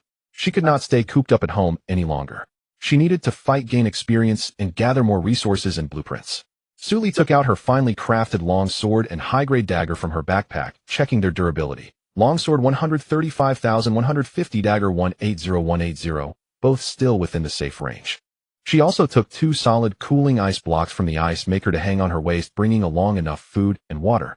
Pushing the door open, the morning light was just right. Suli walked along the coastline for about half an hour, The resource radar marked a few scattered light points, mostly ordinary stones, and wood with the occasional low-level herb, but nothing surprising. Just as she was about to turn back, her peripheral vision suddenly caught an unusual trace on the shallow water. It was a patch of flattened sand approximately 2 meters square, its edges too neat to be naturally formed. The sand surface was coated with a very faint dark red powder, as if something had beached here and then disappeared. Suli crouched down and gently scraped a bit of the powder with the tip of her dagger. Ding! Unknown energy residue detected consistent with the dark red crystal presumed to be of the same origin. Energy concentration extremely low. No direct harm. Another one of those things. Suli collected the powder sample into a small glass bottle which she had previously exchanged from Yin Lele and hadn't put to use. Stashing the bottle in her backpack, she stood up and gazed in the direction the imprint extended. The imprint pointed towards the northern side of the island, exactly where the dark red sea was last night. Something had come up from the sea and then returned. It wasn't a sea monster. Sea monsters wouldn't leave such orderly impressions. Suli had an inkling of a guess, but without evidence, she didn't plan to mention it in the group. Speaking now would be mere speculation, causing unnecessary panic. She continued along the coastline, sweeping the entire perimeter of the island. Besides that imprint in a dark red crystal, she found nothing else. By the time she returned to the stone house, it was nearly 9 in the morning. Suli quickly washed up, took out 2 pieces of high-energy compressed cakes from her backpack, and had them with temperature-controlled mineral water for breakfast. She ate while opening the regional channel, wanting to see if any other players had discovered similar anomalies. The discussion about the ancient relic in the channel had overtaken last night's panic, with everyone excitedly counting down, as if 7 days later they would be greeted by a land of gold. Zhou Jiakai, do you think there will be artifacts in the relic? Like a weapon that deals 999 damage with 1 hit. Luming, you're thinking too much. Getting a few high-level blueprints would be great. Wu Zilei, I don't care, I must get in to take a look in 7 days. What if? Lu Jia, have you considered that there might be players from other zones in the relic? The system said all players can enter, but it didn't say it was only us from Zone 9. This statement was like a stone thrown into a calm lake, creating ripples. The channel fell silent for a few seconds, then exploded. Lin Finyan, oh crap. You're right. The system said all players, not just Huaxia Zone 9 players. Chen Fanjuan, doesn't that mean we might encounter people from other zones? What if we run into enemies? Li Ran, what enemies? Aren't we all Huaxia people? How could we fight in the relic? Zhang Yuran, not all of them are Huaxia people, right? The system never said only Huaxia people were brought in. This statement plunged the channel into deeper silence. Su Li's fingertips paused. She had never considered this question. From the first day she entered the game, her panel read Huaxia Zone 9, and the regional channel was full of Huaxia compatriots, so she naturally assumed all players were Huaxia people. But the system indeed never said that. The designation Huaxia Zone 9 implies the existence of Huaxia Zones 1, 2, and potentially other countries' zones. If the ancient ruins are common to all zones. This news is more unsettling than the ancient ruins themselves. She is not afraid of fighting sea monsters, she is not afraid of battling players. However, an unknown enemy is always the most dangerous. She opened the alliance group, where Chu Gaodan had already sent a message before her. Chu Gaodan, did everyone see the discussion in the channel just now? Let me add a few points. First, the ancient ruins are likely a shared map across multiple zones, which means we will encounter players from other zones inside. Second, the system hasn't clarified whether there are mechanisms for conflict between players from different zones, but we cannot rule out the possibility of PvP. Third, from now on, everyone should prioritize enhancing their combat power. While the resources in the ruins are undoubtedly important, it's more vital to survive. Lu Chen, the old leader, is right. I want to add one thing: if you encounter players from other zones, do not trust anyone easily. This is not the real world. There are no laws, no rules, only survival. Feng Rue understood. By the way, I have an idea. Since the ruins are shared across multiple zones, could communication also be universal? Can my talent allow cross-zone contact? Chu Gaodan, not sure, but it's worth a try. But don't get your hopes up, the system will likely impose restrictions. Rong Qingping, I can now consistently produce 50 iron ingots, 20 copper ingots, and 5 silver ingots each day. If anyone needs weapons or armor, just let me know. They'll cover the materials, no charge. Zhao Lei Chengping is generous. Then I won't hold back. My long sword is losing durability fast, and I urgently need a new one. He Qingwang, me too. My armor got a tear last time I fought a mutated toxic crab, so I need a replacement. Gao Yi, I've expanded the planting area over at Guilin, and the improved wild fruits are expected to be ready for harvest in 4 days. They'll distribute them when they're done. They restore 30 energy points, which should be useful in the ruins. Suli, if you have any blueprints for upgrades, let me know, and I can ask the wandering merchant. Additionally, I found a strange imprint and dark red powder on the shallows today, which is from the same source as the glow on the sea last night. Something has come ashore and then returned. Lu Chen came ashore. Are you sure? Suli, I'm sure. The imprint is very neat, unlike anything left by a sea monster. Moreover, the energy residue of the powder is consistent with that of the dark red crystal. Shu Gaodan, everyone should check their islands for any anomalies, with the ruins about to open. Anything unusual could be a hint planted by the system. Everyone be cautious, report any anomalies in the group immediately. The crowd responded in agreement. Suli closed the group chat and stood by the window. The distant sea was calm, as usual, with seagulls circling above, occasionally diving down to catch a small. If it weren't for the dark red crystal in her backpack still emitting a faint glow, she would almost think everything from last night was just a dream. She glanced down at the countdown on her personal panel. 6 days, 15 hours, 22 minutes, 8 seconds. There was still time, but not much left. In the afternoon, Suli decided to go out and hunt monsters. Her level had been stuck at level 6 for several days, and she needed 670 more experience points to reach level 7. Based on her previous experience in defeating sea monsters, a level 1 green crab gives 10 experience points, a level 2 toxic crab gives 25-30 points, and a level 3 sea monster gives 200 points. If she only hunted level 1 crabs, she would need to kill 67 of them. If she hunted level 3 monsters, she would only need 4. But level 3 sea monsters are not that easy to find. Suli armed herself and headed towards the eastern shallows. That area is the most densely populated with green crabs, and she could usually encounter 7 or 8. And with luck 1 or 2 mutated ones. Halfway there, her material perception suddenly marked a red light point on the left. Red indicates a dangerous creature. Suli immediately stopped, gripped her long knife tightly, and scanned the direction of the light. Hidden in the crevice of the rocks was a mutated species larger than normal black-shelled toxic crabs, with dark purple patterns on its shell and a bluish glow at the tips of its pincers. It seemed to be resting curled up with its 8 legs completely still. Ding. Detected level 2, sea monster, purple pattern toxic crab, mutated health 80-80, attack 15, skills venom spray, shell hardening. Danger level moderate.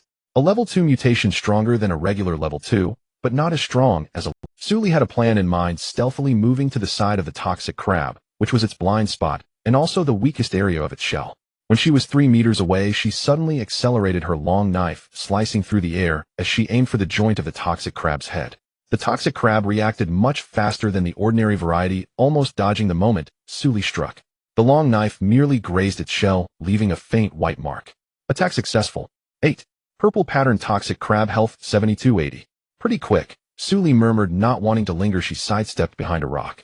The toxic crab was enraged, swinging its pincers as it charged towards her, moving faster than an ordinary toxic crab. When it reached the rock, it suddenly stopped, its pincers snapping open violently, and a stream of purple venom sprayed from the tips towards Suli's face. Suli was prepared. She rolled to avoid the venom, while simultaneously drawing out her high-grade refined dagger.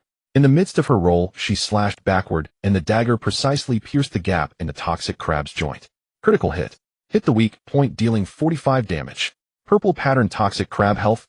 The toxic crab screeched in pain, its shell instantly covered in a layer of dark purple, hardening, activating its shell hardening skill and significantly increasing its defense. Suli did not give it a chance to breathe. She retracted her long knife, gripped the dagger with both hands, and took advantage of the toxic crab's slowed movements during the hardening moment to pounce on it, driving the dagger forcefully into its eye. Critical hit. Hit the vital point, dealing 52 damage. Purple pattern toxic crab, health 25-80. You killed. Ding. Killed purple pattern toxic crab, mutated 1. Gained experience 45. Purple pattern crab, shell 2. Venom sac 1. Crab meat 3. Shell coins 25. Suli let out a sigh of relief and wiped the sweat from her forehead. 45 points of experience, nearly double that of an ordinary level 2, not bad. She stored her loot in her backpack and continued walking along the coastline. In the next 2 hours, she encountered 3 ordinary black-shelled toxic crabs, 2 shallow water green crabs, and a solitary sword-armed silver shrimp. After defeating them, all her experience rose to 920-1500. Ding. Current experience 920-1500, level 6. Still 580 points short. Suli looked at the sky. The sun had begun to set in the west, and the light on the sea had turned soft. She recalled that Shu Gaodan had mentioned that evening is when the sea monsters are most active, and decided to make the most of the last bit of time to hunt. When she reached the end of the eastern shallows, her material perception suddenly marked a cluster of red light points, not just 1 or 2, but 7 or 8 clustered together. Peering ahead, Suli couldn't help but twitch her lips. On the shallows, 7 shallow water green crabs were circling around a rock, as if fighting over something. In the center of the rock, a small patch of shimmering scales lay, the remnants of some fish. 7 level 1 green crabs were not difficult for her, but the sheer number could be troublesome. After observing for a while, she noticed they did not have a unified action pattern. Each one was grabbing for itself, and they occasionally shoved each other. This indicated that they would not coordinate in battle, so she could take them down one by one. She tightened her grip on the long knife and targeted the one on the outer edge first. The first one was an ambush, and it fell with a single strike. The second one reacted, charging at her. Su Li sidestepped and slashed off its claw with a counterattack, finishing it off. The third and fourth charged simultaneously, but Su Li did not confront them directly. Instead, she ran around the rock, luring them into a narrow gap, where they got stuck together, making it easy for her to take them down. The remaining three were already panicking, scurrying in all directions. Su Li chased them down, one strike for each, resolving the situation in less than 10 minutes. Killed 7 shallow beach crabs, gained experience 70, crab meat 14, crab shell 7, shell coins 35. Current experience 990, 1500, level 6. Su Li happily stowed her long knife and walked to the center of the reef, picking up a shimmering scale. The scale was palm-sized silver white with edges as sharp as blades and a faint glow on its surface. Obtain Silver Light Fish Scale 1, which can be used to craft high-level armor or enchant weapons, rarity rare. A pleasant surprise. Su Li stored the scale in her backpack and turned to head back. The sun had touched the horizon and the sky quickly darkened.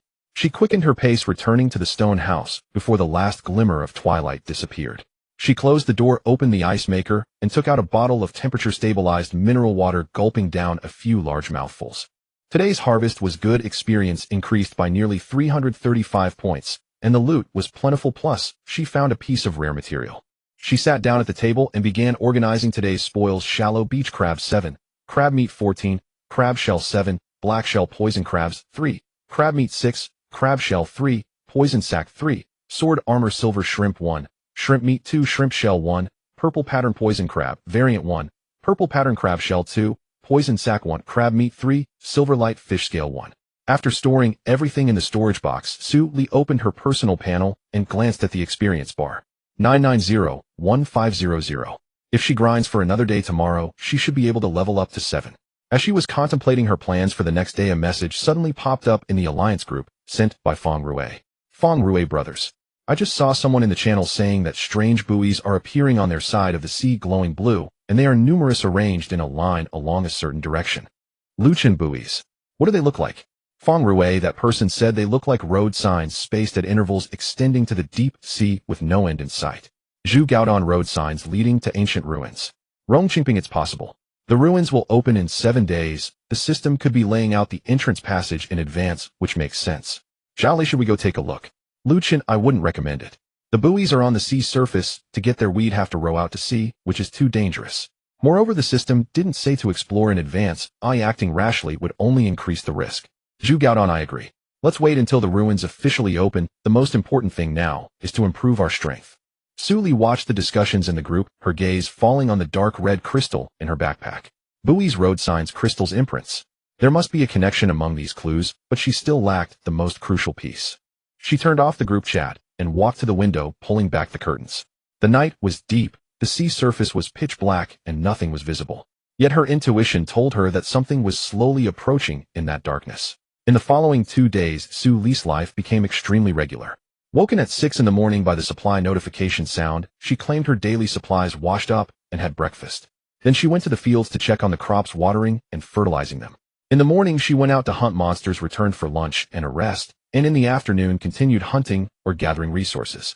Before sunset, she returned to the house, organized her spoils, and listed supplies for sale in the shop. In the evening, she chatted briefly in the Alliance group, and then went to sleep. Monotonous, yet fulfilling. But she didn't forget the most important thing, the daily hundredfold amplification, not missing a single day. On the first day, Su Li used the refined long bow blueprint to amplify, and produced 3 enhanced long bow blueprints and 9 original blueprints. Enhanced long bow attack 10 or range 40, double target penetration. She kept 1 for herself and sent the remaining blueprints to Lu Chun for urgent crafting. The second amplification of the standard first aid kit blueprint yielded 2 advanced first aid kit blueprints, healing 12 HP per second for 8 seconds, clearing level 1 poison, and 8 original blueprints. The third amplification of the refined fishing rod blueprint yielded 1 enhanced fishing rod blueprint, success rate 80, a rarity 50, automatic lifting, and 7 original blueprints. All 3 blueprints were sent to Lu Chun. On the second day, she upgraded products. Lu Chun's 100 forged longsword became 1000 tempered long sword attack, 25, armor breaking sharpness. Feng Rui's simple leather armor became refined leather armor defense 25, lightweight. Zhu Gaodan's basic watchtower blueprint became intermediate watchtower blueprint range 200 meters detects sea monsters below level 3. On the third day, all 3 amplifications were given to teammates the refined iron ingot that Rong Chongping had repeatedly forged in the furnace, but couldn't raise in quality became steel ingot hardness 30. Zhao Lei's simple leather shoes became lightweight leather shoes speed 8, non-slip. Gao Yes refined scythe became enhanced scythe efficiency 50 double output. And she herself, through these days of hunting monsters and gathering, had also accumulated enough experience. Yesterday afternoon, she finally leveled up from level 6 to level 7. The system notification during the level up was still recorded. Congratulations, player, Su Li level increased. Level 67, combat power 30, speed 4, defense 5, strength 2, intelligence 1, spirit 1, maximum health 15, maximum stamina 10. Ding. Obtained 7th level privilege system backpack capacity 1 cubic meter, current total capacity 8 cubic meters. Ding. You are the first player in this area to reach level 7, receiving an extra reward advanced experience scroll 1 after use. Gain experience 500 crystal 10 a deep sea pearls 10 a shell coins 1000. Su Li used the advanced experience scroll and 500 experience points were credited directly. Currently, to level up from 7 to 8 requires 2000 experience points. With the experience she accumulated before and from hunting monsters these 2 days, the experience bar reached level 7, 710, 2000. Su Li was somewhat satisfied with her progress, but knew deep down that this level of strength might not be sufficient in the ancient ruins. She walked to the window and pulled back the curtains. On the sea surface, those blue buoys were now clearly visible. 3 days ago, Feng Rue mentioned in the group that someone had seen the buoys, but they were still far away, just faint points of light. However, as time passed, the buoys grew closer and denser, now clearly forming lines that began from the northern sea area of the island, spaced approximately 50 meters apart, extending in a straight path into the distance, disappearing at the edge of vision. Not just in one direction. Su Li had observed the island. There were buoys in all 4 directions, east, west, south, and north, but the northern side was the densest while the other directions were sparser. These buoys seemed to radiate from the surrounding sea area of the island, pointing to the same central point deep within the fractured Star Sea. There lies the entrance to the ancient ruins. Su Li withdrew her gaze and opened the alliance group. Su Li, how are the buoys on your side? I can now see clear points of light from the northern side, and their numbers have at least doubled since yesterday. Luchan, same here. I roughly counted. There are at least 30 buoys in a straight line on the northern sea surface, evenly spaced. Feng Rue, the same for me. Moreover, I discovered a pattern. The buoys light up starting from the evening. They are almost invisible during the day, and they turn on as soon as the sun sets, shining brightest at midnight, then gradually dimming as dawn approaches. Zhu Gaodan, I noticed that too. This should be the system's guiding mechanism, marking the direction to the ruins' entrance. During the day, the strong light makes them hard to see, but they become prominent at night, possibly encouraging players to observe at night, but not necessarily encouraging nighttime sea excursions. Rong Qingping, by the way, have you tried using a telescope to see those buoys? I used the telescope I obtained from a treasure chest yesterday to take a look and noticed something seemed to be connected underneath the buoys submerged in the water, but it wasn't clear. Zhao Lei connected to something. It wouldn't be an anchor, would it? Rong Qingping, it doesn't look like it. Anchors aren't that large and the buoys bob with the waves, but that thing remains motionless as if fixed to the seabed. He Guang, fixed to the seabed. How deep must it be? Gao Yi, the average depth of the fractured Star Sea isn't provided by the system, but judging by the color of the seawater, it must be at least several hundred meters. To fix something at hundreds of meters deep in the sea, that technology is beyond our current understanding. The group fell silent for a few seconds. Zhu Gaodan, therefore, the civilization level of the ancient ruins may far exceed our imagination. Everyone should be mentally prepared. Anything encountered in the ruins may exceed our cognitive boundaries. Su Li looked at this message, her fingertips paused. Beyond the realm of comprehension. She recalled the dark red glow on the surface of the sea that evening, the enormous well-defined silhouette, and the strange indentation on the sandbank. If the civilization level of the ruins truly exceeds imagination, then her current preparations might be far from sufficient. You speak. Everyone has been busy enhancing their personal strength these days, but the ruins may not just... The system referred to it as ancient ruins, not ancient battlefield. The ruins might contain mechanisms, puzzles, doors that require multiple people to unlock, or even specific items to access certain areas. What do you mean? Besides enhancing combat power, we also need to gather information. Information about the ruins, about those dark red crystals, and about the buoys. The system wouldn't provide hints for no reason. Those dark red crystals appearing on the beach must have a reason. I've asked Feng Rue to keep an eye on the channel these days to see if any other players have discovered similar items. Also, everyone should hold off on using the dark red crystals for now and wait until the ruins open to decide how to use them. Received. I'm diving into the channel now, and I'll notify everyone as soon as I have news. Did the new weapon we talked about last time get finished?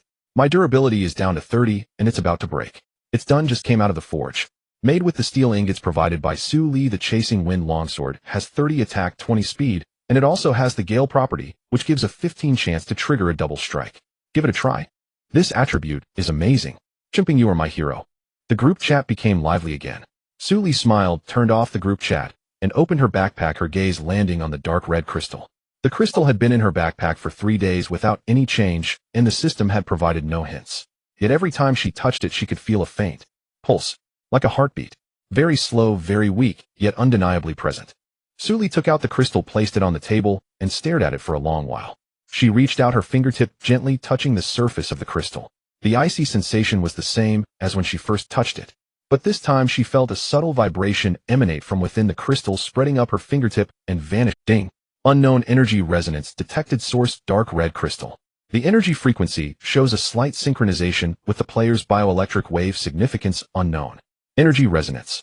Su Li furrowed her brows, flipping the crystal over and over without finding anything significant. She put the crystal back in her backpack and decided not to dwell on it.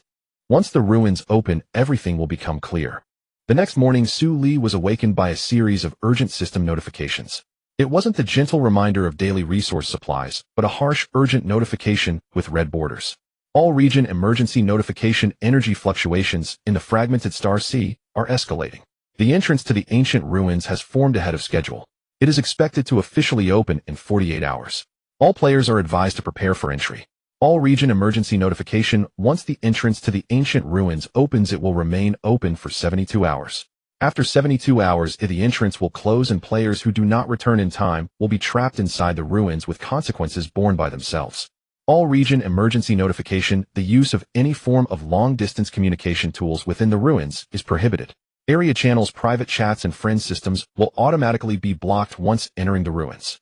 The team function will not be affected, but is limited to teams established before entry. As soon as the news broke, the entire Huaxia Zone 9 fell into unprecedented chaos. 48 hours. Isn't there still a few days left? Why has it suddenly been moved up? I'm not ready yet. My weapon durability isn't full, and I don't have enough food. Prohibiting long-distance communication. Doesn't that mean we will be completely cut off from the outside once in... What if we encounter danger and can't even call for help? The team function won't be affected, but it means we need to find good teammates now, since we can't form teams temporarily once inside the ruins. That makes sense.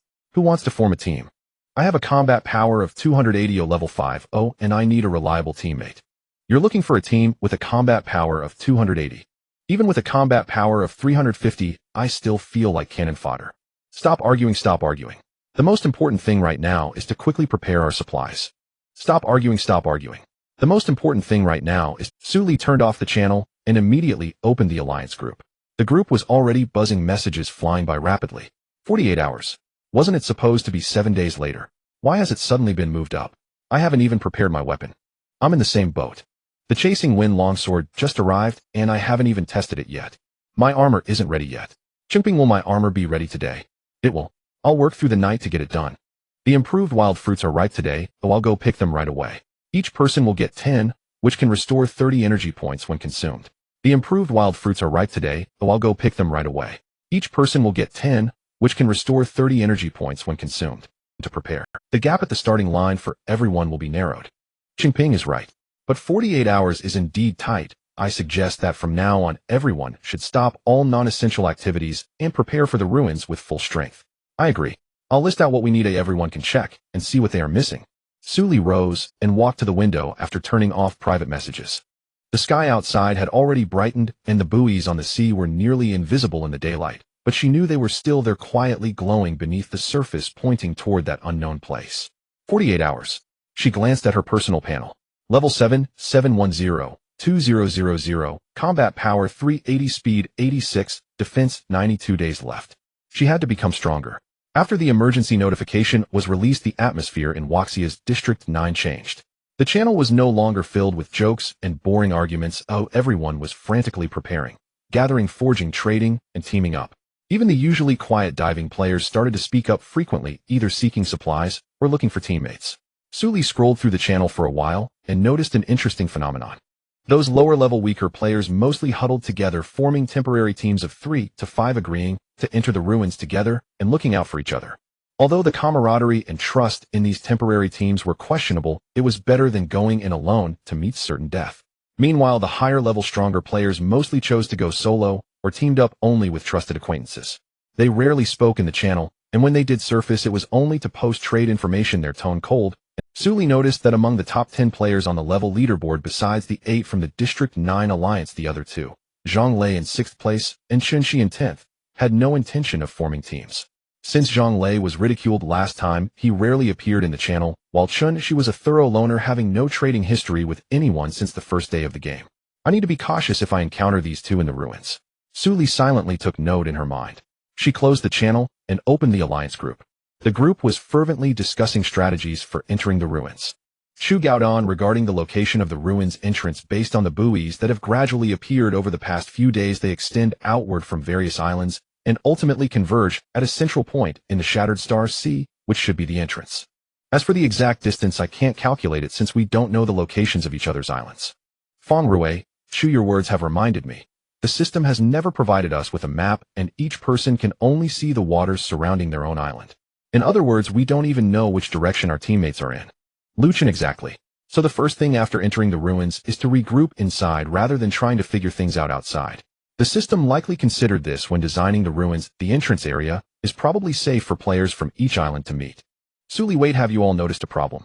The buoys are on the sea surface, and reaching the entrance requires going out to sea. But the system announcement only stated all players can enter without mentioning the need for a boat. The group fell silent for a few seconds. Chu Gaodan. Suli is right. This is a trap. Xiaolei, what do you mean? Doesn't that mean those without boats can't even get in? Chu Gaodan, that's likely the case. The system announcement only mentioned when the entrance would open and for how long, without saying how to reach it. Players without sea travel tools will just be left staring when the entrance opens, and we have no way of knowing how far the entrance is from our islands. Feng Rui, isn't that too shady? Isn't this a scam? Luchin, survival games are all about the survival of the fittest.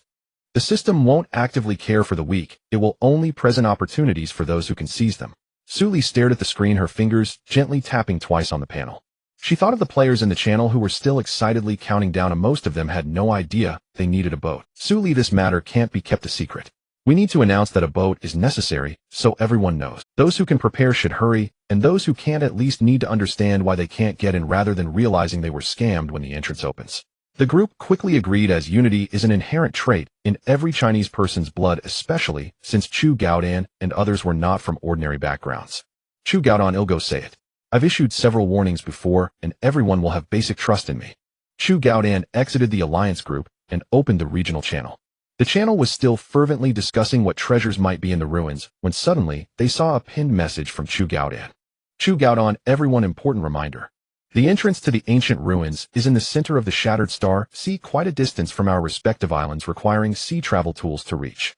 The system announcement did not specify this, but the arrangement and position of the buoys confirm it. Please hurry to craft rafts, small boats, or other sea travel tools, and don't wait until the entrance opens to discover you can't go. Additionally, traveling by sea carries risks, so please check the stability and durability of your tools and stock. As soon as the message was sent, the entire channel fell silent. It wasn't that no one was speaking, but that everyone was digesting this information. A few seconds later, the channel exploded. Zhou Jiakaiwa. We need a boat.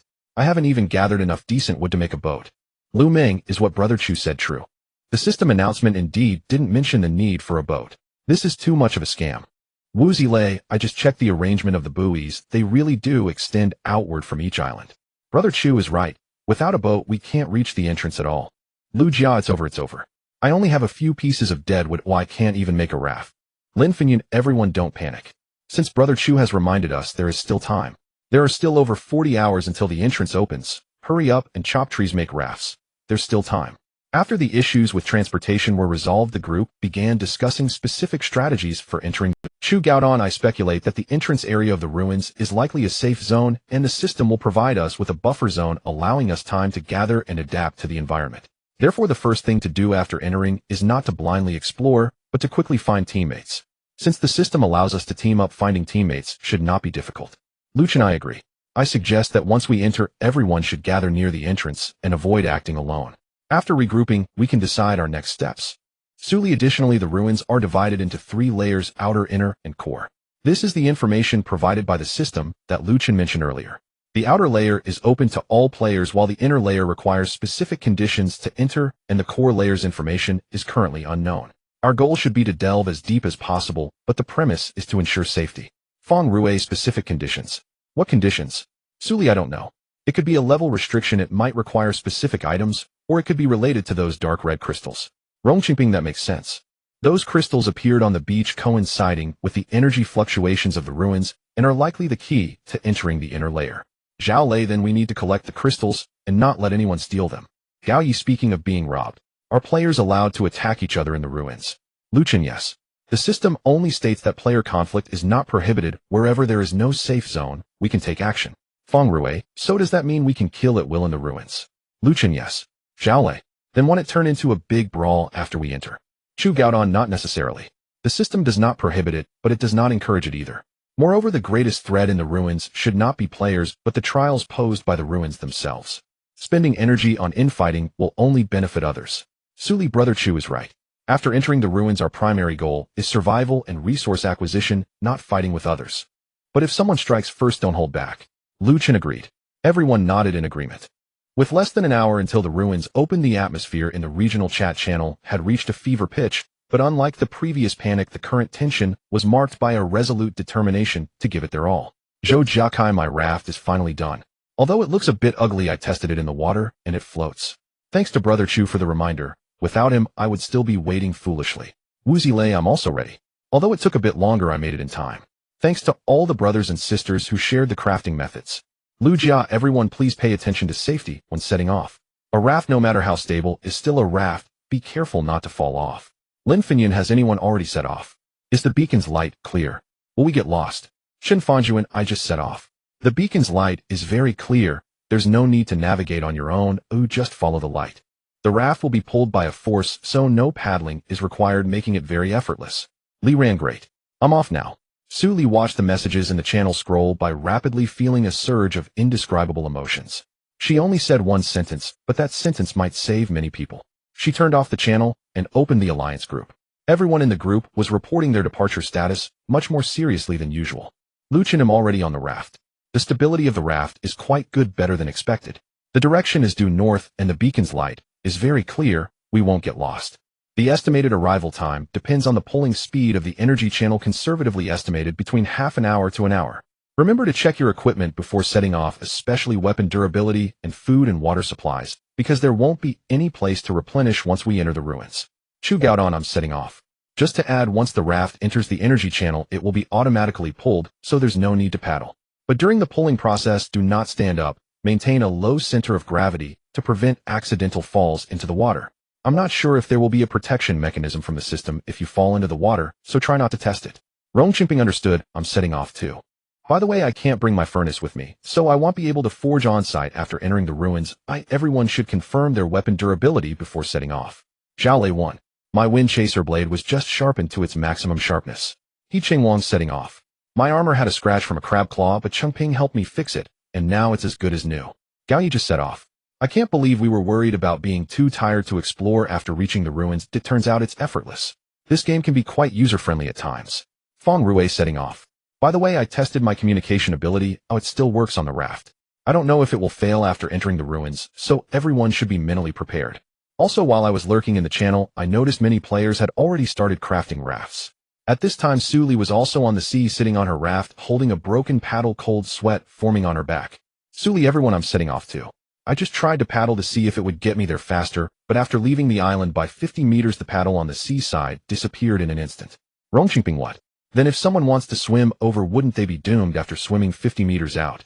Lu Chun: I placed a piece of iron rod in, and it indeed vanished in an instant. Chu Gaodong: I'll notify everyone in the chat channel to be careful. Su Li dared not act rashly. The raft was moving faster and faster in the energy channel, and the sea breeze carrying a salty smell rushed towards her, blowing her hair wildly. The distant light points grew larger, transforming from a small blue dot into a massive, swirling energy vortex. At the center of the vortex was a deep darkness, while the edges glimmered with circles of blue light. Su Li tightened her grip on the 1,000 forged blade, her gaze fixed on the vortex. Closer. Even just as the raft was about to enter the vortex, the dark red crystal in her backpack suddenly vibrated violently, its temperature rising sharply, burning her back. Ding! Detected a sharp increase in the resonance intensity of unknown energy. Energy frequency synchronization rate with player bioelectric waves 3A 15 32 67 89. The synchronization rate soared to 89 in just a few seconds and then abruptly halted. It did not stop, but instead she entered the vortex. Everything went black and all sounds vanished. The sea breeze waves and the raft's motion all instantly ceased to exist. Suli felt as though she was grasped by an invisible hand, plummeting rapidly into the darkness. She desperately tried to open her eyes, but her eyelids felt as heavy as if filled with lead. She lost track of time. Maybe it was a few seconds, maybe a few minutes, until suddenly a gap tore open in the darkness and blinding white light surged in, swallowing everything. Suli abruptly opened her eyes. She was lying on a hard ground with a grayish sky above her devoid of the sun and clouds, only a vague, uniformly distributed gray light. She sat up and found herself inside a massive stone chamber. The chamber was rectangular, about 50 meters long, 30 meters wide, and 10 meters high, with walls made of huge dark blue-black stones intricately carved with complex patterns. At one end of the chamber was a gigantic stone door, tightly closed, adorned with a swirling pattern identical to that of the energy vortex at the entrance of the ruins. At the other end, there was an expanse of emptiness. Suli stood up and looked around. She was not the only one in the stone chamber. The crowd gradually regained their senses from the dizziness, their gazes unconsciously falling upon the slender figure in the center of the stone chamber. Suli appeared much younger than they had imagined, looking barely in her early 20s, her features exquisite, yet not fragile, carrying an air of composure that belied her age. Her skin was tanned to a healthy wheat color by the island's fierce sun, her toned arms revealed from beneath her short sleeves, not with exaggerated muscle bulges, but with a sense of strength honed by years of labor and battle. Her figure was tall and upright, standing there like a drawn sword, unassuming yet impossible to ignore. Most striking were her eyes, where dark pupils shimmered like quiet shattered stars, calm, yet profound, as if tumultuous waves could surge forth from within at any moment. Zhao Lei was the first to respond, muttering softly, "Is this Suli? This beautiful girl doesn't look like..." Zhao Lei scratched his head, struggling to articulate, finally managing to blurt out just two words: "Not like." What he meant by not like he couldn't quite explain. Not like the top rank. Not like a big shot. Or not like the person who shut down the moral kidnappers with just a few words in the channel. Suli seemed to sense the gazes upon her, slightly tilting her head, her calm eyes sweeping over each person. Lu Chan was leaning against the wall, checking his gear, and upon seeing her stand up, he nodded slightly. "Suli, are you alright?" "I'm fine." Suli walked over to him. The teleportation was bumpier than expected. Shu Gao Dan, standing by the stone door, was carefully examining the patterns on it, and when he heard her voice, he turned around. "Is everyone here?" "I'm here." Rong Qingping stepped out from a corner, brushing off the dust from his clothes. He looked younger than Suli had imagined, with thick brows and big eyes, giving off a solid impression. Zhao Lei was the last to stand up, having just lain on the ground for a while. He rubbed the back of his head and grinned. "That teleportation was so thrilling, I almost thought I was going to be torn apart." "How do you feel now?" He Chengguang squatted beside him, pulling him slightly. He Chengguang was quite tall, towering over Zhao Lei by half a head, with distinct facial features that gave a sense of security. "I'm fine, just a bit dizzy." Zhao Lei stood up, brushing off the dust from his. "But what about Gao Yi? What about Feng Rue? Are they still here?" "Here." Gao Yi and Feng Rue walked over from the other end of the stone chamber. "Shouldn't we introduce ourselves? Even though we've chatted for so long in the group, this is the first time we're seeing each other in person." Suli glanced at the 7 people present, her lips curving slightly. "My name is Suli." She spoke first. "Level 7, combat power 395. Melee with a sword, ranged with a bow. We should look out for each other in the ruins." Lu Chun. Level 6, combat power 580. Primary focus on melee armor, piercing type. Chu Gao Dan. Level 5, combat power 410. Responsible for strategy analysis and support. Rong Qingping. Level 5, combat power 435. Mainly responsible for forging and logistics. Combat is not my strong suit, but I can take care of myself. Zhao Lei. Level 5, combat power 510. Frontline heavy hitter. If you can't handle it, I will. He Chengguang. Level 4, combat power 420. Mid-range support, capable with both bows and throwing weapons. Gao Yi. Level 4, combat power 525. Main attacker, proficient in both melee and ranged combat. Feng Rue. Level 4, combat power 405. Communication and intelligence, capable in combat, and I run fast. 8 individuals, levels ranging from 4 to 7, combat power from 395 to 580, each with their own roles and responsibilities. Suli glanced over them, feeling considerably reassured. "All right. Chu Gao Dan clapped his hands, drawing everyone's attention. Now that we are all here, let's confirm the dark red crystals in our possession. I suspect these may be the keys to enter the inner layer. Everyone take good care of them, don't lose them. The crowd nodded and checked their backpacks. Suli took the crystal out of her backpack and examined it. The glow on the surface of the crystal was dimmer than before they entered the ruins, but its pulsing remained, and it was more rhythmic than before. Pulsing like a heartbeat. Suli, your crystal seems bigger than ours. Feng Rue leaned over to take a look, then lowered his gaze to the small shard in his hand. Mine is only this tiny piece compared to yours. Mine is too. Zhao Lei opened his palm, his crystal only about the size of his thumb. Lu Chun and Chu Gao Dan crystals were slightly larger, but still far smaller compared to Su Li's fist-sized one. It might be related to levels. Chu Gao Dan speculated Su Li is the top rank, so the system gave her the largest crystal. Or it could be random, it was that size when she picked it up. Su Li said nothing more and put the crystal back into her backpack. Let's go. Lu Chun walked to the stone door, carefully inspecting the swirling patterns on it, knocking on the stone door and listening for the echo. The door is very thick, at least half a meter. Brute force won't work. There should be a mechanism. Su Li crouched down, examining the patterns on the ground. The floor of the stone chamber was engraved with concentric circle patterns radiating outward from the center, the outermost ring, just reaching the edges of the stone door. At the center point was a fist-sized indentation, shaped exactly like the dark red crystal in her hand. Look at this. She pointed to the indentation on the ground. Everyone gathered around. Chu Gao Dan crouched down, carefully observing the indentation and the surrounding patterns, and after a moment of contemplation said, this is an energy activation device. If we place the crystal inside, the patterns on the ground will be activated, and the energy will be transmitted along these concentric circles to the stone door, causing it to open. Is it really that simple? Feng Rue expressed doubt. There won't be any traps, will there? Uncertain. Chu Gao Dan stood up, but judging from the level of civilization in the ruins, this stone chamber should just be the lobby of the entrance, not a testing checkpoint. The real test lies behind the door. Lu Chun approached the stone door again, checking the seams and surrounding walls, carefully confirming there were no obvious traps or mechanisms before nodding. Chu Guess judgment should be correct. Energy activation is needed. Then let's do it. Zhao Lei patted Su Li's shoulder. Su Li, your crystal seems to match the best. You do it. Without hesitation, Su Li walked to the center of the stone chamber, crouched down, and aligned the dark red crystal with the indentation, gently placing it inside. It fit perfectly. The moment the crystal embedded into the indentation, the entire floor of the stone chamber suddenly illuminated. It was not white light, but a dark red glow, exactly matching the luminescence flowing within the crystal. The light spread outward from the center, expanding circle by circle along the concentric patterns, growing faster and brighter. When the brilliance reached the outermost ring, the swirling pattern on the stone door also began to glow. Not dark red, but a golden light. The golden light surged from the center of the swirl, spreading along the seams of the door, emitting a low humming sound. Step back and be alert, Lu Chun said in a low voice, and everyone immediately took a few steps back, readying themselves in a defensive yet offensive stance. The stone door slowly began to open. It did not slide open to the sides, nor did it push outward. Instead, it cracked open from the middle and then melted outward like water. The dark green stone blocks turning into a liquid that flowed down the door frame, pooling on the ground before solidifying again. Behind the door there was a wide corridor. The walls on both sides of the corridor were embedded with glowing crystals, emitting a soft blue light that illuminated the path ahead. The ground of the corridor was smooth and even free from dust and cracks, as clean as if it had just been laid yesterday. Su Li bent down and took the dark red crystal from the groove. The glow on the surface of the crystal was dimmer than before, but its pulsation continued. She stowed it back in her backpack and stood up. Let's go. Lu Chun was the first to step into the corridor, holding his long knife in hand, his gaze scanning the front and sides with vigilance. Su Li followed, positioning herself slightly to the left in the middle of the group. Her right hand gripped a finely crafted long knife, while her left fingers rested on the hilt of a high-grade dagger. Chu Gao Dan walked at the back, responsible for covering their rear. 8 people entered in a single file. The corridor was long and winding, and after about 10 minutes they still had not reached the end.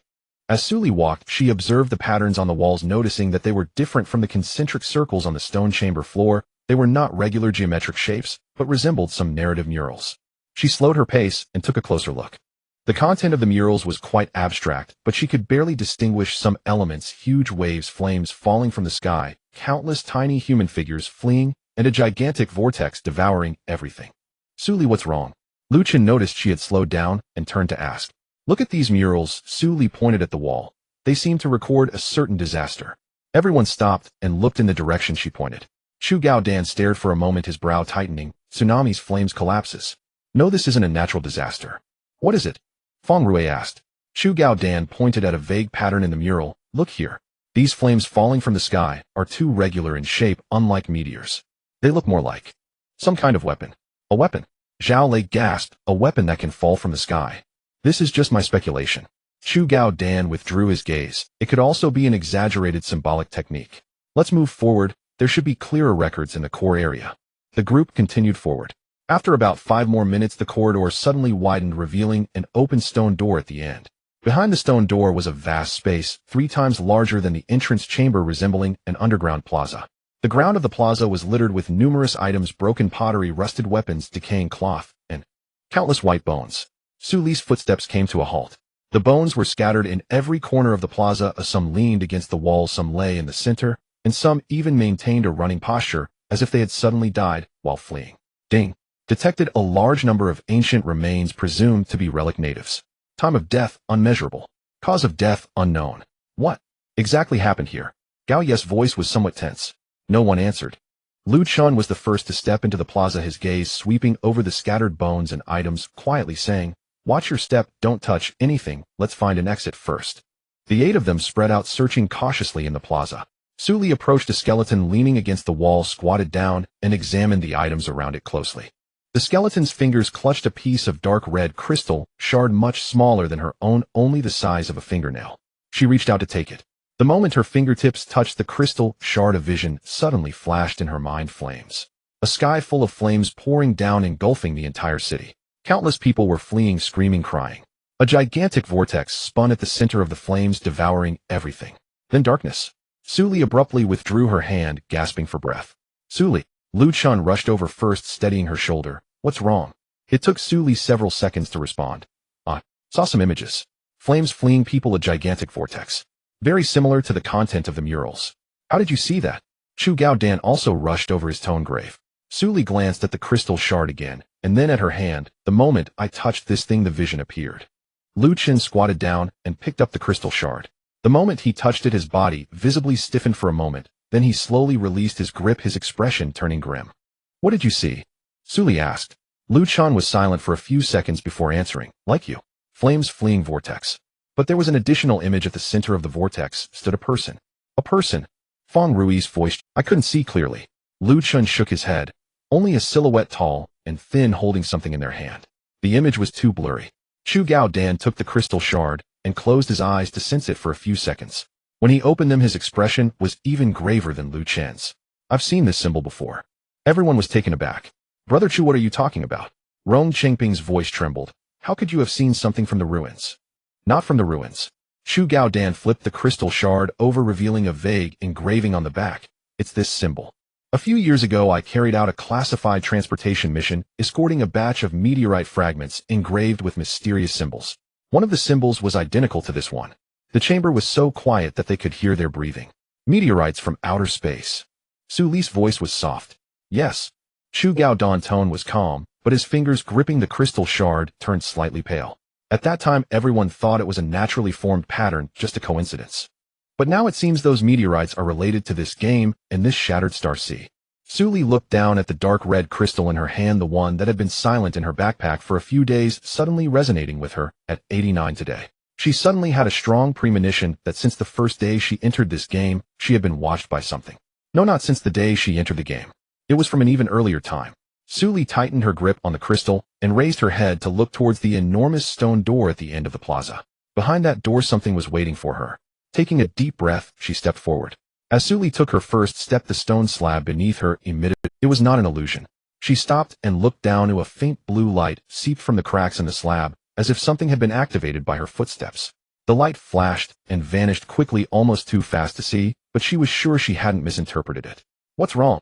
Gao Yi, walking behind her, asked. Su Li stared at the stone slab for 2 seconds, shook her head. Nothing.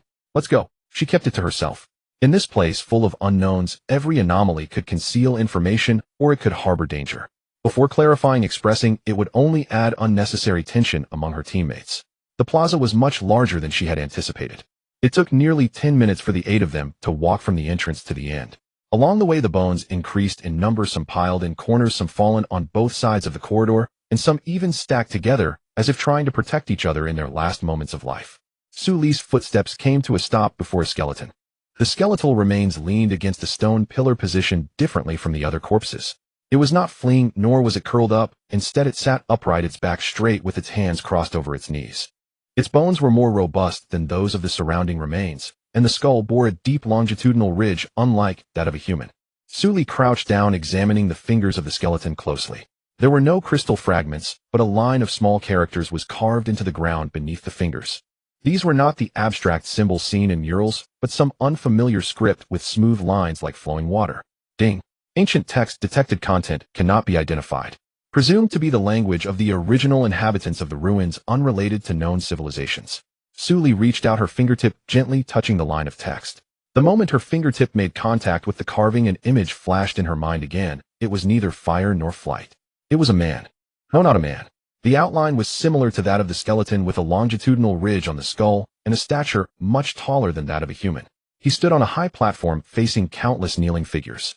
His lips were moving as if he were saying something, but Su Li could not hear the sound. The image lasted only 2 seconds before dissipating. Su Li abruptly withdrew her hand, her heart racing. Did you see it again? Lu Chen had approached her at some point, his voice low. Su Li nodded and stood up. A person. He had the same form as these skeletons, standing on the platform with many kneeling figures before him. He was saying something, but I couldn't hear. Lu Chen glanced at the skeleton, paused for a moment, and said, perhaps he is not a person. He could be some form of intelligent being, the original inhabitant of the ruins. Su Li asked, then how did they perish? Lu Chen did not answer. This question had no answer. The 8 of them gathered at the end of the square. At the end stood a massive door, 3 times larger than the entrance stone door, about 15 meters high and 10 meters wide, carved from a single block of dark green stone. The door was covered with dense carvings, not abstract symbols, but concrete images. Countless figures labored constructing towers and palaces. Countless figures battled against some enormous creature. Countless figures worshipped, kneeling before a tall figure with ridges on its head. In the last section, the images suddenly became chaotic. Figures were fleeing, flames rained down, and a gigantic vortex swallowed everything. It was exactly the same as the content of the mural. This is a history of the rise and fall of a civilization. Chu Gaodan stood before the door, looking up at the images, his voice soft. From rise to prosperity, from prosperity to demise. They carved everything onto this door. Why? Feng Rue asked. Why carve these? To be remembered. Chu Gaodan withdrew his gaze, and also to be discovered by those who come after. Su Li's eyes fell on the image at the very bottom of the stone door. There a small groove was carved, identical in shape to the dark red crystal. Another crystal slot. She pointed to that position. Chu Gaodan crouched down, observing it carefully for a moment, and said, it's not an activation device. The position of this groove is too low, and there are no energy conducting patterns around it. It looks more like a keyhole. A keyhole. Zhao Lei scratched his head. Does that mean a crystal is needed to open the door? Not just a crystal is needed. Chu Gaodan stood up. Look at the door seam. The door is not fully closed. There is a gap in the middle, just wide enough for a person to pass sideways. This door is not shut, but rather open. All eyes turned to the door seam. Chu Gaodan was right. There was indeed a gap between the 2 massive doors, approximately 20 centimeters wide, extending from the ground all the way to the top. A faint golden light emanated from the gap, neither blue nor dark red. Lu Chen stepped up to the door seam, tried to pass sideways, and frowned slightly. It's too narrow. I can't get through. Zhao Lei tried as well. His build was even broader than Lu Chen's, making it even harder to pass. He Qingwang attempted to squeeze through, but got stuck at the shoulder. Gao Yi tried as well. He could barely fit, but had to squeeze sideways bit by bit. Feng Rue gave it a shot. His physique was the slimmest among them, and he managed to pass, without much trouble. Su Li approached the door seam, comparing her size. She was the smallest among the 8, so it should not be difficult to pass. I'll go through with Feng Rue first to take a look. Su Li said, if it's safe inside, well, think of a way to get everyone in. No way. Lu Chen shook his head, his tone very firm. It's too dangerous. We have no idea what's behind the door. I can't let you go alone. It's not alone. Feng Rue is coming with me. Su Li glanced at Feng Rue. And we're just scouting. We won't go deep. If we sense danger, we will retreat immediately. Chu Gaodan pondered for a moment and said, Su Li makes a point. If all 8 of us get stuck in the door seam, we won't even be able to retreat in case of danger. Let the smaller ones go first to scout, and only after confirming safety should we think of a way. Lu Chen wanted to say something else, but was interrupted by Su Li raising her hand. Rest assured, I won't take risks. She patted the long knife at her waist, and I run fast. Lu Chen looked at her silent for a few seconds, and finally nodded. 3 minutes. If you haven't returned in 3 minutes, it'll break down the door. Su Li's lips curled slightly, and she said no more. She squeezed through the door seam, with Feng Rue following closely behind. The gap was narrower than expected, Suli moved, almost pressed against the stone walls on either side. The surfaces of the walls were cold and rough, causing her arms to ache. The golden light in the gap grew brighter, stinging her eyes.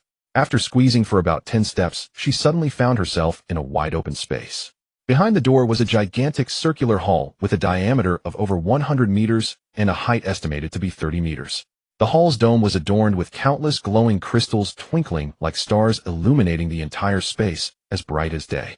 The floor of the hall was paved with some black stone, smooth as a mirror reflecting their shadows. Gigantic circular patterns were carved into the ground, with one circle fitting inside another. The outermost circle nearly covered the entire hall, while the innermost circle was only the size of a palm. In the center of the hall floated a dark red crystal.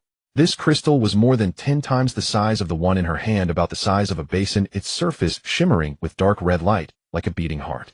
Directly beneath the crystal was a stone pedestal covered with symbols identical to those on the back of the crystal fragments. "This is..." Feng Rue squeezed out from behind her, and upon seeing the scene before him, he was left speechless. Suli did not answer. Her gaze was drawn to the walls surrounding the hall.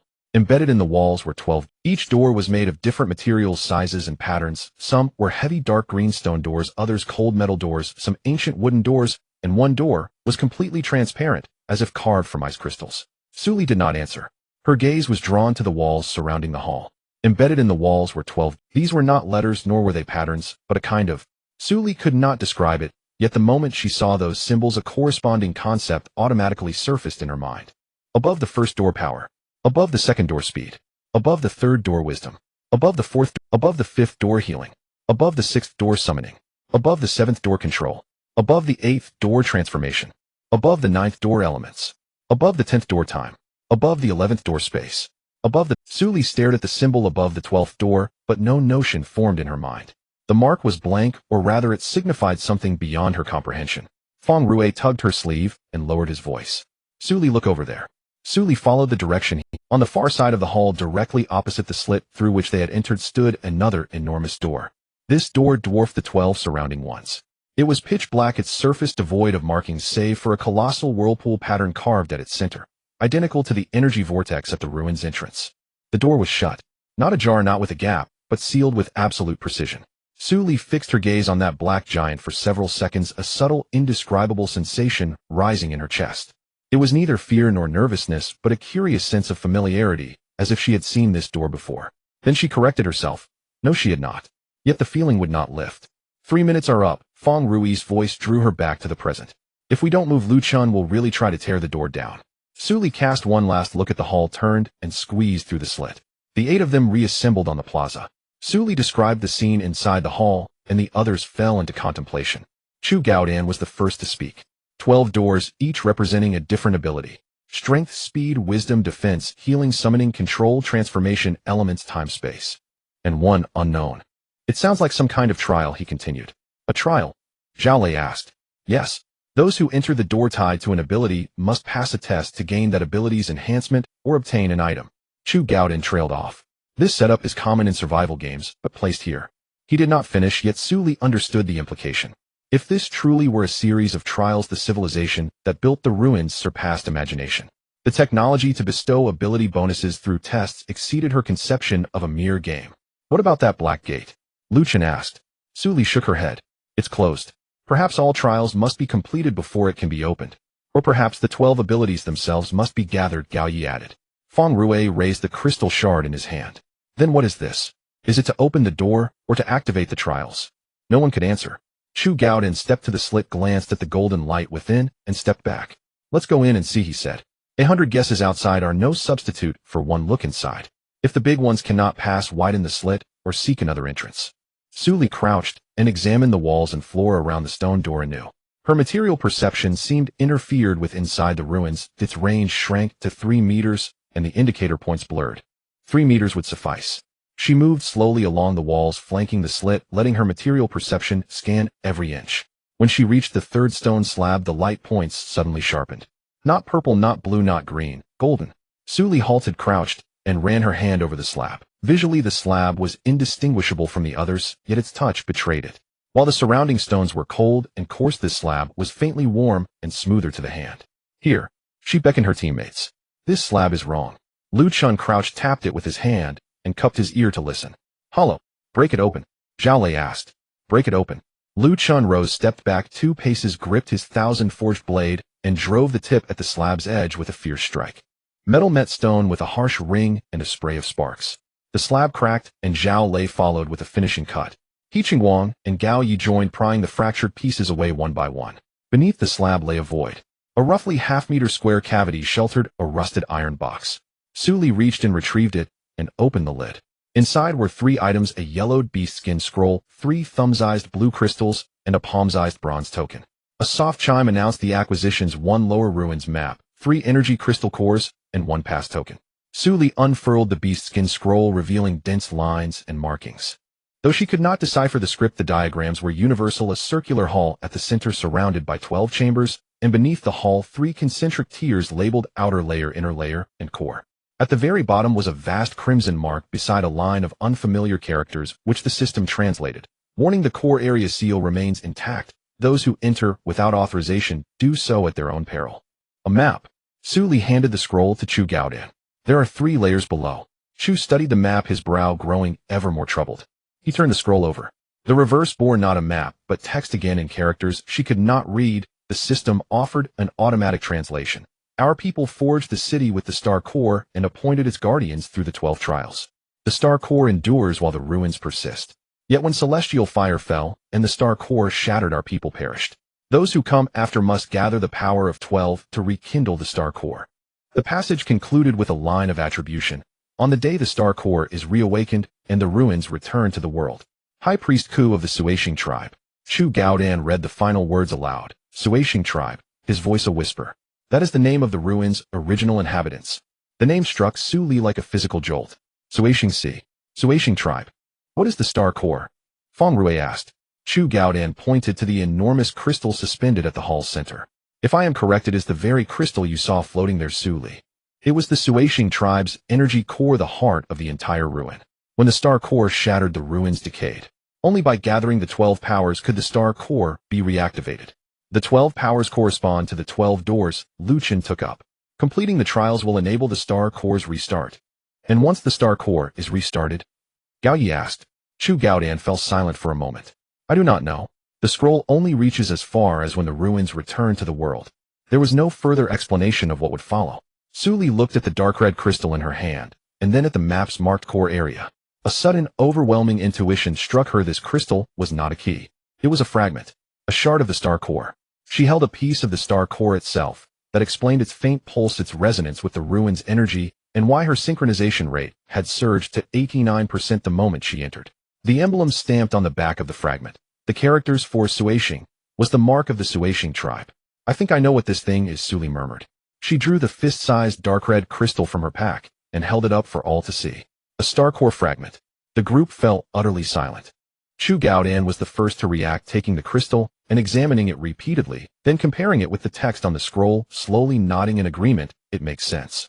After the Star Core shattered, fragments scattered across the sea of shattered stars washed ashore by the waves.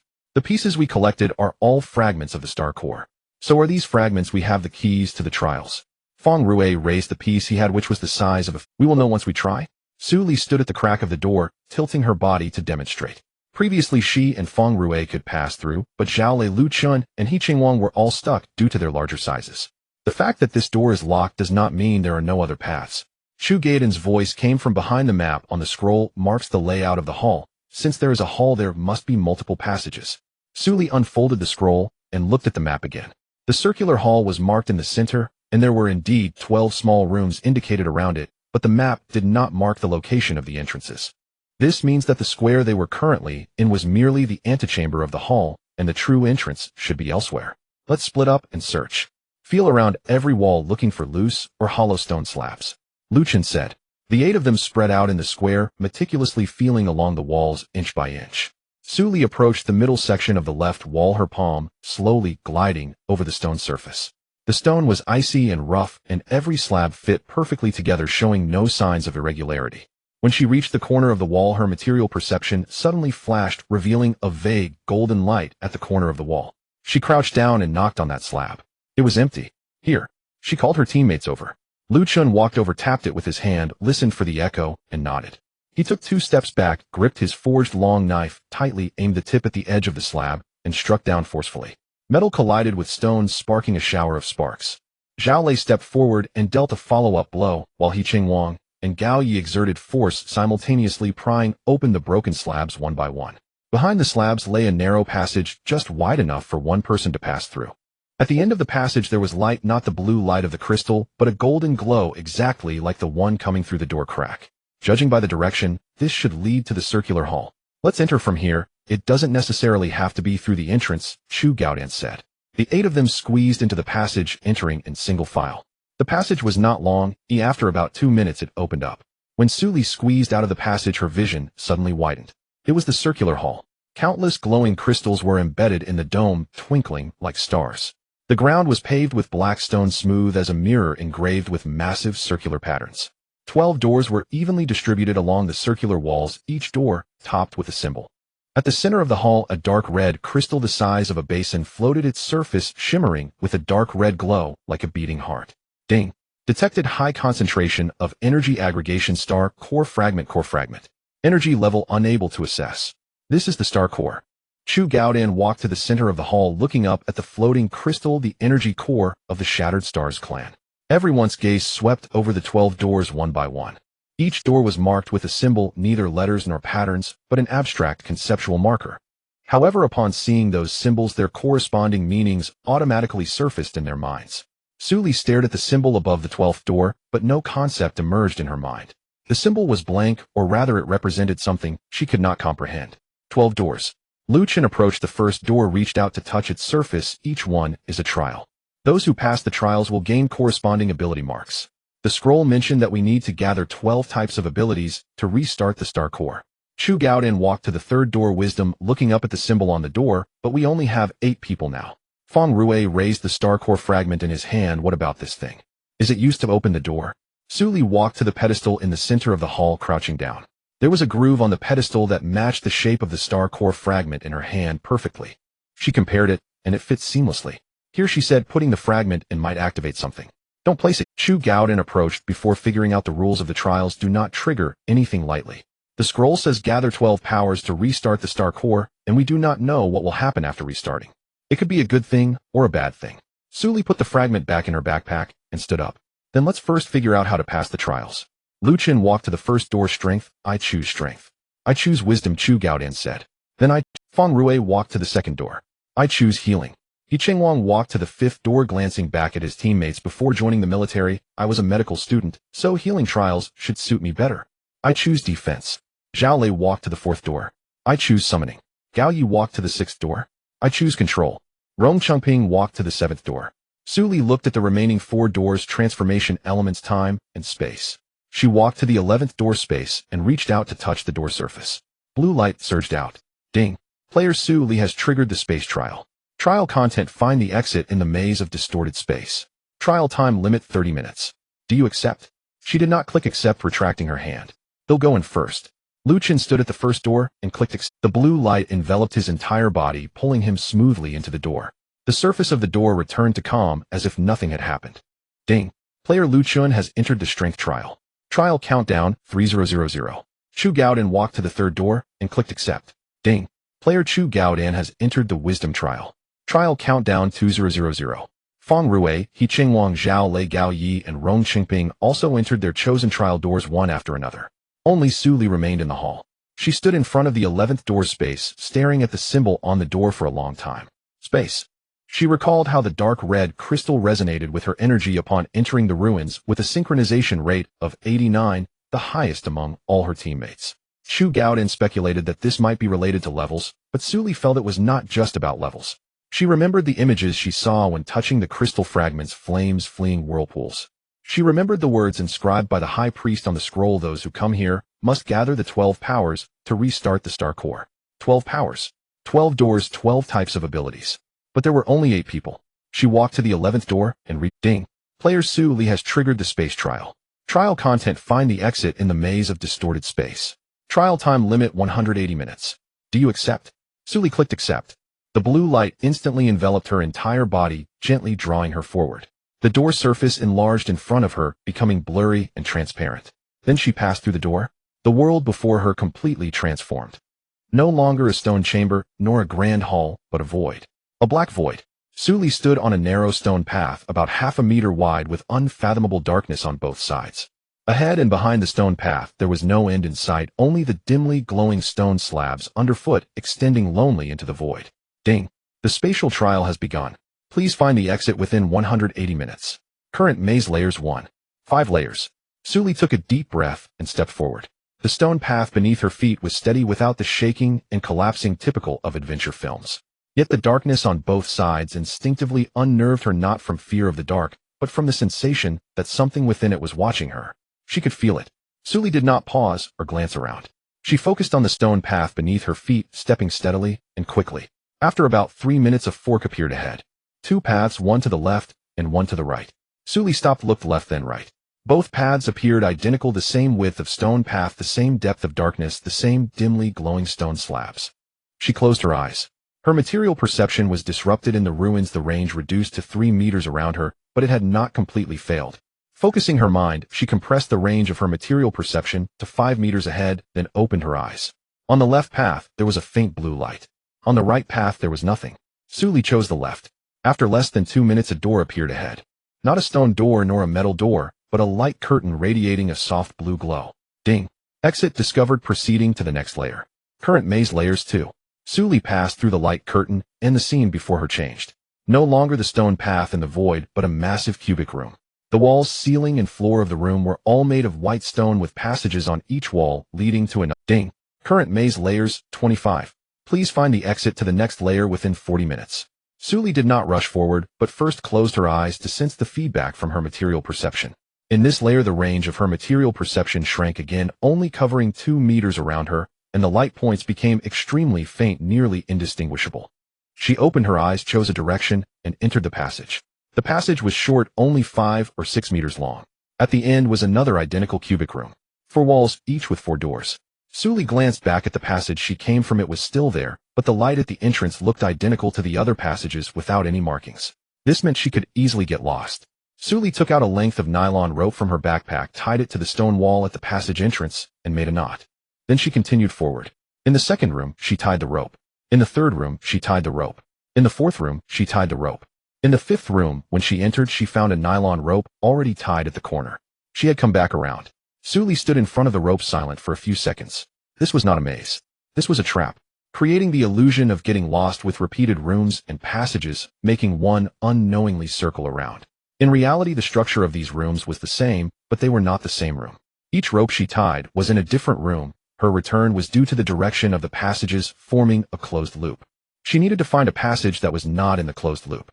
Suli closed her eyes, constructing the path she had taken in her mind. In the first room, she chose the north door. In the second room, she chose the east door. In the third room, she chose the south door. In the fourth room, she chose the west door. North, east, south, west, she returned to the starting point. A standard square loop. What if she did not choose these directions?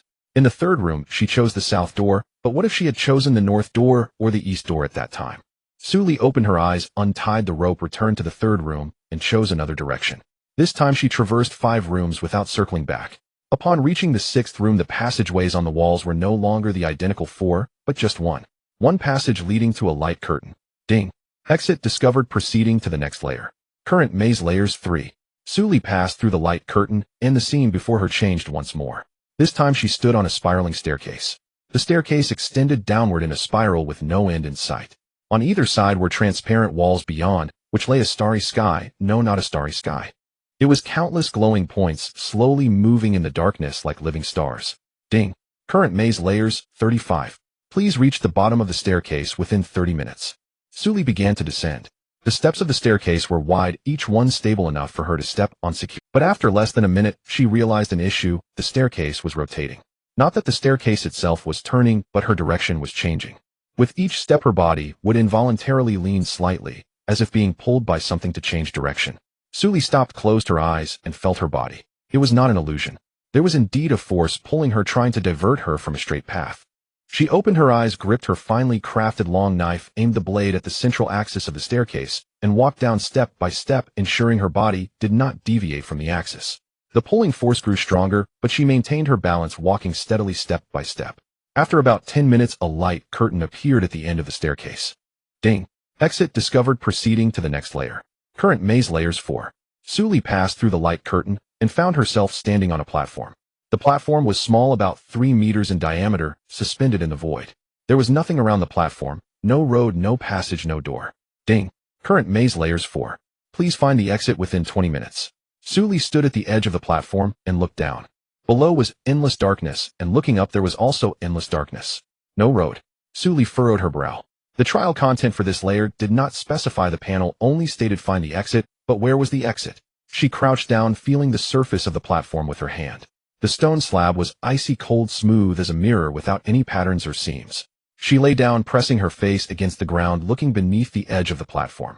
Beneath the platform, there was a slender stone pillar connecting the platform to the darkness below. The pillar was thin, less than 10 centimeters in diameter, only wide enough for a person to stand with feet together. Sully stood up, took a deep breath. The path was below.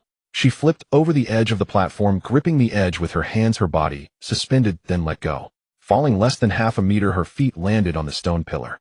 The pillar was stable, not wobbling, but too thin. She had to maintain perfect balance to stand firm. Sully crouched down, lowered her center of gravity, then slowly stood up. The pillar extended downward with no end in sight. On both sides was endless darkness, and above was the suspended platform. Without hesitation, she began to descend. It was not walking, it was shifting. Each step was taken with utmost caution, her soles pressed against the stone pillar, toes gripping the surface tightly, fearful of slipping. The forged long blade was sheathed on her back, and she dared not draw it, fearing she might lose her balance. After shifting downwards for about 3 minutes, a fork appeared ahead, not a fork in the road, but a bifurcation of stone pillars. One pillar branched into 2, and 2 into 4, spreading downwards like tree branches. Sully paused at the bifurcation, her resource perspective working at full capacity. Faint light points appeared in the direction of the second pillar on the left. She chose that one. Continuing to shift down, the pillars became thinner and more unstable. Eventually, she did not dare to stand, resorting to crawling like an insect, inching downwards. Just as she thought she would fall, a light curtain appeared ahead. Ding. Current maze layer 5. Please find the exit within 10 minutes. The final layer. Sully passed through the light curtain, her legs giving way as she collapsed onto the ground. It was not fatigue, it was the relief after holding her breath. Sitting on the ground, she took a few deep breaths and looked up at her surroundings on this layer. Sully realized she stood in a mirrored space. Not figuratively, but in the literal sense of the word. Before her was a massive mirror reflecting her own image. But that reflection was not still. The Sully in the mirror did not mimic her actions. Instead, it stood there with arms crossed, tilting its head to gaze at her, a slight, enigmatic smile playing on its lips. Sully tightened her grip on the forged long blade and took a step back. The her in the mirror also stepped back. No, it was not imitation. They retreated simultaneously. Sully tried again, taking a step to the left. The her in the mirror also moved left. In sync. But the earlier pose of tilting its head and crossing its arms was something Sully had not done. She stared at her reflection, and the Sully in the mirror stared back. After a few seconds of silence, the mirror version suddenly moved its lips, not making a sound, but silently forming words. Sully, read the lip movements, find me. Ding. Current maze layer 5. Please find the exit within hint the other side of the mirror. Sully understood. The exit was not on her side, but on the other side of the mirror. She needed to enter the mirrored space. But how to get in? She reached out to touch the mirror's surface. It was cold, hard, and indistinguishable from a real mirror. She tapped it with the back of her blade, producing a dull thud. It was solid, not hollow. It was not about passing through. So how to enter? Sully stepped back a few paces to observe the entire room. The room was small, about 20 square meters, with mirrors on all 4 walls. Not just one, but the entire space surrounded by mirrors. The ceiling was also a mirror, and the floor was a mirror. She stood amidst countless reflections of herself, each one watching her. No, not every reflection gazed in the same direction. Some reflections looked left, some right, some at her, and up. Sully's heart raced. These reflections were not mere reflections. They were independent. She needed to find the true mirror entrance, one that was not a reflection, but the actual entry to another space. The resource perspective was completely ineffective on this layer, and she could see nothing. She had to rely on observation. Sully stood still, staring at her reflection in the mirror directly ahead. That her also gazed at her, remaining motionless. Then Sully closed her eyes. She waited 5 seconds and activated her perspective talent. The her in the mirror did not close its eyes. It continued to watch her. This was the place. Sully tightened her grip on the long blade and walked toward the mirror. As she reached the mirror, she did not stop, but crashed directly into it. The mirror rippled like water, and she passed right through. On the other side was an identical room. But unlike before, this room had no mirrors. The The walls were ordinary stone walls, and there was a light curtain on the floor. Ding! The exit has been opened. Congratulations to player Su Li for passing the spatial trial completion time, 59 minutes and 48 seconds. Rating S. The moment Su Li stepped out of the light curtain, a notification appeared on the panel, one she had never seen before. Ding! Congratulations to player Su Li for completing the spatial trial. Rating S. Reward for the trial's spatial perception passive. Spatial perception allows the perception of spatial structures within a radius of 30 meters, including hidden passages, spatial rifts, and teleportation points. Current perception range, 30 meters. It expands with level increases. A dark red star-shaped symbol appeared in the palm of Su Li's hand. She was momentarily stunned, standing still with her eyes closed to sense it. It was not an illusion, as she could see.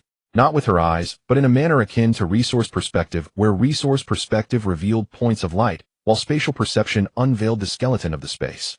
Behind the walls of the hall, she could sense the directions of 12 passages above in the dome. There was a blurred spatial rift beneath her feet. There lay a massive void akin to another hall. She opened her eyes and moved her fingers. This ability was incredibly useful in ruins. If there were hidden chambers or teleportation points, she could directly sense them. Su Li walked out of the trial door, returning to the circular hall. Lu Chun was already leaning against the pedestal, holding the star core fragments, arms crossed, nodding slightly as he saw her year out. Su Li glanced at the others in the hall.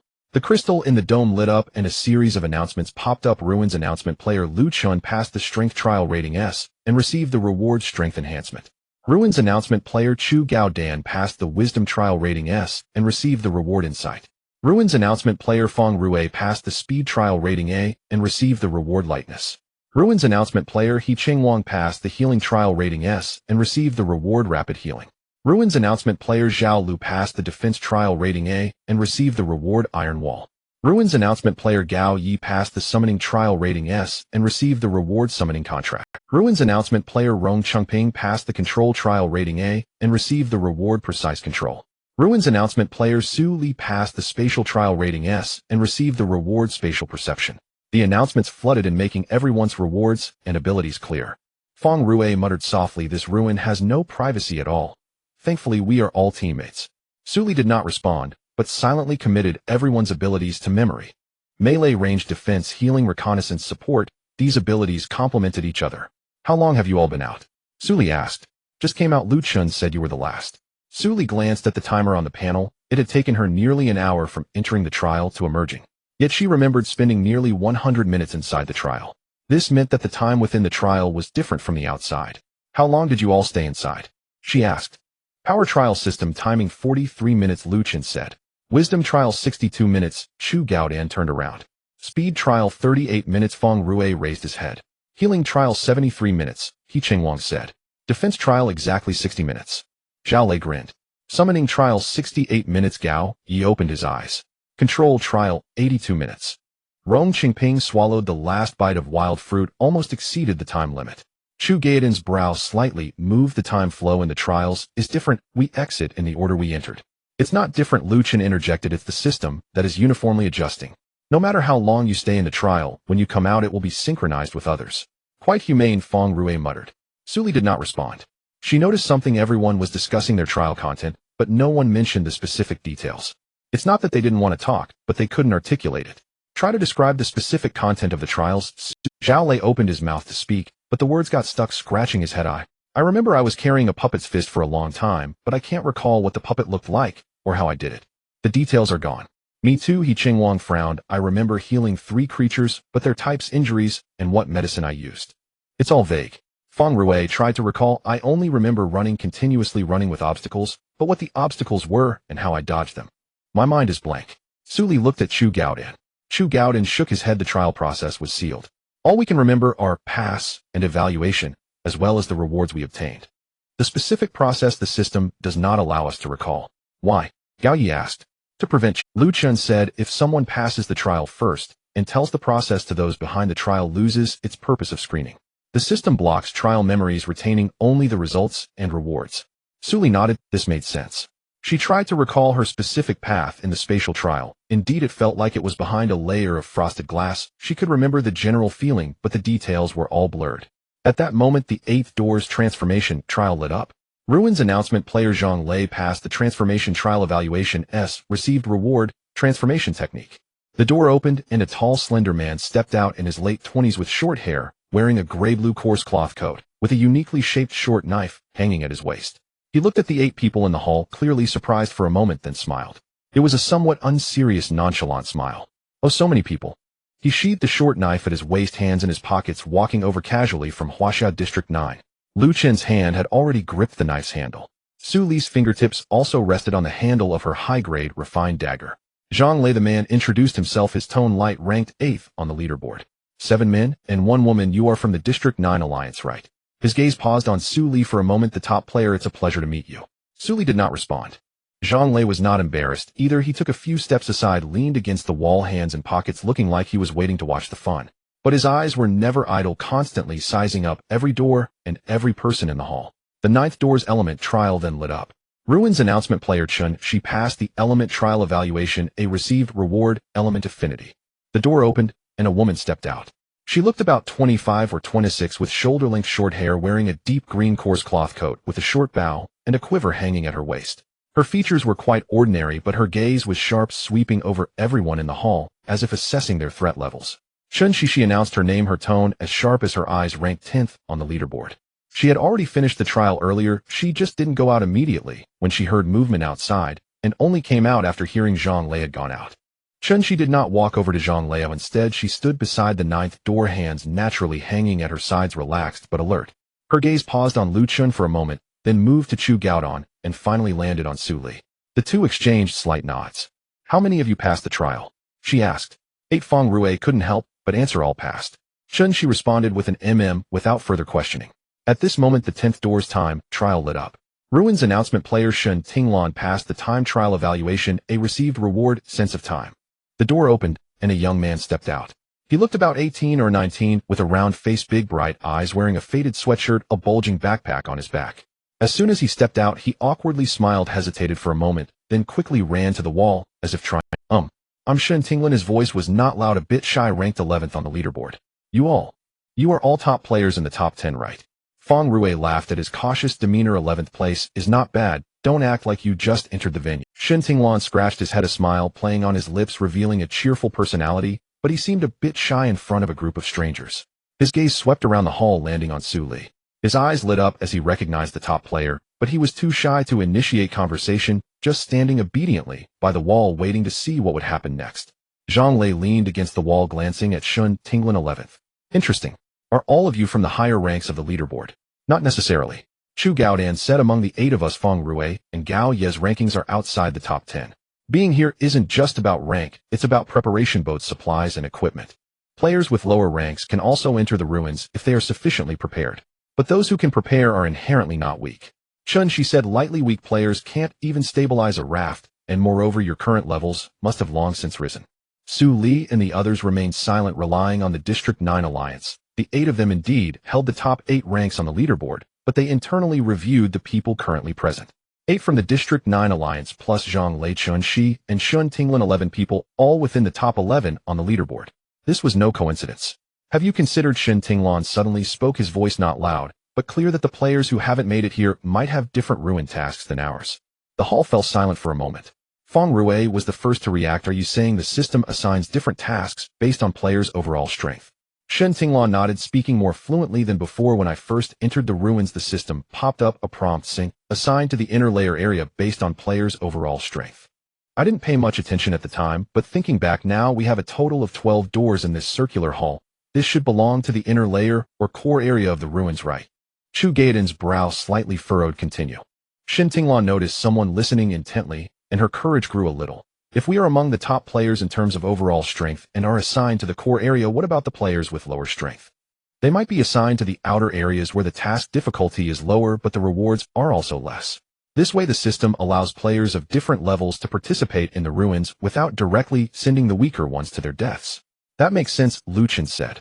When we entered the ruins, we followed the buoy directly to this circular hall. Those without a ship or with a subpar ship or who couldn't find the entrance at all might have been guided to other places by the system. The outer areas, Su Li interjected, they might be above ground with lower difficulty, but still dangerous. Zhang Lei raised an eyebrow. So the top 11 on the leaderboard come here to challenge 12 doors, while the others go elsewhere to do menial tasks. Not necessarily just menial tasks, Shin Tinglan said seriously. There might be different paths to clearing the game. We are taking the elite route while they are taking the popular route. In the end, everyone's efforts must converge to achieve the overall goal of the ruins. Chu Gaoduan looked at Shun Tinglan with a hint of approval in his gaze. This conjecture is quite reasonable. The ruins will be open for 72 hours. It is impossible to allow only 11 of us to participate. Other players must have other tasks to attend to. Then we need to hurry. Su Li said, if we take too long, the players outside might not be able to wait. Shin Tinglan caught Su Li's gaze, her ears slightly reddening as she lowered her head and softly muttered, I was just guessing, then unconsciously shrank back towards the wall. Zhao Lei grinned. This kid is quite interesting, making such accurate guesses while calling it just a guess. The topic was momentarily set aside as everyone's attention returned to the blank door. The hall fell silent for a few seconds. Zhang Lei broke the silence. So what's the situation now? You arrived before us, so you should know how this place works, right? Lu Chen did not answer and glanced at Chu Gaoduan. Chu Gaoduan took over the conversation. We have just completed our respective trials as well. The crystal in the center of the hall is a fragment of a star core, and there is a groove on the pedestal beside it. We speculate that it is meant to hold a dark red crystal. The scroll states that 12 abilities must be gathered to restart the star core. 12 abilities. Zhang Lei raised an eyebrow. But there are only 11 of us. We still need one more door. Feng Rue pointed to the blank 12th door. Everyone's gaze shifted to that door, which bore no symbols, emitted no light, and showed no signs of movement. That door can't be opened. Chen Shi asked. We've tried, and it didn't respond, Zhao Lei said. Zhang Lei got up from the wall and walked in front of the blank door, pushing it with his hand. The door did not budge. He knocked on it with the hilt of his knife, producing a dull sound. It was solid behind it. It's not a problem with the door. Shen Tinglan suddenly spoke, his youthful voice clear and bright. From my years of experience in playing online games, it's because the conditions haven't been met. Chu Gaoduan looked at him. Are you saying that the door will only open when 12 abilities are gathered together? Shin Tinglan nodded, offering no further explanation. Shun Shi suddenly spoke up. So what do you plan to do? Just wait. Su Li looked at her and countered. Do you have any suggestions? Shun Shi was silent for 2 seconds. Cooperation. This ruin cannot be cleared by one person alone. You have 8 people, and we have 3. Each has their own abilities, and together they are stronger than alone. Zhang Lei chuckled. Wow, Chun Shi is actively suggesting cooperation. The sun must be rising from the west. He had initially sought to join the 9th District Alliance, but had privately approached Chun Shi for cooperation, who had then stated she would not cooperate with anyone. Chun Shi ignored him. Lu Chen looked at Su Li and nodded slightly. Chu Gaoduan also gave a glance suggesting they could talk, but under certain conditions. Su Li thought for a moment and said, cooperation is fine, but with a few points. First, information sharing. The announcement of the ruins has already reported each of our abilities, so we don't need to hide anything. Second, unified action. Before finding the method to unlock the blank door, everyone must act together and cannot run around separately. Third, when encountering loot, distribution should be according to need and disputes should be resolved through negotiation. After hearing this, Chun Shi simply agreed with one word, okay. Zhang Lei shrugged. I have no objections. After all, I can't handle this damn place alone. Shin Tinglan also nodded obediently. Lu Chun then added, and one more thing, after the blank door opens, once we enter, it's every person for themselves. The cooperation we agreed upon is limited to the exploration stage, not interfering with each other's trials and gains. Fair, Chen Shi said. Zhang Lei yawned. Are we done? Once done, can we think about how to open this damn door? Su Li walked to the pedestal and took out her fragment of the star core from her backpack. The fragment felt slightly warm in her hand, pulsing more strongly than before. She squatted down, aligning the fragment with the groove, but did not place it inside. If I put the fragment in, it might trigger something, she said. Chu Gaoduan walked over to her. The scroll says gather the power of 12 to restart the star core. We only have 11 abilities. Inserting the fragment may not be useful, but it might also activate the conditions to open the blank door. Chun Shi approached from the other side, looking down at the groove. It wouldn't hurt to try. Zhang Lei also leaned in, hands in his pockets, tilting his head. Go ahead. If it doesn't react, then no big deal. Su Li glanced at Lu Chen. Lu Chen paused for a moment and said, do it. Su Li aligned the star core fragment with the groove and gently placed it inside. It fit perfectly. The moment the crystal was embedded, the patterns on the pedestals suddenly glowed with a dark red light, spreading along the ground until it reached the edges of the entire hall. The crystals on the dome flashed simultaneously, intertwining blue and dark red lights, illuminating every door. Then the blank door opened silently. It did not burst forth with blue light, nor did it open slowly. Rather, it opened quietly, as if it had never been closed. Behind the door was a gentle white light, revealing nothing within. Ruins announcement detected. 12 ability holders gathered. Trial has begun. Number of participants allowed 1111. Do you wish to enter? Suli glanced at the prompt on the panel, 12 ability holders. But there were only 11 of them who had obtained abilities. Where is the 12th ability? Unless the trial of the blank door itself is the 12th ability. And the condition to unlock it is not that a single person passes through a door, but that all 11 different ability holders must be present at the same time. It seems we must all enter together, Chu Gaoduan said. Zhang Lei was the first to walk to the door, looking back at the others. Let's go, what are you waiting for? Chun Shi followed, whispering to Su Li as she passed by. Once we enter, I will play by the rules. Shin Tinglan silently walked at the back. Su Li glanced at Lu Chun. Lu Chun gripped the hilt of his knife. He'll go in front. You stay behind me. Okay, Su Li replied. The 11 of them entered in single file, stepping into the white light.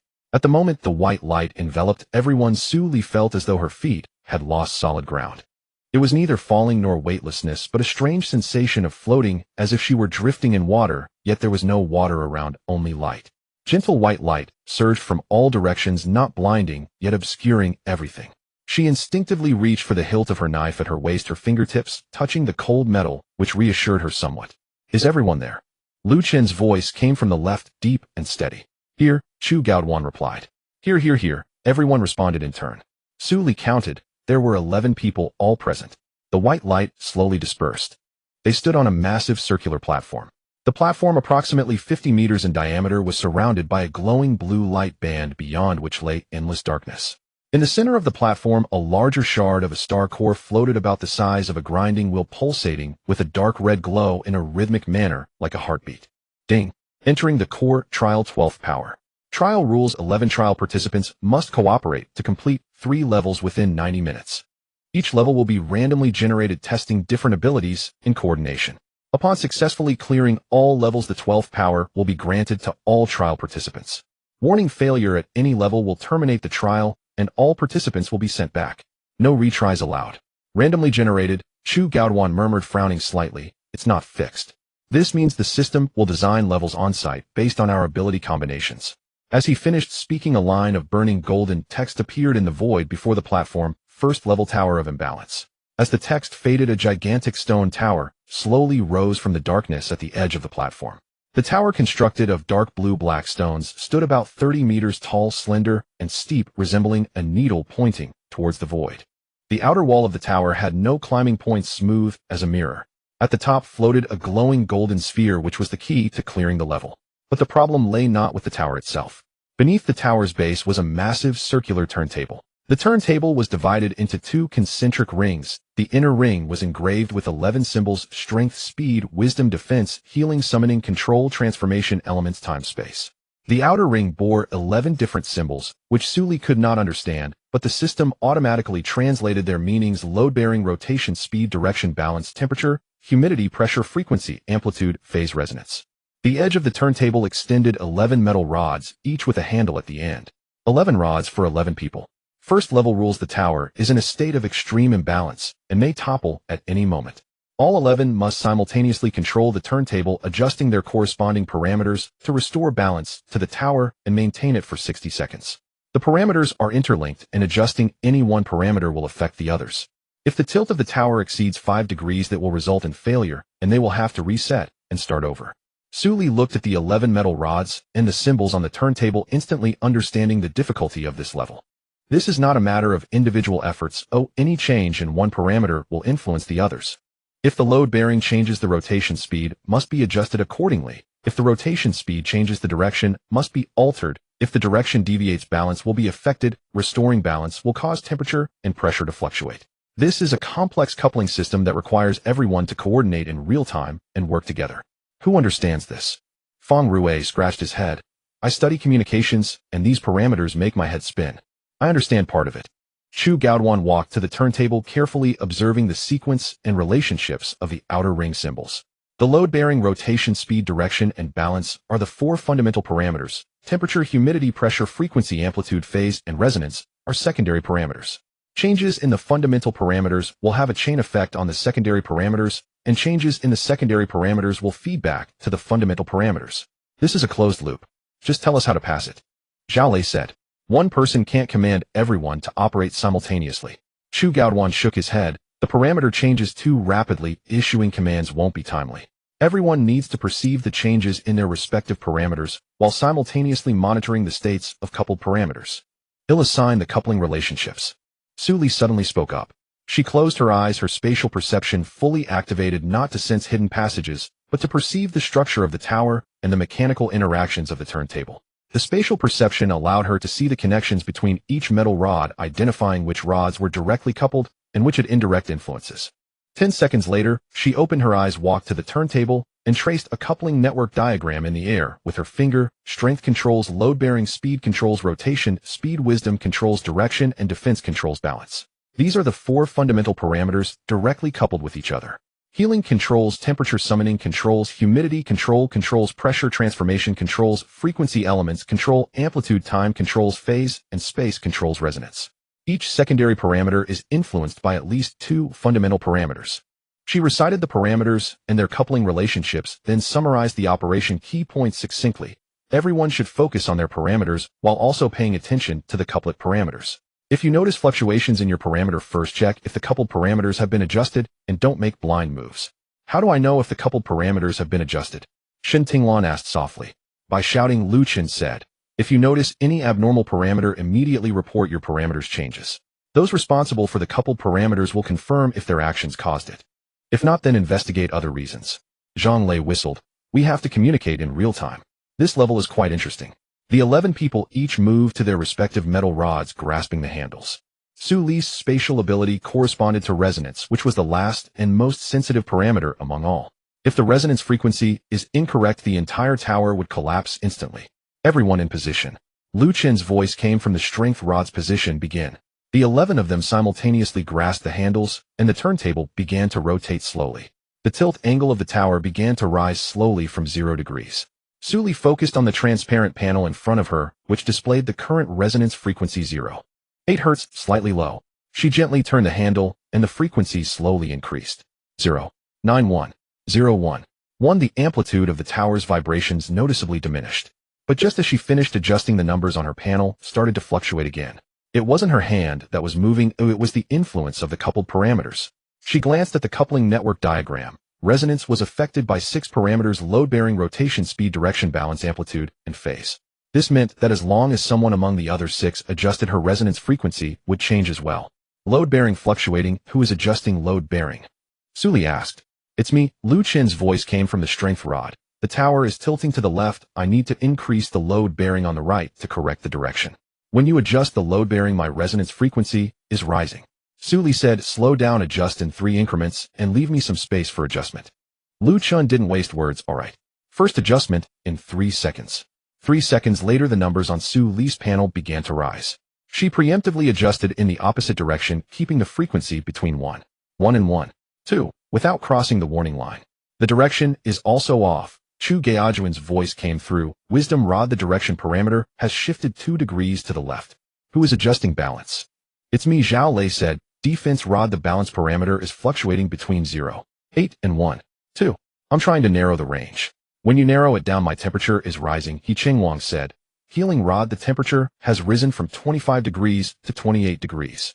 The thermal expansion and contraction of the tower's materials will affect its structure. I need to lower the temperature back down. You lower it first, Chu Gaoduan said. I'll adjust the direction after your temperature stabilizes. One problem after another arose, each resolved in turn. The 11 of them functioned like a finely tuned machine, each person a gear interlocking and supporting one another. After 15 minutes, the tilt angle of the tower decreased from 4.8 degrees to 3.2 degrees. After 30 minutes, it dropped from 3.2 degrees to 1.5 degrees. After 45 minutes, it dropped from 1.5 degrees to 0.3 degrees. Su Li's resonance frequency stabilized at 1.0 Hz, fluctuating no more than 0.05. Her arms had started to feel sore, not from physical exhaustion, but from the intense concentration of her mind. With each fluctuation on the panel, she had to determine within a fraction of a second whether it was a change in the coupled parameters or a random fluctuation from the system itself, then make corresponding micro-adjustments. 0.2 degrees. Lu Chen's voice bore a hint of tension. Steady. Everyone held their breath, their movements shifting from subtle adjustments to almost still touches. Su Li felt as if she were not turning a handle, but caressing an extremely sensitive life form with her fingertips. Too much force would provoke it, while too little would elicit no response. 0.1 degrees. 0.5 degrees. 0 degrees. Ding. The tower's balance is maintained for 60 seconds. The first level is cleared.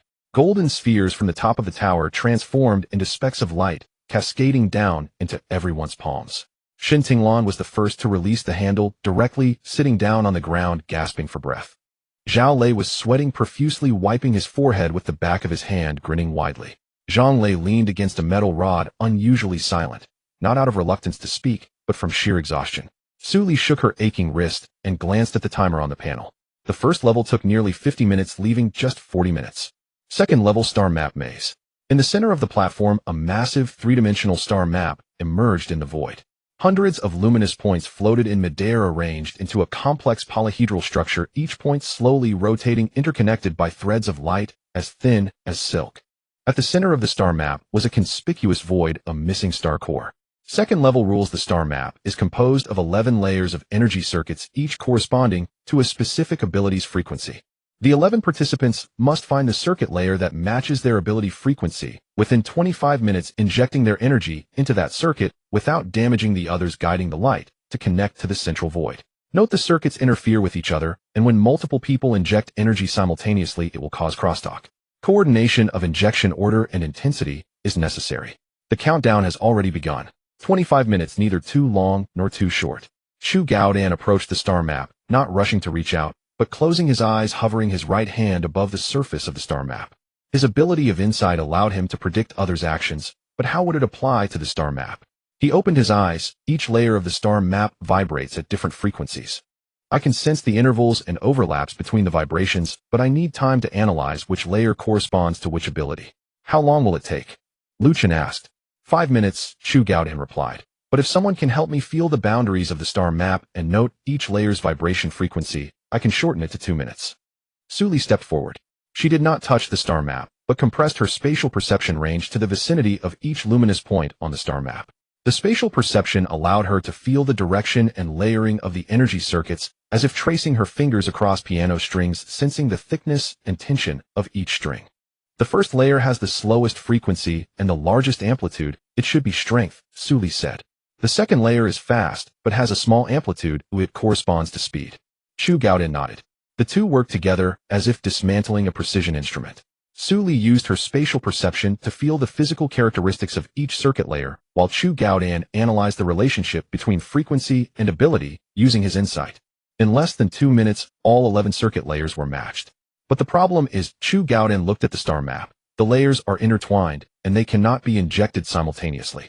If 2 people inject at the same time, the energy will crosstalk at the intersection, disrupting the circuits at best, and resetting the entire star map at worst. Then let's do it one by one, Zhang Lei said. One by one. 25 minutes won't be enough. Chu Gaodan shook his head.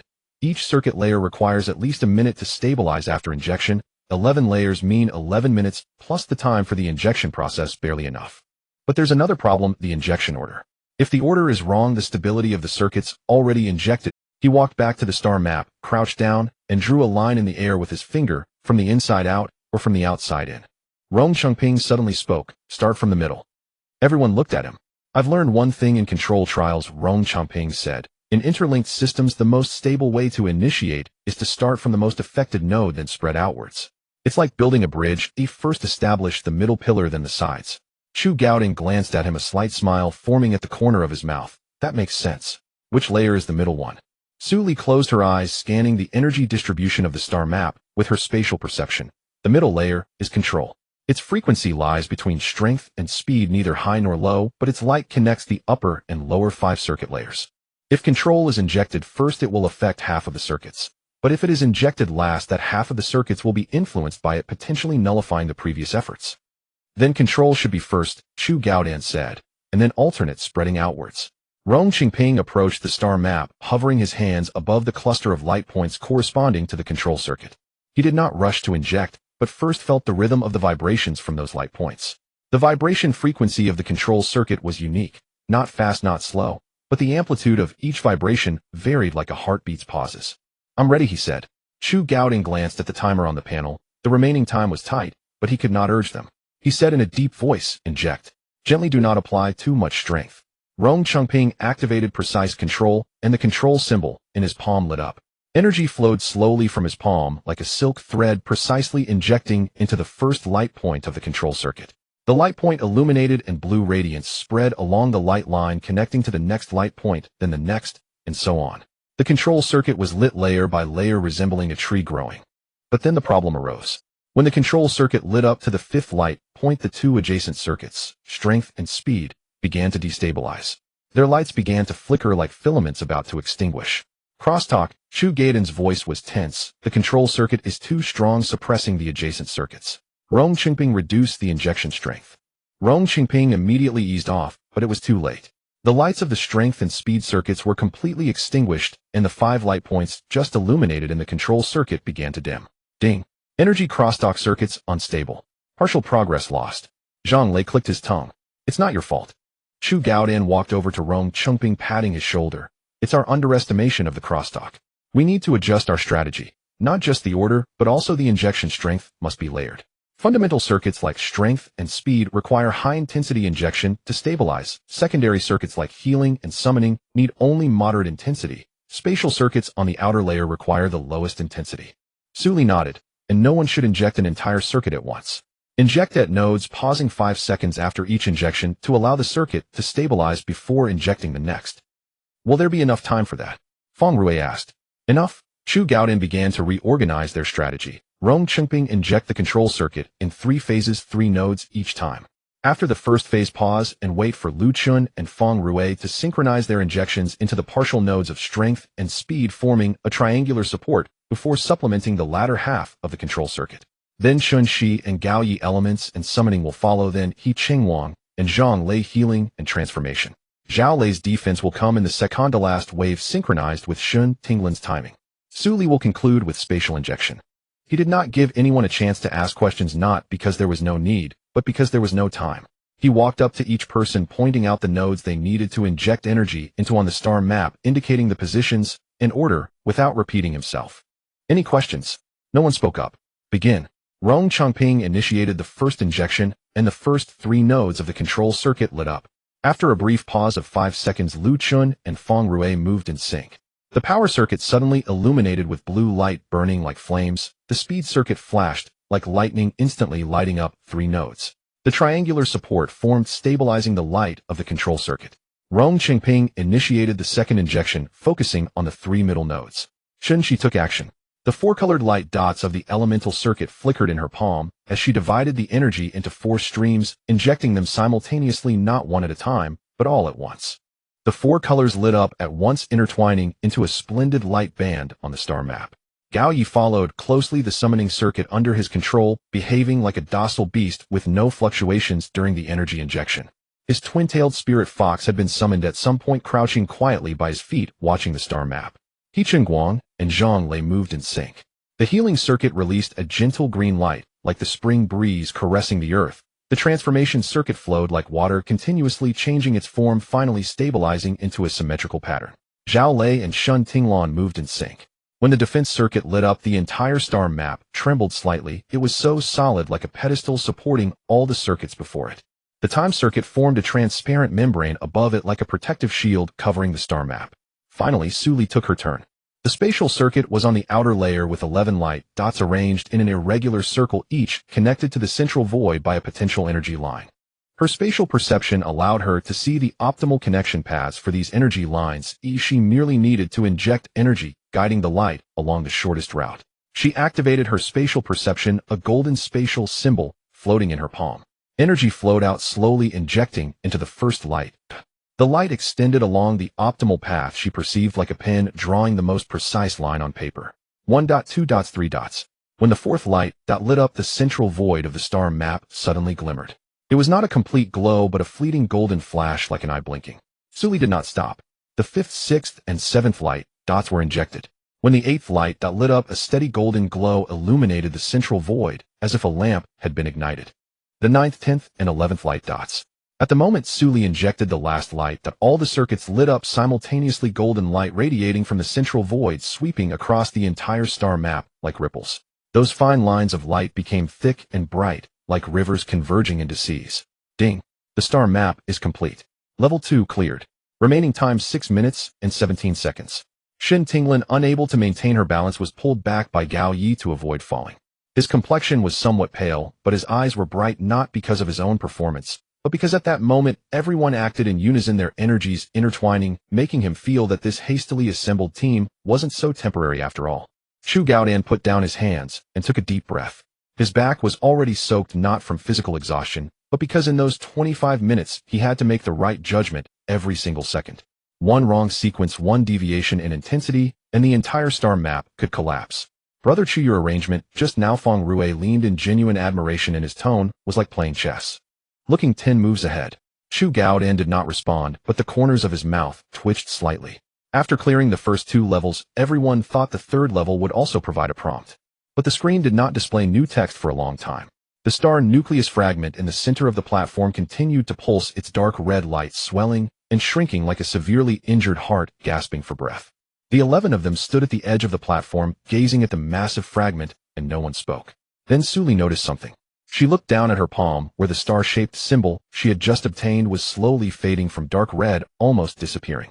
She raised her eyes to look at the others. I Lu Chen Chu Gaodon Feng Rui, He Qingwang, Zhao Lei Gao Yi Rong Qingping Chun, Shi Zhang Lei and Shun Tinglin. Each of their star-shaped symbols in their palms were fading like ink slowly fading on paper. The energy is dissipating. Chu Gaodan was the first to react. Our energy is being drawn away by something. Where is it being drawn to? Feng Rui asked. No one answered, but all eyes were fixed on the massive star nucleus fragment in the center of the platform. Suli walked up to the fragment and reached out to touch it. The surface of the fragment exuded a pulling force, not physical, but at the energy level, like the attraction between 2 magnets with opposite poles. She felt her spatial perception ability slowly flowing out, streaming into the fragment through her palm. Ding! Insufficient energy detected in the star nucleus fragment. Core trial 3rd level conditions not met. Missing condition: insufficient number of star nucleus fragment originals. Current fragment fusion degree 12. Hint: the giant fragment requires a large number of small fragments as catalysts to activate the complete energy circuit. Suli suddenly understood. She turned around and looked at everyone. Do you still have those dark red crystals you picked up from the beach? Feng Rui was the first to pull out his nail-sized fragment from his backpack. Yes. I never threw it away. Zhao Lei Gao Yi Rong Qingping and He Qingwang also took out their respective fragments. Lu Chun and Chu Gaodan's fragments were slightly larger, about the size of a thumb. Chun Shi and Zhang Lei exchanged glances and also retrieved their finds from their backpacks. Shin Tinglan rummaged through her backpack for a long time, taking out 2 pieces smaller than a fingernail, smiling apologetically. I found 2, but they are too small. 11 hands, 11 handfuls of dark red light. The sizes of the fragments varied, but the glow was entirely the same, identical to the light of the massive fragment on the platform. Suli also took out her larger fragment. She counted. With 11 people, the fragments in their hands, not counting her larger one, totaled over 30 pieces of varying sizes, the largest being only the size of a thumb and the smallest like grains of sand. Ding! Detected number of star nucleus fragment originals 37. Fusion degree can be raised to 89. Hint: the original fragments need to be placed into the grooves surrounding the giant fragment, while simultaneously injecting their respective abilities to guide the fusion of the fragment's energy. Around the massive fragment in the center of the platform, 37 small light dots slowly emerged, arranged into a complex circular formation. Each light had a groove beneath it, each with a different shape, not fixed geometric shapes, but rather like liquid slowly changing shape. It's not just randomly placed. Chu Gaodan squatted down, staring at those constantly changing grooves. The shape of each groove is changing at different frequencies. You need to place the fragments into grooves that match their own energy frequency. If placed incorrectly, the fusion degree won't increase. Here we go again. How do we know which fragment matches which groove? Zhao Lei scratched his head. Suli closed her eyes, compressing her spatial perception to the range of the grooves. She saw it. Each groove vibrated at different frequencies, like different tuning forks being struck. The frequency of the spatial fragment in her hand was the lowest, vibrating the slowest. A Feng Rui's speed fragment had the highest frequency, vibrating the fastest. The frequencies of the other fragments fell in between, each distinct. She recounted her findings, adding at the end, for frequency matching mere perception is insufficient. There are a plethora of fragments, and the grooves are also changing. We need to test them one by one. What about the time? Zhang Lei glanced at the panel, which showed no countdown. The system hadn't set a time limit for the 3rd level, but that didn't mean they could procrastinate indefinitely. He'll handle the matching. Chu Gaodan stepped forward to the array of grooves, hovering his right hand above the constantly shifting light points. His insight not only allowed him to predict movements, but also to sense subtle energy fluctuations. He aligned the wisdom fragment in his hand the size of a thumb with the nearest groove. The shape of the groove instantly changed, fitting seamlessly with the fragment. Ding! Match successful. Fusion rate 1213. This is useful. Feng Rue exclaimed excitedly. Chu Gaodan did not stop continuing to sense the next groove. His movements were not fast, but each fragment was placed correctly. Su Li assisted from the side, using spatial perception to confirm whether the shape change of the grooves matched that of the fragments. Their cooperation doubled their efficiency. 5 minutes later, all 30-plus small fragments in their hands were embedded in the grooves. The fusion rate climbed from 12 to 45. Still lacking. Chu Gaodan looked at the panel, a gap of 55. We're out of fragments. All eyes turned to the fist-sized fragment in Su Li's hand. This was the largest piece, and also the one with the purest energy. Su Li had carried it since the first day she entered the ruins, and it had an 89 energy resonance with her. Put it in. Su Li did not hesitate, walking to the center of the groove array, where there was a groove 3 times larger than the others, constantly changing shape, its frequency matching perfectly with the spatial symbol in her palm. She aimed the fragment at the groove and gently placed it inside. It fit perfectly. Ding! Match successful. Fusion rate 4578. The giant fragment suddenly lit up, its glow shifting from dark red to dark gold, and the pulsing rhythm doubled in speed. But it was still not enough. Fusion rate at 78, still 22 short of 100. Ding! Current fusion rate 78. All original fragments have been embedded. Additional energy infusion is required to fill the gap. 11 abilities. Lu Chun said each of us should infuse energy again. He'll go first. Su Li placed her hand on the giant fragment, activating her spatial perception. Golden energy surged from her palm into the fragment. The dark gold light on the surface of the fragment brightened slightly, and the fusion rate jumped to 81. The others took turns placing their hands on it. Lu Chen's power enhancement caused the fragment to vibrate violently. Fusion rate 83. Feng Rui's speed caused the light on the fragment's surface to begin circulating rapidly. Fusion rate 85. Chu Gaodan's insight revealed complex patterns on the fragment. Fusion rate 87. He Chung Guang's healing stabilized the fragment's unstable fluctuations. Fusion rate 89. Zhao Lei's iron wall formed a protective layer around the fragment. Fusion rate 91. Gao Yes summoning brought forth faint biological murmurs from within the fragment. Fusion rate 93. Rong Chengping's precise manipulation opened up the energy channels inside the fragment. Fusion rate 95. Chun Zai's elemental affinity caused a 4-colored halo to appear on the surface of the fragment. Fusion rate 97. Zhang Lei's transformation technique slightly altered the shape of the fragment. Fusion rate 98. Shen Tinglin's time sense synchronized the fragment's flow of time with the outside world. Fusion rate 99. For the last one, everyone felt a strong soul-like guidance. Everyone pressed their hands down again. This time the star-shaped symbols in their palms lit up, representing the embryonic form of the 12th ability, not yet fully formed, but already capable of resonance. Su Li closed her eyes and sank her consciousness deep into the fragment. She saw the burning city. The same scene as that on the mural of the island, flames falling from the sky, the fleeing shattered star clan, collapsing buildings, and the figure in the center of the vortex facing away from her. But this time the image did not stop before her. It continued to play. In the deepest part of the flames stood a figure. Not of the Shattered Star Clan, but of humanity, dressed in a white robe similar to that of the Shattered Star Clan's priest, but with a human face. That face, Su Li could not see clearly, for at that moment the image shook as if disturbed by something. The figure was speaking. Lips moving, the voice traversing countless years of time and space, reaching Su Li's ears. To the descendants who arrive here, you must carry forth the will of our clan. On the day the Star Core restarts, it is not for this world, but for a warning. The enemy will come. The heavenly fire will descend again. But this time the image shattered. Su Li suddenly opened her eyes, gasping for breath. Her face was covered in tears. That image, that memory, bore a tremendous sorrow, so deep it transcended countless years, still capable of bringing tears. Su Li. Lu Chen's voice. I'm fine. Su Li wiped her face and looked down at the star-shaped symbol in her palm.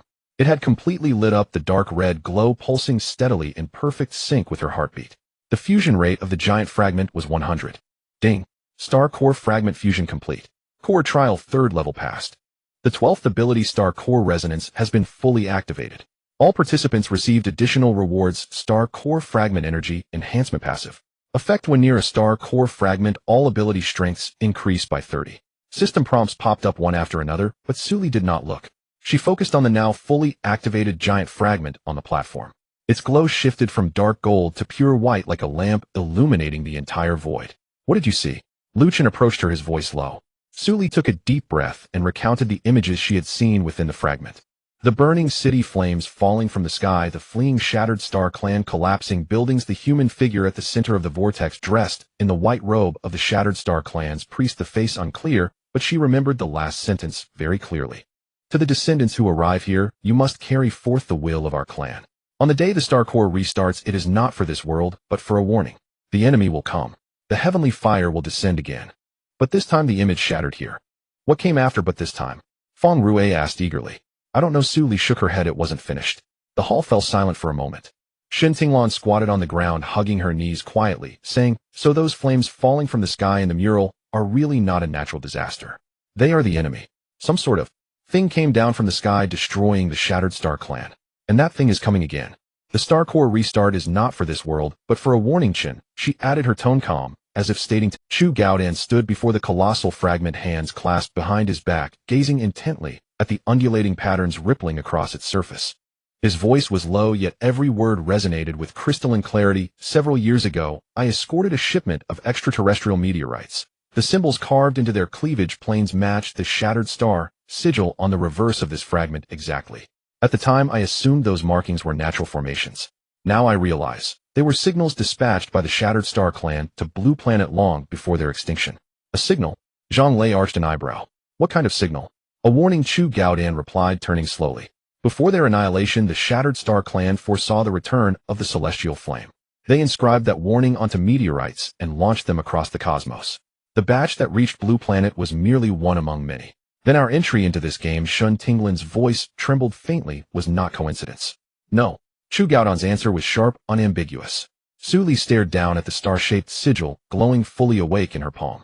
Its deep crimson light pulsed in perfect synchrony with her heartbeat. Suddenly, she recalled the system announcement on the day they entered the game, wishing all players of Huaxiao Region 9 safe survival.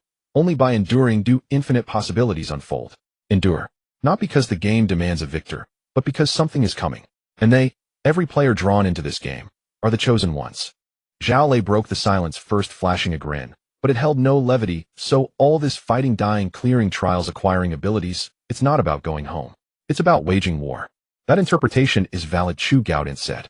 Zhao Lei paused for several seconds, then clenched his fists, knuckles cracking sharply. Fine. Word is. Feng Rui glanced from face to face, scratching his head. I still don't grasp one thing. Who is the enemy? What is the celestial flame? Where does it come from? No one could answer him.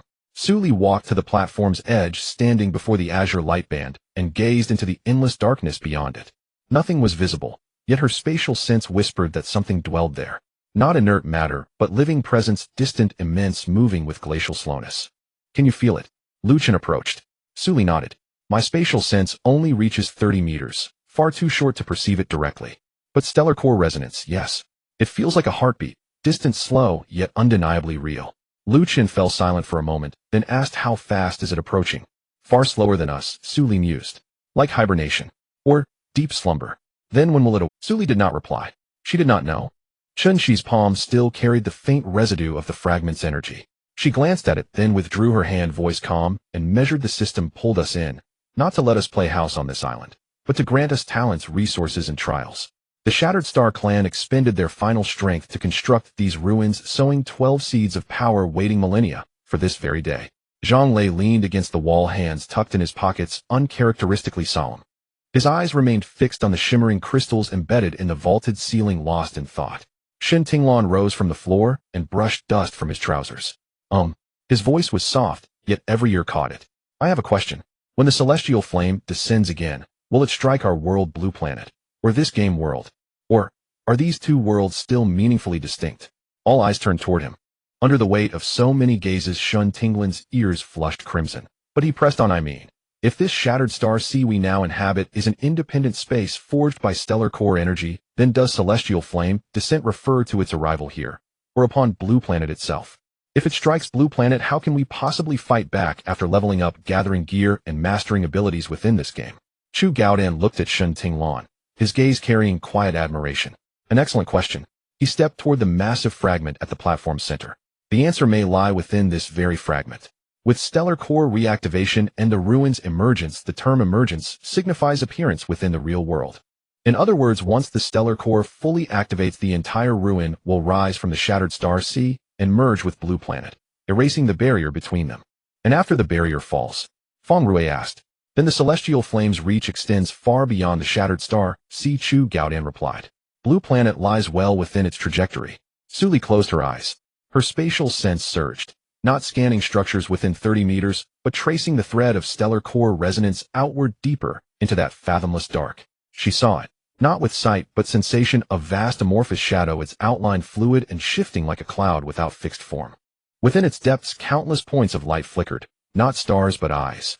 She snapped her eyes open and stumbled backward a step. What is it? Lu Chen steadied her shoulders. Su Li waited 2 breaths before speaking. It has awakened. Every face paled. Not fully, she added quickly. Only gradually, like a sleeper drifting from deep slumber into lighter consciousness, the body beginning to stir. The stellar core's reactivation may have accelerated this process. So Chen Shi's voice remained steady. Each fragment we activate brings it closer to full wakefulness. Su Li nodded. Should we stop activating fragments? Feng Rui demanded urgently. No, Chu Gaodan shook his head. Quite the opposite. The Shattered Star clan left the stellar cores and trials not for us to flee, but to prepare. The celestial flame's awakening is inevitable. We cannot prevent it. All we can do is grow strong enough before it fully awakens. He stepped before Su Li, meeting her gaze directly. You began to say, but this time, then stopped. I suspect the full sentence was, but this time someone will stop it. Su Li looked at Chu Gaodan, then at Lu Chen, Feng Rui, Zhao Lei, He Qingwang, Gao Yi Rong, Qingping, and finally at Chen Shizhong Lei and Shin Tinglan. 11 people, 11 abilities, and stellar core resonance. She did not know if it would be enough, but it was all they had. Let's go. Su Li withdrew her gaze and strode first toward the newly manifested golden gate at the platform's far end, the path leading back to the circular hall. Where? Shin Tinglan asked. Back, Su Li said. To bring the other players from the outer zones into the ruins. The 12 abilities aren't reserved for us alone. The system declared they are for all players. The Shattered Star clan waited millennia, not for 11 people, but for everyone. She stepped through the gate. Golden light swallowed her whole. Behind her 10 figures followed, one by one. The golden gate slowly closed behind her. As Su Li stepped into the circular hall, a faint tremor resonated beneath her feet. It was not a sign of danger, but rather a kind of resonance. She looked down to see the circular patterns on the ground illuminating with a dark golden glow radiating outward from the center, and then contracting back rhythmically like breathing. All 12 doors were wide open, and the symbols on the doors had transformed from a monochrome to a flowing gold, as if something alive was swimming across the surface. A fragment of a star core the size of a grinding disc had somehow moved to the center of the hall, floating about half a meter above its pedestal. The dark red light had completely turned into dark gold, and the pulsing frequency was now doubled. Ding! The star core fragment fusion is complete. The inner area of the ruins is stabilized, and the outer passage is synchronously opened. Su Li hadn't had time to examine the notification when an exaggerated wail from Feng Rui echoed behind her. Finally back. He plopped down on the ground. I really thought I was going to be a human cog in that hellish place for a lifetime. Zhao Lei also sighed in relief, stretching his sore shoulders. Honestly, this is more exhausting than carrying a heavy load for 30 kilometers in cross-country. That turntable nearly wore my hands out. He Qingguang said nothing, but his expression was far from good. His healing ability had been greatly drained in the second trial, and constantly adjusting the temperature parameters had dropped his energy levels below the warning line.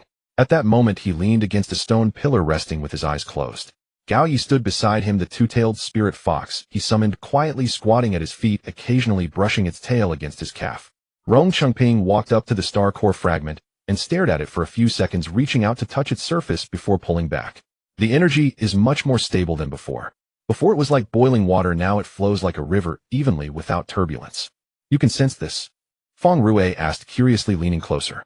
Rong Chengping raised his palm, a faint blue control symbol appearing in his palm. Precise control allows me to perceive the flow of energy. In the past I could only sense the energy within my own body. Now the range has expanded significantly. Chen Shi stood in front of the 10th door, her fingertips hovering over the elemental symbols on the door's surface. 4 colored dots lit up sequentially on the door, red, blue, yellow, and green, corresponding to fire, water, earth, and wind. The range of elemental affinity has also broadened. She withdrew her hand. Before I could only sense a single element, now I can perceive all 4 at once. Zhang Lei leaned against the 8th door, his expression still relaxed, but Su Li noticed his fingers unconsciously shifting shapes, sometimes appearing as normal fingers, sometimes sprouting tiny scales at the tips, and at other times becoming translucent. Shin Tinglan was the quietest, crouching alone in a corner, staring blankly at his palm. To outsiders, his sense of time seemed unchanged, but he knew that his ability to perceive the differences in the flow of time had expanded from 10 to 30. Suli looked down at the star-shaped symbol in her palm. The dark golden light pulsed steadily, perfectly synchronized with her heartbeat. She closed her eyes, sinking her consciousness deep into the symbol.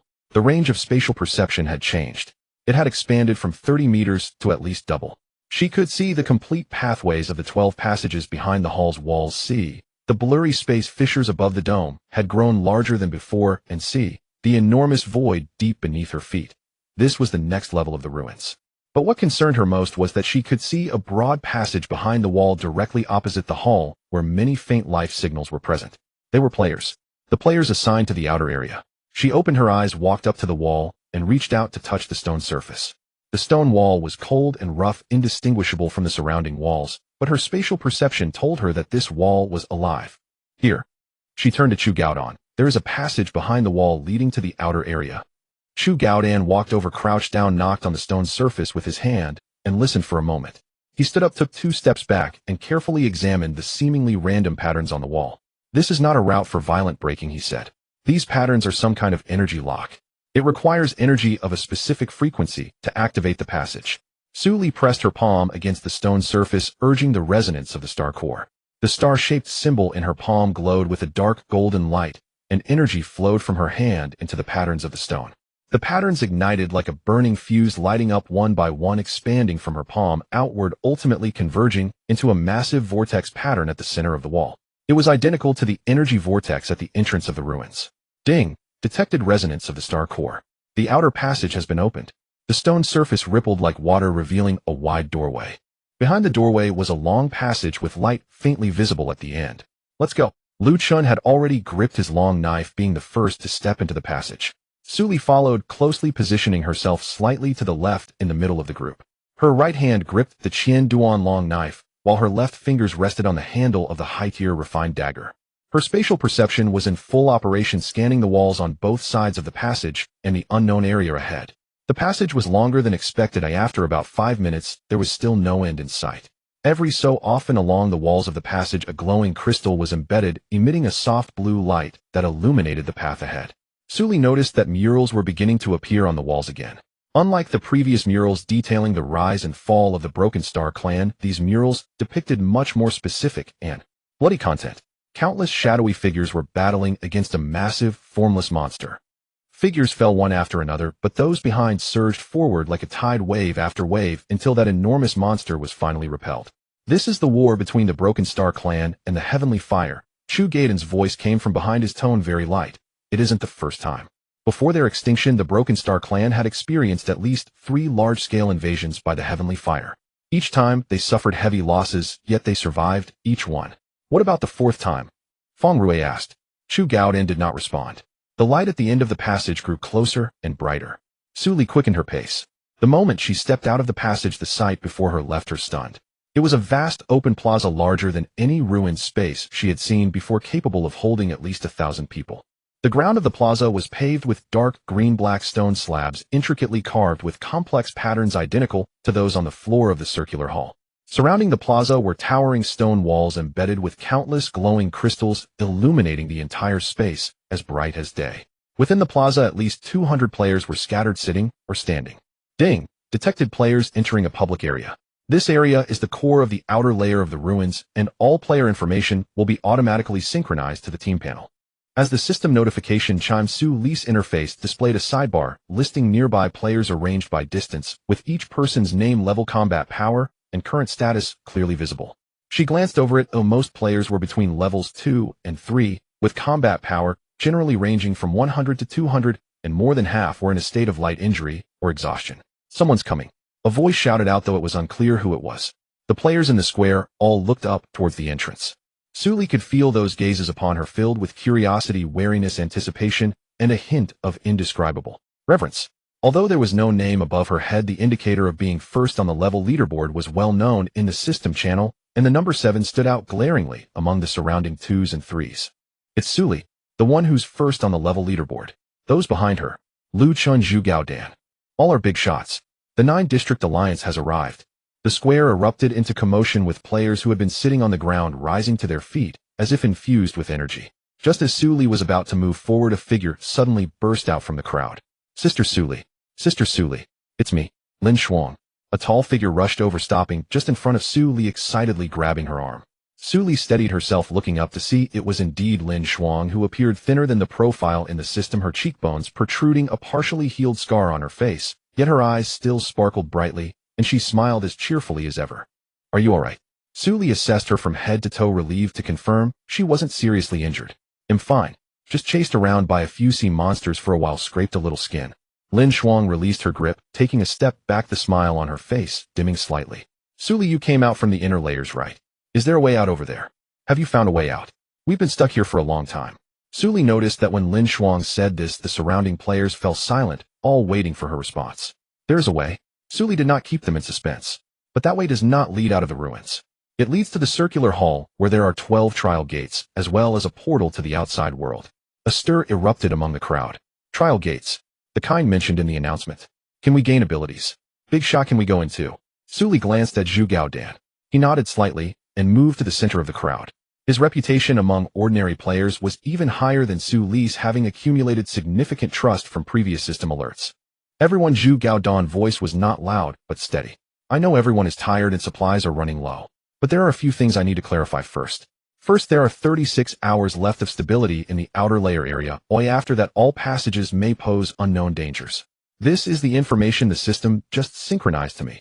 You can check the countdown on your panel. There's an additional line of small text below. The players all lowered their heads to check, and indeed there was an additional line of gray text below the ruin countdown. Remaining time for outer layer stability, 354722.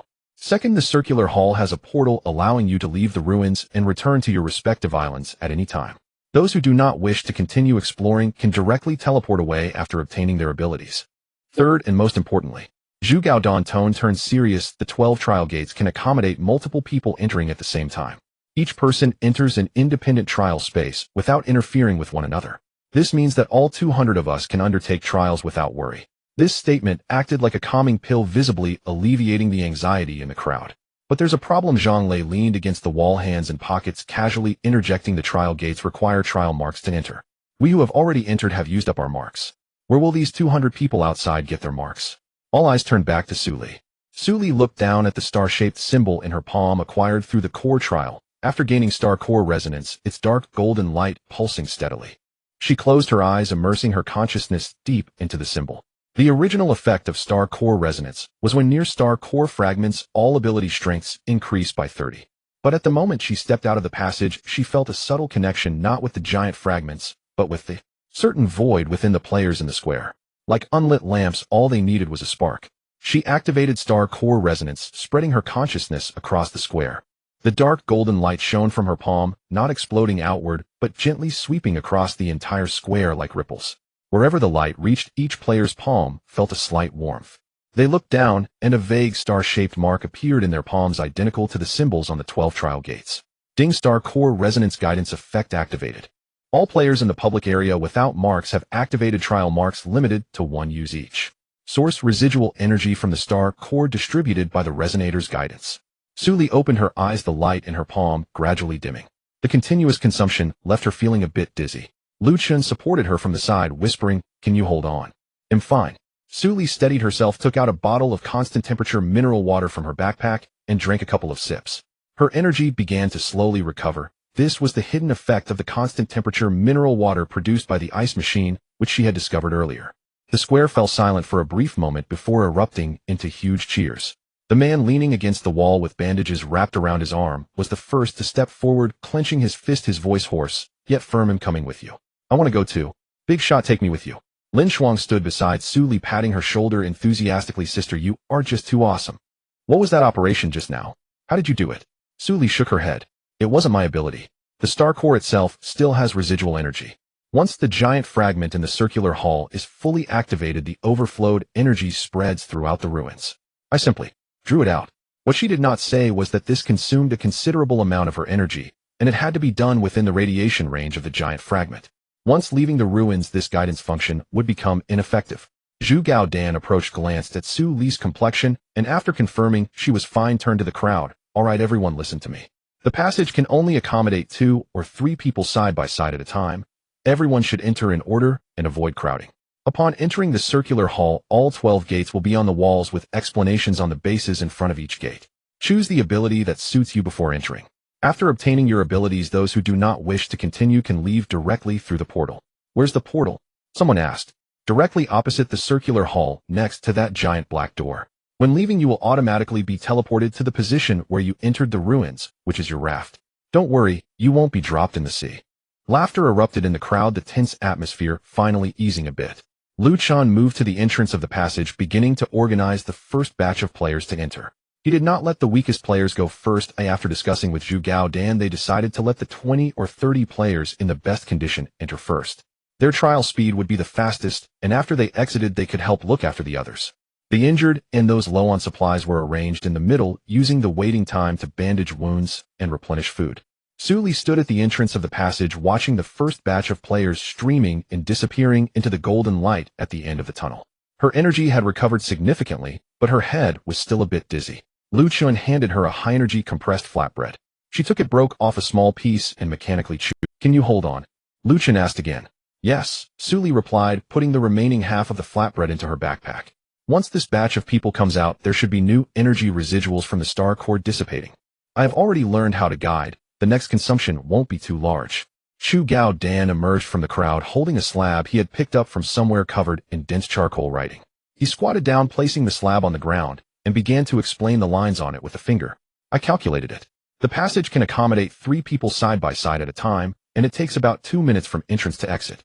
With over 200 people going in, it will take some time, conservatively estimating over 2 hours. Lu Chun furrowed his brows. Therefore, I suggest guiding them in batches. Zhu Gao Dan marked several points on the timeline of the slab. Once the first batch of players enters the trial, we won't wait for them to all come out before starting to guide the second batch. The trial doors have a much larger throughput than the passage. Each door can accommodate multiple people entering independent trial spaces simultaneously, so there is no queue issue. The limitation lies in the dissipation speed of the star core energy residuals. Su Li recalled the feeling during her earlier guidance. The star core energy residuals are not released all at once. Instead, they seep out slowly from the giant fragments like spring water, gathering to a certain extent before dissipating into the air. The batch she had just guided had energy accumulated for some time before the players entered the hall. The accumulation speed of the energy residuals. She closed her eyes, using spatial perception to sense the energy pulsation of the giant fragment in the center of the hall.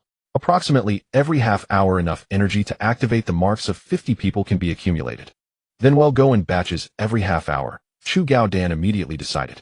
After the first batch enters for half an hour, regardless of whether they have come out or not, you go in to guide the second batch.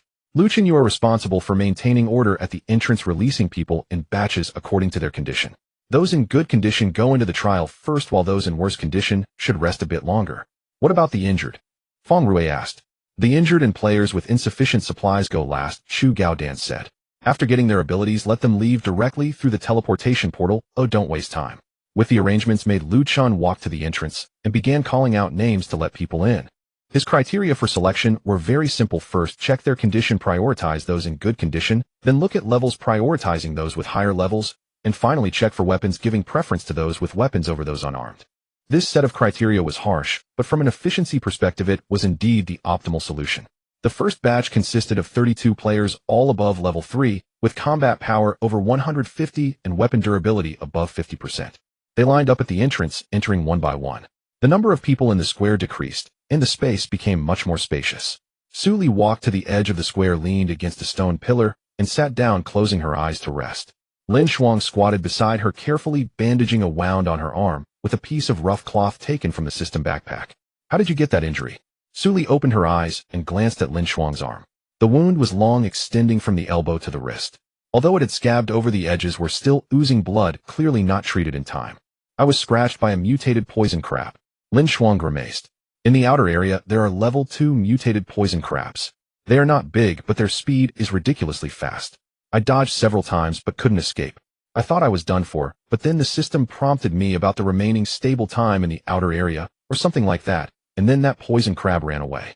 You were driven away by the energy fluctuations. Zhu Gao Dan came over holding a piece of hemostatic grass he had just collected and handed it to Lin Shuang. After the outer area stabilized, high-level sea monsters automatically retreated to deeper waters. This is a protective mechanism provided by the system for players, allowing you to safely reach the hall. Crush the herbs and apply them to the wound, and don't wrap them too tightly with the rough cloth. Lin Shuang accepted the hemostatic grass, thanked him, and began to crush the herbs with her head down. Su Li watched her clumsy movements, reached out to take the herbs, and quickly crushed them into a paste, applying it to her wound, and then gently wrapping it with a clean strip of rough cloth. Thanks, sister. Lin Shuang moved her arm a bit, and the pain at the wound clearly eased. Su Li said nothing, her gaze falling on the players still queuing at the other end of the square. Many of them, like Lin Shuang, were injured, their weapons severely worn, with little food and water left. But there was light in their eyes, not because they saw hope, but because they had no way out. Half an hour quickly passed. Su Li stood up and dusted off her clothes. Her energy had fully recovered, and the star-shaped symbol in her palm pulsed with a dark golden light, its frequency slightly faster than before. Lu Chun walked over from the passage, followed by the second batch of players waiting in line, about 40 of them, a few more than the first batch. The speed of the passage is increasing, Lu Chun said. After the first batch entered, it seems the passage has become heated, reducing the time from 2 minutes to 1.5. The energy has stabilized. Rong Chongping walked over from the other end of the square, holding a piece of metal fragment he had just taken from the system backpack, using his precise control ability to sense its internal structure. After the star core fragment is fully activated, the energy circuits of the entire ruin will begin self-repairing.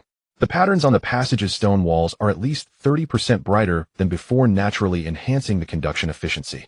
Su Li stepped into the passage, her pace noticeably faster than the first time.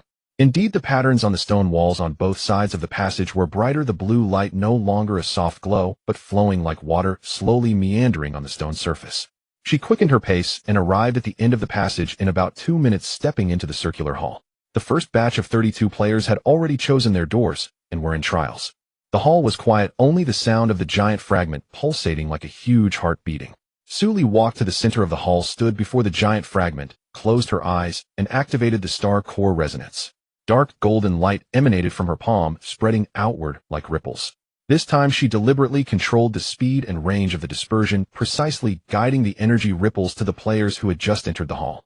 Just then, the second batch of over 40 players emerged from the passage, their palms almost simultaneously lighting up with faint star-shaped marks. Ding, star core resonance guidance effective. 27 players activated trial marks. 13 remaining players already have marks, no need for reactivation. Su Li opened her eyes, slightly furrowing her brow. Only 27 people activated new marks. She glanced at the number of players who had just entered the hall. It was indeed over 40. Did any of you activate your marks before? Chu Gao Don's voice suddenly came from behind. Su Li turned around to see that he had followed them, without her noticing, standing at the entrance and scanning the newly entered players. Someone in the crowd raised their hand. Me. I wanted to be in the first group, but I was assigned to the second. Just now, when Master Su Li guided for the first time in the square, I felt a flicker in my palm. A few more people followed suit and raised their hands. Su Li counted, and there were a total of 13 people. This means that during the first guidance in the square, the residual energy of the star core had already spread to the vicinity of the entrance. Although those 13 people did not enter the hall at that time, they were close enough to have automatically activated their marks. The range is expanding. Chu Gaodan walked up to the giant fragment, looking up at the golden patterns flowing on its surface. The accumulation of star core residual energy is becoming denser, and the spread is increasing. If this trend continues, in a few more rounds, people in the passage and even in the square will be able to directly activate their marks. Su Li glanced at the situation in the hall. There were no signs of the first batch of players emerging. The 12 doors were glowing with a soft golden light, indicating that the trial was still ongoing. She walked up to the deformed door and reached out to touch its surface. What her fingertips met was not the cold stone surface, but a warm elastic surface like skin. Ding, the deformed trial is in progress. Current number of trial participants 4. Average progress 62. The 4 individuals were in the same door, but each was in an independent trial space, not interfering with each other. This is the greatest advantage of the trial door. Its throughput has almost no limit. As long as someone enters, a corresponding trial space can be instantly generated. The second batch of players gradually chose their doors and entered their respective trials. The hall quieted down again, leaving only the pulsating sound of the giant fragment and the two of them, Su Li and Chu Gaodan. You should go back and rest, Su Li said. They'll keep watch here until the first batch comes out. You need to coordinate with the people in the square and prevent them from causing chaos. Chu Gaodan did not decline, nodded, and turned to walk into the passage. Su Li sat down on the pedestal next to the giant fragment, taking out a bottle of temperature-controlled mineral water from her backpack and sipping it slowly. The golden patterns on the surface of the fragment flowed slowly like small rivers. She closed her eyes and immersed her consciousness in spatial perception, feeling the energy flow of the entire relic.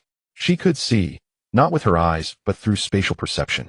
The entire relic resembled a giant tree with its roots deeply buried in the seabed of the shattered star. See the trunk represented by the 12 trial doors, the branches being the passageways and squares of the outer area, and the leaves were the players still struggling in the outer area. The star core fragment was the heart of the tree. With each pulse, it would transport energy to every part of the tree. Those players who completed the trials, the ability marks they obtained in their palms were like the fruits borne by the tree.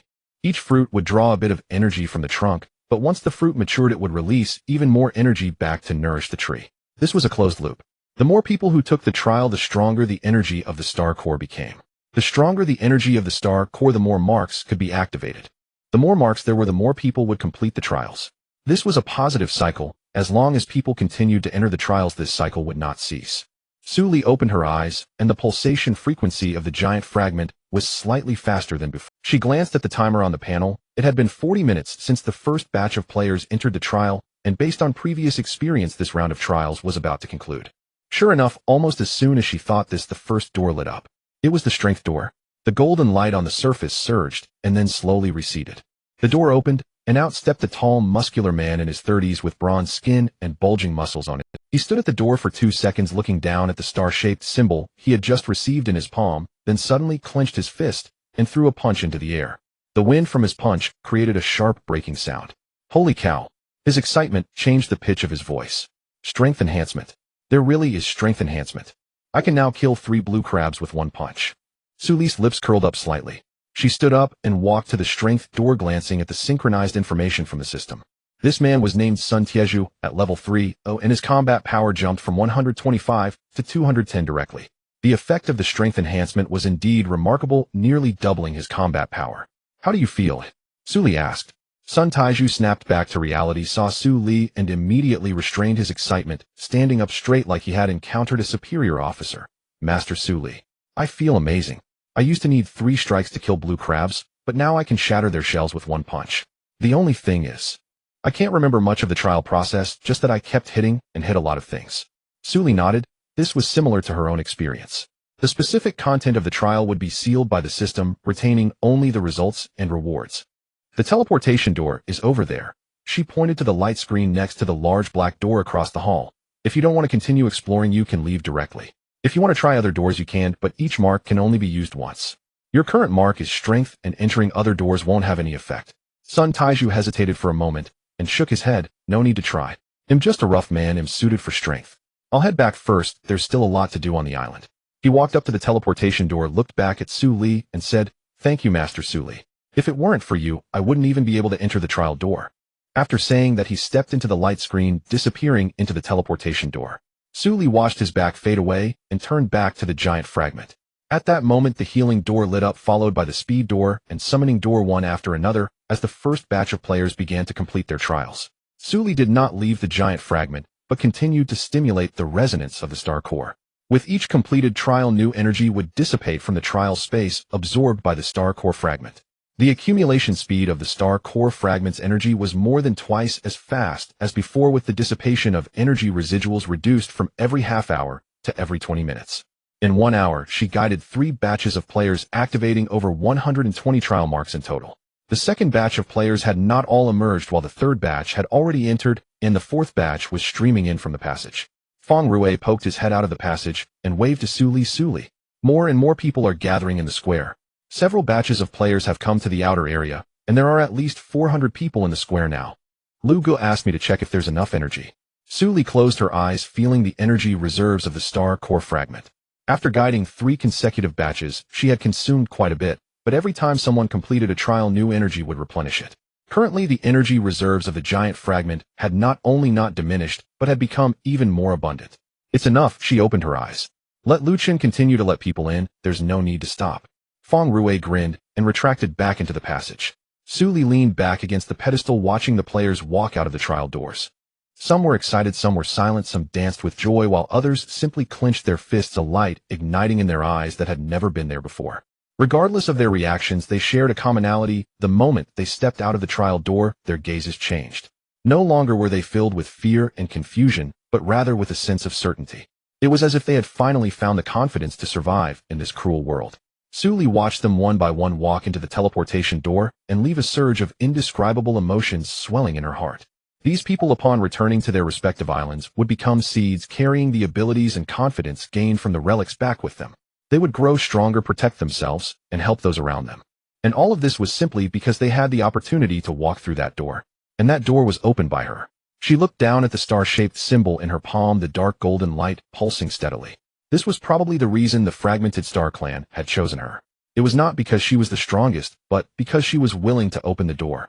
Time passed unknowingly. The light of the crystals in the round hall remained constant, and Suli could no longer tell how long she had been sitting in front of the giant fragment. Perhaps 10 hours, maybe even longer. Her energy was sustained by the thermoregulated mineral water and the alternating support from her allies, but the exhaustion on a mental level was very real. It's time for a change. Chun Zai's voice came from beside her, still as indifferent as ever, but Suli detected a hint of insistence in her tone. Suli opened her eyes to see Chun. She, standing in front of her, arms crossed, her expression as stony as a rock. Behind her stood Shin Tinglan and Zhang Lei. Shin Tinglan holding 2 bottles of thermoregulated mineral water, while Zhang Lei leaned lazily against the wall, appearing reluctant to be there, yet he still showed up. You haven't closed your eyes since yesterday. Chun, she said, the star core resonance is not an endless endurance. If you push yourself any further and your energy collapses, all the guidance before will be in vain. Suli wanted to say something, but upon seeing the unyielding look in Chun Zai's eyes, she eventually nodded. She stood up, her knees feeling slightly weak. Chen, she quickly reached out to support her, as if she didn't want anyone to notice her assistance. They'll keep watch. Chun, she walked to the giant fragment and pressed her palm against its surface. In that moment, her elemental affinity was awakened by the star core resonance, and 4 colors of light flickered in her palm, causing the golden patterns on the fragment's surface to tremble slightly. Ding, star core resonance proxy activated. Guide Chen Shi.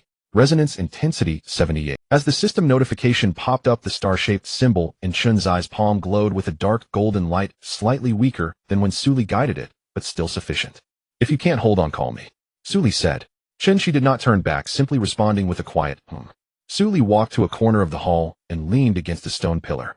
Shin Tinglan placed the 2 bottles of thermoregulated mineral water beside her and silently pushed a compressed biscuit from his backpack over to her. Thank you. Suli opened 1 bottle of water and took a couple of sips. Shin Tinglan squatted down next to her, hesitating for a moment before whispering, Sister Suli, there's something I want to tell you. During the guidance, just now, I sensed the energy pulse of the star core. It seems to be changing. Suli paused in her actions. Changing. Shin Tinglan furrowed his brow as if he was trying hard to organize his words. At first, the pulse of the star core was 1 beat, thump, thump, thump, very slow and regular. Now it has changed to thump, thump, thump, thump, going faster than before. Moreover, it's not just faster, there's also small fluctuations between the beats. Small fluctuations? Suli set down the bottle and looked at Shin Tinglan. Shin Tinglan extended his hand, tapping a rhythm on his knee, thump, thumpta, thump, thumpta, repeating in cycles. He tapped lightly, but the rhythm made Suli's heart involuntarily quicken. It's this. Shin Tinglan withdrew his hand. It's not merely a speed increase, it's become more complex. It's like a small heart growing beside a larger heart, both beating together. Suli closed her eyes and used her spatial perception to feel the pulse of the star core. Indeed, Shin Tinglan was right. Previously, she could only sense the larger pulses because her focus had always been on the star core's energy reserves, overlooking those subtle changes. Now, if she listened closely, there were indeed countless small pulses mixed between the larger ones, like streams converging into a river, ultimately culminating in that one massive thump. These small pulses, Suli opened her eyes, are the energy that dissipates after the trial completion. Shin Tinglan nodded, his eyes brightening. Exactly. And every time someone completes the trial, there will be 1 more small pulse.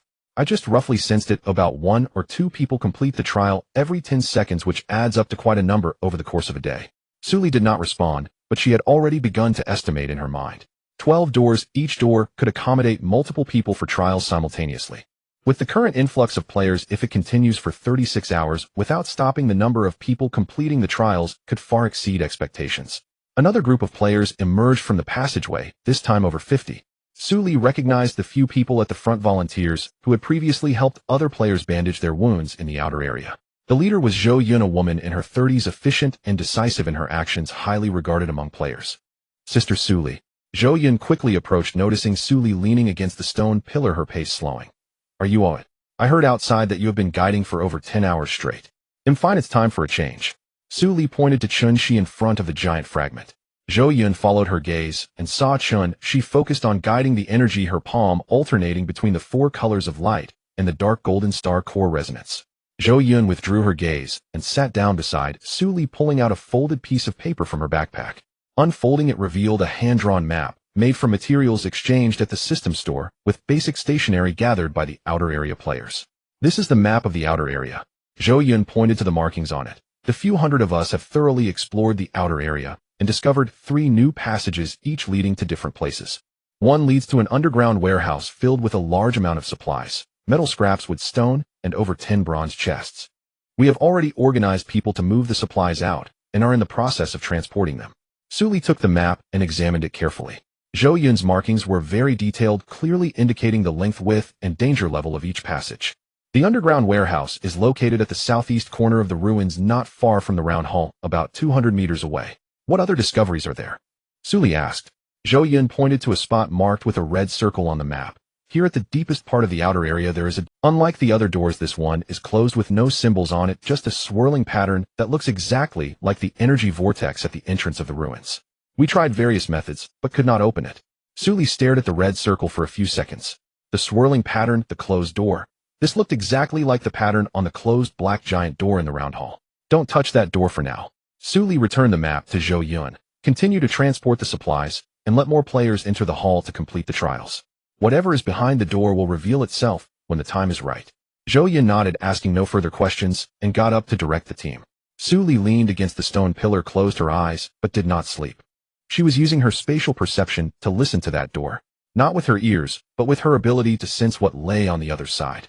The distance of her spatial perception was 30 meters, and that door was at the deepest part of the outer area, at least 200 meters away from here, beyond her reach. However, she could sense the energy fluctuations coming from that direction, very faint, completely different from the pulse frequency of the star core.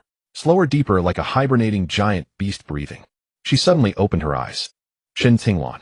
Shen Tinglan was chewing on a compressed biscuit nearby. The sudden call nearly choked him, and he hastily swallowed. Here. That temporal sense of yours, Su Li lowered her voice. Can it detect energy pulsations from afar, beyond visual range? Shen Tinglan paused, then closed his eyes and pressed his palm flat against the ground. He remained silent for so long that Su Li began to wonder if he had fallen asleep, until at last he opened his eyes, his face pale. I can feel it, he whispered, his voice barely audible. Very far, extremely distant, deep within the outer zone. The pulses slower even than the stellar core's earliest rhythm thump. Then an immense stretch of silence. Thump again. But each pulse grows faster and closer. Su Li's heart sank. It matched precisely what she herself had sensed. And the entity behind that door was awakening. She kept this discovery to herself. For now it was not the time to reveal it. Too many players were undergoing trials in the hall. Panic would shatter everything.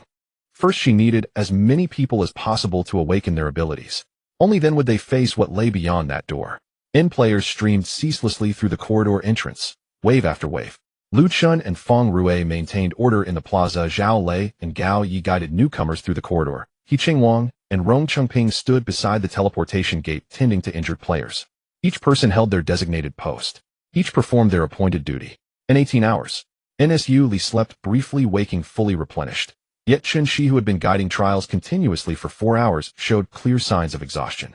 Su Li approached the colossal fragment and tapped Chen Shi lightly on the shoulder. My turn. Chen Shi did not resist. She withdrew her hand and stepped back. Her face was pale, yet her gaze remained piercingly sharp. Exhausted, but so were the others managing logistics and grouping outside. How many have completed the trials so far? Su Li asked. Chen Shi glanced at the statistics panel and gave the faintest twitch of a smile. 837. Over 300 players remained inside the hall, at least 600 more waited in line. In the corridor and across the plaza. Su Li placed her palm upon the colossal fragment. The star-shaped sigil on her palm flared brightly. The stellar core's energy had surged more than twofold since several hours earlier. She could feel it. The energy radiating from those who had completed the trial flowed unceasingly into the core, only to be redistributed, activating ever more trial marks. A perfect feedback loop. And the more players underwent the trial, the stronger the stellar core grew. The stronger the core became, the more marks it activated. The more marks activated, the greater the number of successful trials. So long as players continued pouring in, this cycle would never cease. Su Li had long lost count of how many waves she had guided. Dozens, perhaps even hundreds.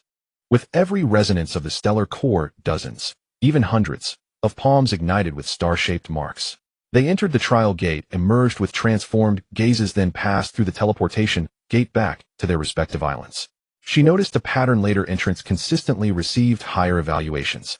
Not because they were inherently stronger, but because the stellar core's energy had grown steadily richer, enhancing the trial space's stability and widening the margin for error.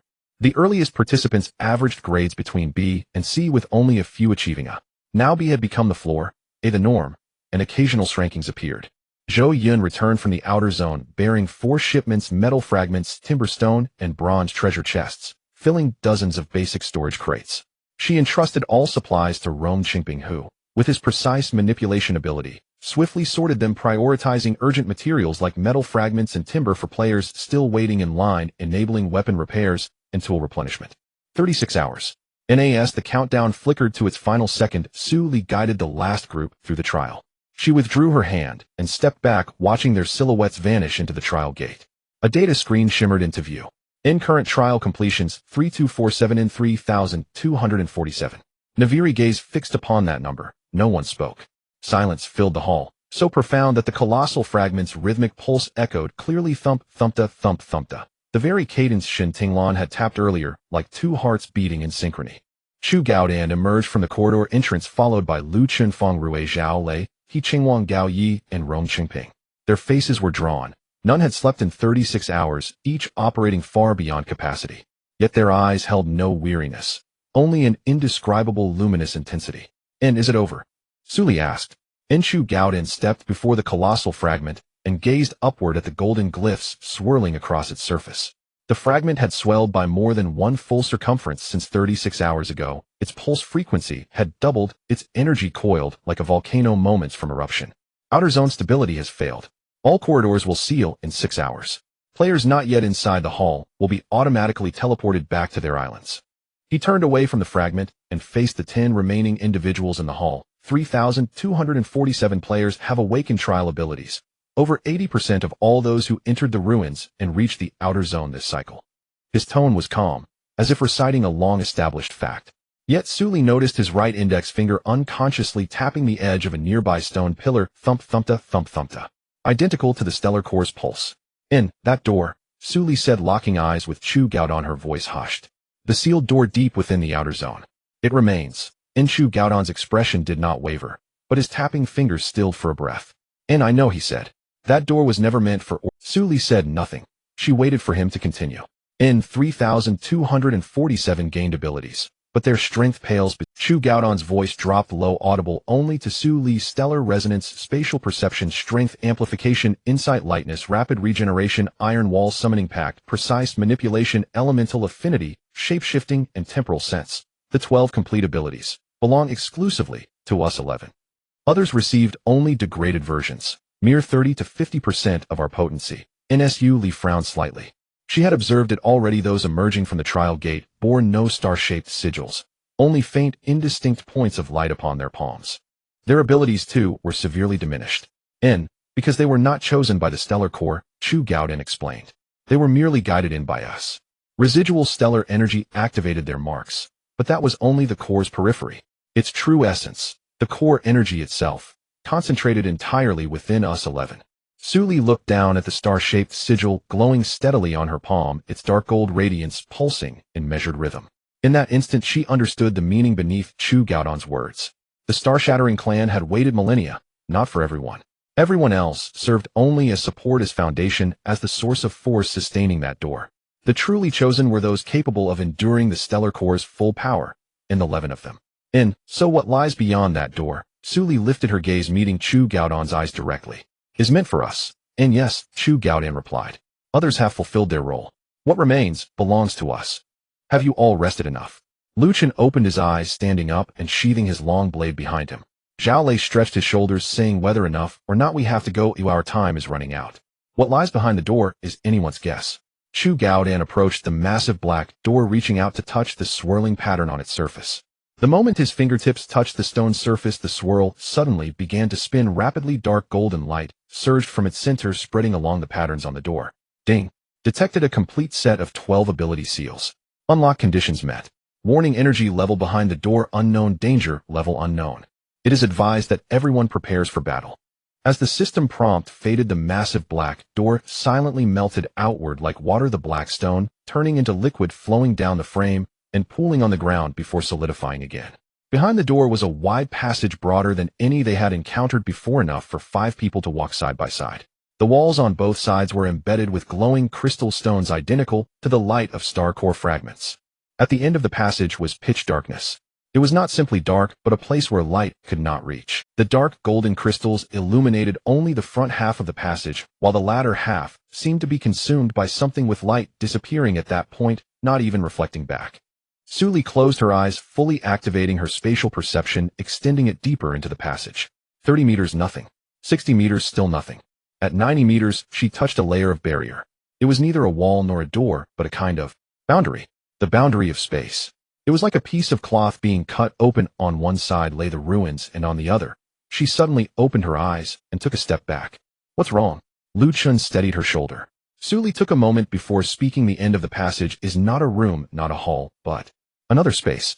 My spatial perception was severed at the boundary, as if a knife had split the space in half. Another space. Feng Rui leaned closer, asking, what do you mean? It means that behind this door is not part of the ruins. Chu Gaodan continued, it is another place connected to the ruins. The fragmented Star Clan opened a passage with star core energy linking the two spaces. Where is the? Shin Tinglin's voice trembled slightly. No one could answer. Lu Chun was the first to step into the passage, his long blade already drawn and held firmly. Suli followed, positioning herself slightly to the left of the group, her Qian Duan long blade reflecting a cold light in the dark golden glow. Her spatial perception was in full operation, scanning the front and sides constantly. The passage was longer than expected. After walking for about 10 minutes, the dark golden crystal light began to dim, and the darkness ahead loomed closer, like a giant beast with its mouth open, waiting for them to walk into its trap. Suli took out a low-tier torch from her backpack, igniting it. The orange-eared flame illuminated a few meters. The others also took out their light sources, 11 points of light, moving slowly through the darkness, like fireflies navigating the deep sea. After about 5 more minutes, Lu Chun at the front suddenly stopped. We've arrived, he said.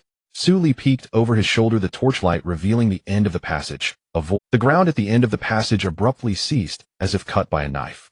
Beyond the severed edge lay endless darkness. Yet in that darkness something existed. It was neither solid liquid nor gas, but a form of existence Suli had never seen before. It had no fixed shape, resembling a constantly rolling cloud or a slowly flowing body of water. Its color was deep purple, nearly merging with the darkness, only the edges occasionally flashing with a hint of dark red light. Its volume was immeasurable. Suli's spatial perception was severed when she was still dozens of meters away, but with her naked eye she could see that the deep purple mass extended in all directions with no end in sight. What is this? Feng Rui's voice caught in his throat. Ding. Detected an unknown energy conglomerate. Energy level unable to assess. Danger level unable to assess. Suli gazed at the deep purple mass, feeling a surge of intense heat in her palm. Looking down, the star-shaped symbol was pulsating wildly, the dark golden glow transforming into a blinding golden light, as if it were about to burst through her skin. At the same time, the star core fragment the size of a fist in her backpack began to vibrate. She took it out, and the dark red glow on its surface had completely turned golden, pulsating at a frequency that nearly formed a line. The fragment was responding to the call of the deep purple mass. Don't let go, Lu Chun urged, holding her hand down. If you release it now, we don't know what will happen. Suli tightened her grip on the fragment, the heat in her palm and the vibration of the fragment overlapping, making her feel as if she were caught between two magnets, both sides desperately tugging at her. It's calling to me. Suli's voice was soft, but everyone could hear, not through sound, but through frequency. Its pulsation is resonating in sync with my star core. From 89 to an instantaneous 100 synchronization. Chu Gaodan approached the edge of the severed surface, crouching down and extending his hand towards the passage. The moment his hand entered the darkness, the star-shaped symbol in his palm flared brightly, the dark golden glow dazzling to the point of being blinding. He withdrew his hand and stood up, his expression more serious than usual. Not an enemy, he stated. Everyone looked at him. Chu Gaodan raised his palm, the glow of the star-shaped symbol still flickering, but much gentler than before.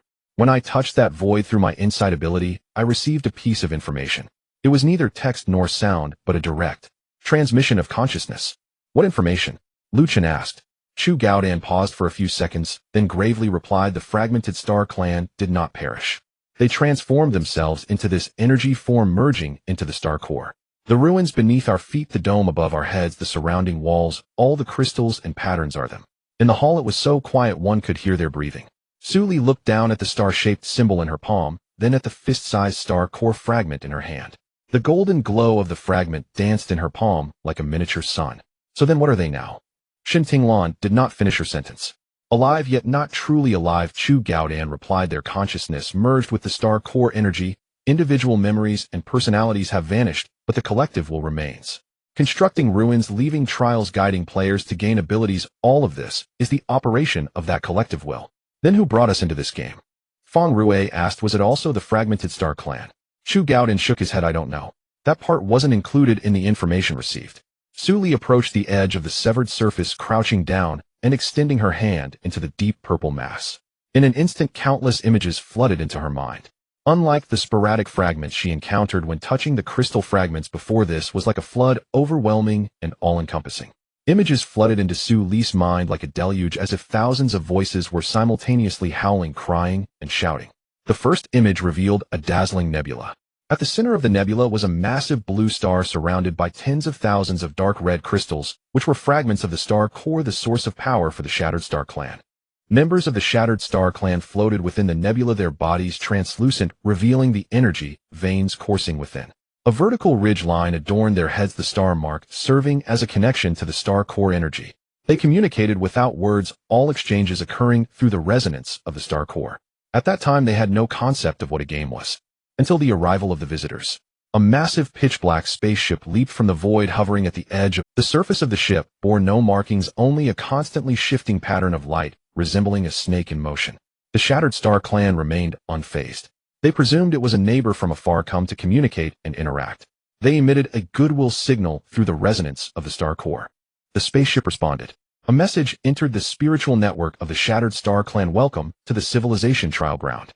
You are the 3947th selected civilization. Suli sensed the confusion of the Shattered Star Clan at that moment. They did not understand what the civilization trial ground was. They would soon find out. The second image showed the game beginning. The spaceship released tens of thousands of microprobes scattering throughout the entire territory of the Shattered Star Clan. The probes were not weapons. They scanned the social structure, individual strength, energy usage, distribution, and density of the star core of the Shattered Star Clan, everything. Then a new message arrived. Civilization trial ground. Shattered Star Clan's clothing has been opened. Game rules: complete the trial tasks issued by the system within a limited time to receive energy rewards, resource rewards, and star core upgrades. Individuals who fail to complete tasks will have their energy deducted, who failing 3 times consecutively will result in the loss of clan membership. We wish you a pleasant game. The scene abruptly shifted. Suli saw the first batch of trial tasks. The task was simple: collect a specified number of star core fragments. The members of the Shattered Star Clan complied. They had no reason to refuse. The trial seemed harmless and the rewards were indeed substantial. Clan members who completed the tasks received extra energy, their star cores shining brighter and their bodies growing stronger. Those who failed were penalized with energy deductions, their star marks dimming, leaving them weakened. This marked the beginning of the game. It was a trap meticulously tailored after a detailed understanding of the Shattered Star civilization, using rewards to entice the strongest individuals to participate in the trials while punishing the weak. The strong grew stronger and the weak grew weaker. Meanwhile, the Shattered Star Clan's inherent cooperation and mutual assistance began to erode under the system's intentional design of the personal leaderboard and individual combat power ranking. Suli observed as the once unified Shattered Star Clan began to fracture. The top 100 clan members were revered as big shots, while those at the bottom were ridiculed as freeloaders. Some began to conceal information about resource points from their own kin to enhance their rankings. Others, in pursuit of the first kill reward, recklessly challenged monsters far beyond their capabilities only to meet their demise. Dying. This was the first time she witnessed death in the images. A young member of the Shattered Star Clan was torn apart by a massive void creature while confronting the third-level trial. His star mark shattered, energy dissipated, leaving no trace of his body, only a few dim star core fragments floating in the void. Suli thought the system would penalize the void creature that killed him. The system did not. The notification that popped up was congratulations to player X7843 for becoming the first monster to kill a Shattered Star Clan player. Reward upgrade: void creature elite template has been unlocked. Suli's blood ran cold. The system was not a neutral arbiter. The system was an accomplice.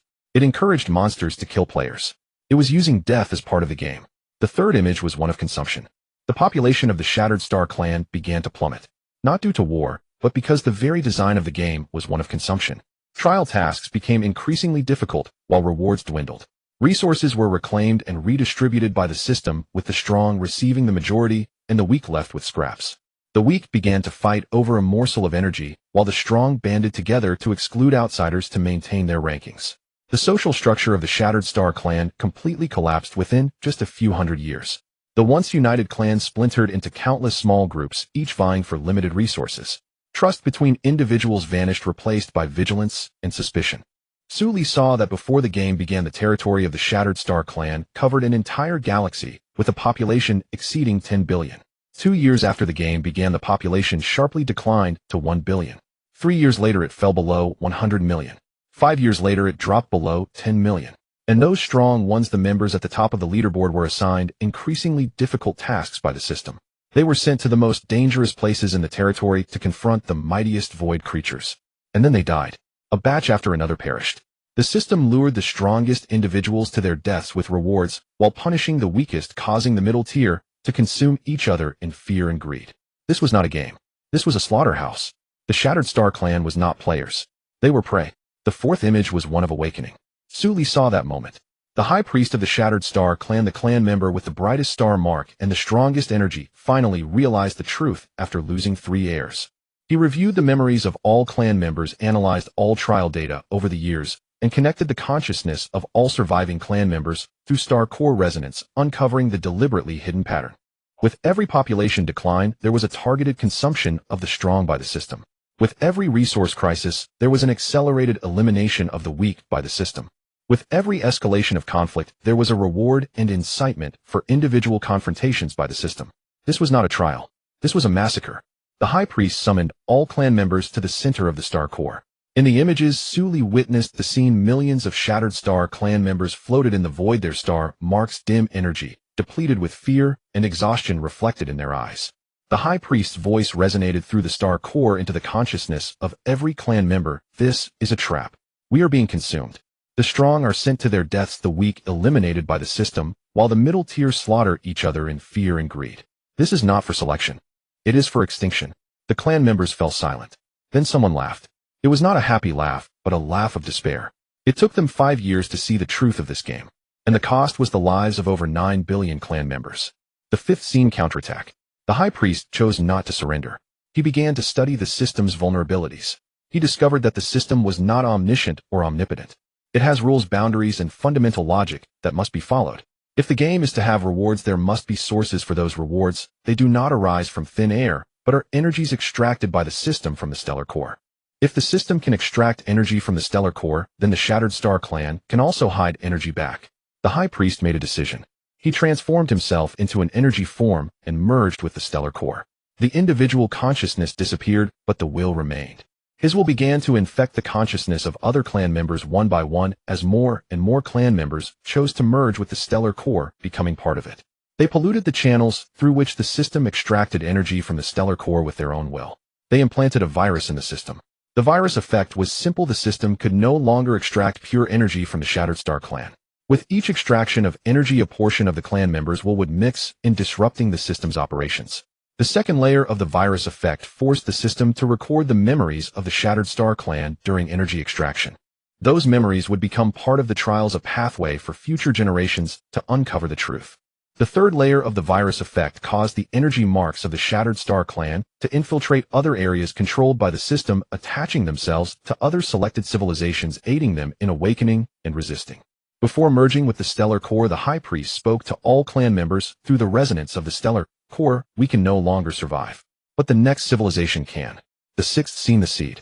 The Shattered Star clan used their last strength to scatter fragments of the stellar core across the universe. Each fragment carried the memories of the Shattered Star clan, the information about the system's vulnerabilities and the methods to resist the game. Those fragments drifted into the depths of the universe towards civilizations that were about to be selected by the system. Some civilizations received fragments, but did not awaken. Some civilizations received fragments, awakened, but failed to resist. Others received fragments, awakened, and resisted, but at the cost of their civilization's destruction. However, all these fragments had one thing in common: whether successful or failed, they consumed the system's energy. With each act of resistance, the system had to expend extra energy to suppress. With each failure, the virus of the Shattered Star Clan would embed itself deeper into the core of the system. And the memories that successfully merged with the system began to take root and sprout within it, revealing vulnerabilities in the civilization trial grounds.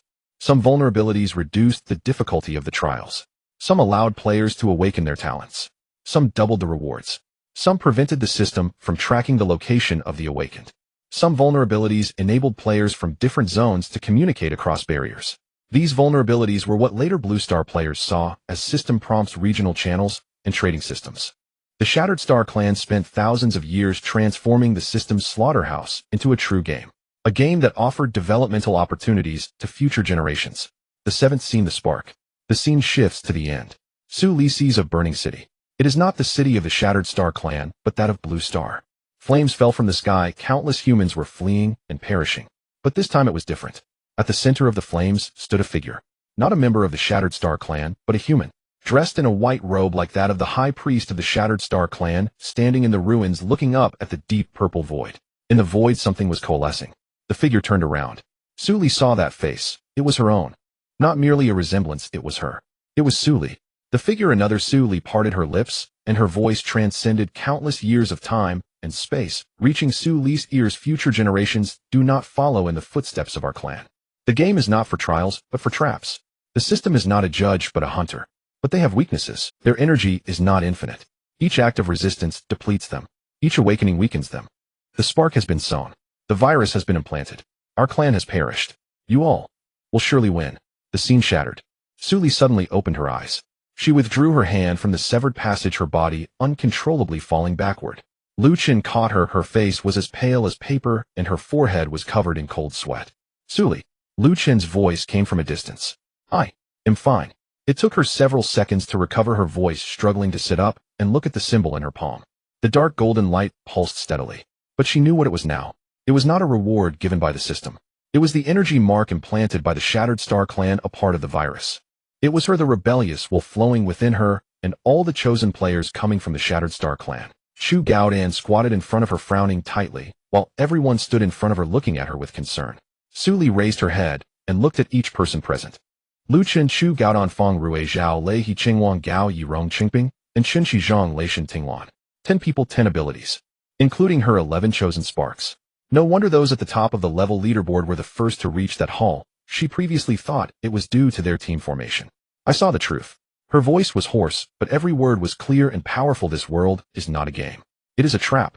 The system is not a judge. It is a hunter. She revealed everything she had seen. How the Shattered Star Clan was consumed by the game, how they were pushed step by step towards extinction by the system, how they resisted under the leadership of the High Priest, and how they implanted the virus in the core of the system at the last moment, scattering fragments of the stellar core across the universe. And that now the survival game experienced by Blue Star players is already a low difficulty version that the Shattered Star Clan weakened with their lives. The true trials are far more brutal than this. Fang Rui stood there in shock, his mouth opening several times without a word. Zhao Lei clenched his fists, the joints cracking. Gao Yi closed his eyes with a two-tailed spirit fox crouching by his feet, its tail straightened. Rong Chengping squatted on the ground, supporting his forehead with his hand, his expression unclear. He Qingwang leaned against the wall, looking up at the crystal on the dome, lost in thought. Chun Zai's palm ignited a small flame, which extinguished then reignited. Zhang Lei said nothing, but his transformation ability unconsciously turned his fingers into sharp bone spikes. Shin Tinglan squatted in the corner, hugging her knees, curling up. Everyone was overwhelmed by this news, their thoughts in disarray. The first to speak was Chu Gaodan. His voice was calm, but Su Li noticed that his index finger trembled slightly as he spoke. So we are not the players who were chosen. We are the antibodies left behind by the Shattered Star Clan. The system is the virus. The Shattered Star Clan is the vaccine. And we are the antibodies generated by the immune system after the vaccine activates. He paused. The more antibodies there are, the stronger the immune system becomes. The stronger the immune system, the faster the virus is eradicated. The faster the virus is eradicated, he continued, the closer the system edges toward collapse. All eyes turned to Chu Gaodan. You mean, Fang Rui's voice trembled slightly, we can defeat the system? Chu Gaodan neither nodded nor shook his head. For millennia, the Shattered Star Clan sacrificed hundreds of billions of lives to transform this game into what we see today. They lowered its difficulty to the absolute minimum, maximized its rewards, and left its vulnerabilities exposed in the most conspicuous places, doing everything possible to shape it. He turned, gazing toward the deep violet void at the end of the corridor. What remains now is our responsibility. Lu Chen stepped to the edge of the fracture and stared silently into that abyssal purple for a long time. If the system is the hunter, why does it allow us to awaken talents? He turned towards Su Li. Talents: hundredfold amplification, strength enhancement, perception, temporal awareness. These are mutations triggered within Earthborn humans upon activation of the Shattered Star Clan's energy imprints. If the system sought to deplete us, it should suppress these talents, not enable our ascension. Su Li closed her eyes, recalling the visions she had just witnessed. Because the system cannot suppress them, she said, opening her eyes. The virus implanted by the Shattered Star Clan has already corrupted the system's foundational rules. The system is now compelled to operate strictly according to the game's logic. Rankings demand rewards for the top performer, trials demand rewards for those who succeed. It is not unwilling to suppress us, Chu Gaodin interjected, but incapable. The Shattered Star Clan's virus has locked the system's core architecture, forcing it to abide solely by the game's internal logic, fair competition, survival of the fittest. But the system's fairness differs fundamentally from ours, Chun Shi remarked coldly. Its fairness places the weak and strong on the same starting line, then lets the strong crush the weak. It assumed this would accelerate the weak's elimination, but forgot the weak unite. Zhang Lei whistled softly. So the system has quite literally shot itself in the foot. Not merely that, Su Li rose to her feet. Once its foundational rules were locked, the system could only execute its pre-programmed directives. She raised her palm, the star-shaped sigil glowing with a muted gold radiance. Server merger. The system believed merging servers would ignite cross-server slaughter, accelerating it. Yet when designing the merger, the Shattered Star Clan embedded a countermeasure: post-merger players across all servers may freely trade, communicate, and form parties. Moreover, all talents activated by the Shattered Star Clan's energy imprints, regardless of server origin, will resonate with one another once servers merge. Resonance? Feng Rui asked. Yes, Su Li nodded. Ability resonance: strength enhancement synergizes with armor piercing, speed enhancement with light body technique, temporal awareness with perception. After the merger, talent bearers from China's server 123, and indeed every nation, can coordinate seamlessly, stacking their abilities to their absolute limit. Players across other servers have also received fragments. Their talents, whatever their form, originate from the Shattered Star Clan's energy imprints. Their enemy is ours. The system. Therefore, they are not enemies. They are allies fighting shoulder to shoulder with us. Shin Tinglan crouched silently in the corner, then spoke unexpectedly. Have you ever considered one question? All eyes shifted toward him. What is the system's ultimate objective? Shin Tinglan lifted his gaze. It did not invade the Shattered Star Clan by force, but instead deployed this game to slowly erode them. Why? Why not wage direct war? Chu Gaodon's brow twitched faintly. Energy cost. Precisely, Shin Tinglan stood, brushing dust from his trousers. As Su Li just stated, the system's energy reserves are finite. Each act of resistance by the Shattered Star Clan consumes the system's energy. A full-scale military invasion would demand tenfold, or even hundredfold, the energy required to sustain the game. Thus it chose the low-cost path, inciting the Shattered Star Clan to devour itself. Now it applies the same strategy against us. It could slaughter us outright, but that demands energy, and much of its energy has already been drained by the Shattered Star Clan's resistance. Hence it must maintain the status quo, continuing to wear us down through the game. Yet the Shattered Star Clan has already transformed the game into our crucible of growth.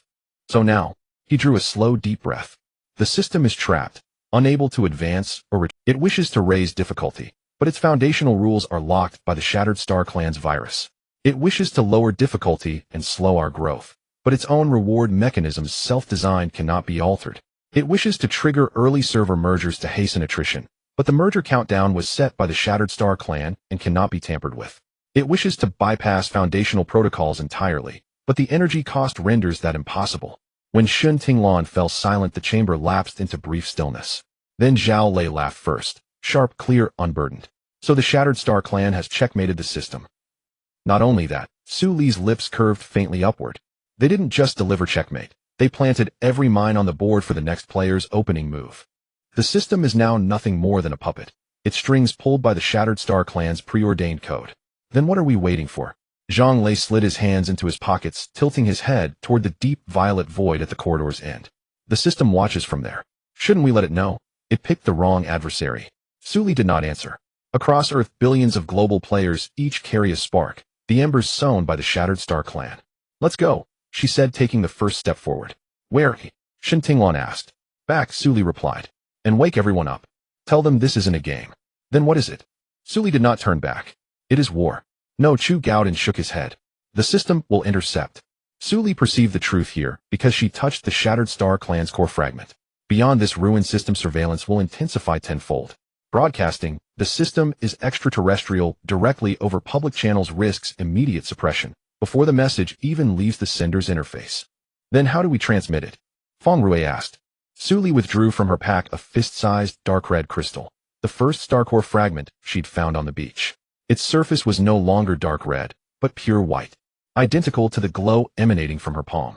We'll use this, Su Li said. This fragment is the sole uncorrupted core remaining, left behind by the Shattered Star clan's high priestess. It contains the entirety of the Shattered Star clan's collective memory. Anyone who touches it will witness exactly what I have seen. She closed her fingers around the fragment. Pure white light coursed up her fingers, spreading across her entire hand. Every person I have touched will bear a mark in the palm of their hand. That mark is not given by the system. It is a virus replicated by the Stardust clan. It will not disappear, nor will it be erased by the system. It will lie dormant in the palm of every bearer waiting to be awakened. How is it awakened? Lu Chen asked. Su Li looked at him. What did you feel when you helped me earlier? Lu Chen looked down at his hand. In his palm he noticed a faint pure white light point that had appeared at some unknown time. He was taken aback. Did you transfer the mark to me when you touched me? It's not transfer, Su Li said. It's activate. You already have the energy mark of the Stardust clan within you, how everyone who enters the game does. I just helped you light it up. She looked at everyone present. When I return to the island, I will upload the memories of the Stardust clan to the bulletin board of the 9-District Alliance shop. The bulletin board cannot be deleted unilaterally by the system, as the shop mechanism is one of the underlying rules modified by the Stardust clan virus. As long as someone opens the bulletin board, they will see that memory. Those who see the memory will have their palms activated with the mark. Those with activated marks can then one person activates 2 to activate 4. In just a few days, the entire Huaxiao 9 district. Feng Rui frowned. What about the other districts? Can the news reach them? Su Li thought for a moment, looking at Zhang Lei and Chen Shi. Did you encounter players from other districts in the ruins? Chen Shi shook her head no. But the announcement in the ruins used district-wide announcement, not Huaxiao 9 district announcement. This indicates that the ruins themselves are accessible across multiple districts. It's just that we didn't encounter anyone from other districts while we were inside. Time difference. Chu Gaodan said the opening times of the ruins might differ for each district. Or the system deliberately kept us separated from other districts. It doesn't want us to meet in the ruins. Su Li looked up at everyone. Let's go. Back to the island. She was the first to walk towards the passage. 10 people followed behind her. As the white light of the teleportation portal exploded in front of her, Su Li instinctively closed her eyes. For a brief moment, she felt weightless beneath her feet, and the salty sea breeze rushed towards her. She opened her eyes to see the familiar stone house, fields, and fences come into view. The wooden raft was crookedly stranded on the shallow water, half submerged in the sea, clearly pushed back by the waves. She stood on her island. The sun was directly overhead, and the solid-state cooling ice block at her waist was diligently spreading coolness. Su Li took a deep breath. The air on the island was much fresher than in the ruins, carrying the scent of soil and seaweed. She looked down at her palm. The star-shaped symbol had quieted down, and the dark golden light had condensed into a fine line like a faint scar embedded beneath her skin. It was nearly invisible unless one looked closely, but she could feel it still there, weighing heavily like a dormant heart. Su Li walked into the stone house, leaned her long sword against the corner, and took a bottle of temperature-controlled mineral water from the ice maker, gulping down several large mouthfuls. The icy liquid slid down her throat, cooling her all the way to her stomach. Only then did she feel that she had completely recovered from the tense state that lingered in the ruins. She sat on a wooden chair and opened the regional channel. The channel had exploded with messages. It wasn't the usual hundreds of messages flooding the screen, but thousands scrolling by so fast, it was almost unreadable. Su Li paused her fingers, slowing the scrolling speed of the messages to read them one by one. Oh my gosh. Has anyone returned from the ruins? I just saw the teleportation portal light up next to my raft, and a glowing person came out. Then that person disappeared. They're back. I got my ability. Look at my palm. Image. Help. What is that thing? I have a light point in my palm. When did it appear? Me too. I didn't have it before entering the ruins, and now I have it. What is this? That's not given by the system. It was activated by Su Li. I saw her in the circular hall. Ooh, she stood in front of that big stone, and when she reached out her hand, everyone's palms lit up. Su Li, the one on the leaderboard. Su Li from the 9-District Alliance. And Lu Chen, Chu Gaodon, they were all there. They brought all of us over 200 people in. My goodness, what kind of divine organization is the 9-District Alliance? One strong person is one thing, but the whole team is in the top 10. The messages in the channel poured in like a flood. Su Li hadn't even finished reading when another wave came rushing in. I heard from someone who came out of the inner layer that over 3,000 completed the trial. More than 3,000. How many people are there in our 9-district altogether? Is that for real? Over 3,000 people have abilities now. That ratio is too high. Really? I saw the statistics with my own eyes in the circular hall. 3,247 people. 12 doors had people coming in and out nonstop for over 30 hours. My goodness, did the 9-District Alliance bring out over 3,000 ability users? That's terrifying. It's not the 9-District Alliance that brought them out, it's the energy activated by Su Li. But if you insist on saying they brought them out, that's not wrong either. Without them stabilizing the star core in the inner layer, the outer layer couldn't have lasted that long. People started to show off their abilities. I entered through the strength door, and after coming out, I smashed a blue crab shell on the shore with one punch. Before I had to chop it 3 times. I got speed. Oh, when I run it feels like there's wind under my feet, and my gathering efficiency has doubled. Healing. I tried it. Small wounds healed in just over 10 seconds. It's incredible. Summoning. I can summon a little thing, although it doesn't have much combat power. It can help me carry things. Messages came one after another, all filled with excitement and exhilaration. But soon the tone shifted. Why don't I have it? I also entered the ruins and was in the outer layer. Why don't I have a light point in my palm? 1. I stood in the square all day, just watching others go in batch after batch. I didn't even get into the passage. You should be grateful. I didn't even make it to the outer layer. The raft was built too poorly but fell apart halfway, and I swam back to the island almost drowning. Some people just have good luck being brought in by the powerful. What about us who weren't brought in? Do we deserve to get nothing? Exactly. The 9-District Alliance only brings people they know, right? Why can they enter the inner layer while we can only wait in the outer layer? You can't say that. I saw with my own eyes in the square that Su Li was continuously guiding the energy. After such a long time of consumption, her face turned pale. Only a limited number of people can enter the passage at once. Over 3,000 is already the limit. The reason you didn't go in is that the outer layer didn't stabilize long enough, not because you were treated differently. As if that makes it sound reasonable. I don't care. I still didn't get my ability, and it's just unfair. Su Li furrowed her brows. A total of 2,347 people had gained abilities, which was already the limit that could be sustained in the outer regions during the stable period. Chu Gaodan calculated the throughput of the portal, the capacity of the trial gate, and the energy accumulation speed of the star core. All factors were at their limits. Achieving this number had already exceeded her expectations. However, the remaining players, those who had not entered the trial gate, those who had not reached the outer regions, and even those who had not entered the ruins, constituted a much larger base. The more than 3,000 people who obtained abilities were the minority, while those who did not were the majority. For those who had acquired abilities, there was celebration, while those who had not felt envious. This is human nature. It is the same everywhere. She exited the channel and opened the alliance group. Messages in the group were even more frequent than in the channel. Everyone had just come out of the portal and was checking in. It seemed they had already chatted for a while, and Qin Shizhong Lei and Xin Tinglan had also been added to the group. Feng Rui, am back. My island is just the same except the raft is gone, or it must have been washed away by the waves. Zhao Lei, am back too. The raft fell apart, but fortunately it wasn't far from shore and the water wasn't deep, so I waded ashore. He Qingwang safely returned to the island. Gao Yi, it's still comfortable here in my own little patch of land. My two-tailed spirit fox seems to really like my orchard and dove right in as soon as we landed. Rongqingping, am here too. The furnace is still burning. The embers I left behind haven't gone out, which makes it convenient for me to do some repairs. Xunxi, am here. Zhang Lei, this broken island is still as hot as ever. The ruins are much cooler. Xin Tinglan, my raft was bounced onto a reef by the portal and shattered, but luckily I can swim. Luchin, it's good that everyone has arrived. Suli, what about you? Suli, am here. No worries. Chu Gaodan, everyone please check your status. Is anyone injured? Everyone quickly replied that everything was normal. Suli looked at the messages in the group, tapping a few times on the panel to send a screenshot of the heated argument that was unfolding in the channel. Suli, the channel has started arguing. Those who didn't gain abilities are cursing, saying we are treating people differently. Feng Rui, I noticed that a long time ago. I was just about to explain when I realized my message had been buried and no one was even looking at it. Zhao Lei, what's wrong with these people? We worked ourselves to the bone, guiding energy in the ruins while they stood in the square, doing nothing. How can they blame us for not gaining abilities? Gao Yi, it's not about lacking, but about inequality.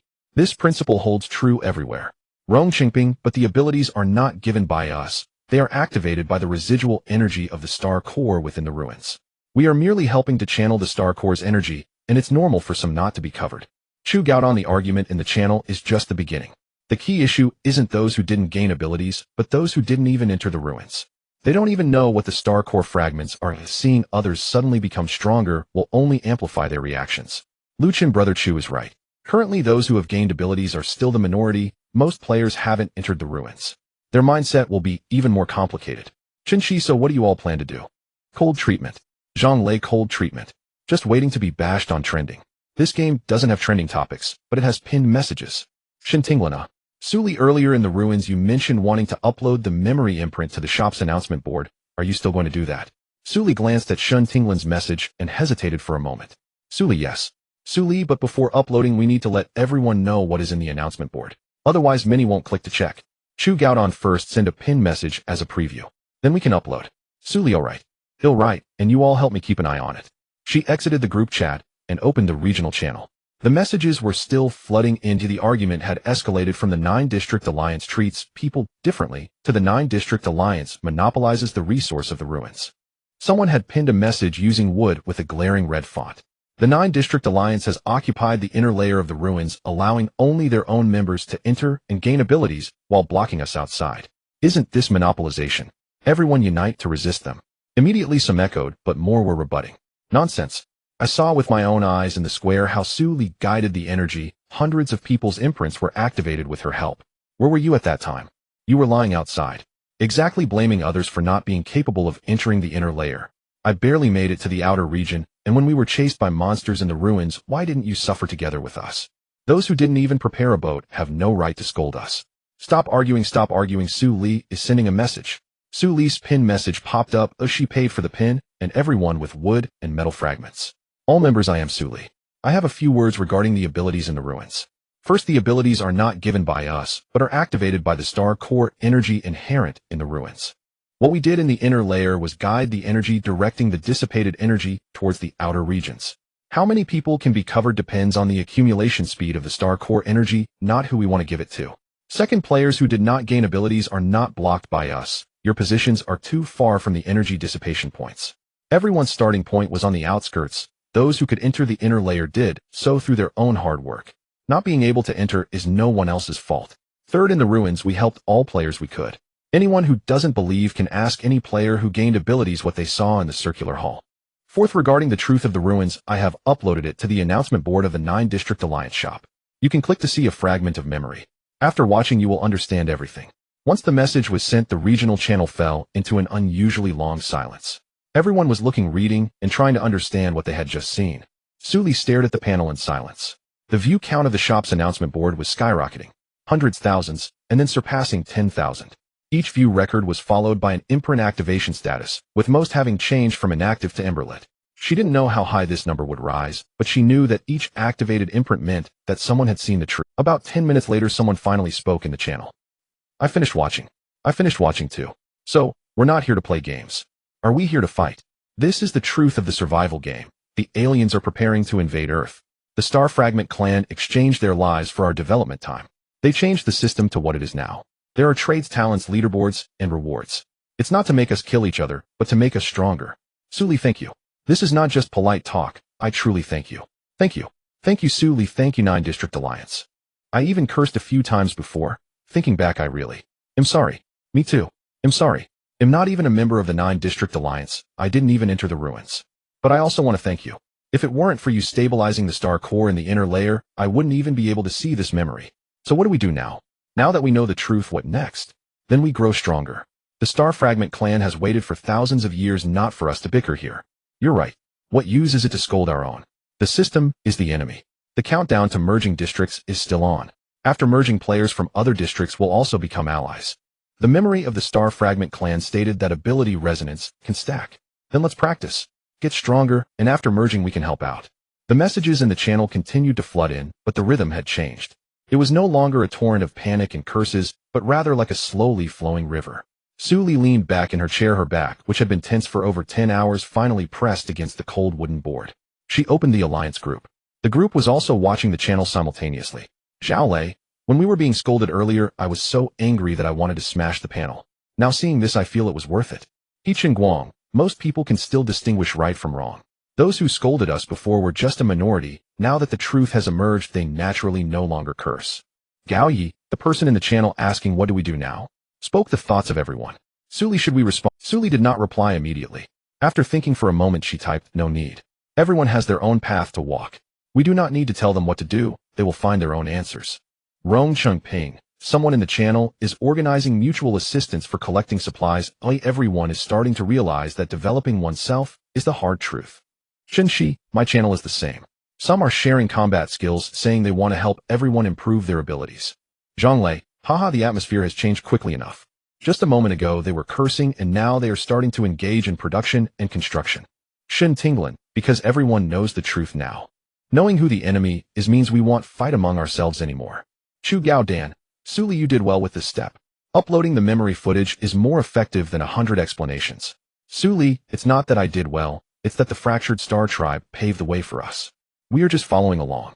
Lu Chun, in any case the 9th district is temporarily stable now. When the morning light streamed in through the window, Suli finally realized how long she had slept. She had fallen back to the island from the relic teleportation gate yesterday evening. Soaked and exhausted, she didn't even have the strength to check the fields. She only managed to gulp down 2 mouthfuls of temperature-controlled mineral water before collapsing onto the bed, falling into a deep sleep. She slept for a full 12 hours. Ding.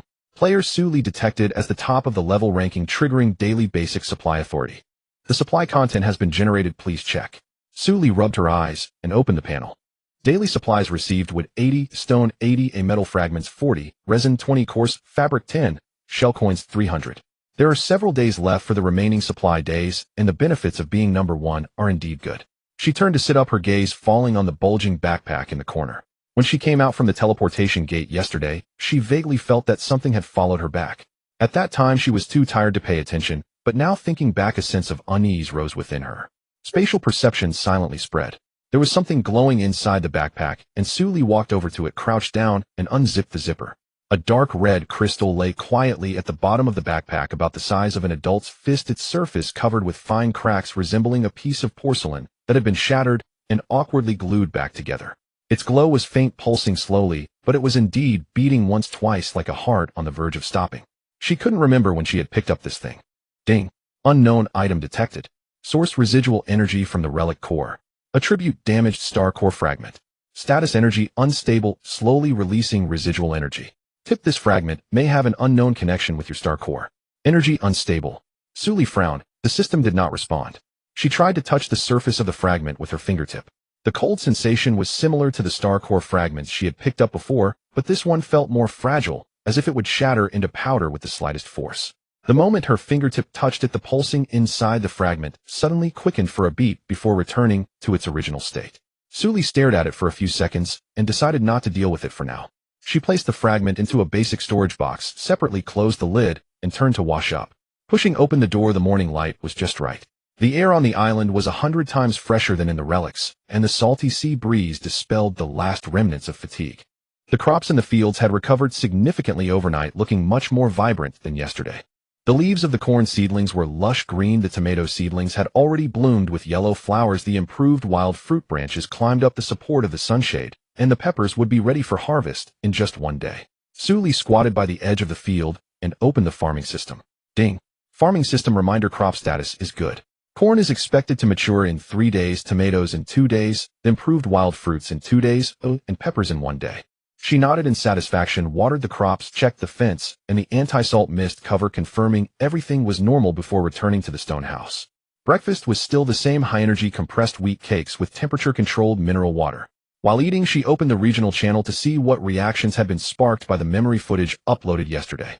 The messages in the channel were much calmer than she had expected. There was no celebration, no panic, but rather a silent, oppressive emotion spreading. Someone posted a long message saying they cried for a long time after watching the memories of the fractured star tribe and now didn't know how to face this game. Someone asked what to do next after becoming stronger. Fight the system. They didn't even know where the enemy was. Others had already started taking action. A large amount of mutual assistance information appeared in the channel, and the spark mark quietly spread, with more and more people discovering a faint white light point in their palms. Suli looked at these messages, her heart filled with mixed feelings. She opened the alliance group. The group was much more lively than the channel, with messages flooding in rapidly. Fong Rue brothers. I just did a tally. Over 3 million people in the channel explicitly stated they have activated the spark mark. And this was just one night. Xiaolei, not just that many people haven't spoken. I privately messaged a few players I traded with before, and 7 out of 10 said they have a light point in their palms. Rong Chengping, the spread speed is faster than we expected. The fractured star tribe's virus is more potent than we imagined. He Qingguang, the problem is what happens after the light point lights up. What can they do? Can they use abilities like us? Gao Yi, no. I tested it. The spark marks of ordinary players are just in an activated state, but they have no actual abilities. Their mark brightness is only about 1/10 of ours, and they cannot actively use it. Chu Gao Dan, this is consistent with my predictions. Ordinary players are sparks passive carriers. Their existence is not for combat, but for spreading. The more people activated, the wider the coverage of the fractured star tribe's virus in the system. Once a certain threshold is reached, the system will no longer be able to shield the cross-zone ability resonance after merging zones. Su Li looked at Chu Gao Dan analysis, her fingertips hesitating. Just as she was about to reply, a private chat window suddenly popped up with a message from Lu Chen.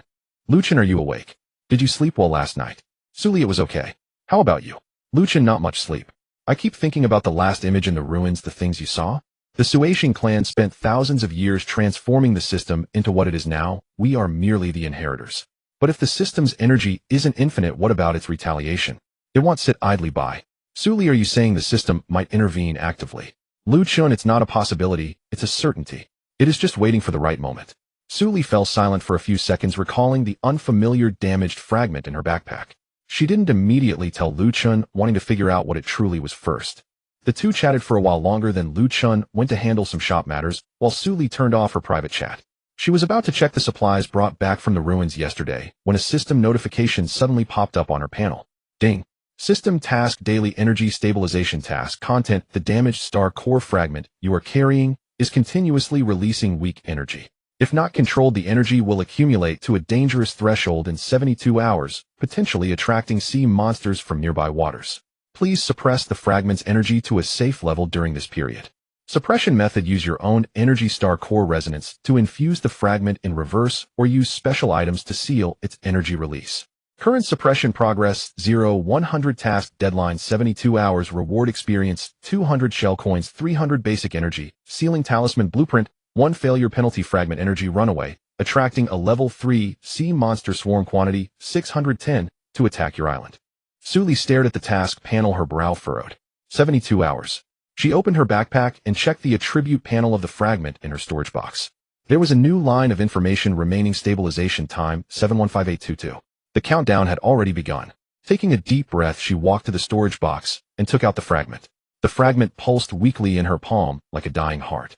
She activated star core resonance, and the star-shaped symbol in her palm glowed with a dark golden light as energy slowly flowed into the fragment. The cracks on the surface of the fragment reduced slightly, and its brightness stabilized a bit. Ding. Suppression progress 5. Su Li withdrew her hand, feeling significantly drained. This consumed nearly 10% of her energy. At this rate, to push the progress to 100, she would have to expend a lot of energy and food supplements. I can't force it. She muttered to herself, I need to find another way. She recalled the basic energy sealing talisman blueprint in the task rewards. If she could make it, it should be more efficient to suppress the fragment. But the blueprint could only be obtained by completing the task, which was somewhat contradictory. Su Li pondered and opened the alliance group, briefly explaining her situation, omitting the specific origins of the fragment, merely stating that she had brought back something from the ruins, and the system required her to suppress its energy within 72 hours to avoid attracting sea monster swarms. Feng Rue Dam, a level 3 sea monster swarm. 6 to 10. The system is out to get you. Xiaolei, Su Li, do you need help? Although we can't cross islands, material support is no problem. Rong Qingping, can I make some sealing items on my end? I got a simple sealing scroll blueprint from opening a treasure chest before. I wonder if it can be used. Su Li, Qingping, send me the blueprint information. Rong Chengping sent over the blueprint information. Simple sealing scroll blueprint can create a simple sealing scroll used to seal small energy sources. Effect lasts for 24 hours. Note: effective against damaged star core fragments, but requires energy infusion. Su Li's eyes brightened. This is useful. Qingping, you'll provide the materials. Oh, make a few for me. No problem, but I'm short on crystal stones here. I used them all for forging before. Su Li, I have some. They'll send you 20. Su Li sent 20 crystal stones to Rong Qingping, who immediately began crafting. About 10 minutes later, 5 simple sealing scrolls were sent to Su Li's backpack. Su Li didn't use them directly. She opened her backpack, selected one of the scrolls, and focused her thoughts. Perform a hundredfold amplification on the simple ceiling scroll. A gentle white light flashed, and a clear prompt popped up on the panel. Ding. Amplification successful. Gained intermediate ceiling scroll, 2 quality amplification, simple ceiling scroll, 3 quantity amplification. Su Li's eyes lit up as she immediately opened the attributes of the intermediate ceiling scroll. Intermediate ceiling scroll, conceal small energy sources. Effect lasts for 72 hours. Includes energy lock effect. The sealed target cannot actively release energy fluctuations. Note extremely effective against damaged star core fragments. No additional energy infusion required. Lasting 72 hours perfectly covers the system task's deadline. Moreover, she wouldn't need to continuously infuse energy herself, saving time and effort. She completed the amplification for all 5 scrolls using up all 3 amplification attempts at once. She wouldn't amplify the blueprint, because the materials required for the simple ceiling scroll were already among the rarest types, and the materials for the intermediate ceiling scroll might not be easy to collect now. It was better to amplify the finished product directly.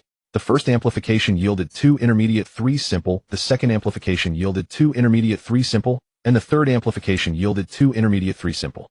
Final harvest intermediate ceiling scroll 6, simple ceiling scroll 9. Su Li took out 1 intermediate ceiling scroll, walked to the storage box, and placed it on the surface of the fragment. The runes on the scroll instantly glowed with golden light spreading along the edges of the talisman paper, enveloping the entire fragment. The cracks on the surface of the fragment ceased to expand, and the pulsation frequency dropped to nearly imperceptible levels. Ding. Suppression progress 85. Remaining time for task 71 hours. Current progress far exceeds task requirements and can be completed ahead of schedule. Would you like to submit the task? Su Li sighed with relief and clicked to submit. Ding. Task completed. Rewards experience 200 shell coins, 300 basic energy, ceiling talisman blueprint 1. Current experience 1300200, level 7. 700 more experience points are needed to reach level 8. There is still a long way to go. She stored the remaining 5 intermediate ceiling scrolls in her backpack for backup, while the 9 simple scrolls were sent to Lu Chen's team with a note: new stock, conceal small energy sources, may come in handy after the merger. You can handle it. Lu Chen replied with a received sticker, not asking further questions. After finishing all this, it was already close to noon. Su Li sat on the steps at the door, staring blankly at the distant sea. The sea breeze carried a salty smell, rustling the crops in the fields. Suddenly, she remembered something. When she came out of the portal yesterday, the spatial perception had captured an unusual energy fluctuation. It wasn't just a fragment, there was something else. She closed her eyes and extended the range of her spatial perception towards the north side of the island. 30 meters, nothing. 60 meters, still nothing. Her perception range had expanded in the ruins, but it seemed to have shrunk back to its original size upon returning to the island, only covering about 30 meters around her. But at the edge of her perception range, she sensed something. A faint and intermittent energy signal emanated from deep beneath the surface of the sea. The frequency of the signal was identical to that of the fragment. Su Li suddenly opened her eyes. The fragment was not following her for no reason. It was leading the way. She looked down at the dark red crystal in her palm, which was covered in cracks. A vague feeling arose within her, neither fear nor anxiety, but more like being watched by something. Where do you want me to go? She asked softly. The fragment, of course, did not respond. But in that moment, its pulse quickened. Ding. Hidden clue triggered. Hint, there is an energy signal in the deep sea that is of the same origin as the fragment you carry. It is advised to explore after suppressing the fragment's energy. Warning, unknown risks exist in the deep sea area. Please prepare adequately. Deep sea. She had no boat, only a simple wooden raft. And she couldn't cross islands. How could she reach the deep sea? Unless the signal wasn't on another player's island, but rather in the sea in a reachable location. Su Li retrieved the fragment into her storage box and secured the lid. With over 70 hours left on the countdown, she wasn't in a hurry to set sail. First, she would stabilize the fragment, manage her farmland and industry, and then consider the deep sea. In the afternoon, she began sorting the supplies she had brought back from the ruins. There weren't many spoils, but they were quite valuable materials from a cave, poison crab crystals, and shell coins from a black iron treasure chest, and several small items exchanged from outer area players.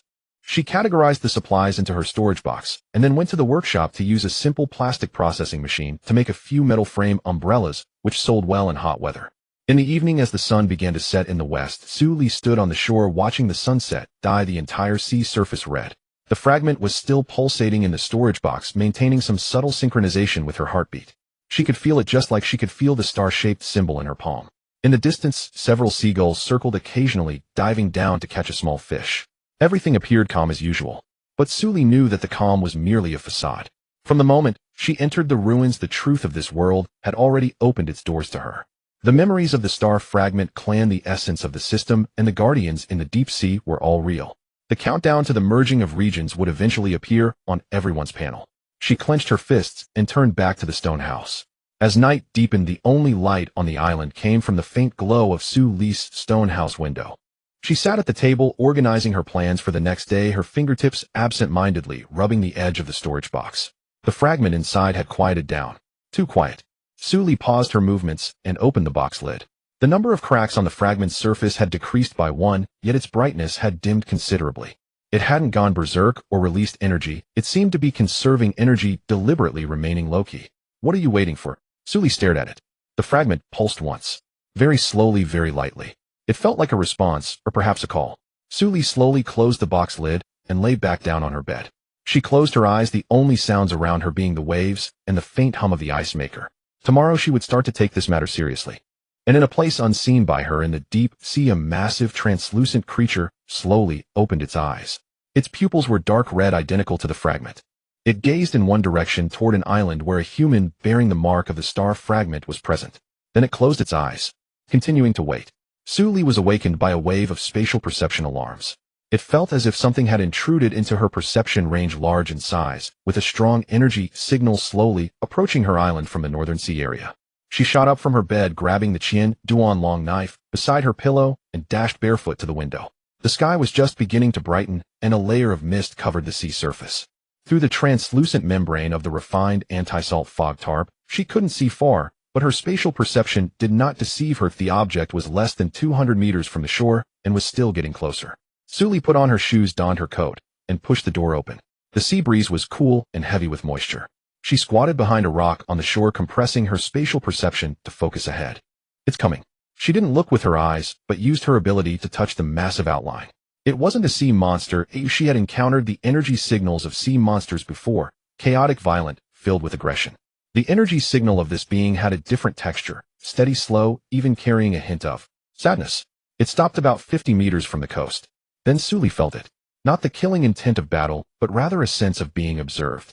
Something was that sensation felt like being scrutinized by an invisible eye, sweeping from her head to her feet, then lingering on the star-shaped symbol in her palm. What are you looking at? Of course, she didn't actually voice the question, but she felt a response. A flow of consciousness, cold, deep, carrying an indescribable ancient aura. That consciousness lingered at the edge of her perception for a second before slowly retreating. The massive energy signal began to move, not rushing toward her, but rather retreating, sinking into deeper waters. In less than half a minute, it completely vanished from Su Li's spatial perception. She squatted behind the rock, gasping for breath. Her back was already soaked, unsure whether it was cold sweat or morning dew. What on earth was that? She detected unknown energy signal. Source deep sea. Highly consistent with the energy frequency of the damaged star core fragment. Presumed to be a similar object or organism. Danger level unable to assess. Recommendation: avoid active contact until the fragment's energy is completely suppressed. Su Li returned to the stone house and sat at the table, lost in thought for a while. The ice maker hummed as she took out a bottle of temperature-controlled mineral water and drank a few sips to calm herself. She opened the Alliance group chat, hesitated for a moment, and decided not to mention that thing. Zhu Gaodan had said that the system might be monitoring keywords. She rephrased her message, only mentioning that she had sensed abnormal energy fluctuations in the northern sea area, asking if anyone else had experienced similar situations. Lu Chun was the quickest to reply. I felt it last night too. My power enhancement ability triggered automatically 3 times in the middle of the night, like a warning. I got up to check the fence and the shore, but found nothing. But that feeling of being watched lasted for at least half an hour. Feng Rui, damn, you guys felt it too. Same. I thought I was just being paranoid. Zhao Lei 1. My iron wall activated automatically, and I felt like I was wearing an invisible armor. It took a long time to wear off. Zhu Gaodan, looks like it's not an isolated incident. I suspect that after the ruins close, the energy balance in the star fragment C is being readjusted. As players carrying complete ability marks, we are far more sensitive to energy changes than ordinary players. Last night's anomalies could be a tidal energy surge from the deep sea or the migration of some unknown creatures. He didn't mention system or guardians, choosing his words carefully. Su Li knew that Zhu Gaodan had already guessed something, but he chose not to state it explicitly in the group. She privately messaged him, briefly describing the outline of that thing. Massive, translucent, with a steady, yet sad energy. Su Li accepted the message and closed the private chat window. Today's hundredfold enhancement opportunity had just refreshed. She opened her inventory and scanned several items within it. Yesterday's sealing scroll had performed admirably, but such items needed constant replenishment. If she could craft more durable sealing artifacts, she would no longer fear fragment surges. She withdrew the basic energy sealing talisman blueprint and focused her intent apply hundredfold enhancement to the basic energy sealing talisman blueprint. A soft white light shimmered across the surface. Ding! Enhancement successful. Acquired intermediate energy sealing talisman blueprint 1 quality upgrade and basic energy sealing talisman blueprint 9 quantity upgrade. Su Li's eyes gleamed. An intermediate tier sealing talisman ought to be vastly more potent than its basic counterpart. She tapped the blueprint to inspect its attributes. Intermediate energy sealing talisman blueprint required materials: coarse cloth 8, resin 5, crystal 2, crabshell powder 4, deep sea pearl 1. Enables crafting of intermediate energy sealing talismans, whose sealing effect lasts 72 hours and fully suppresses energy emissions from fractured stellar core fragments. No supplementary infusion required. Includes energy backlash, protection, automatically activates upon fragment, surge absorbing 80 of incoming damage. All listed materials were currently obtainable. Su Li was thoroughly satisfied. She already possessed every material deep sea pearls accumulated from treasure chests, crabshell powder easily ground from raw crab shells, ample reserves of crystals, and resin. 10 minutes later, 3 sapphire glowing sealing talismans rested neatly in her inventory. She retrieved one and approached the storage chest, pressing it against the fragment's surface. The talisman's runes flared instantly. Golden light surged along its edges, enveloping the entire fragment. The cracks ceased expanding, its pulsations slowed to an almost imperceptible rhythm. 2 enhancement opportunities remained. After brief reflection, Su Li decided to target daily consumables. She withdrew a high-energy compressed wheat cake, a modestly palatable yet undeniably convenient staple during hectic days when cooking was impossible. Apply hundredfold enhancement to the high-energy compressed wheat cake. White light flashed. Ding! Enhancement successful. Acquired high-energy compressed wheat cake 50. Su Li nodded approvingly, arranging all 50 cakes with meticulous precision inside the storage chest. For her final enhancement, she reserved it for the Qian Duan longsword. This blade had accompanied her since the ruins, though its durability had diminished. Its offensive power now proved insufficient against high-tier sea beasts. Apply hundredfold enhancement to the Qian Duan longsword. White light flashed once more. Delicate azure patterns emerged across the blade's surface. Its edge grew thinner, sharper, while its hilt gained a new layer of non-slip beast-hide wrapping. Ding! Enhancement successful. Acquired Pejun longsword 1 quality upgrade. Pejun longsword attack 35, sharpness 50, durability 200,200. Equipped with armor-piercing effect, capable of cleaving through exoskeletons of sea beasts ranked levels 13-0 and inflicting an additional 15 damage against level 4 specimens. Also imbued with Galewind effect, attack speed 15. Stellar core resonance bonus. When bearing the stellar core mark, attack power increases by an additional 5. With the blade in hand, Su Li felt a profound sense of reassurance settle within her. Having exhausted all 3 enhancements, she sheathed the sword and stepped out of the stone hut. Today's primary focus was neither monster hunting nor resource gathering, but the crop field where a harvest awaited imminent maturity. Chili peppers would ripen in 1 day, tomatoes and modified wild fruits in 2, corn in 3. At this pace, the coming days promised relentless activity. Yet before that, one task remained. Su Li walked to the shoreline, knelt, and dipped her hands into the cool sea. Her spatial perception extended downward, with the current tracing the precise location where the colossal energy signature had lingered yesterday at dawn. Nothing remained there now, only the faintest residue of dissipated energy. She retrieved a blank intermediate sealing talisman, one of 2 extras she'd crafted, and using her fingertip dipped in seawater, inscribed a simple coordinate marker on its reverse side. Then she folded the talisman into a paper boat and set it adrift upon the waves. It drifted slowly outward, carried by the tide. Su Li watched until it vanished into the morning mist. She did not know whether that entity would receive her letter, but she knew, if it truly bore connection to the fragments, it would surely return. When it did, she hoped to find answers, not further questions. Returning to the stone hut, Su Li began compiling today's supply inventory. She planned to fish along the shallows this afternoon, and perhaps encounter the sword-armored silver shrimp again. The last one had granted substantial experience, and its meat was indeed exceptionally tender and flavorful. At just past 9 o'clock, a private message notification appeared. Yin Lele had sent it, her tone urgent and exhilarated. Yin Lele, Senior Li. Did you see it? The system just issued a pre-announcement in the regional channel. Server merger countdown. Su Li's pulse quickened. She immediately opened the regional channel. At the very top, a golden pin notice blazed forth, its font size conspicuously larger than ordinary announcements unmistakably enforced by the system. Regional announcement pre-notice. Fluctuations in the stellar sea's energy field persist. Inter-server barriers will temporarily dissolve in 14 days. Merger countdown 13 days, 23 hours, 58 minutes 22 seconds. Upon merger, servers 19 of Greater China and all overseas servers will consolidate into a unified realm. Players may navigate freely between islands, conduct cross-server trade, and form exploration parties across regions. Post-merger regional channels will be upgraded to global channels. Personal and cooperative shops will simultaneously enable cross-server access. All players are advised to prepare accordingly. Beneath the announcement, the regional channel had erupted into chaos. Messages scrolled faster than during the ruins opening, so rapidly that individual lines blurred into illegibility. Only fragmented phrases surfaced: panic, elation, anxiety, anticipation, all entwined in a turbulent tide of emotion. Suli stared at the countdown, yet her heart remained curiously still. 14 days. She still had 14 days. A warm pulse emanated from the star-shaped mark upon her palm, as if resonating with her inner stillness. She gazed down at it. The dark gold luminescence pulsed steadily. 14 days were more than enough time to accomplish much. Closing the channel, she picked up the Qian Duan longsword and strode toward the farmland. The chili peppers would ripen tomorrow. She needed to reinforce the sunshade canopy before sudden sea gusts could tear it apart. As she passed the field's edge, she noticed several unfamiliar plants nestled in the outermost corner of the ridge. The chili peppers would ripen tomorrow. She needed to reinforce the sunshade canopy before sudden sea gusts could tear it apart. As she passed the field's edge, she noticed several unfamiliar, unknown flora detected. Origin: local seed mutation induced by stellar core fragment energy leakage.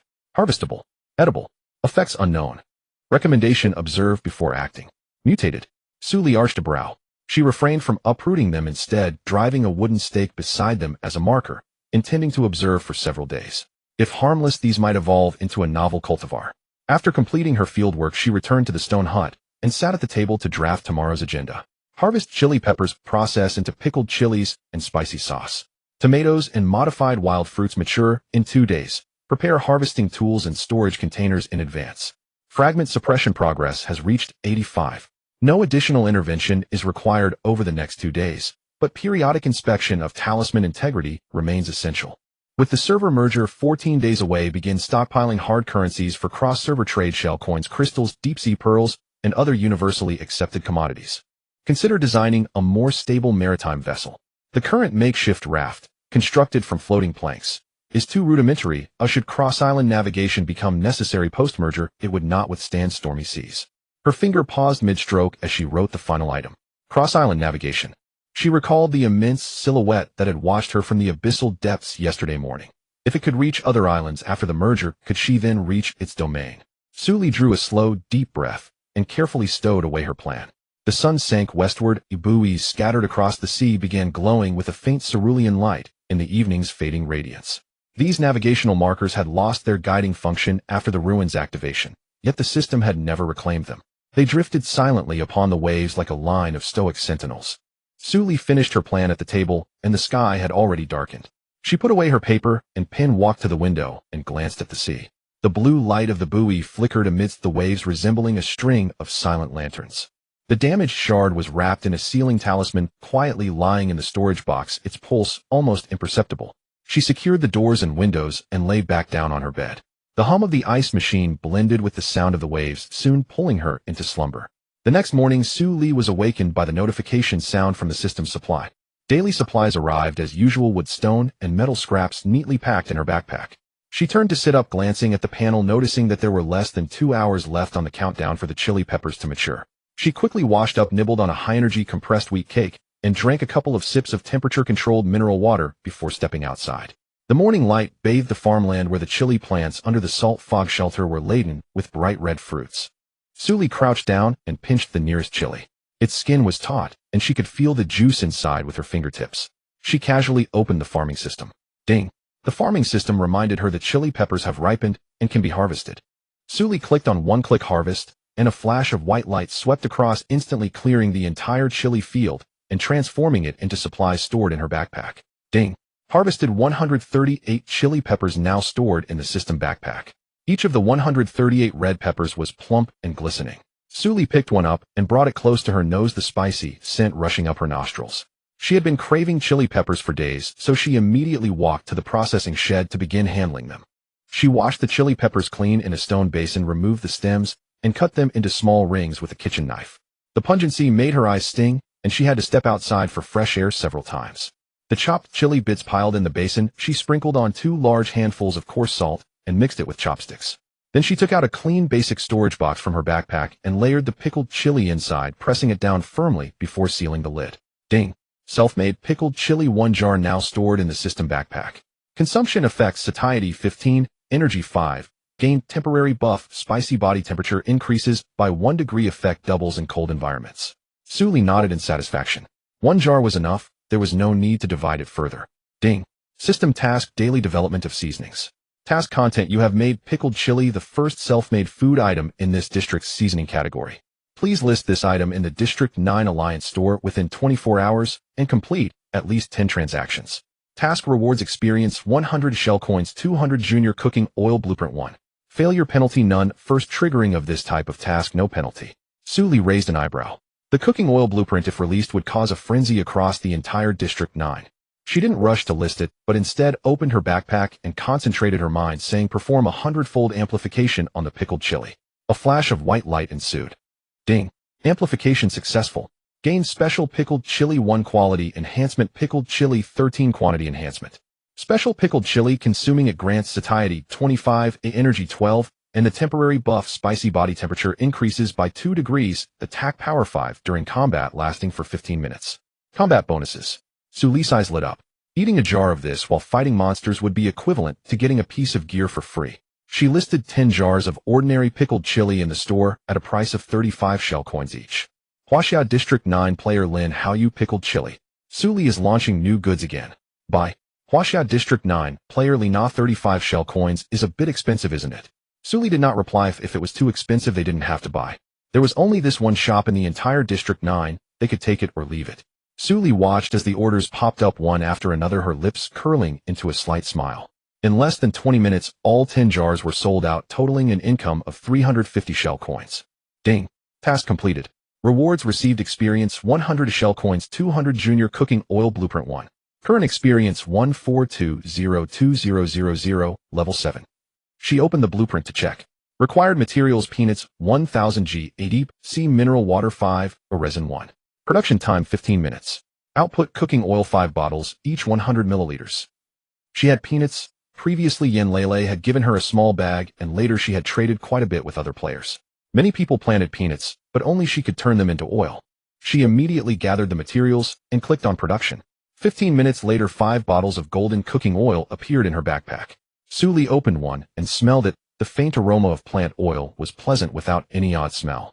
She took out a bottle and also retrieved the special pickled chili and 2 high-energy compressed wheat cakes from her. She broke the wheat cake in half, spread a layer of pickled chili, then a layer of oil. Although it didn't contain meat, the combination of the spicy flavor and the aroma of the oil was 10 times better than eating the wheat cake plain. She took a bite, and the spiciness rushed from her tongue to her throat, making her feel warm all over. On this deserted island, being able to enjoy something spicy and hot was already a rare pleasure. Ding! Consuming special pickled chili with wheat cake grants satiety 48, energy 15, and the temporary buff hot battle spirit, attack power 5, body temperature increases by 2 degrees, lasting for 20 minutes. Suli leaned back in her chair, sighing contentedly. After finishing her meal, she remembered that she still had 2 opportunities for a 100-fold amplification left for today. Opening her backpack, her gaze fell on the junior cooking oil blueprint. Perform a 100-fold amplification on the junior cooking oil blueprint. A flash of white light appeared. Ding! Amplification successful.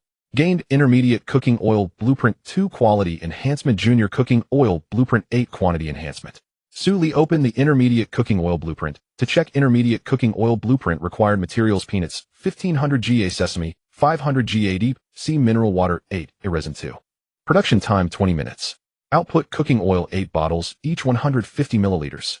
Consumption effects: satiety 10 time, with energy supplement effect, energy recovery speed 10, lasting for 10 minutes. She didn't have sesame. Suli stored the blueprint away, planning to gather the materials later to make it. By then, the intermediate cooking oil would be listed at a price at least double. For her last amplification opportunity, she thought for a moment and decided to save it for the breaking army long knife. Combat power was her weakness, so she would enhance her weapon. Perform a hundredfold amplification on the breaking army long knife. A flash of white light appeared. A faint red pattern emerged on the blade, making it thinner and sharper, and the grip was wrapped in an additional layer of non-slip beast skin. Ding! Amplification successful. Gain Tiger Tooth Long Knife, 1 quality enhancement. Tiger Tooth Long Knife attack 45, sharpness 60, durability 2, 20220. It also has the tear effect, 15 chance of causing bleeding damage on attack lasting 5 seconds, and the armor break effect can cut through the shells of level 14 sea monsters. Star Fragment Energy Resonance bonus. When carrying a star core mark, attack power increases by an additional 8. Su Li held the knife handle. The heavy feel reassuring. With 45 attack power plus the star core mark on her, a single slash could take out half the health of a regular sea monster. She sheathed the long knife and stepped out of the stone house. The afternoon sun was scorching. Su Li walked to the edge of the farmland and watered the corn and tomatoes. The second round of planted corn had already grown to calf height, the leaves of vibrant green, and the tomato seedlings had also bloomed, while the vines of the improved wild fruit were climbing all over the framework of the shade shelter, ready for harvest in a couple of days.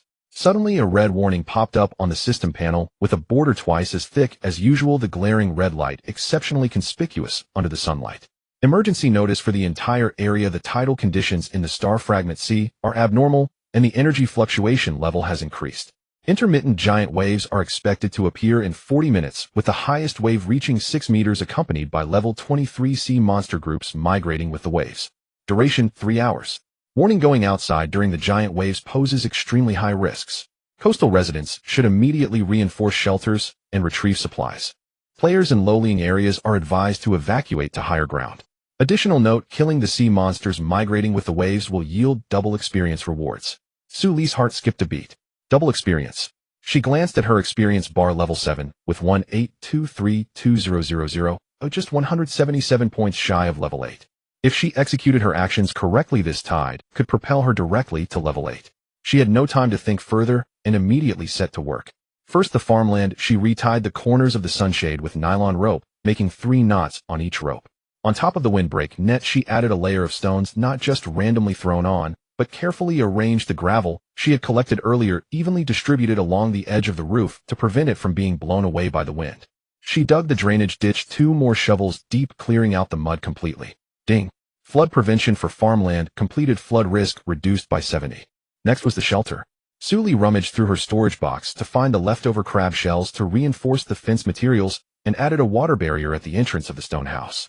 The first barrier was made of gravel, while the second was a low wall constructed from wood and crab shells, half a meter high, with the inner side sealed with resin adhesive to eliminate any gaps. She left a half-meter wide buffer zone between the 2 barriers, setting up 3 drainage outlets. Ding! Temporary flood prevention for the shelter activated. Flood risk reduced by 75. After finishing her tasks, she realized that her private chat window had exploded with messages. Feng Rue had sent a flurry of messages in the Alliance group. What the hell, a 6-meter wave? My place is lowlying, the water has already come up. Zhao Lei, there's a small hill on my island, I'll move the supplies up there first. Rong Qingping, my furnace is flooded. The fire is out. I barely completed half of my new weapon.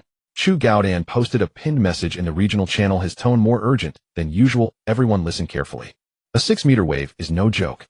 Players in thatched shelters should abandon their shelters and move supplies to higher ground. Players in wooden houses should pile up 2 barriers at the door, using gravel, wood, anything works. Prepare your weapons. The stranded sea monsters after the wave recedes will be your opportunity. Double experience, don't miss out. But don't throw your life away. After reading, Su Li opened her backpack, sorted out the excess waterproof cloth and nylon rope, as these items took up space in her backpack. Just enough is good. She sent a message to the regional channel: waterproof cloth and nylon rope, 50 shell coins, or 10 metal fragments for 1 cloth, 5 shell coins, or 1 metal fragment for 5 ropes. Private messages welcome. Instantly, over 20 private messages flooded in. Su Li quickly sifted through them, allowing each person to trade for a maximum of 2 pieces of cloth and 5 ropes. Buy if you want.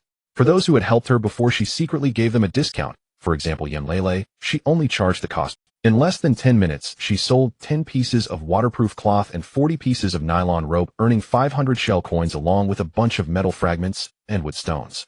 Huaxia Zone 9 player Zhou Jiakai, Su Li, this price is too black. Huaxia Zone 9 player Lin How You, what's black about it? She placed her goods right there, no one forced you to buy. If you had waterproof cloth, you could sell at this price too. Huaxia Zone 9 player Zhao Lei, exactly. Do you understand market economics? Do you understand supply and demand? Zhou Jiakai fell silent. Su Li stood at the entrance of the stone house gazing at the distant sea. The color had changed from deep blue to gray-white, with an eerie milky sheen. The wind grew stronger, whipping her hair into her face. The salty, fishy smell in the air was bitter. The first wave hadn't yet arrived, but the prelude was already unsettling. Ding!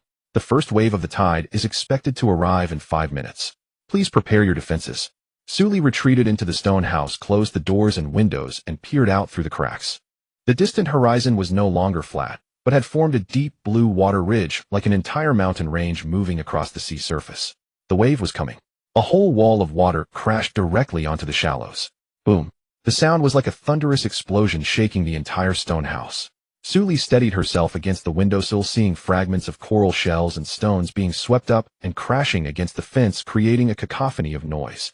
The crab shell reinforcement shook violently a few times, and its durability dropped from 200 to 170. Ding! The shelter was hit by a giant wave, fence durability 30. In the brief lull after the wave receded, Su Li noticed several dark objects on the shallows. 2 shallow water blue crabs were slammed onto the beach, flipping onto their backs, their 8 legs flailing. Further out, a black-shelled poisonous crab's claw emerged from the foam, gripping a rock tightly to drag itself ashore. There was also a squid, its tentacles flailing wildly in the wet sand, ink splattering everywhere. Su Li gripped her tiger-toothed dagger tightly. The first wave just passed, and the second wave could come at any moment. She was waiting for the tide to subside. In the regional channel, someone was lamenting. Huaxia Zone 9 player Zhou Jiakai Dam. My shelter collapsed. It all collapsed. My supplies are all submerged. Huaxia Zone 9 player Chen Jinghao, half of the fence is shattered after all my hard work. Huaxia Zone 9 player Zheng Qi, I saw several sea monsters stranded on the shore, but the waves are too big, I can't get out. Su Li turned off her private chat and stared at the water's surface. The second wave was clearly smaller than the first, but still over 4 meters high, pushing murky foam against the fence. This time the fence durability only dropped by 15 points. The third wave was even smaller, and the fourth wave was barely 2 meters high. Ding! Tide intermission expected to last 15 minutes. The next big wave will arrive in 15 minutes. Su Li pushed open the door and rushed out. The shallows were in disarray. There were at least a dozen stranded sea monsters, most of them shallow water blue crabs, 3 black-shelled poisonous crabs, 2 squids, and a mutated one that was twice the size of a normal blue crab, its shell adorned with dark purple patterns struggling to flip itself over. Su Li licked her lips. Double experience means money. She didn't hesitate and started with the nearest shallow water blue crab. The stranded blue crabs couldn't flip back over in the wet sand. One stab from her dagger, she pierced precisely into the soft underbelly. Ding! Killed stranded shallow water blue crab 1. Gained double experience 20. Crab meat 2. Crab shell 1. Ding! Killed stranded shallow water blue crab 1. Double experience 20. Crab meat 2. Crab shell 1. Ding! Killed stranded shallow water blue crab 1. Double experience 20. Crab meat 2. Crab shell 1. 6 shallow water blue crabs taken care of in 2 minutes. Experience increased by 120 points with 12 pieces of crab meat added to her backpack. She chopped the 2 squids at the head, ink spraying all over her hand. Ding! Killed stranded squid 2. Double experience 48. Squid meat 8. Ink sac 2. The black-shelled poisonous crab had already flipped over. The first one saw Su Li first, waving its poisonous claws as it crawled over. Su Li sidestepped to avoid it, her tiger-toothed dagger slicing upward, the blade cutting into the connection of the poisonous crab's head and body. A flash of red light, the tearing effect triggered. Black liquid oozed from the gaps in the poisonous crab's shell, struggling a couple of times before going still. Ding! Killed stranded black-shelled poisonous crab 1. A double experience 50. Crab meat 3. Poison sac 1. The second one spat out venom, but Su Li was prepared, rolling away to dodge. When she got up, her long dagger had already pierced into the poisonous crab's eye socket. Ding! Killed stranded black-shelled poisonous crab 1. A double experience 50. Crab meat 3. Poison sac 1. Su Li's gaze fell upon the last mutated poisonous crab. It was larger than a normal black-shelled poisonous crab, with purple patterns on its shell bulging like veins, its claws glowing blue. It opened its claws towards Su Li, making a clicking sound. Ding! Detected level 2 mutated sea monster, purple pattern poisonous crab, health 85, attack 18, skills venom spray, shell hardening. Stranded state speed 40. Su Li focused on the system panel, quickly analyzing. The stranded state reduced speed by 40, meaning its original speed was cut at least in half. Her current tiger-toothed dagger had an attack of 45 points plus 8 points from the star core mark, bringing her attack to 53 points, enough to deal 85 points of damage in 2 strikes. However, the venom spray was troublesome. Getting hit would mean continuous damage, and finding an antidote on this island wouldn't be easy. Suli circled around it, allowing the sunlight to shine directly into its eyes. The purple-striped poison crab was sensitive to light. This was a monster-catching technique she had seen others share on the regional channel. When exposed to the bright light, the crab instinctively recoiled 2 steps, revealing its right side. Seizing the opportunity, she charged forward her tiger-tooth blade, slashing diagonally at the joint of its right claw. This strike was delivered with all her strength, triggering the blade's armor-breaking effect as the edge sliced into the joint's gap, nearly severing the entire claw. Critical hit. Tear effect triggered. Inflicted 58 points of damage. Purple-striped poison crab's health 2,785. The crab emitted a sharp shriek, wildly flailing its left claw, with venom spraying from its mouthparts. Suli did not retreat. Instead, she darted to the side, circling to its injured right side, stabbing her long blade into the connection point of its head. Inflicted 45 points of damage. Purple-striped poison crab killed. Ding. Defeated purple-striped poison crab, variant 1, a double experience 120, purple crab shell 2, venom sac 2, crab meat 5, shell currency 60. At the moment the purple-striped poison crab fell, Suli's experience bar filled up. Ding. Congratulations to players. Suli level increased. Level 7-8, combat power 35, speed 5, a defense 6, strength 2, intelligence 1, mental power 1, maximum health 15, maximum stamina 10. Ding. Gained level 8 privilege system backpack capacity 1 cubic meter. Current total capacity 9 cubic meters. You are the first player in this area to reach level 8, receiving an additional reward. Advanced experience scroll 1 grants 500 experience when used. Level 3 furnace upgrade voucher 1, crystal 20 deep sea pearl 20, shell currency 2000. Suli had no time to examine the rewards in detail. She stored the scroll and upgrade voucher in her backpack, bending down to pick up a shiny object dropped by the purple-striped poison crab, a thumb-sized blue crystal clearer than the one she had seen earlier in the waves. Ding. Picked up pure energy crystal 1. Source condensed within the body of a mutated sea monster. Use can be directly exchanged for 100 shell currency or used for high-level item crafting. Just as she was about to store the crystal in her backpack, a new notification popped up on the system panel. Ding. System tasks special title hunter. Task content during this tidal wave event: kill at least 15 stranded sea monsters. Current progress 1315. Task reward experience 200 shell currency 500 tidal treasure chest 1. Failure penalty shell currency 1000. Just 2 more to go. Suli glanced at the shallows in the distance. Near the reefs, a sword-shelled silver shrimp was stuck between the rocks, unable to move, its silvery shell reflecting the sunlight. She ran over and dispatched it with a single slash. Ding. Killed stranded sword-shelled silver shrimp 1, a double experience 60, shrimp meat 2, shrimp shell 1. Progress 1415.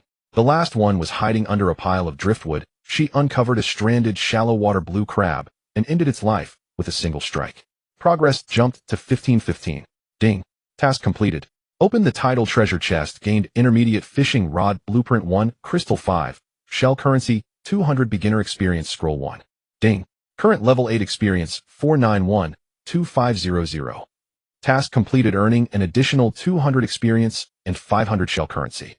She searched the shallows again. In the crevices of the rocks, she discovered a bronze treasure chest entangled in seaweed. The lid had been opened by the waves, but the contents remained intact. Just as Suli was about to head back to her home, the sea surface began to swell again. The next wave was coming. She ran back to the stone house with her long blade, slamming the door shut just as the wave crashed against the fence.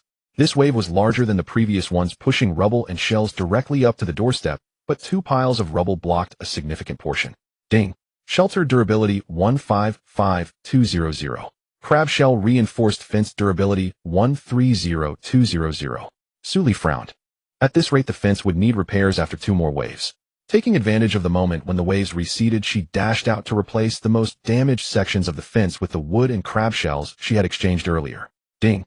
Crab shell reinforced fence repair completed.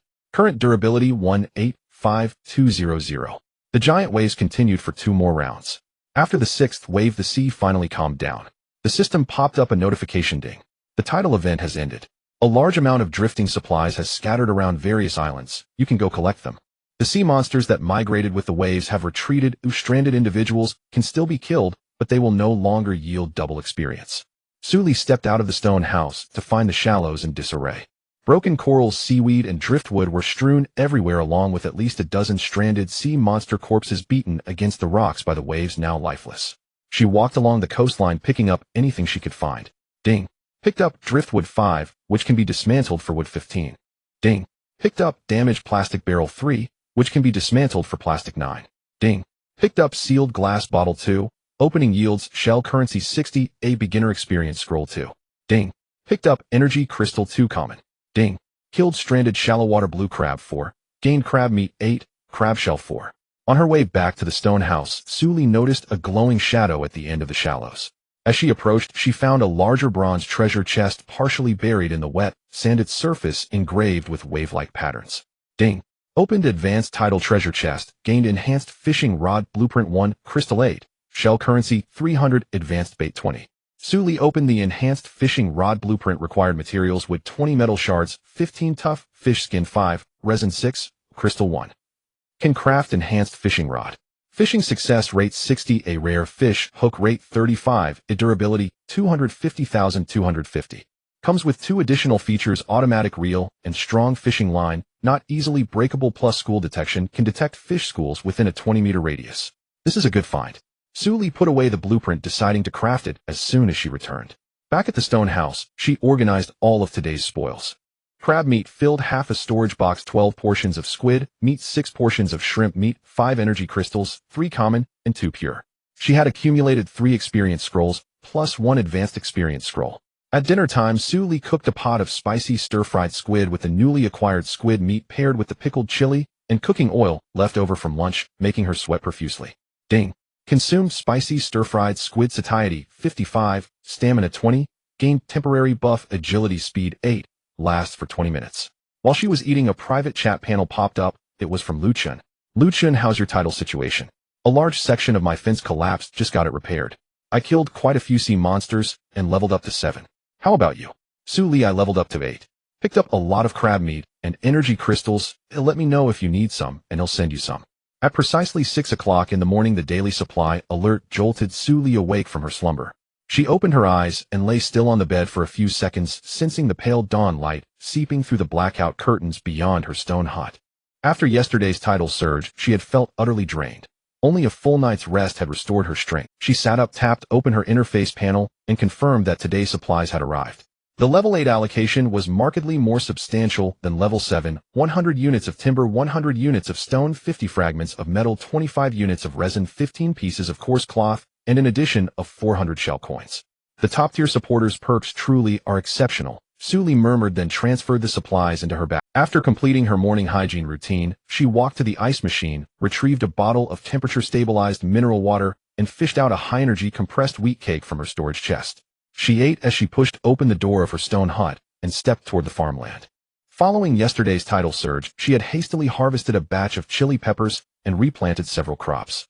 The current state of her fields was as follows: the corn and tomatoes sown in the previous cycle would ripen today, while the improved wild fruit would require 1 more day. The newly planted chili seedlings had already unfurled 2 tender leaves. Suli's gaze settled upon the vacant plot east of the farmland. She had long intended to expand it. She now possessed peanut and sesame seeds, both excellent raw materials for edible oil, and needed to clear space for their cultivation. With the server merger, imminent cross-region trade would inevitably demand vast quantities of fundamental resources: grain, cooking oil, and seasonings, consumables perpetually in high demand. Suli retrieved an iron spade and a 9-tined rake from her storage chest and strode to the eastern plot to begin tilling. The soil here was inferior to that of her main field, littered with gravel and dense with stubborn grass roots. First, she turned the earth with the spade, removing large stones. Next, she broke apart clods. Finally, she used the 9-tined rake to sift out fine gravel and debris. After nearly an hour of labor, the new plot lay freshly prepared, loose fertile humus exuding a faint earthy fragrance. Ding. New farmland successfully cultivated. Total farmland area 25 square meters. From her backpack, Suli withdrew peanut and sesame seeds, acquired piecemeal from other players. The peanuts were plump and uniform, the sesame seeds minute as grains of sand. Kneeling beside the ridge, she used a small trowel to carve neat shallow furrows. She placed 2 peanut seeds every 15 centimeters while sowing sesame more densely before covering both with a thin, even layer of soil and watering thoroughly. Ding. Sowing successful. 30 peanut seeds planted. Estimated maturity 7 days. 50 sesame seeds planted. Estimated maturity 6 days. Suli straightened her back and wiped sweat from her brow, preparing to return for a brief rest, when her gaze inadvertently swept across the farthest corner of the farmland, halting her mid-step. After yesterday's tidal surge, an unfamiliar plant had sprouted there, A violet-leafed specimen with slender stems traced by delicate silver veins, starkly incongruous amid the lush green corn shoots. She had merely marked it the day before, intending first to observe. Yet overnight it had shot upward nearly 10 centimeters, its leaves multiplying from 3 or 4 to 7 or 8. Suli approached, crouched down, and gently touched the violet leaf. Its surface was smooth and cool to the touch. Drawing nearer, she detected a subtle herbal fragrance. Ding! Mutated flora detected silvervein grass.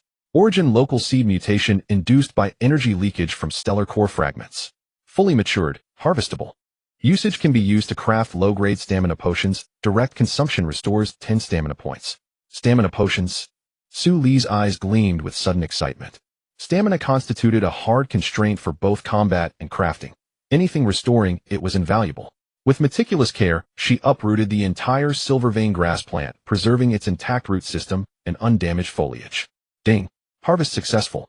Obtained silvervein grass 1. Immediately after harvesting this specimen, she discovered 4 more nearby, similar in size, and gathered them all. Ding! Obtained silvervein grass 5. Suli carried the 5 silvervein grass specimens back to her stone hut and sat at the table studying them. Her triple-use, hundredfold amplification ability remained in use today. 3 chances remained, making this an ideal opportunity to test it. Amplify silvervein grass 100-fold. A flash of white light flared. Ding! Amplification successful. Obtained silvervein grass 50 quantity amplification, goldvein grass 1 quality amplification. Su Li's eyes widened in delight. 50 perfectly aligned silvervein grass plants rested on the table beside, which lay a single mutated specimen, its golden yellow leaves shimmering with an ethereal luminous sheen unmistakably extraordinary. She opened the goldvein grass entry. Goldvein grass, rare tier, medicinal herb. May be consumed directly to restore 30 stamina points and dispel mild fatigue. Can be used to craft mid-grade and high-grade stamina potions. Cannot be cultivated. Exclusively obtainable via mutation or special means. An exceptional find. Suli placed the goldvein grass into a separate basic storage chest and sealed the lid. She reserved 10 silvervein grass specimens for future use. The remaining 40 underwent processing via the system's built-in rudimentary alchemy function, washed, boiled, then simmered slowly until reduced into a small vial of pale violet liquid. Ding! Crafted low-grade stamina potion 8. Each vial restores 15 stamina points. Suli uncorked a vial and took a sip. The taste resembled diluted grape juice, surprisingly palatable. Satisfied, she nodded and stowed the potions in her backpack. As she prepared to inspect the ripening corn and tomatoes, her interface panel suddenly flashed a crimson emergency alert.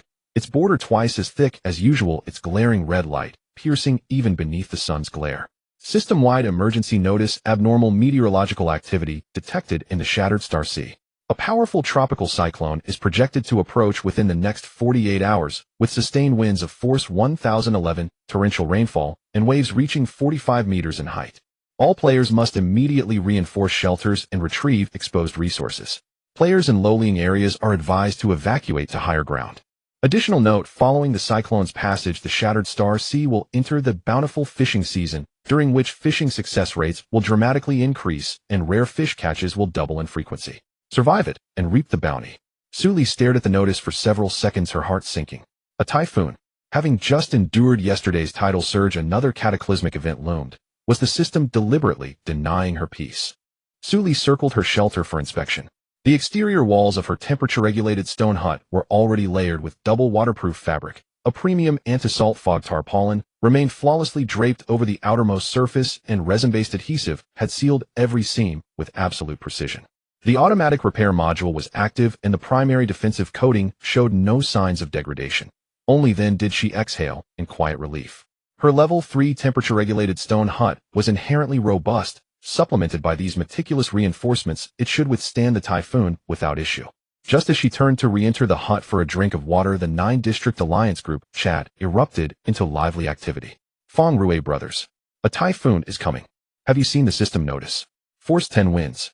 I've upgraded to a level 3 stone hut, but I'm still uneasy. Any proven strategies you'd recommend? Zhao Lei saw it. I just reinforced the perimeter fence and barricaded the entrance with several large boulders. Rue, have you inspected your roof? Fong Rue, yes, I've checked, but I'm worried about water seepage through the walls. Gao Yi, seepage isn't critical. Just coat all exterior seams with resin adhesive.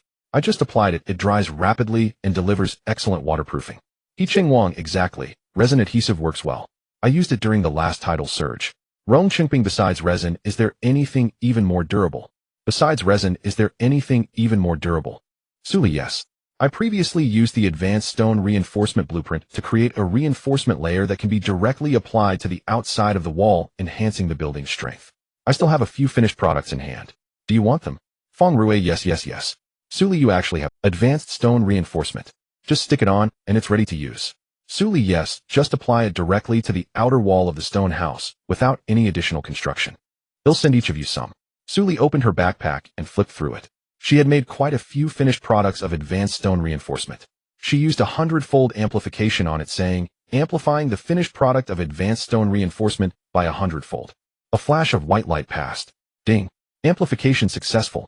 Obtained advanced stone reinforcement 10 quantity amplification, refined stone reinforcement 1 quality amplification. The durability and strength of the refined stone reinforcement are significantly higher than the ordinary version. Suli kept the refined one for herself and sent a copy of the ordinary version to everyone in the group. Zhao Lei got it. I'm going to apply it right now. Suli, you're so timely with this. Gao Yi, I've applied it.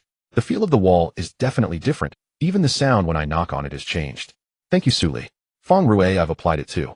Just finished applying it, and the sound of the wind hitting the wall isn't as loud now. Suli, do you have any other good stuff? Let's see them. Suli, I have another one, refined salt mist resistant canopy cloth. This thing is originally meant to resist corrosion from salt and sea winds, but it can also serve as a wind and water barrier during typhoon days. I sent you all a set before, right? He Cheng Wang, yes you did. I've covered it long ago. The salt mist resistance effect is indeed good. My stone house's outer wall hasn't shown any salt stains so far. Lu Chen, I've covered it too. However, relying solely on the canopy cloth during typhoon days isn't enough. It's best to add another layer of waterproof cloth on the outside for double protection against wind and rain. Suli, Lu Chen is right. I have plenty of waterproof cloth on my side. Oh, just let me know if anyone needs it. Feng Rui, I haven't used the piece of waterproof cloth I traded with you last time. It's just right for this. By the way, Suli, do you still have more blueprints for that refined salt mist resistant canopy cloth? It's easy to sell.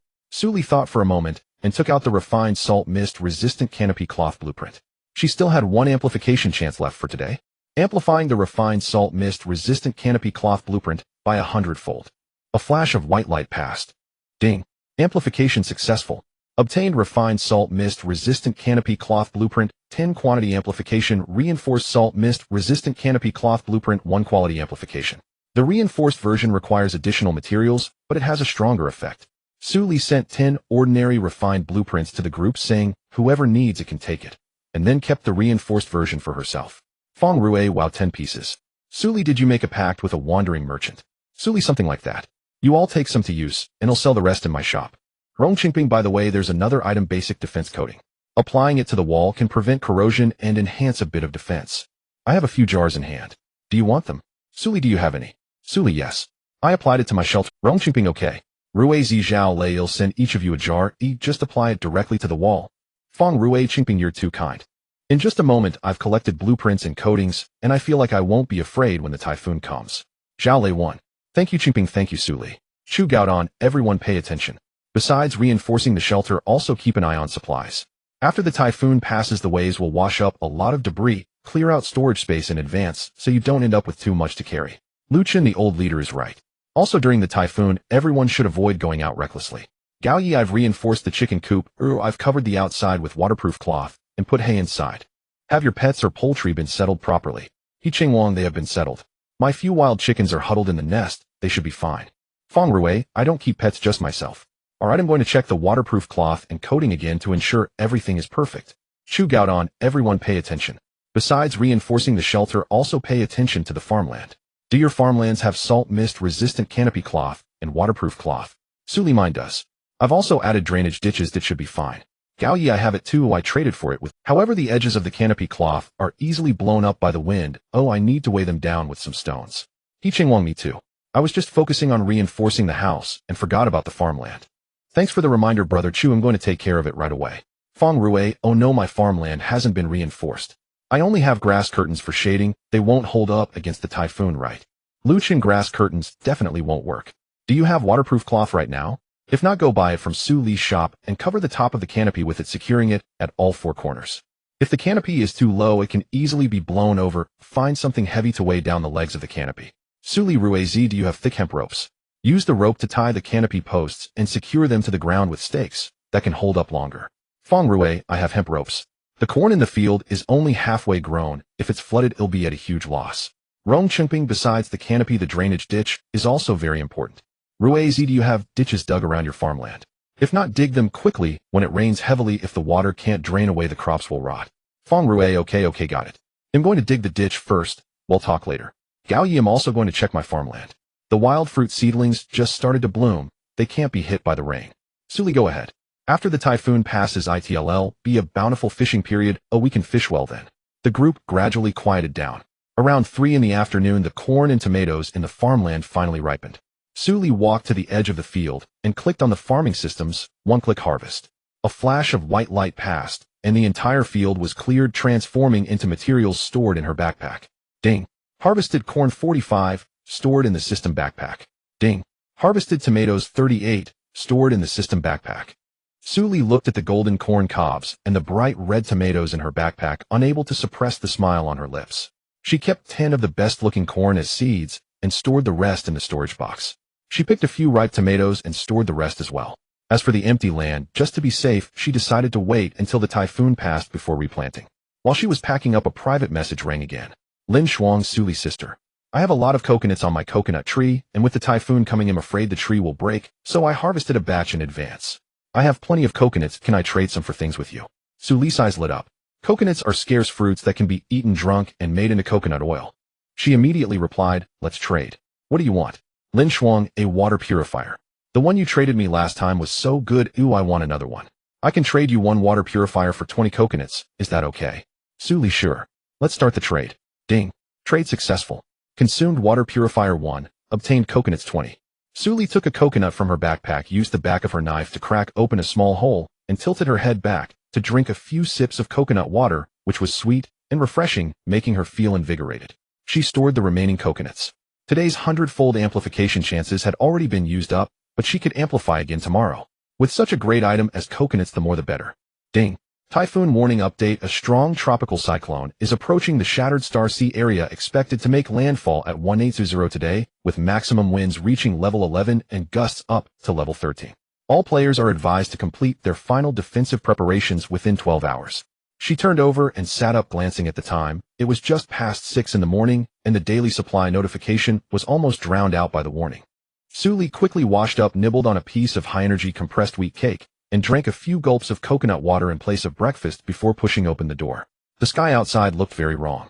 The clouds hung low as if they were about to touch the surface of the sea, a lead gray hue mixed with an indescribable dark yellow. The wind was strong, but it was not the refreshing sea breeze. Instead, it was a damp, oppressive gust. The waves on the sea were at least half a meter higher than yesterday, white foam surging in the distance. Suli didn't waste any time and immediately began the final reinforcement. The fence was reinforced with diagonal braces and anchor nails, but it was still not enough. She rummaged through her storage box and found leftover crab shells and metal scraps, adding an extra layer to the weakest side of the fence, the northern side, facing the direction of the typhoon, stringing the crab shells together with nylon rope, hanging them like scales on the outside of the fence, so that when the wind passed through the gaps, it would be dispersed by the shells and not hit the wooden boards directly. Ding. Crab shell scale installation successful. Northern fences impact resistance 40. Then there were the windows. Although the stone house's windows were installed with shatterproof glass, the wind pressure from a typhoon day was not something ordinary glass could withstand. Suli nailed the windows shut from the inside with wooden boards, sealing the gaps with resin adhesive, then covering the outside with waterproof cloth secured with pressure strips. The door was the same. She added a temporary barrier to the outside of the wooden door, propping it up with a piece of stone and stuffed rough cloth strips into the gaps to prevent rainwater from flowing in. After finishing with the stone house, she ran to the farmland. The farmland had already been reinforced yesterday, but she still added more fences and crab shell scales. Ding. Farmland protection upgraded, risk of crop damage reduced by 70. Around 1 o'clock in the afternoon, the wind had noticeably increased. Suli stood at the door of the stone house, able to hear a deep booming sound coming from the distant sea, as if something massive was surging beneath the water. The color of the sky changed from dark yellow to gray-black, and the humidity in the air was so thick it felt as if it could be wrung out for water. Every breath carried a salty, muddy scent. Just past 4 o'clock, the rain began. In an instant, it went from nothing to a downpour, like someone had overturned a basin of water in the sky. The raindrops were large and dense, crashing onto the roof with a loud clatter. The wind whipped the rain sideways. Looking outside through the window, all she could see was a gray-white curtain of water. She tightly secured the doors and windows, sat back down at the table, and opened the group chat. Feng Rui, how's it going over there? The wind is outrageous. Su Li's reinforcements are incredibly effective. Zhao lay steady. There was a particularly strong gust just now, but nothing major happened. Gao Yi, am doing alright here. I see the drainage ditches are full, the rain is heavy, but the water is flowing out. Yi Qingwang, same here. The shed is making some noise, but it doesn't look like it's going to collapse. Rong Qingping, my furnace went out, the chimney was extinguished by the water blown in by the wind. As long as the house is fine, that's good. Lu Chen, as long as everyone is safe. Things can be repaired, don't take risks going outside. Chu Gaodon, everyone stay in your own houses, do not go out. The stone house can withstand it, our reinforcements are solid. Don't scare yourselves. Feng Rui understood. I'm staying indoors, not going anywhere. By the way, Su Li, how's your constant temperature stone house? It sounds like a wailing ghost outside, is it calm over there? Su Li, quite stable. It's windy outside, but it doesn't feel like much inside. The constant temperature module has stabilized the temperature, I'm not cold wearing just a single layer. Feng Rui, am envious. My ordinary stone house has the wind whistling through the wall cracks when it gets windy, sounding like the cries of ghosts. But it's 100 times better than a thatched shed, at least it doesn't leak. Lu Chen, pay attention after the merge. Maybe you can get the blueprints for the constant temperature module. Feng Rui, they'll make a note of that. By the way, what's happening in the regional channel right now? I don't dare to open it, I'm afraid of seeing a bunch of distress signals that will upset me. Zhao Lei, I just took a glance, that's fine. Many people are saying they prepared waterproof cloth and anchor nails, and their houses are fine. Some are even thanking us. Su Li was taken aback and opened the regional channel. Messages were scrolling quickly, but it was different from what she expected. Instead of a screen full of distress calls and wails, there were various reports of safety and gratitude. Huaxia District 9 player Zhou Jiakai reporting safety. The typhoon has hit my house. The wind is frighteningly strong, but the wooden house held up. Thanks to Chu Gaodan's pinned reminder, if I hadn't seen that, I wouldn't have known I needed to reinforce the roof. Huaxia District 9 player Lin, how you won. I also went to buy waterproof cloth only after seeing Brother Chu's reminder. The stuff from the District 9 Alliance shop is a bit pricey, but really effective. Huaxia District 9 player Chen Jinghao, thanks to the District 9 Alliance. The anchor nails and waterproof cloth saved my wooden house. When the wind was at its strongest, the house shook violently, but the anchor nails held the pillars tight, and it didn't collapse. Huaxia District 9 player Zheng Qi, I also covered my farmland with waterproof cloth. This typhoon has been very useful. Huaxia District 9 player Lu Meng, I took a screenshot of Brother Chu's pin message. I followed every single instruction. Drainage ditches, anchor nails, waterproof cloth, and door gaps sealed, none were missed. Now sitting in the house listening to the howling wind outside, I am not anxious at all. Su Li scrolled down one by one, increasingly surprised. She clicked on Chu Gaodan's message records, and sure enough, starting from yesterday afternoon, he had sent 3 pinned messages, each highlighting key points in red font. The first message: Typhoon Response Shelter Reinforcement 1. For level 3 stone houses, check the roof tiles and seal the wall gaps with resin adhesive. For level 2 wooden houses, add diagonal braces on the windward side and nail the windows and doors shut. 2. Reinforce the fence posts with gravel and resin. If possible, drive anchor nails on the outside of the posts. 3. Cover the roof and outer walls with waterproof cloth weighted down at the edges with stones or wood. The second message: Typhoon Response Farmland Protection 1. Players with sunshades should cover completely with waterproof cloth weighing down the corners. 2. Players without sunshades should cover crops directly with waterproof cloth pressing down the edges with soil. 3. Be sure to dig drainage ditches around the farmland 1 spade deep and 1 spade wide, leading to low-lying areas. 4. Salt mist shelter cloth can also serve as a wind barrier. Check its sturdiness. The third message: Typhoon Response Supplies and Safety 1. Bring all metal tools and electronic devices indoors. 2. Seal door and window gaps with rough cloth strips or resin. 3. Do not go out during the typhoon. 8. Do not go out. Do not go out. 4. After the typhoon passes, do not go out immediately. Wait for the system to signal the recovery period before acting. Each message had a large number of replies underneath. Su Li then scrolled to the back end of the District 9 Alliance shop. From yesterday afternoon until now, many waterproof cloths, nylon ropes, resin adhesives, and wind anchor nails had been sold. The message board of the shop was filled with words of gratitude, and someone even specifically left a message saying the District 9 Alliance saved my life. Only then did she realize that while she was focused on reinforcing her own island, Chu Gaodan and Lu Chun had already done so much. Su Li returned to the group chat. Su Li, I just checked the regional channel. Chu Guo, when did you post those 3 pinned messages? I didn't notice. Chu Gaodan, yesterday afternoon. You were busy reinforcing the farmland and stone houses, so it's normal that you didn't check the channel. I can handle these things, you don't need to worry. Lu Chen Ping worked through the night on the anchor nails, and Feng Rui, Zhao Lei Chen Guang, and Gao Yi all had tasks. Shin Tinglan also helped a lot. I was overseeing the store. The old leader provided the plan, and we are responsible for executing it. You provide the blueprints as we agreed earlier. Rong Qingping, my hands are sore, but seeing everyone say it's useful on the channel makes it worth it. Suli, I didn't. Before the typhoon, I was focused on my own fields. Yiching Wang, it's fine, different tasks for different people. Taking care of yourself is also a form of help. Chu Gaodong, you've already done the most important work. Without the blueprints and the materials you provided, how could we set up the store? The waterproof cloth in the store was made using the plastic processing machine you operated, and the material for the anchor nails included the metal scraps you gave us before. Everyone contributed, there's no need to divide it. Luchin, the old leader, is right, the typhoon is almost over. Let's prepare for the aftermath. Suli, yes. After the typhoon it will be the fishing season, we can have a good catch then. The group chat quieted down. Suli leaned back in her chair, staring at the regional channel on the panel for a while. The messages were still coming, but the atmosphere had shifted from initial tension to relaxation. Although Suli looked out the window and saw the outside still shrouded in gray, she turned off the channel and closed her eyes. The wind outside continued, but her heart felt at peace. Around 10 o'clock at night the wind suddenly died down. It wasn't a gradual decrease, but felt as though someone had flipped a switch. One moment, it was howling, and the next only the faint sound of distant echoes remained. The rain had stopped as well. Suli walked to the window, peering through the gaps in the wooden boards. It was dark outside, but she could still see the fence standing. A system notification popped up. Ding. The strong tropical cyclone has passed. The Shattered Star Sea region has entered a recovery period. A large quantity of drifting supplies are scattered around various islands. Feel free to collect them.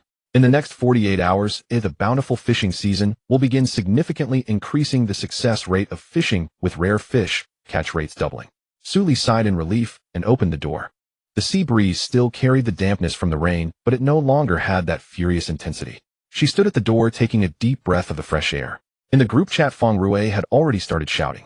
Feng Rui, it's over. The typhoon has passed. I'm still alive. How about you all? Zhao Lei alive. Gao Yi alive. He Ching Wang alive. Rong Qingping alive. Luchin, it's good that everyone is okay. Chu Gaodong, let's rest for the night and deal with the aftermath tomorrow. The bountiful fishing season lasts 48 hours, but we won't miss this night. Feng Rui understood. I'll go make myself a bowl of hot soup. I'm frozen to the bone. Suli, go ahead. See you tomorrow. Suli turned off the group chat and went back to her room. She took a bottle of temperature-controlled mineral water from the ice maker, drank a few sips, and then laid back down on the bed. The wind outside still blew, but it had become much gentler. She closed her eyes and quickly fell asleep. The next morning, as usual, she was awakened by the system's sound. Suli turned over, sat up, quickly washed up, and opened the door. The sky after the typhoon was as clean as if it had been washed. The morning light scattered across the sea, sparkling like fragments of gold. The distant horizon was as clear as if it had been cut with a knife, not a single cloud in sight. She took a deep breath and walked toward the coast. After the tide receded, the beach was covered with things washed up by the waves: driftwood, plastic barrels, fishing nets, and sealed glass bottles. Suli walked along the coastline, picking up the drifted supplies washed up by the waves one by one. Driftwood, plastic barrels, broken fishing nets, sealed glass bottles. She was very familiar with these items. Every time after a storm, a batch would appear, as if they were supplies specially arranged by the system. After disassembly, they could yield a lot of basic materials, just enough to replenish the inventory consumed by the typhoon. When she picked up the third plastic barrel, she noticed something caught in the cracks of the nearby rocks. Upon closer inspection, it was a rusty tin box, half buried in the wet, sanded surface, covered in barnacles and seaweed. Suli knocked off the barnacles with the back of her knife and pried open the box lid. Ding! Shipwreck treasure chest opened. Obtained basic hull blueprint 1, nautical compass 1, crystal stone 5, shell currency 300. Suli's eyes lit up. A hull blueprint. With this she could create a real ship, not just that rickety raft that could fall apart at any moment. She opened the blueprint to check its attributes. Basic hull blueprint. Required materials: wood 280, crystal stone 30, deep sea pearls 5, metal scraps 40, resin 20, nylon rope 15, tough fish skin 10. Can create a basic hull, 3 meters long, 5 meters wide, capable of carrying 23 people, with a wind and wave resistance level of 5. Must be used with oars or sails. The materials aren't cheap, but it's worth making. Suli neatly stored the blueprint and picked up the nautical compass. The copper compass had finely engraved scale lines on its surface, and the needle quivered slightly in one direction. Nautical compass can indicate direction. After merging zones, it can display the approximate locations of nearby islands. It comes with a danger warning function. The needle will turn red when approaching dangerous waters. Suli put the compass into her backpack and continued to pick up items along the coast. After walking more than half a circle, she found several sealed glass bottles which yielded some shell currency and a beginner's experience scroll upon opening. Back at the stone house, she organized all the supplies into storage and began to check for damages after the typhoon. The external walls of the stone house were intact. The finely crafted salt-resistant canopy had a few tears, but was mostly covering. The waterproof cloth had 3 or 4 large holes and was no longer usable. Suli took them down. The automatic repair system showed that the wall's durability dropped from 200 to 178, but it was slowly recovering without her intervention. The situation on the north side of the fence was worse. The crab shell scales had been blown off a lot and 3 pillars were tilted about 15 degrees. Suli used a hammer to straighten them, refilled the soil, and tied them back with new nylon ropes. After working for more than half an hour, the fence's durability restored from 152 to 180. Ding. Fence repair completed. Current durability 180,200. She walked over to take a look at the chicken coop.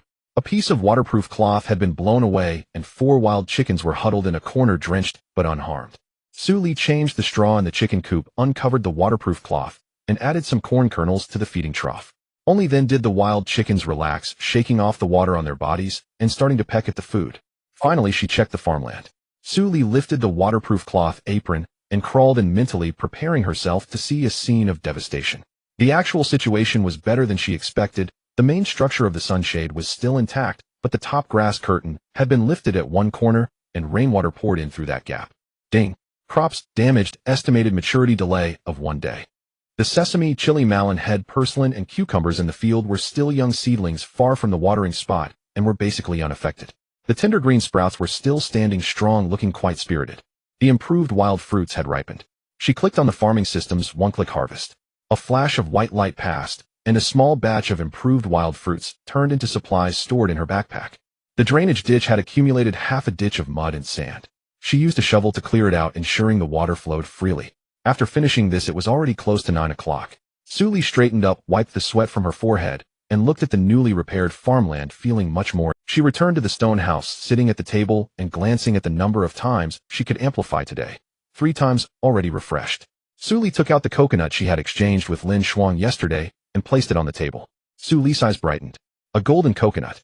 She opened the attributes. Golden coconut, rare ingredient. Temporarily increases energy value limit by 20 for 2 hours and restores 50 points of fullness. Suli's eyes brightened. A golden coconut. She opened the attributes. Golden coconut, rare ingredient. Temporarily increases energy value limit by 20 for 2 hours and restores 50 points of fullness. Can be used to make special dishes or high-grade beverages. Suli carefully stored the golden coconut, opened a regular coconut, and leaned back in her chair, leisurely opening the regional channel. In the channel after the typhoon, the atmosphere was much more relaxed than yesterday. Although some were still complaining about losses, most were reporting safety, sharing experiences, and thanking those who helped. Suli scrolled down, a slight smile on her lips. She flipped through Zhu Gaidan's comments, noticing he had sent a pinned message during the typhoon reminding everyone to pay attention to safety when collecting drifting supplies and to avoid cliffs and unstable rocks. There were numerous replies below with voices of gratitude rising and falling. Suli turned off the channel and walked to the window. The sky after the typhoon was unbelievably clear, sunlight glittering on the sea like broken gold. The horizon in the distance was as clear as if cut by a knife, with not a single cloud in sight. The air carried the unique freshness after rain mixed with a faint smell of seaweed. However, the scene along the coastline was not so pleasing. Rocks were covered with seaweed and broken shells washed ashore, while the beach was littered with driftwood and plastic waste, with a few uprooted shrubs she couldn't name lying tilted by the roadside. In the area near the cliff in the distance, a large rock had been cracked by the waves. But she had no time to clean. The bountiful fishing period started today. The system announced fishing success rate greatly increased for the next 48 hours, with the catch rate of rare fish doubled. Such an opportunity would not come again if missed. Suli quickly finished the most urgent repair work. Fish would not wait. After eating and drinking enough, she put away the coconut from which she had no time to savor the flesh and hurried out.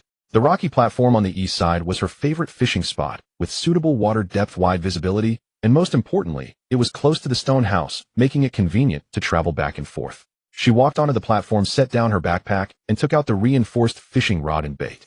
The sea looked different from usual.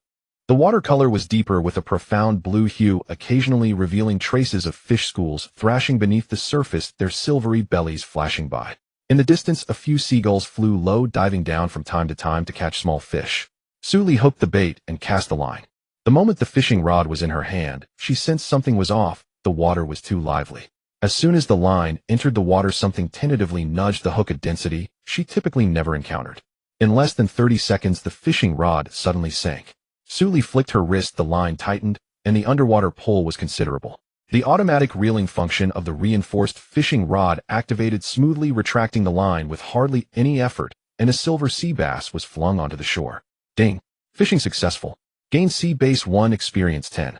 Suli tossed the fish into her backpack, rebaited, and cast her rod again. The second cast waited less than a minute before there was another strong tug. This time the force was much greater, bending the rod into a noticeable arc. Suli gripped the rod tightly, feeling the struggle beneath the water. It was not the kind of wild thrashing typical of sea bass, but rather a heavy rolling tug, as if something was rolling on the bottom. Ding! Fishing successful. Gained grouper 1, experience 20. Suli's eyes lit up. A grouper.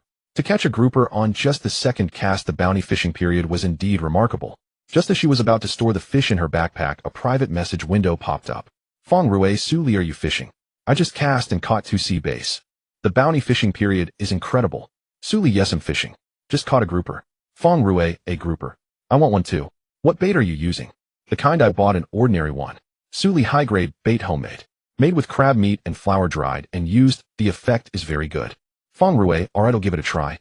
No more talking, my rod is moving again. Suli smiled, closed the private chat, and continued casting. For the next 2 hours, she hardly took a break. As soon as the rod was cast, there would be movement. Sometimes the bait was snatched as soon as it hit the water, with pulls coming one after another. Sea bass, grouper, squid, and 2 large lobsters were caught one after another. The automatic reeling function of the reinforced fishing rod was simply miraculous during the bounty fishing period, saving her a lot of effort. Ding! Fishing successful. Gained large yellow croaker, rare 1. Ding! Fishing successful. Gained squid 1. Ding! Fishing successful. Gained grouper 1. Fishing successful. Gained lobster 1. Ding! Fishing successful. Gained black bream 1. Ding! Fishing successful. Gained eastern star, grouper 1. She took a moment to glance at the regional channel where messages about fishing flooded in. Huaxia Zone 9 player Zhou Jiakai, wow wow wow. I caught a tuna. A tuna. This is the first time I've ever caught such a big fish. Huaxia Zone 9 player Lin Hao Yu, I caught one too. But my rod's durability is running low. Does anyone have a way to repair fishing rods? Huaxia Zone 9 player Chen Jinghao, just apply some resin, it will last a while. I just tried it, and it worked. Huaxia Zone 9 player Zhengxi, the fish here are going crazy. The bait is bitten as soon as it's thrown and no need to wait at all. This bounty fishing period is incredible. Huaxia Zone 9 player Lu Meng, thanks to Elder Zhu's earlier warning, I repaired my fishing rod in advance and stocked up on bait. I've been fishing all morning and can hardly fit it all. While Suli was watching the channel, her fishing rod suddenly sank again. This pull was completely different. It was not a fish struggling, but something below the water accelerating suddenly, pulling the line out a great length, the automatic reeling function almost failing to catch up. Suli gripped the fishing rod with both hands, leaning back against the force in a standoff with that thing. The line was taut like a guitar string, buzzing with sound. After a stalemate of about half a minute, the underwater pull suddenly relaxed, followed by a violent thrashing. Ding! Fishing successful. Gained bluefin tuna 1, rare, experience 50. Suli gasped in surprise. Bluefin tuna. This was a top-notch ingredient. She carefully stored the fish in her backpack, feeling so good that she wanted to hum a tune. Suli shook off the water from her hands, and while she was baiting, an idea suddenly struck her. She looked at the reinforced fishing rod in her hand, then at the dark school of fish on the surface of the sea, and a thought popped into her mind. Perform a 100-fold amplification on the reinforced fishing rod. A flash of white light passed. Ding! Amplification successful. Gained reinforced fishing rod 10 quantity amplification, refined fishing rod 1 quality amplification.